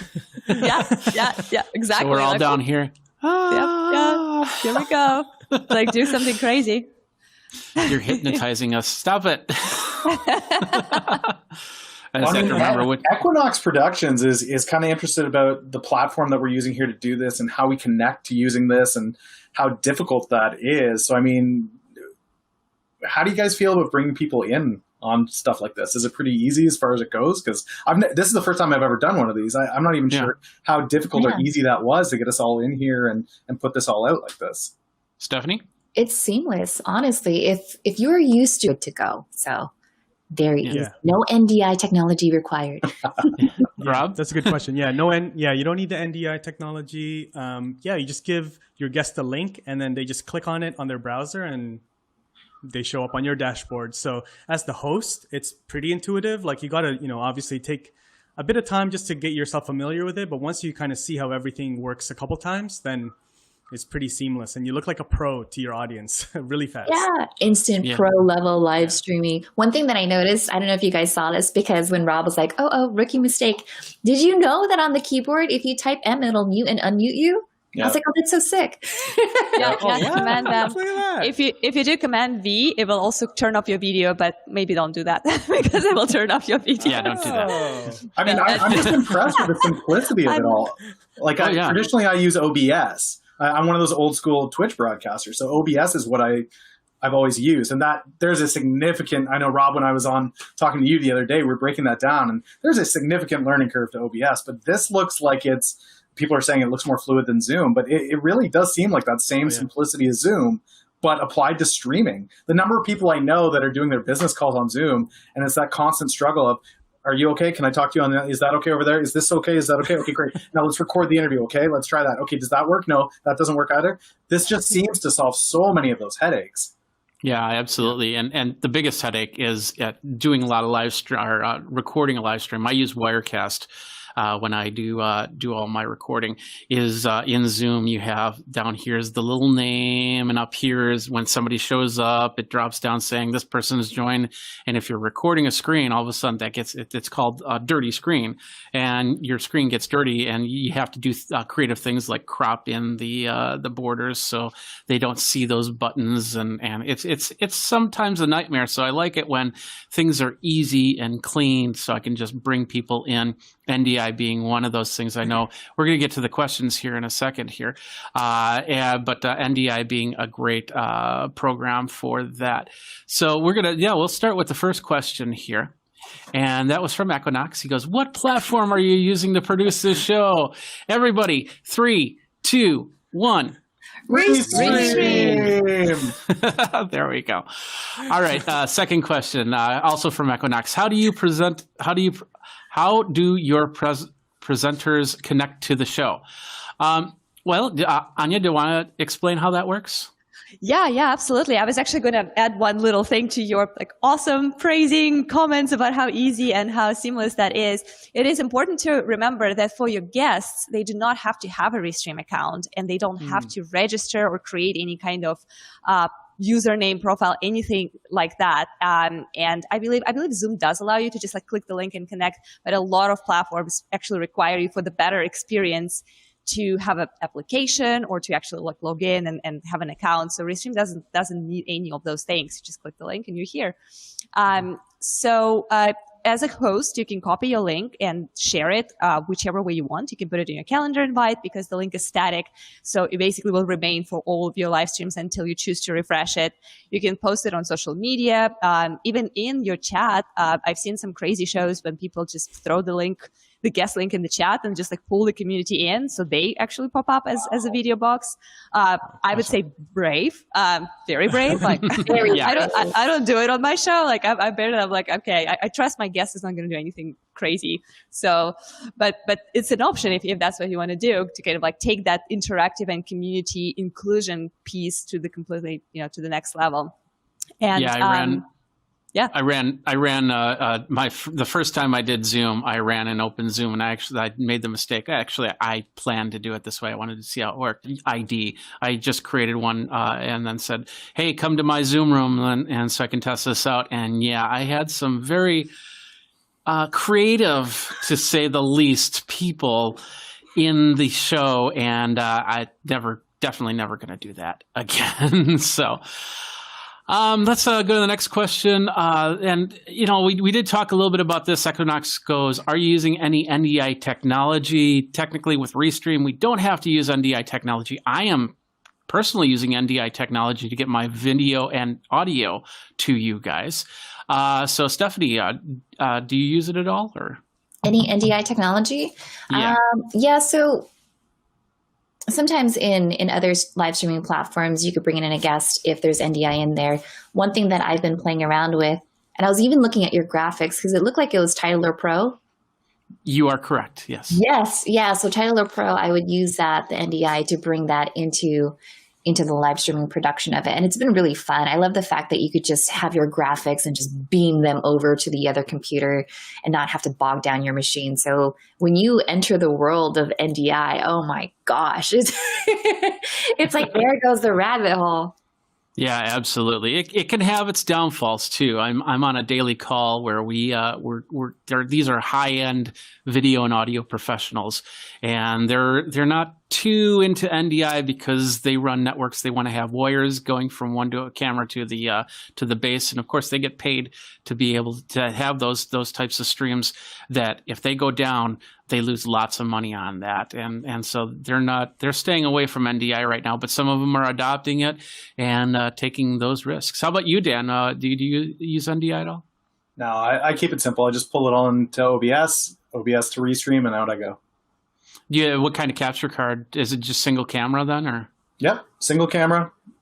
Like basic setup. And that's one of the things that I try to tell people when they're getting into the live streaming for the first time is it doesn't need to be that fancy when you're getting the ball rolling. It's great once you get a feel for it. I love what Stephanie does, and she blows my mind with what she got going on over there. But literally, like for me, it's the simple checklist was make sure you've got natural lighting somewhere. So I always have a window near me, no matter what.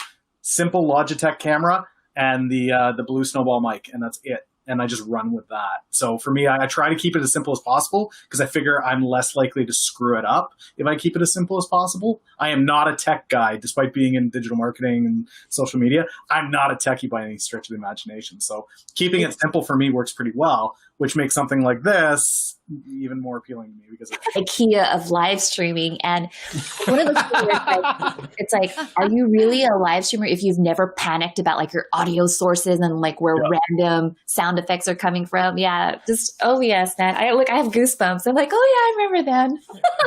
That was great. And I mean, there's still some really cool stuff that just people are getting super freaking creative, and it's fun. It's fun. It's fun seeing what people create. And when you're hit with like a problem of like, man, I really want to do this. I want to make my show look different and unique.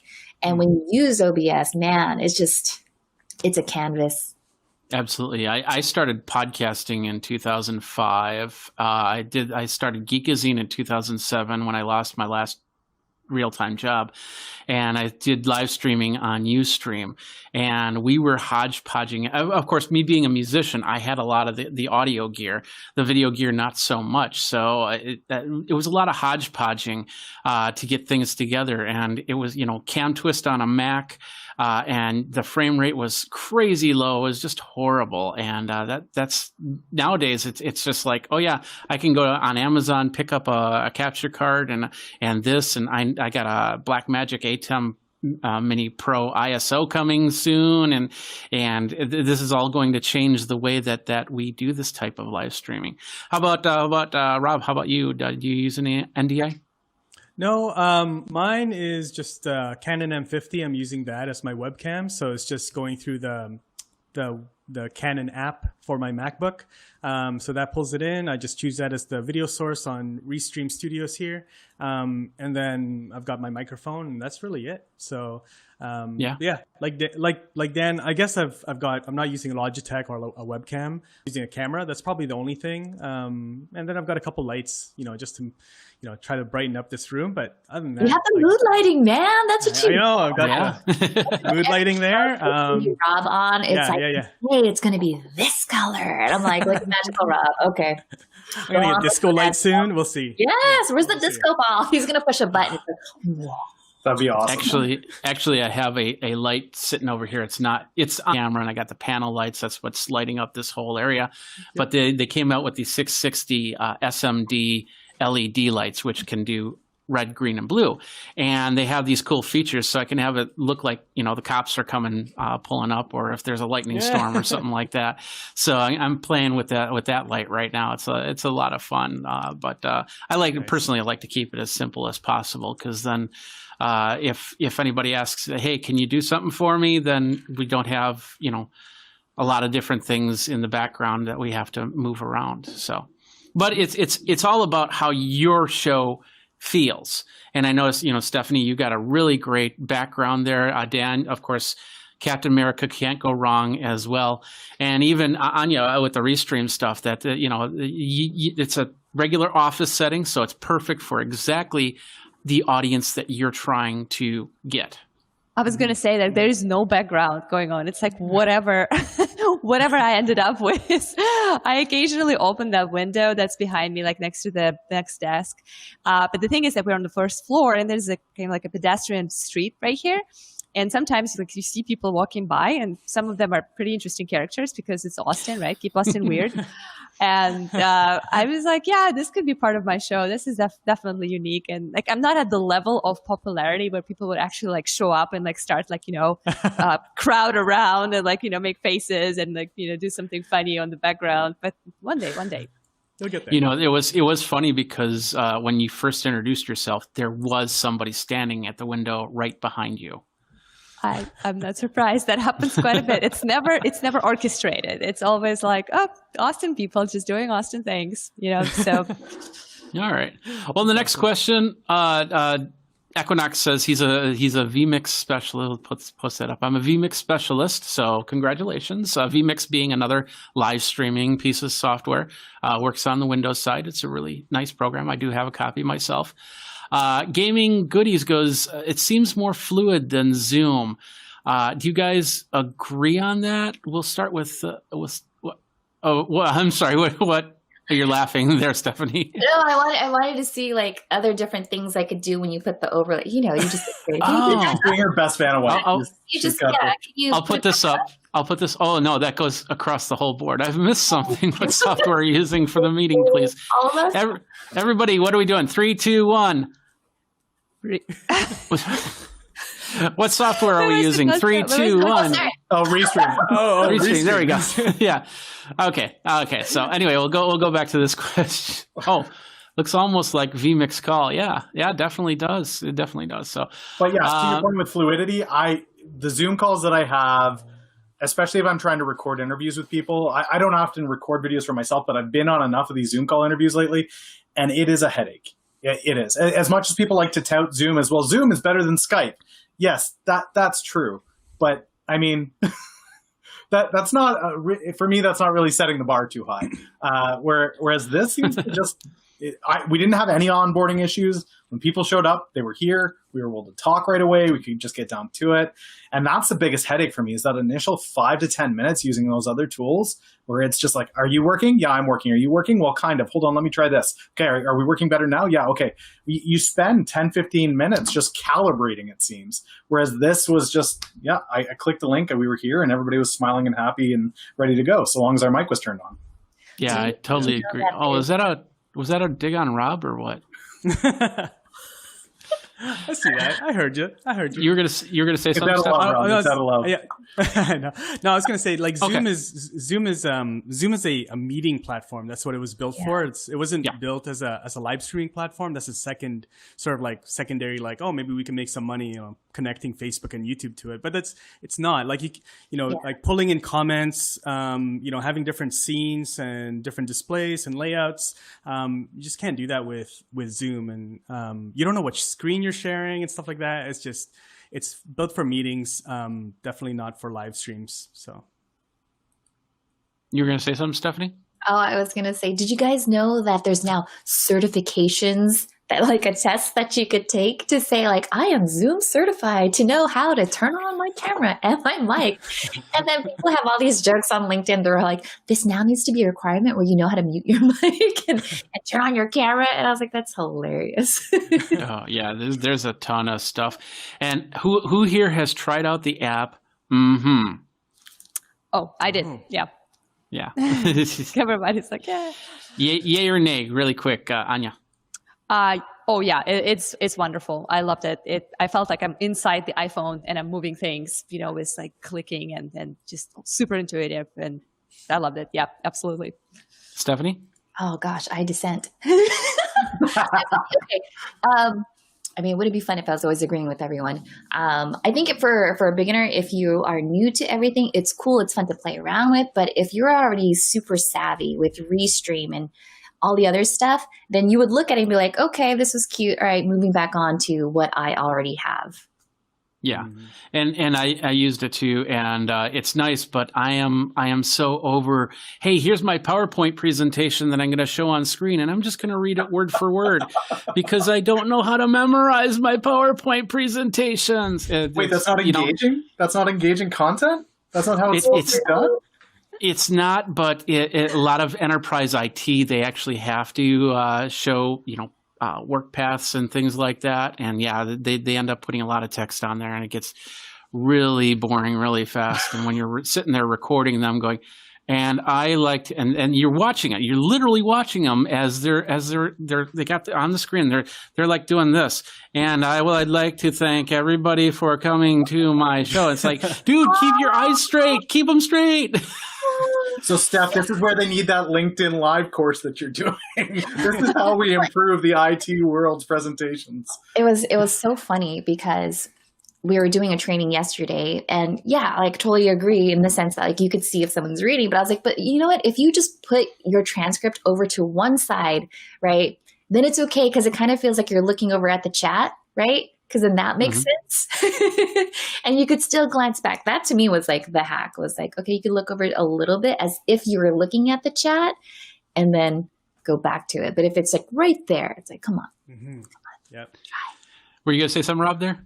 No, it's good. That's a good tip. Like, I'll just split my screen. So I get all the guests for our live show to fill out a form, like a type form with all their information. So I'll make that half the screen, and then Restream will be the other half in the intro. So that I'm like reading, trying to make and it just looks like I'm looking at the chat. So it doesn't look like I'm looking down here. So yeah, good tip. Yeah. So some of the stuff that I do, I actually, where somebody's, we do a show where my business partner, he's actually doing the presentation and I'm just reading. So what I like to do is I have my other two monitors here. I like to be like this so they know that I'm following along instead of looking at the camera. Because I think there's 2 points to things. One is looking at your audience and saying hi to your audience with your eyes. And the other one is to be in like a learning mode. And that's what I like to do is watch the screens, watch him present rather than watch the camera present. And I think that works. Does anybody disagree with that method? Yeah, I've got a 3-monitor setup, and I do something similar when I'm on the calls where I'll put the video of the speaker on the other window so I can make sure, depending on which side they're on, I make sure to move the camera to wherever it's going to be. And that kind of makes it a little bit easier, and it looks like you're having a dialogue where you're listening back and forth. Occasionally people see me look up, and that's where the stock tickers are, but otherwise it's like, okay. So you're not looking at Anya? I am. That's exactly who I was staring at. That's a beautiful office there.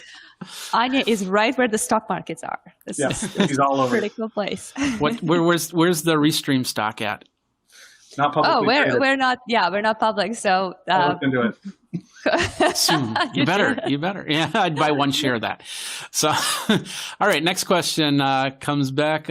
Equinox. He goes, "How do you add the overlays in lower thirds?" Anya, would you like to answer that question? Yeah, absolutely. So we do have overlays that you can design yourself, and it's basically an image with some transparent parts of that. So, for example, when I run my shows, I actually design overlays for my name and my guest name,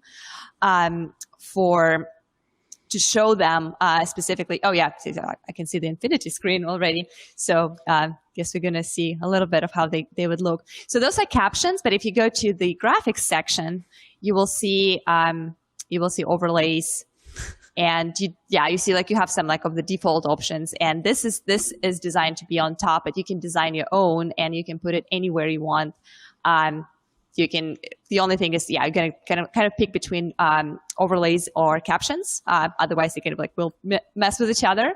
But yeah, you definitely can design whatever you want and add it the way you want, and you can like transition between them in the middle of the show. For that, this is kind of like a multitasking thing. If you are kind of like a one-person show who is the host, also the content driver, asking questions, delivering things, and also you manage the chat, then it kind of becomes overwhelming. But yeah, definitely overlays allow you to design your messaging and your branding in absolutely any way you want. And you also have logos that are separate on this. Not this, end of the stream. Yeah. Oh, my Geekazine logo on the corner there? Yep. Okay. And we talked about hotkeys coming soon, correct? Yes, a lot of requests for that. Hotkeys for, well, we already have those like funny ones for muting and turning off your video. And we are hoping to soon add some for changing layouts. So like you could do that spotlight thing or full screen change from like, so now we're all in this horizontal mode, but there's also like a little like a selfie vertical mode that you could put people in. I don't know if I would, oh, here we go. Oh, so like that actually looks better on a sixplex. I like that. Yeah. For 6 people, yeah. Like if it's 2 of you, it just turns this into like what I call a selfie mode. And here you go. Like that, So we got a one-on-one. So that works a one-on-one. But when you start getting other people in, it's kind of nice. So I like that. I'm having severe Brady Bunch mode here of just like people popping in. Okay, Dan gets to be the presenter now. Yeah, I'll present. There you go. Dana White. Yeah, we got no questions in the on the chat. And by the way, speaking of questions, these questions are all coming from YouTube, Facebook, Twitter, from Twitch. No LinkedIn Live yet. I'm hoping someday LinkedIn Live, but not yet. But whatever social network you're connected with, it's also connecting to the chat, and that chat is coming in the corner. And so we're getting messages from all over the place. Whoever's watching, whoever's consuming this content, and you never know when you're going to find your next customer. That whole 1,101 rule, right? I mean, that's one of my favorite features with Restream is having all those communities at once. Right now, when we're doing this interview style thing, it's all just the cameras. But when I do my live stream in the morning, I actually have the Restream chat. I guess it would be over here. Actually, a portion of my screen is the Restream chat. So everybody watching at all the different places can see all of the different questions from YouTube or Twitter or LinkedIn, and that way it's not just one community. The Twitch community that I'm talking to can interact with the YouTube community, even though they may be on different platforms, which I absolutely love, because that was one of the huge frustrations I had at the get-go. OBS Stream Elements or OBS itself, you're able to integrate with Twitch directly, but as far as a solution where you can have all of the chats at once integrated and engaging with one another, that just wasn't there. And Restream fixed that so simple. It's like, oh, this is so much easier. I'll just screen capture that tool, and now everybody can see the conversation. I don't constantly have to be going, well, so-and-so from YouTube has said this. What do you guys think about that? Instead, it's right there for them to see, which is, for me, I hate being the guy that repeats and does the Uhura thing from Star Trek, right? Like the ship says one thing and then you got to repeat it. And it's like, well, I mean, come on. This is 2010. We can do better than 2020. We can do better than that. I'm living a decade. That was a good one, the 2010. That's okay. I just installed version 2004 of Windows 10 the other day. So. Nice. Oh, the Geekazine IPO. That's a good question. When is Geekazine going to go into IPO? Actually, technically, I do have IPO. There's a website out there that's the virtual stocks. What's the name of that website? It was a social network. They tried to have the stock market. Yeah, I know what you're talking about. I can't think of it right now. And if I called up my email, I could probably. Anyway. Doesn't matter. So technically I'm at like 1,500 shares last time I looked on my stock market area. So there you go. He's already IPO'd on the social media stock market. You can just grab your options on that. Long calls on Geekazine. I gotta find out. Is anybody else on this? I'm on it. I can't remember what it was. I thought it was a fun toy when it first came out, and I can't remember what it's called. That would be a cool thing on Patreon where it's like you could have. Isn't there something like that already where they can actually send you stocks? It's kind of like they can gift stocks to you. Yeah, you can gift stocks. I thought I saw Sid Graham Stefan on YouTube. He was like, that's like one of his revenue channels. People give him stocks. Yeah. Yep. Yeah, that's something you can do. You can actually buy gift cards that have stocks on them. So we've got a buddy in the stock trading community, a stock guy, on Twitch, and he just found out he's having a baby girl. And so a lot of people are putting together like a baby ETF, which is just a selection of a bunch of different stocks, and they're going to put it on a gift card and send it to him. And I thought, that's kind of a fun way to just be able to share and do that. But anyway, I know what you're talking about, where it was like a mix of social media and clout, right? Where it's it's cred. Yeah, there it is. Cred. This is it. Yeah. This Empire.cred. Because he had clout and he had cred, and then this company bought cred, and now they're it's okay. So I'm sitting at what is it, 1,219 share price. So if you wanna buy stock in me, there you go. You have that option right there. I'm investing right now. All right. Next question is, can you control each participant's audio level? Yeah, I tell them turn up and turn down. Especially if you're like Stephanie, who can hypnotize people. You can tell them to do whatever. Great question. Actually, we are bringing in muting your guests, the mute and unmute function very soon. We are also looking into like controlling the level, but for the most part, the most priority thing right now is to actually allow hosts to mute, and the sound levels are something that we're going to be kind of like putting for the future. But yeah, definitely something that we're looking into. One thing that I like is and you have to deal with it every now and then, and I even deal with that, especially if you're using NDI, is that audio-video latency. So you start talking, and all of a sudden it doesn't look like you're talking right now, like you're just entered into a kung fu movie or something like that. So I like we've got some great screens, and when I call it up, there's not much delay from person to person. So. All right. Don't have any more questions on the chat, so I'll give it to you, panel. We'll start with Stephanie. Stephanie, do you have anything that you want to ask Dan, Rob, or Anya? Oh. Or the whole group. If there was only one piece of live streaming gear that you could keep and everything else had to be basic, what would it be? Ooh. Rob? Oh, nice. First, I'd probably say the camera.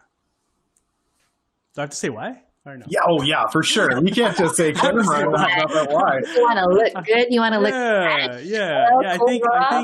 Yeah. I mean, especially if you're live streaming, I think the visuals are important. Obviously, audio is too. But I think if I had just my MacBook, mic, my built-in mic, I think we could get by. But I would rather have that than sacrifice using the MacBook webcam, the built-in webcam for live streaming anyway. So the camera. Dan? Funny. I'm actually going to go the other way. For me, it's the mic. I find people are very forgiving about visual. If you go pixelated, it's not the sharpest quality. You don't like Captain America for whatever reason. Like, they'll forgive that if the camera's not great. But if your audio is garbage, nobody is sticking around to watch it. I don't want to watch it. They don't want to watch it. I can push people to go live with that. So for me, it would definitely have to be something, and you don't have to spend a lot of money. There are a lot of great mics out there that work really well. I know I mentioned Blue before, but Aoki does some. Rode mics work really well. There's lots of great mics out there that are very cost effective, but having that quality mic for me, I think, is really important. Are you showing a mic there, Rob? Or? Yeah, there's a little one, the little Joby one. I'm actually reviewing this. This is the Movo VSM5, and it's on a Blue Yeti Compass boom arm. But yeah, I have tons of microphones myself. Anya? Oh gosh. So I was gonna say, like, where's the basic, kind of like where's the bottom ground of where you start? Is it just like your laptop and like nothing else? Because in that case, I'll pick internet connection, because guess what is going to ruin your stream big time, whether you have the most badass camera and microphone and lights, is that, that kind of limiting internet connection. I recently got this adapter to actually connect my internet through Ethernet. So basically cable versus Wi-Fi. And this changed my game big time. Like, I am so happy I can stream full HD. I can do all kinds of great things. I'm not worried anymore that things will get disconnected. So, and a lot of times we hear from our users saying like, oh gosh, this didn't work for me. Oh, I'm pixelated. Oh, like this is delayed. And literally 9 times out of 10, it's because something is going on with their internet. So for me, that would be, for the quality of stream and kind of like sustainability of that would be my priority. But in terms of this mic versus camera battle, I'm definitely a mic person. And that's why you can see that I'm proudly sitting here with my AKG, because I do believe that people are more forgiving to video than audio. And a lot of people experience your live streams as a podcast, actually. Like a lot of people who are watching us right now are having us on the background while they're doing their other like work or things. So I would definitely prioritize audio over video if I had one more extra thing in addition to internet to add to my setup. Yeah, I totally agree on that. I'd go audio over video, but the one thing I would want to keep is my producer, because then they'd have all the equipment. So clever. Clever. And then of course Equinox goes, I will not give up my Stream Deck, LOL. And that who all has a Stream Deck here? Let me get to this. So. Am I really the only one? Really? No. Geekazine's got one. I just can't. I don't. Oh man. Stream Deck is who has X keys? X keys is the closest competitor to Stream Deck. So yeah, it's just basically a hotkey button. So and of course it doesn't work here too well. But if I wanted to switch between my different cameras, I can do that. And over on Wirecast, it does a great job on that. So I can totally understand that Stream Deck is a good thing. But if you don't have audio and video, that's the point. What's the point? So, All right, we're getting close to the top of the hour. Do any of you need to get going, or? I've got the market up there. I'm good to hang out. So. Okay. Well, let's finish this section really quick. Let's go to Dan. Dan, is there any questions that you have for the group? Oh man. Everybody is talking about live video all of a sudden, which is really exciting for me. Even on YouTube, I'm seeing a lot of people that traditionally would be pre-recorded content or more curated, polished content, making that transition over to live video. I'm wondering with you guys, which platform, and it doesn't have to be one that you're currently on, it could be one that you've always wanted to try, but which platform for live video has you most intrigued headed into Q4 or 2021? Stephanie. Ooh, I just realized that you could start live streaming into Facebook events. And for those, content creators, educators that just don't want to bother with landing pages, ClickFunnels, and all of that stuff, having the opportunity to create a Facebook event where tons and tons of people, millions of people are looking at Facebook events daily, to monetize that event and leverage a live stream in there, I think that is really going to gain some ground, especially with the fact that like the fees, they're free for the next year right now. Wow. Really? Mm-hmm. Oh, wow. Okay.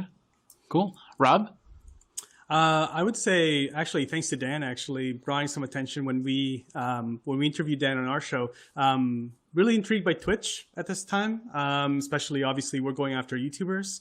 So there's lots of streamers there that are gamers, but also interested to see what the interest is for more business type content, tutorial type content around growing their live streams or their YouTube channel. We've got a lot of partners that are there, not talking about gaming. So yeah, in the next couple of quarters, you might see us on Twitch. Yeah, I'm on Twitch, and I don't do any. I try to do games and fail miserably. So it's a nice extra for streaming. Anya? Yeah, that's interesting about Twitch. We traditionally always thought that people who use Restream and go on Twitch are gamers. We just like categorize them like that. And we're like, yep, that's it. That's the indicator. And it is not the case anymore. So we kind of like had to rethink the way we see our user base in that sense. I am personally the most excited about platforms that are adding live video to them as a new thing and new element. So LinkedIn was kind of like leading the way. So definitely exciting, but already LinkedIn Live is already a thing for quite a while. So people are not that intrigued about that. But when I hear things like, Eventbrite is going to add live video to it so people could live stream events considering coronavirus. When Mixcloud recently integrated with Restream, saying, hey, now DJs can live stream video to their traditionally song playlist platform where people would just connect and listen, and now they can actually see them play and perform, like those kind of things. Amazon Live's adding videos so people could benefit from e-commerce, talk about products, and immediately have a little link where you can click and buy that. So those kind of different fields and different industry branching in and realizing the potential of live content on their platform, whatever that is, whatever it's mainly for, events, marketplaces, or anything, or music, is what I'm especially excited about, because that is, I believe, the opportunity and kind of like a mind-blowing and door-opening place for content creators of all kinds and all kinds of backgrounds. Yeah, I totally agree on that. I work with a lot of people that need to get their streams out, and sometimes it's not a cut and dry YouTube, Facebook type situation. Like for instance, anybody that's dealing with the spiritual end wants to be on the church streaming network, where they have streams for those that want to preach the word. We also have. I had the other one in my head and then I just completely lost it. Twitch being, of course, the gamers, although it's not as much of a gamer thing anymore. I've been, last 3 months for me, I've been on Amazon live streams, showing products during peak hours, during the day. And that's not as much of a, here's my stream as it is, here's something that is being sold on Amazon. So you end up buying it. So you can't just say, okay, this is the product that I'm going to show. If it's not on Amazon, I'm not going to go to that channel. So it's really specific. The one thing I don't like, I'll tell you right now, is any live stream social network that wants to limit how people can live stream. And LinkedIn Live's one of them. And TikTok is another one where you got to have so many subscribers to get on live. I think if they open those floodgates a little bit more, I understand you have to have a minimum amount like YouTube does before people can stream. But if you open those floodgates, then you're going to find that all of a sudden the people that are the top TikTok streamers are going to have so much more competition from many other people. And I think that's holding them back a little bit. But then again, Microsoft might buy them, or Twitter might buy them, or Oracle might buy them. I don't even understand the Oracle part, but they might have it down the line. So, Rob, do you have any questions for the panel? Oh, a question. I would. We're on Rob, right? Yeah. Just wanted to make sure. Okay. What is one thing that a new live streamer, what's one skill that they should have or try to learn? We'll start with Anya. Oh, that's a good one. I love that question. This is really brilliant. I think courage. You just have to be. It doesn't really matter what kind of personality you have. It definitely doesn't matter what kind of gear you have or like what kind of skills. As long as you have a message to deliver, that would probably be very, very important kind of like indicator whether you want to start live streaming or not. But once it's there, most people have 100 reasons why they shouldn't be live. And that's usually related to things like, oh, my hair doesn't look good on camera. I sound like something strange. I have an accent. Check it in right here. I don't have, good internet. Like there's so many things that you can talk yourself out for. Yeah, exactly. Right. Before I finish any sentence, people are like, what happened to that Texas accent right here? And I think that you just have to overcome yourself and just tell yourself to embrace this all and just be brave and try it out. And it's going to be so much better than you expect. That's one thing I can promise. Dan? I would say get used to your own voice. I remember when I first got started on Twitch, that was the weirdest thing to hear yourself and be like, oh, that's me on the camera. This is this really awkward thing of, it would be like watching live TV and there you are, the news anchor or whatever. And there is that disconnect of, this is really weird. And I think at first when you start streaming, you're like, oh no, the whole world can see me. Trust me, it's literally your mom and like your best friend that can see you, so you'll be fine. But get used to that sound. Get used to that sound of your own voice. Get used to how you see on camera. Guys, you've got that natural fly by the seat of your pants kind of thing where we don't really have to do up our hair and look really great. I know a lot of ladies that they like to look very professional when they get on camera. Most guys that I know, they throw on a ball cap or they just wake up at 4:30 in the morning like I do, and I've got bedhead everywhere and I don't care. But like, just get used to how you look on camera. Get used to how you sound. That would probably be my biggest tip for anybody just breaking in. Stephanie? I would definitely say that there are resources and relationships, so you should start building them now. Whatever platform you're on, whether you want to grow your channel, grow your audience, start building relationships with others. Because if something goes down with your software, your programs, then you have a community that you can reach out to. And that's one of the reasons why I love having Anya, speed dial, like, hey, I have this big project coming through with the client. Can you weigh in? Can you give me some advice? And then Rob will weigh in and tell me things about LinkedIn.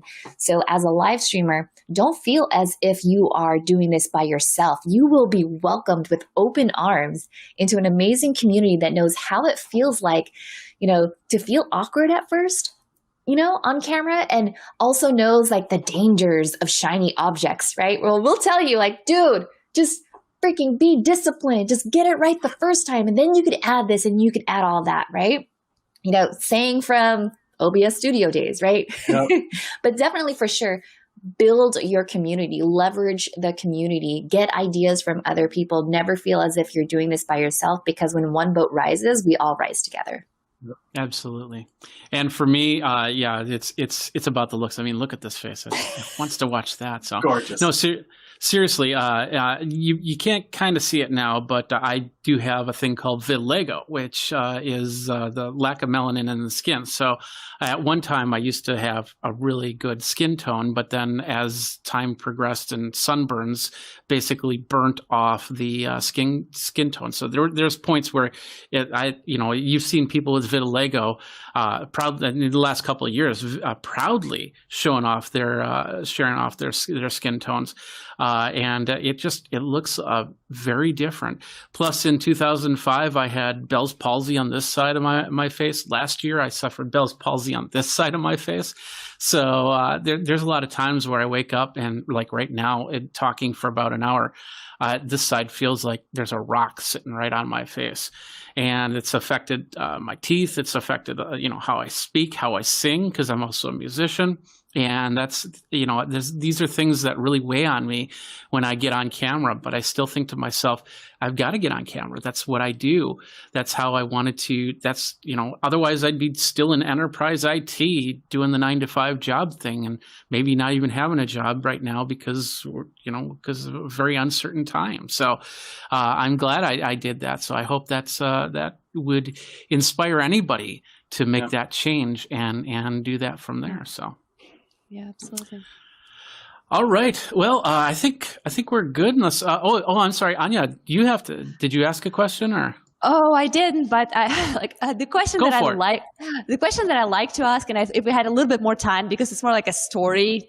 Tell a story question is I like to ask my guests who I interview to tell an epic fail story, like how something completely wrong and terrible going on with your stream. And I believe it is very encouraging for people who are starting or thinking about starting, because a lot of those people look at me or Stephanie specifically, because her streams are so good, so polished, so perfect, and think like, oh my gosh, I will never, like everything will go wrong with me, like everything will go wrong with technology.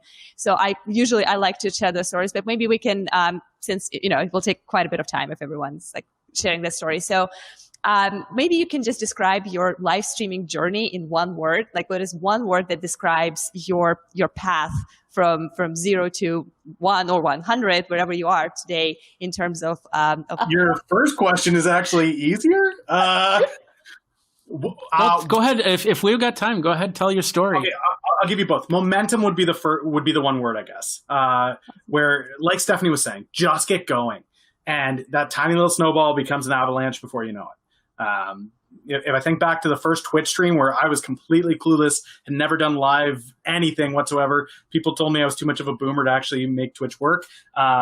Momentum has a funny way of rolling, and now I'm a YouTube partner and Twitch partner and LinkedIn Live and all that jazz. So it rolls, it grows. As far as the fail, if you guys go to my YouTube channel and I leave these failures up so people can have this encouragement, if you look at my first 3 to 5 videos, there's no audio. I am literally talking for 10 minutes straight and there is no audio whatsoever. And I published the video anyway because I knew 300 videos down the road, somebody's going to say, well, it's easy for you because X, Y, or Z. And I could always point back to those first videos and go, there's not a single ounce of audio. The algorithm on YouTube hates these videos because there's no sound for it to understand what is happening right now. So, yeah, if that was going to be my biggest failure, check out the YouTube. It's there. I leave those videos live. No audio whatsoever. Love it. Stephanie? I would say the one word would definitely be, it's a blessing. I had started live streaming because I left the agency world to start my own agency consulting. And, you know, God, you guys, back then I had so many limiting beliefs, so many reasons for why I shouldn't do it. But it was a blessing that I got the courage and I did it. And it's such a blessing to be able to be, you know, here with you guys, to talk with you and have this community that's so absolutely supportive. So it just, you know, you never know what's on that other side of fear. Mm-hmm. And so when you cross that, there's just so many other opportunities that come from it. Now, as far as the fail story, this is probably my favorite. I had Bella Vasta on the show. And in the middle of the show, we're like 15 minutes in, I see, oh, you guys know what I'm going to say.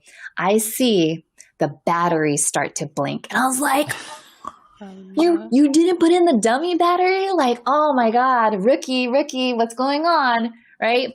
And so, but Bella, she's such a pro because I was like, oh, Bella, you know, I did something really funny. I went to a client event, totally forgot to plug in my battery. And at that moment, she knew exactly what I was saying. It was like twin superpowers. And then, so what you hear all of a sudden, like legit, I put her on the screen and in the background, you hear me like plugging stuff in. I didn't mute my mic, which is like even better. And I'm like, plug this in.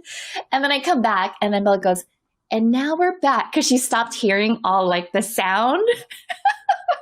But yeah, that was my fail. Can I have the link to that? You know, just find the one with Bella. I really want to watch that. Oh, you know, and that's a good thing too, is that you could repurpose your bloopers, right? So yeah, I'll definitely put it out there. Like, remember that one time, Bella, where I had to crawl underneath my desk midstream? Nice. Rob, and you can't talk about how you forgot to unmute yourself in this episode.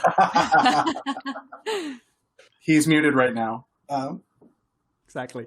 So I am, I guess my whole live streaming work has been like, it's not one word, but it's just open doors. So like I started live streaming, I would say probably 2 or 3 years ago when I was still at a company called Thinkific. And so we were doing live streams, from the phone initially. And we were doing interviews on Facebook Live from our phone, telling the guests to just like join the live stream. And then we would bring them on through the app. So it was like really, really like very rookie. And then we started using platforms and stuff. But that just opened doors. It just opened doors for influencers to invite us to their show. And it just kind of snowballed from there. So just like what, Stephanie said, there's so many opportunities that open up that, if you don't take that leap to show up in front of the camera, there's just so many things that you're just missing out on for your business, for your personal, growth and your career. So that's what I would say. And then from there, things evolved and relationships started opening up, and opportunities with TubeBuddy, sort of started to blossom. And that's why I'm here now. And then, it's always the audio. So there's 2 things, I guess. There's audio, same thing as Dan. There's some older live streams that if you guys go back on my channel for like 10 minutes. My channel was still new. My YouTube channel was still new, so there wasn't too many people there on the live streams. But nobody said that my microphone was off or muted. So it was like 10, 15 minutes of me talking, just moving around and stuff, and there's no audio. But I leave it on just like Dan does. I also leave on some older videos where the introduction was really long, and I'll share with you guys the link, but people would call me up like, oh, your introduction is so long. Just guys, if you're watching this, fast forward to 3 minutes. And because the introduction is so long, but I just leave it on there just like Dan does to like tell people like, hey, it's not, you don't start from like this point. Like you can check out my older videos and all the fails there. So yeah. Okay. And what was your word again? My word? Open doors. Open doors. Open doors. Okay. Two words. Okay. Go ahead, Stephanie. I was going to say, if you ever want more engagement and more comments on your show, mute your mic and then just talk. Because then everyone will be like, you're muted. Or put a typo in your title. Put a typo there and in the title. They'll be like, oh, you spelled it wrong. Thank you. You're right. Yeah. Jeez. Oh, I missed that. How could I? Yeah. That is Oh, lovely. this mic? Well, which mic? Is it this mic? Let me tap on this mic. Is it this mic? For me, many fails. And one in particular, there was a client that I went to, and we were just going to do a simple panels stream. It was an hour event, and I was a little concerned because usually when I go to these events, we go for a little bit longer than an hour. So it's going to be a very short setup, a very quick hour, and then tear down. And so I decided what a lot of people do is they end up setting up their gear outside. So when it's time to go in and do it, you walk inside and then you set it down and it's all ready to go. Well, at that point, I had a piece of hardware fail on me. And that caused the whole stream to not work the way that I wanted it to. And it was a 2-camera shoot, so I could have a camera. It was a PTZ camera, which is the camera I'm using that you guys are watching me from, that would do an overall shot. Well, since everything started to fail, the only thing I could do was 1-camera shoot. And I ended up having to tear apart all my gear and reassemble it just for the 1 camera.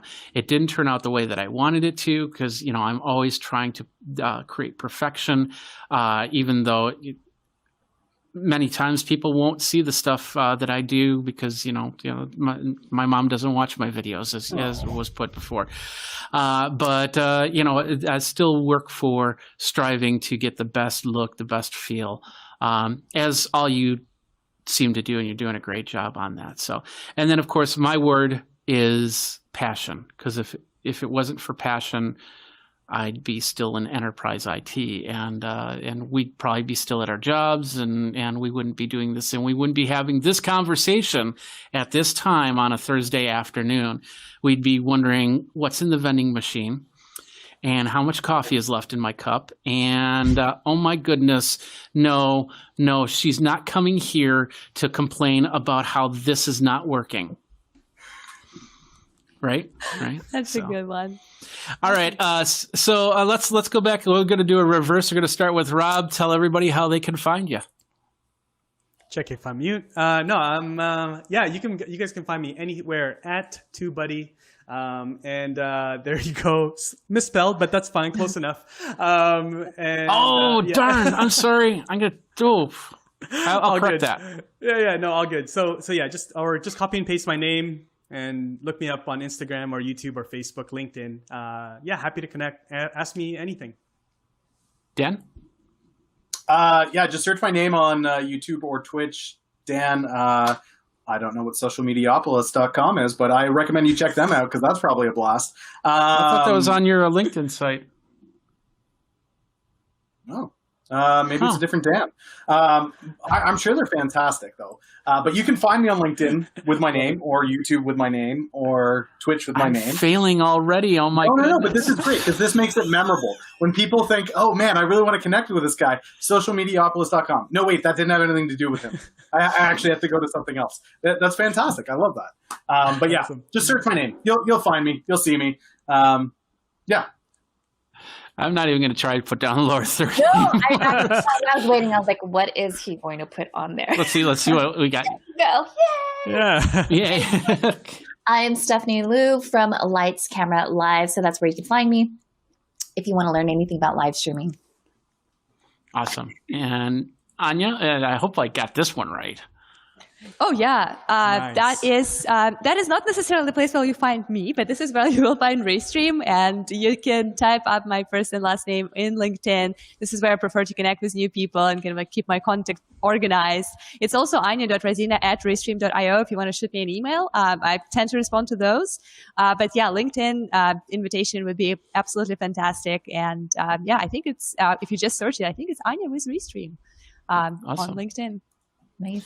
And of course, everybody can find me at Geekazine, Think Magazine, Put in a Geek. You got me, all the socials as well. I'd like to thank the whole panel here. You did a great job. Give yourself a round of applause. Yay. So we're gonna try this again in the up and coming weeks. So feel free to, in the comments down below, say what you think, what you like, what you didn't like, and of course, reach out to these people and their websites or different websites and trying to figure out where the heck they are, because I don't know where they are. I had LinkedIn pages already, and I was going to show them on screen, and I never did that either. So it's always a continual trying to figure out how things work. So thanks again to everybody that came on the show, and you guys stick around for a second so I can thank you after the show. But I'm going to go like this. Thank you guys very much for watching. This has been the afternoon show, not the morning show, not the evening show, not the late show or the late show, the afternoon show with me, Jeffrey Powers, and it's part of Geek Tech Talk Live. Till next time, you guys geek out.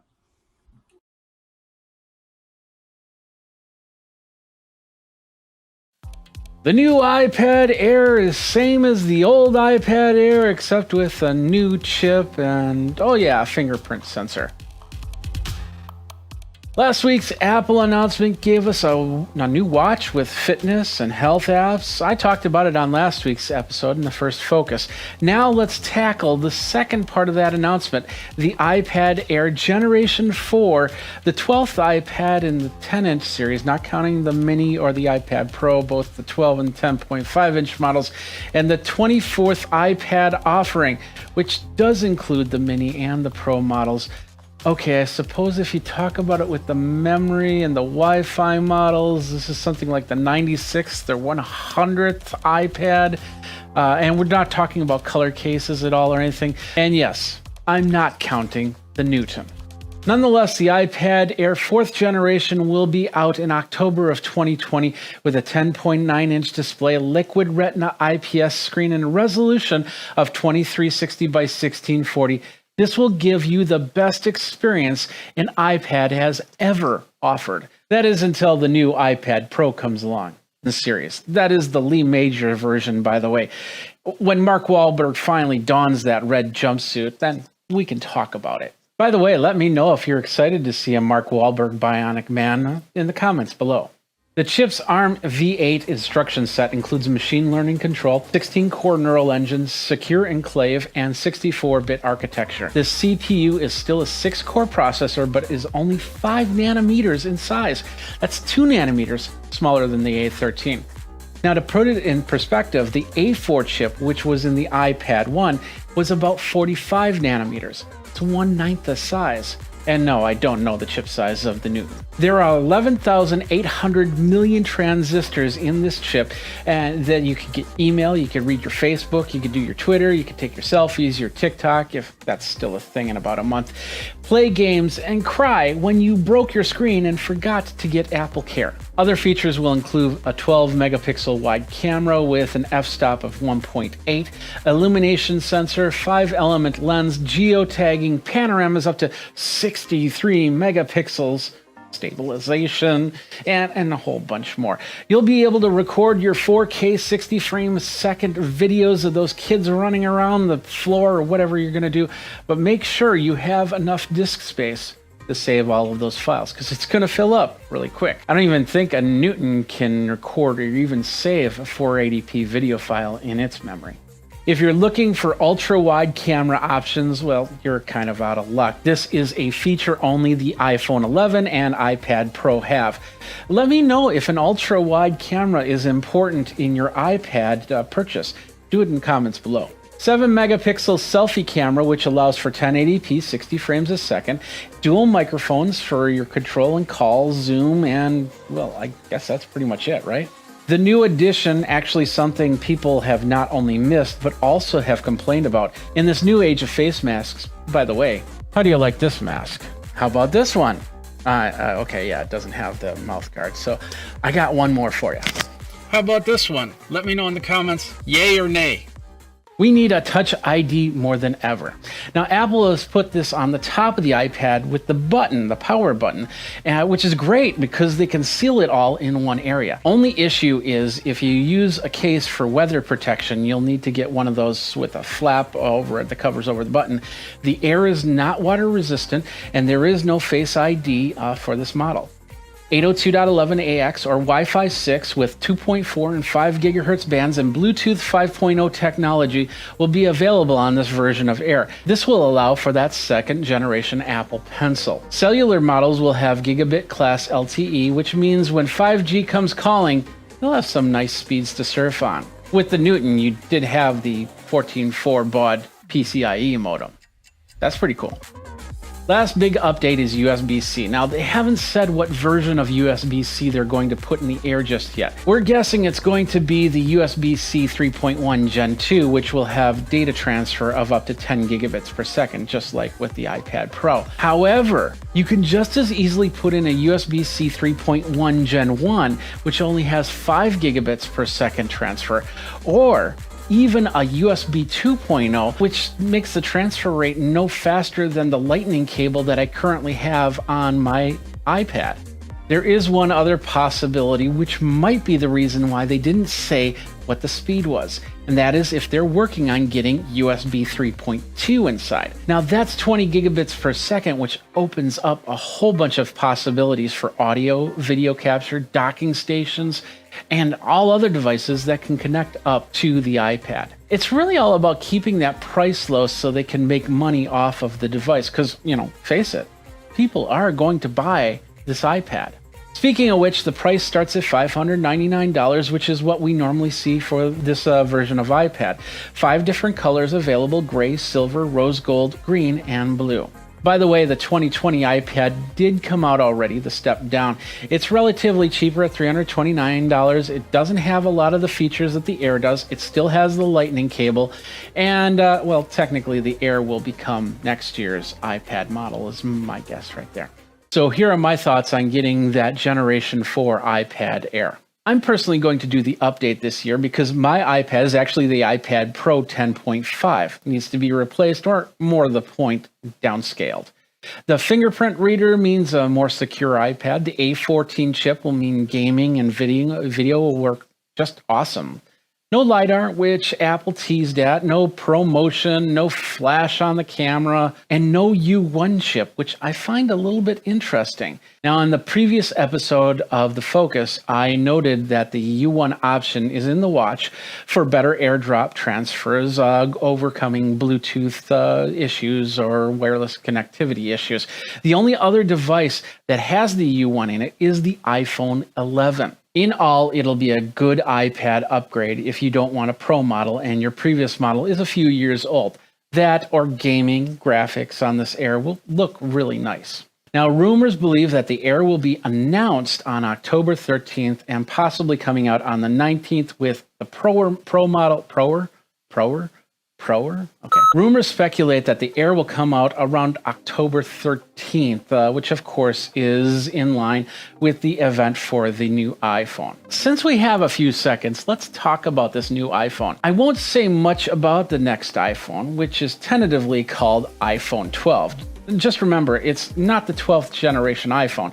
There's still a chance it could be called iPhone 11 SSSSSSXSXSXSXSXSXX Max. Since the iPhone gets its own event, I would say it's probably going to be the iPhone 12. Rumored 4 models, including a 6.7-inch OLED 5G 12 Pro Max. The Newton had around a 4.5-inch screen, by the way.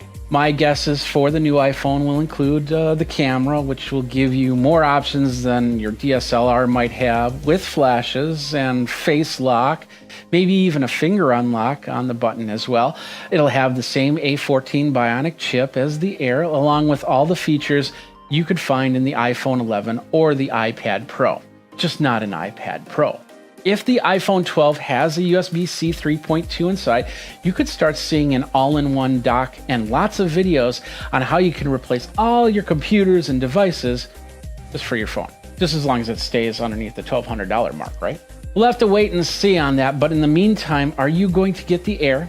Or did you get the Watch? Or are you going to get the iPhone 12? Let me know by commenting down below. And that is the focus for this week. Next week, we will be back with another focus, and we'll take a look at some of the mobile technology out there as we go. Of course, please go ahead and subscribe, like, comment, and ring that bell so you know when the next video comes out. Geekazine does a lot of reviews and interviews and a whole bunch more. If you've got an idea for the focus, please let me know. Thanks a lot for watching. Till next time, you guys geek out, and we'll see you next time. Take care.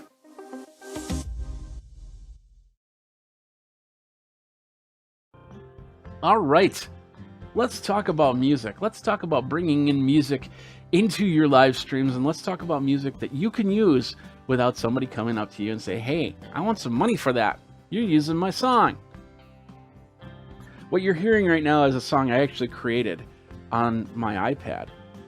Whenever I fly, I like to pull it, and I have the phone or the iPad available. I pull it out and I tinker on it. I get ideas. And then, of course, as a musician, I use those ideas when I create songs. Now, not everybody's a musician, and that's okay. There are still ways you can do it without having to worry about, well, how do I do fourths and fifths and major sevenths and blah, blah, blah. Like, for instance, I could bring in a hip-hop beat.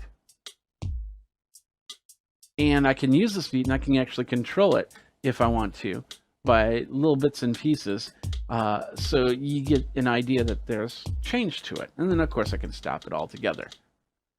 So there are different ways to do this, and once again, these ways so far, there have been no copyright to it. Nobody's going to come to you and say, hey, you got a copyright strike because you're using our music. Hey, it's just not going to happen. And if it does happen, you can say, no, this is my original music.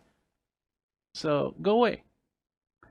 Now, keep in mind, you can't just take like a Billie Eilish song and then create it using one of these programs and then think that you can use that.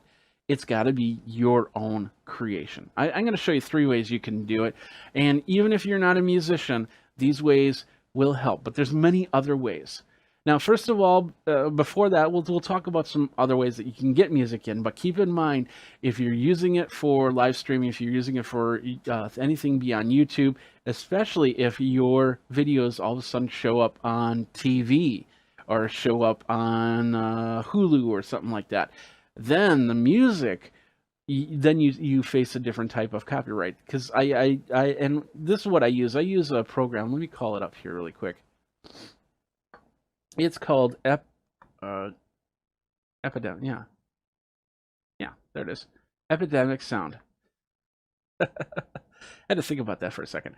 So this is basically some software that you can use and you can sign up as a YouTuber, and it'll give you music to put in your soundtracks. And a lot of the videos that I put up on YouTube, up on Facebook, will have Epidemic Sound in it.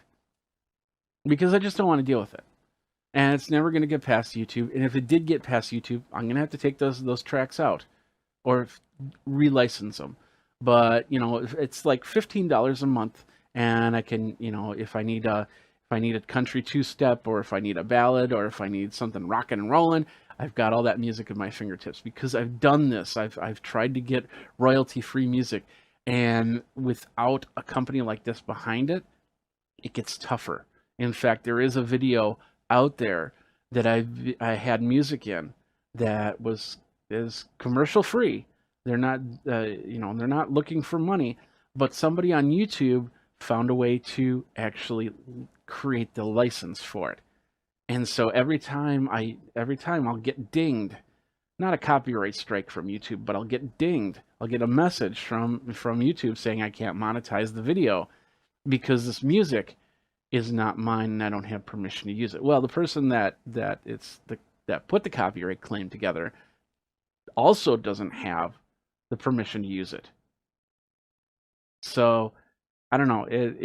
I'm working with YouTube on that, but this is a great way to make sure that I always have music at the ready and use it for. And once you put it into a YouTube video, let's say you cancel Epidemic Sound, and they're not going to come back after you because you used it. You bought it for that time period that you used it. Now, if you use that song after that, and you don't have a license set up, yeah, you're going to get dinged for it. But anyway, that's one. There's several different other ones. Video Blocks also does that with story blocks and audio blocks, because then you add video and you add audio and you add pictures and stuff like that. So if you need something more than that, and of course, even on Wirecast, we have the ability to bring in the stock photo. With that is actually video blocks that they're using it from, they're licensing from. So you can bring in audio, you can bring in video. But once again, if you do something more than just your YouTube videos and your YouTube live streams, you might get some emails, you might get some issues and somebody asking for money. So with that said, let's talk about these 3 ways that I'm going to show you. And one's a hardware solution, 2 are software solutions. And the first one's super easy. If you've got a MacBook, this is the easiest way to do it.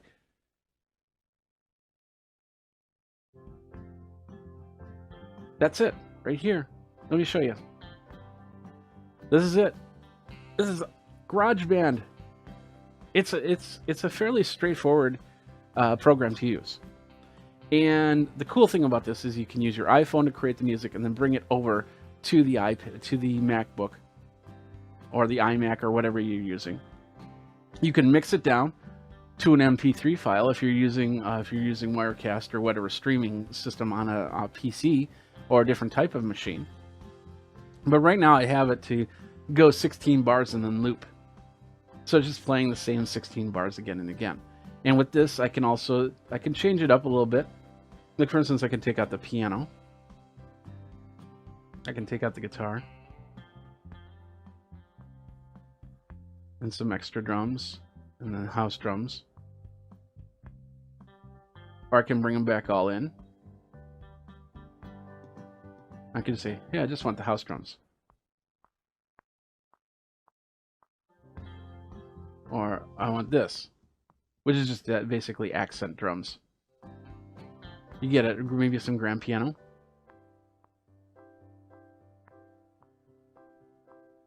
I don't know how well you can hear that. But you get the idea, is that you can bring it in. Let's just bring up the volume just a little bit. So now, like I said, let's just do the main line. Take out the metronome. A little bit of acoustic guitar.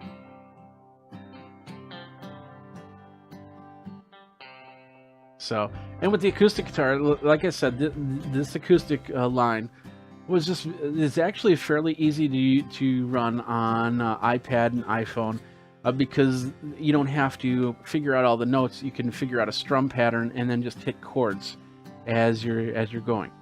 So if you have a basic understanding of music and you know how to do a C, F, G, you could create some stuff and have some fun with it. So if you're a little creative, that's one way to do that. So that is just GarageBand. And here, let me show you really quick. Let's just let's go over here. We'll go over here. There we go. So we're going to create a new file. And yeah, let's not save this. We'll bring in an empty project. And then we're going to go over here. We're going to say add a drummer, create. There. You've just created your first thing. There's Maurice. And what's cool about this is I can sit there, I can change how he plays.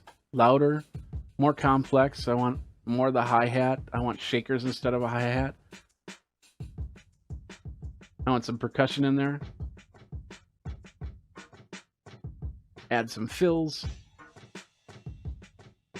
Or, I don't like this, let's go to Boutique 808. There we go. Let's do some electro bump.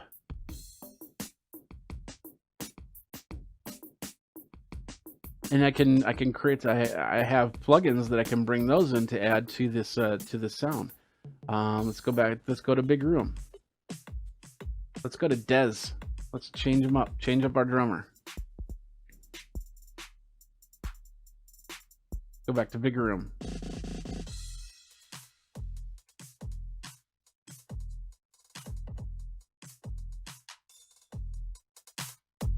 There we go. So you get the idea there. It's lots of different ways that you can bring in.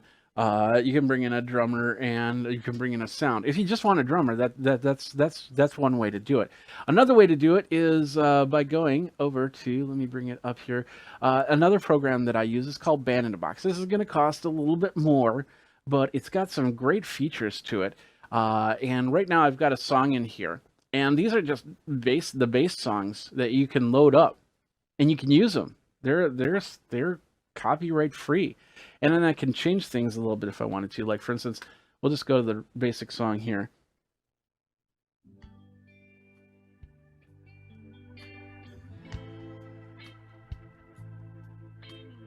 Nice little slow classic rock. I got an echo. I shouldn't have an echo. That's weird. Hold on a second.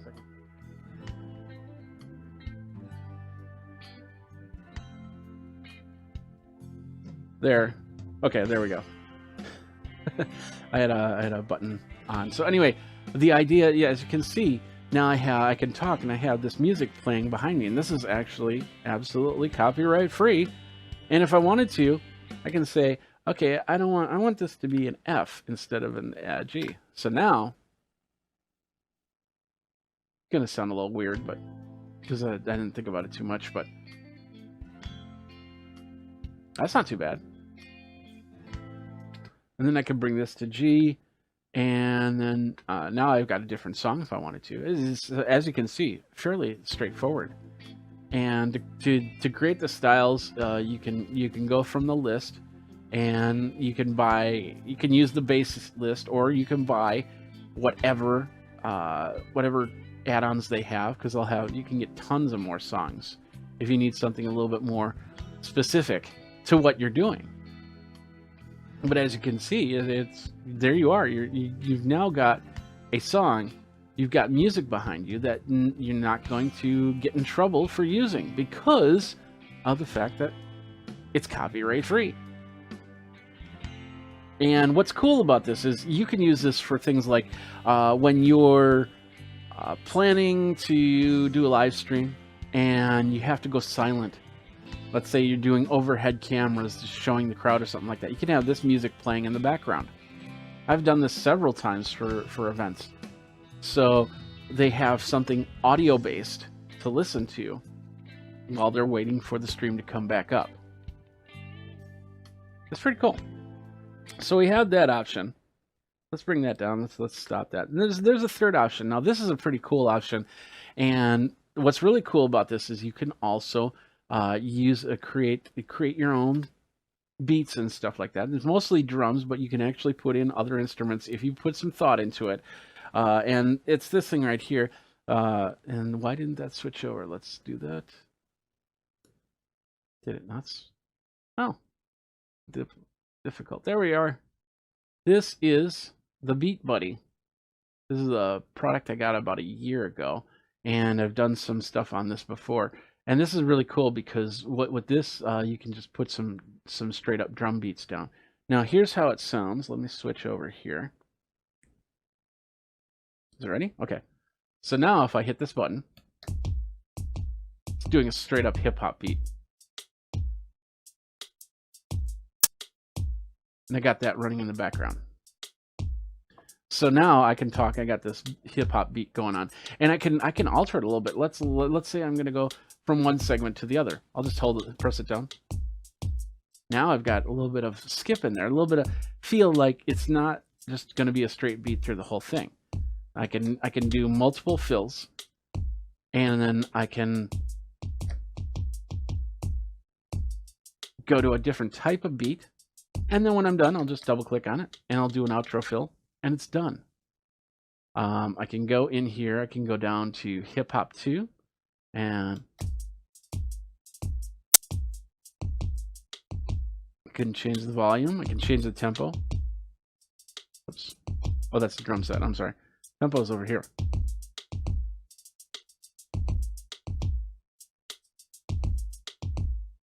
I can slow it down. And then when I'm done, I just stop it.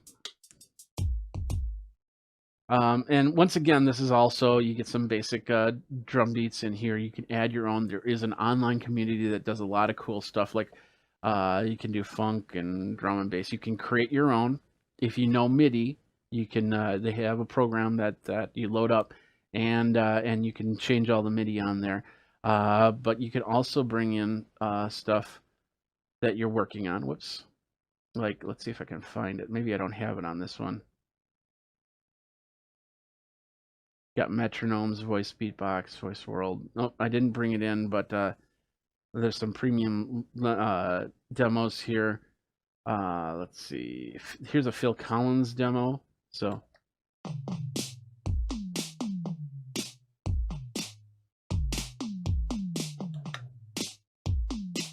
you get the idea.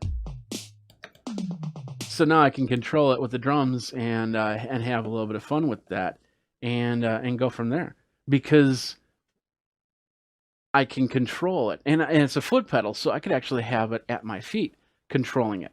Bring in Phil Collins sound, bring it down a little bit. So now you got some background drums while we're talking here, and hey, that's pretty sweet. And it adds to the audio and video that you do. Now, for music, it's best to have what's called a ducker. So when you talk, it lowers the music down to a certain point. But Wirecast doesn't have a ducker type situation in there. A compressor works sometimes as a ducker, but it is not a ducker. Just so you know. So that of course a compressor is in there, and you can set it up as another track. So when you record, you can actually have this music on a separate track, on track 2, and your vocals on a track 1. So if it just doesn't work, you can just take it out and then set it up and mix it down and get rid of the track, or bring the track in separately, and then do what you need to do in a post editor or anything like that. Or when you're live streaming, you have no music in the background, but if you're recording, you can put the music in the background.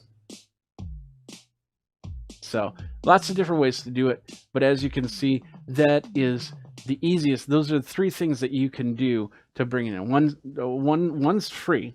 If you've got a Mac, if you've got an iOS product, you've got GarageBand, so use it. One, and then the other 2 you do have to pay. I think this is this pedal is something like $200, $250. There are other pedals out there, just like the Beat Buddy, that also do drum and bass sounds. And they're meant, so when I'm playing guitar, I can put a drum beat behind it. And there's other ways to do it. There's other programs, MIDI programs that you can use to create music. And all of these ways, you just pay the fee, how much it costs for the program. And then the music that you create is what you use. And it doesn't have to be complex. In fact, you can also work with some of your buddies, and maybe your buddy's like, "Oh yeah, I got that program. I got 5 songs that I wrote here. I'll give them to you. You can use them on your show." And the next thing you know, you got music for your show, and you got it from your buddies.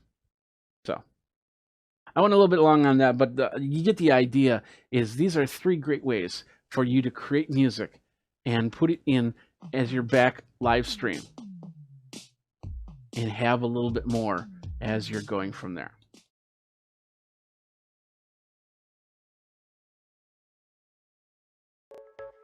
Hey everybody, Jeffrey Powers here from Geekazine, Think Magazine, Putting a Geek. You got my socials right here, coming in a second here.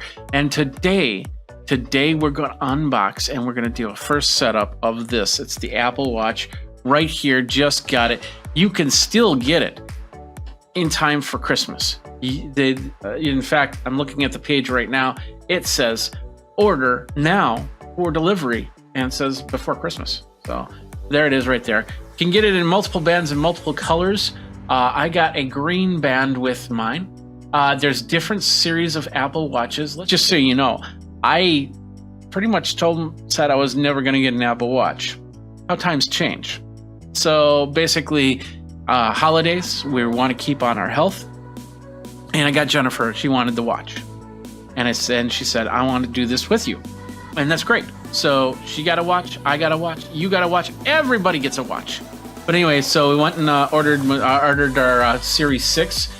Very important that I got the Series 6, I think, because it's the latest and greatest, mostly. But this also has all the health benefits that you can get for there. You get the aluminum case, you can get the gold aluminum case, the silver aluminum case, the space gray. And of course, it comes with the charger. You can purchase extra chargers, all models, all colors. And that's basically what I got here. So a little bit about the Apple Watch. Technically 2 models of the Series 6. You have the GPS, which basically connects to the phone. And then you have the GPS with cellular. And that allows you to put a SIM in and allows you to not bring your phone to certain things. I'm always bringing my phone, so it's not a big deal. I ended up just getting the GPS. A lot of features that this has. The first one is you can understand your health through heartbeat, through ECG, through the blood oxygen level, the sleep app. All this stuff is, if you've got an iPhone, you can run through the Apple Health and get that everything set. You can also set it up for exercising, for getting off of your butt, more than just getting a text message, more than just getting a Twitter, more than just getting the time or the date or anything like that. That's what this device is right here. We got it right here. We're going to unbox it in a minute. But of course, we've got a few of the watches that you can get. You don't have to get the Series 6. You can always get the SE. We've got the list down here in the links, unless you're watching over on amazon.com/shop/Geekazine. We got the links over there. So here we go. Let's go ahead and get this Apple Watch unboxed because I'm really excited about it. So here it is. Let's go ahead. Now the cool thing about these is there is an area for a tab that you just basically pull. So no cutting implementation needed to get this thing open. We got it pulled right off. There we are. And then we just basically flip this part of the box up. And we open it up to this right here. Here we got the Apple Watch. We're gonna pull that out. And that's that. The cardboard can be set aside. Now we're gonna have some fun. Let's get our little, I don't think, actually, no, we don't need that.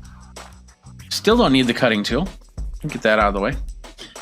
Because there's a little tab right here. And all we have to do is pull on this little tab.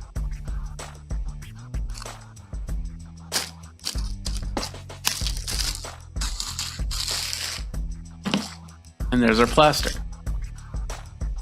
Throw that aside. Now we're going to do the side view here. And here we go. I think this is, oh no.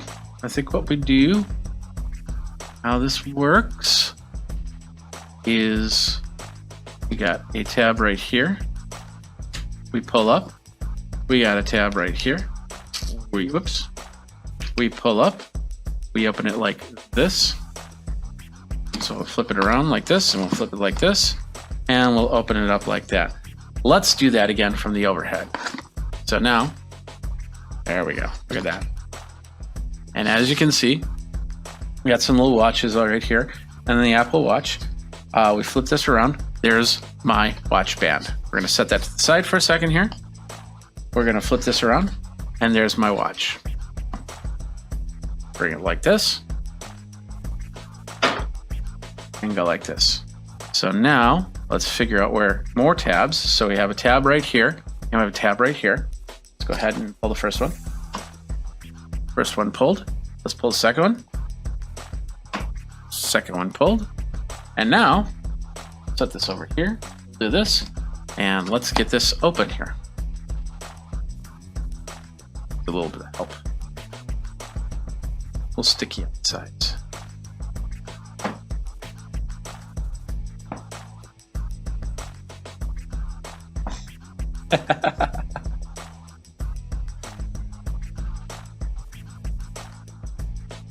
There we go. let's see if we can get the shoop sound going. It's always cool to get that shoop sound going. Let's do this.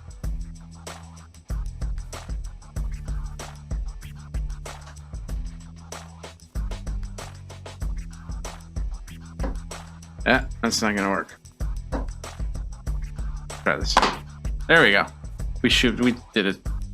Let's do it again. Without me talking this time.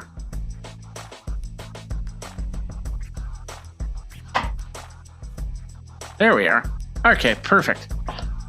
Inside here, what we have is, looks like a little instruction manual. Basically tell you how to set up your watch here. Couple pieces here. It's interesting elongated paper here.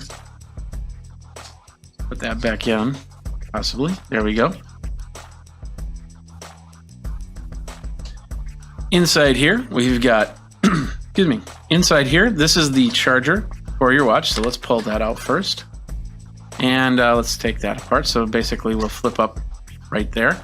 Notice how they don't have any twist ties or tape or anything. They try and do this little tab system, which is pretty cool. So we'll open that up right there. And we will pull this out. Let's see, that pulls out. Yep, just pops up, rips open. There we go. And that is the charging base. And of course, you can get different types of charging bases for your Apple Watch. You don't need to use this one. So I normally would use this one in travel. When we travel again, you know, that's how that works. So, all right, let's do this. This is the watch itself. Set it down. Get this zoomed in a little bit. That's a little bit too much. There we go. There we go.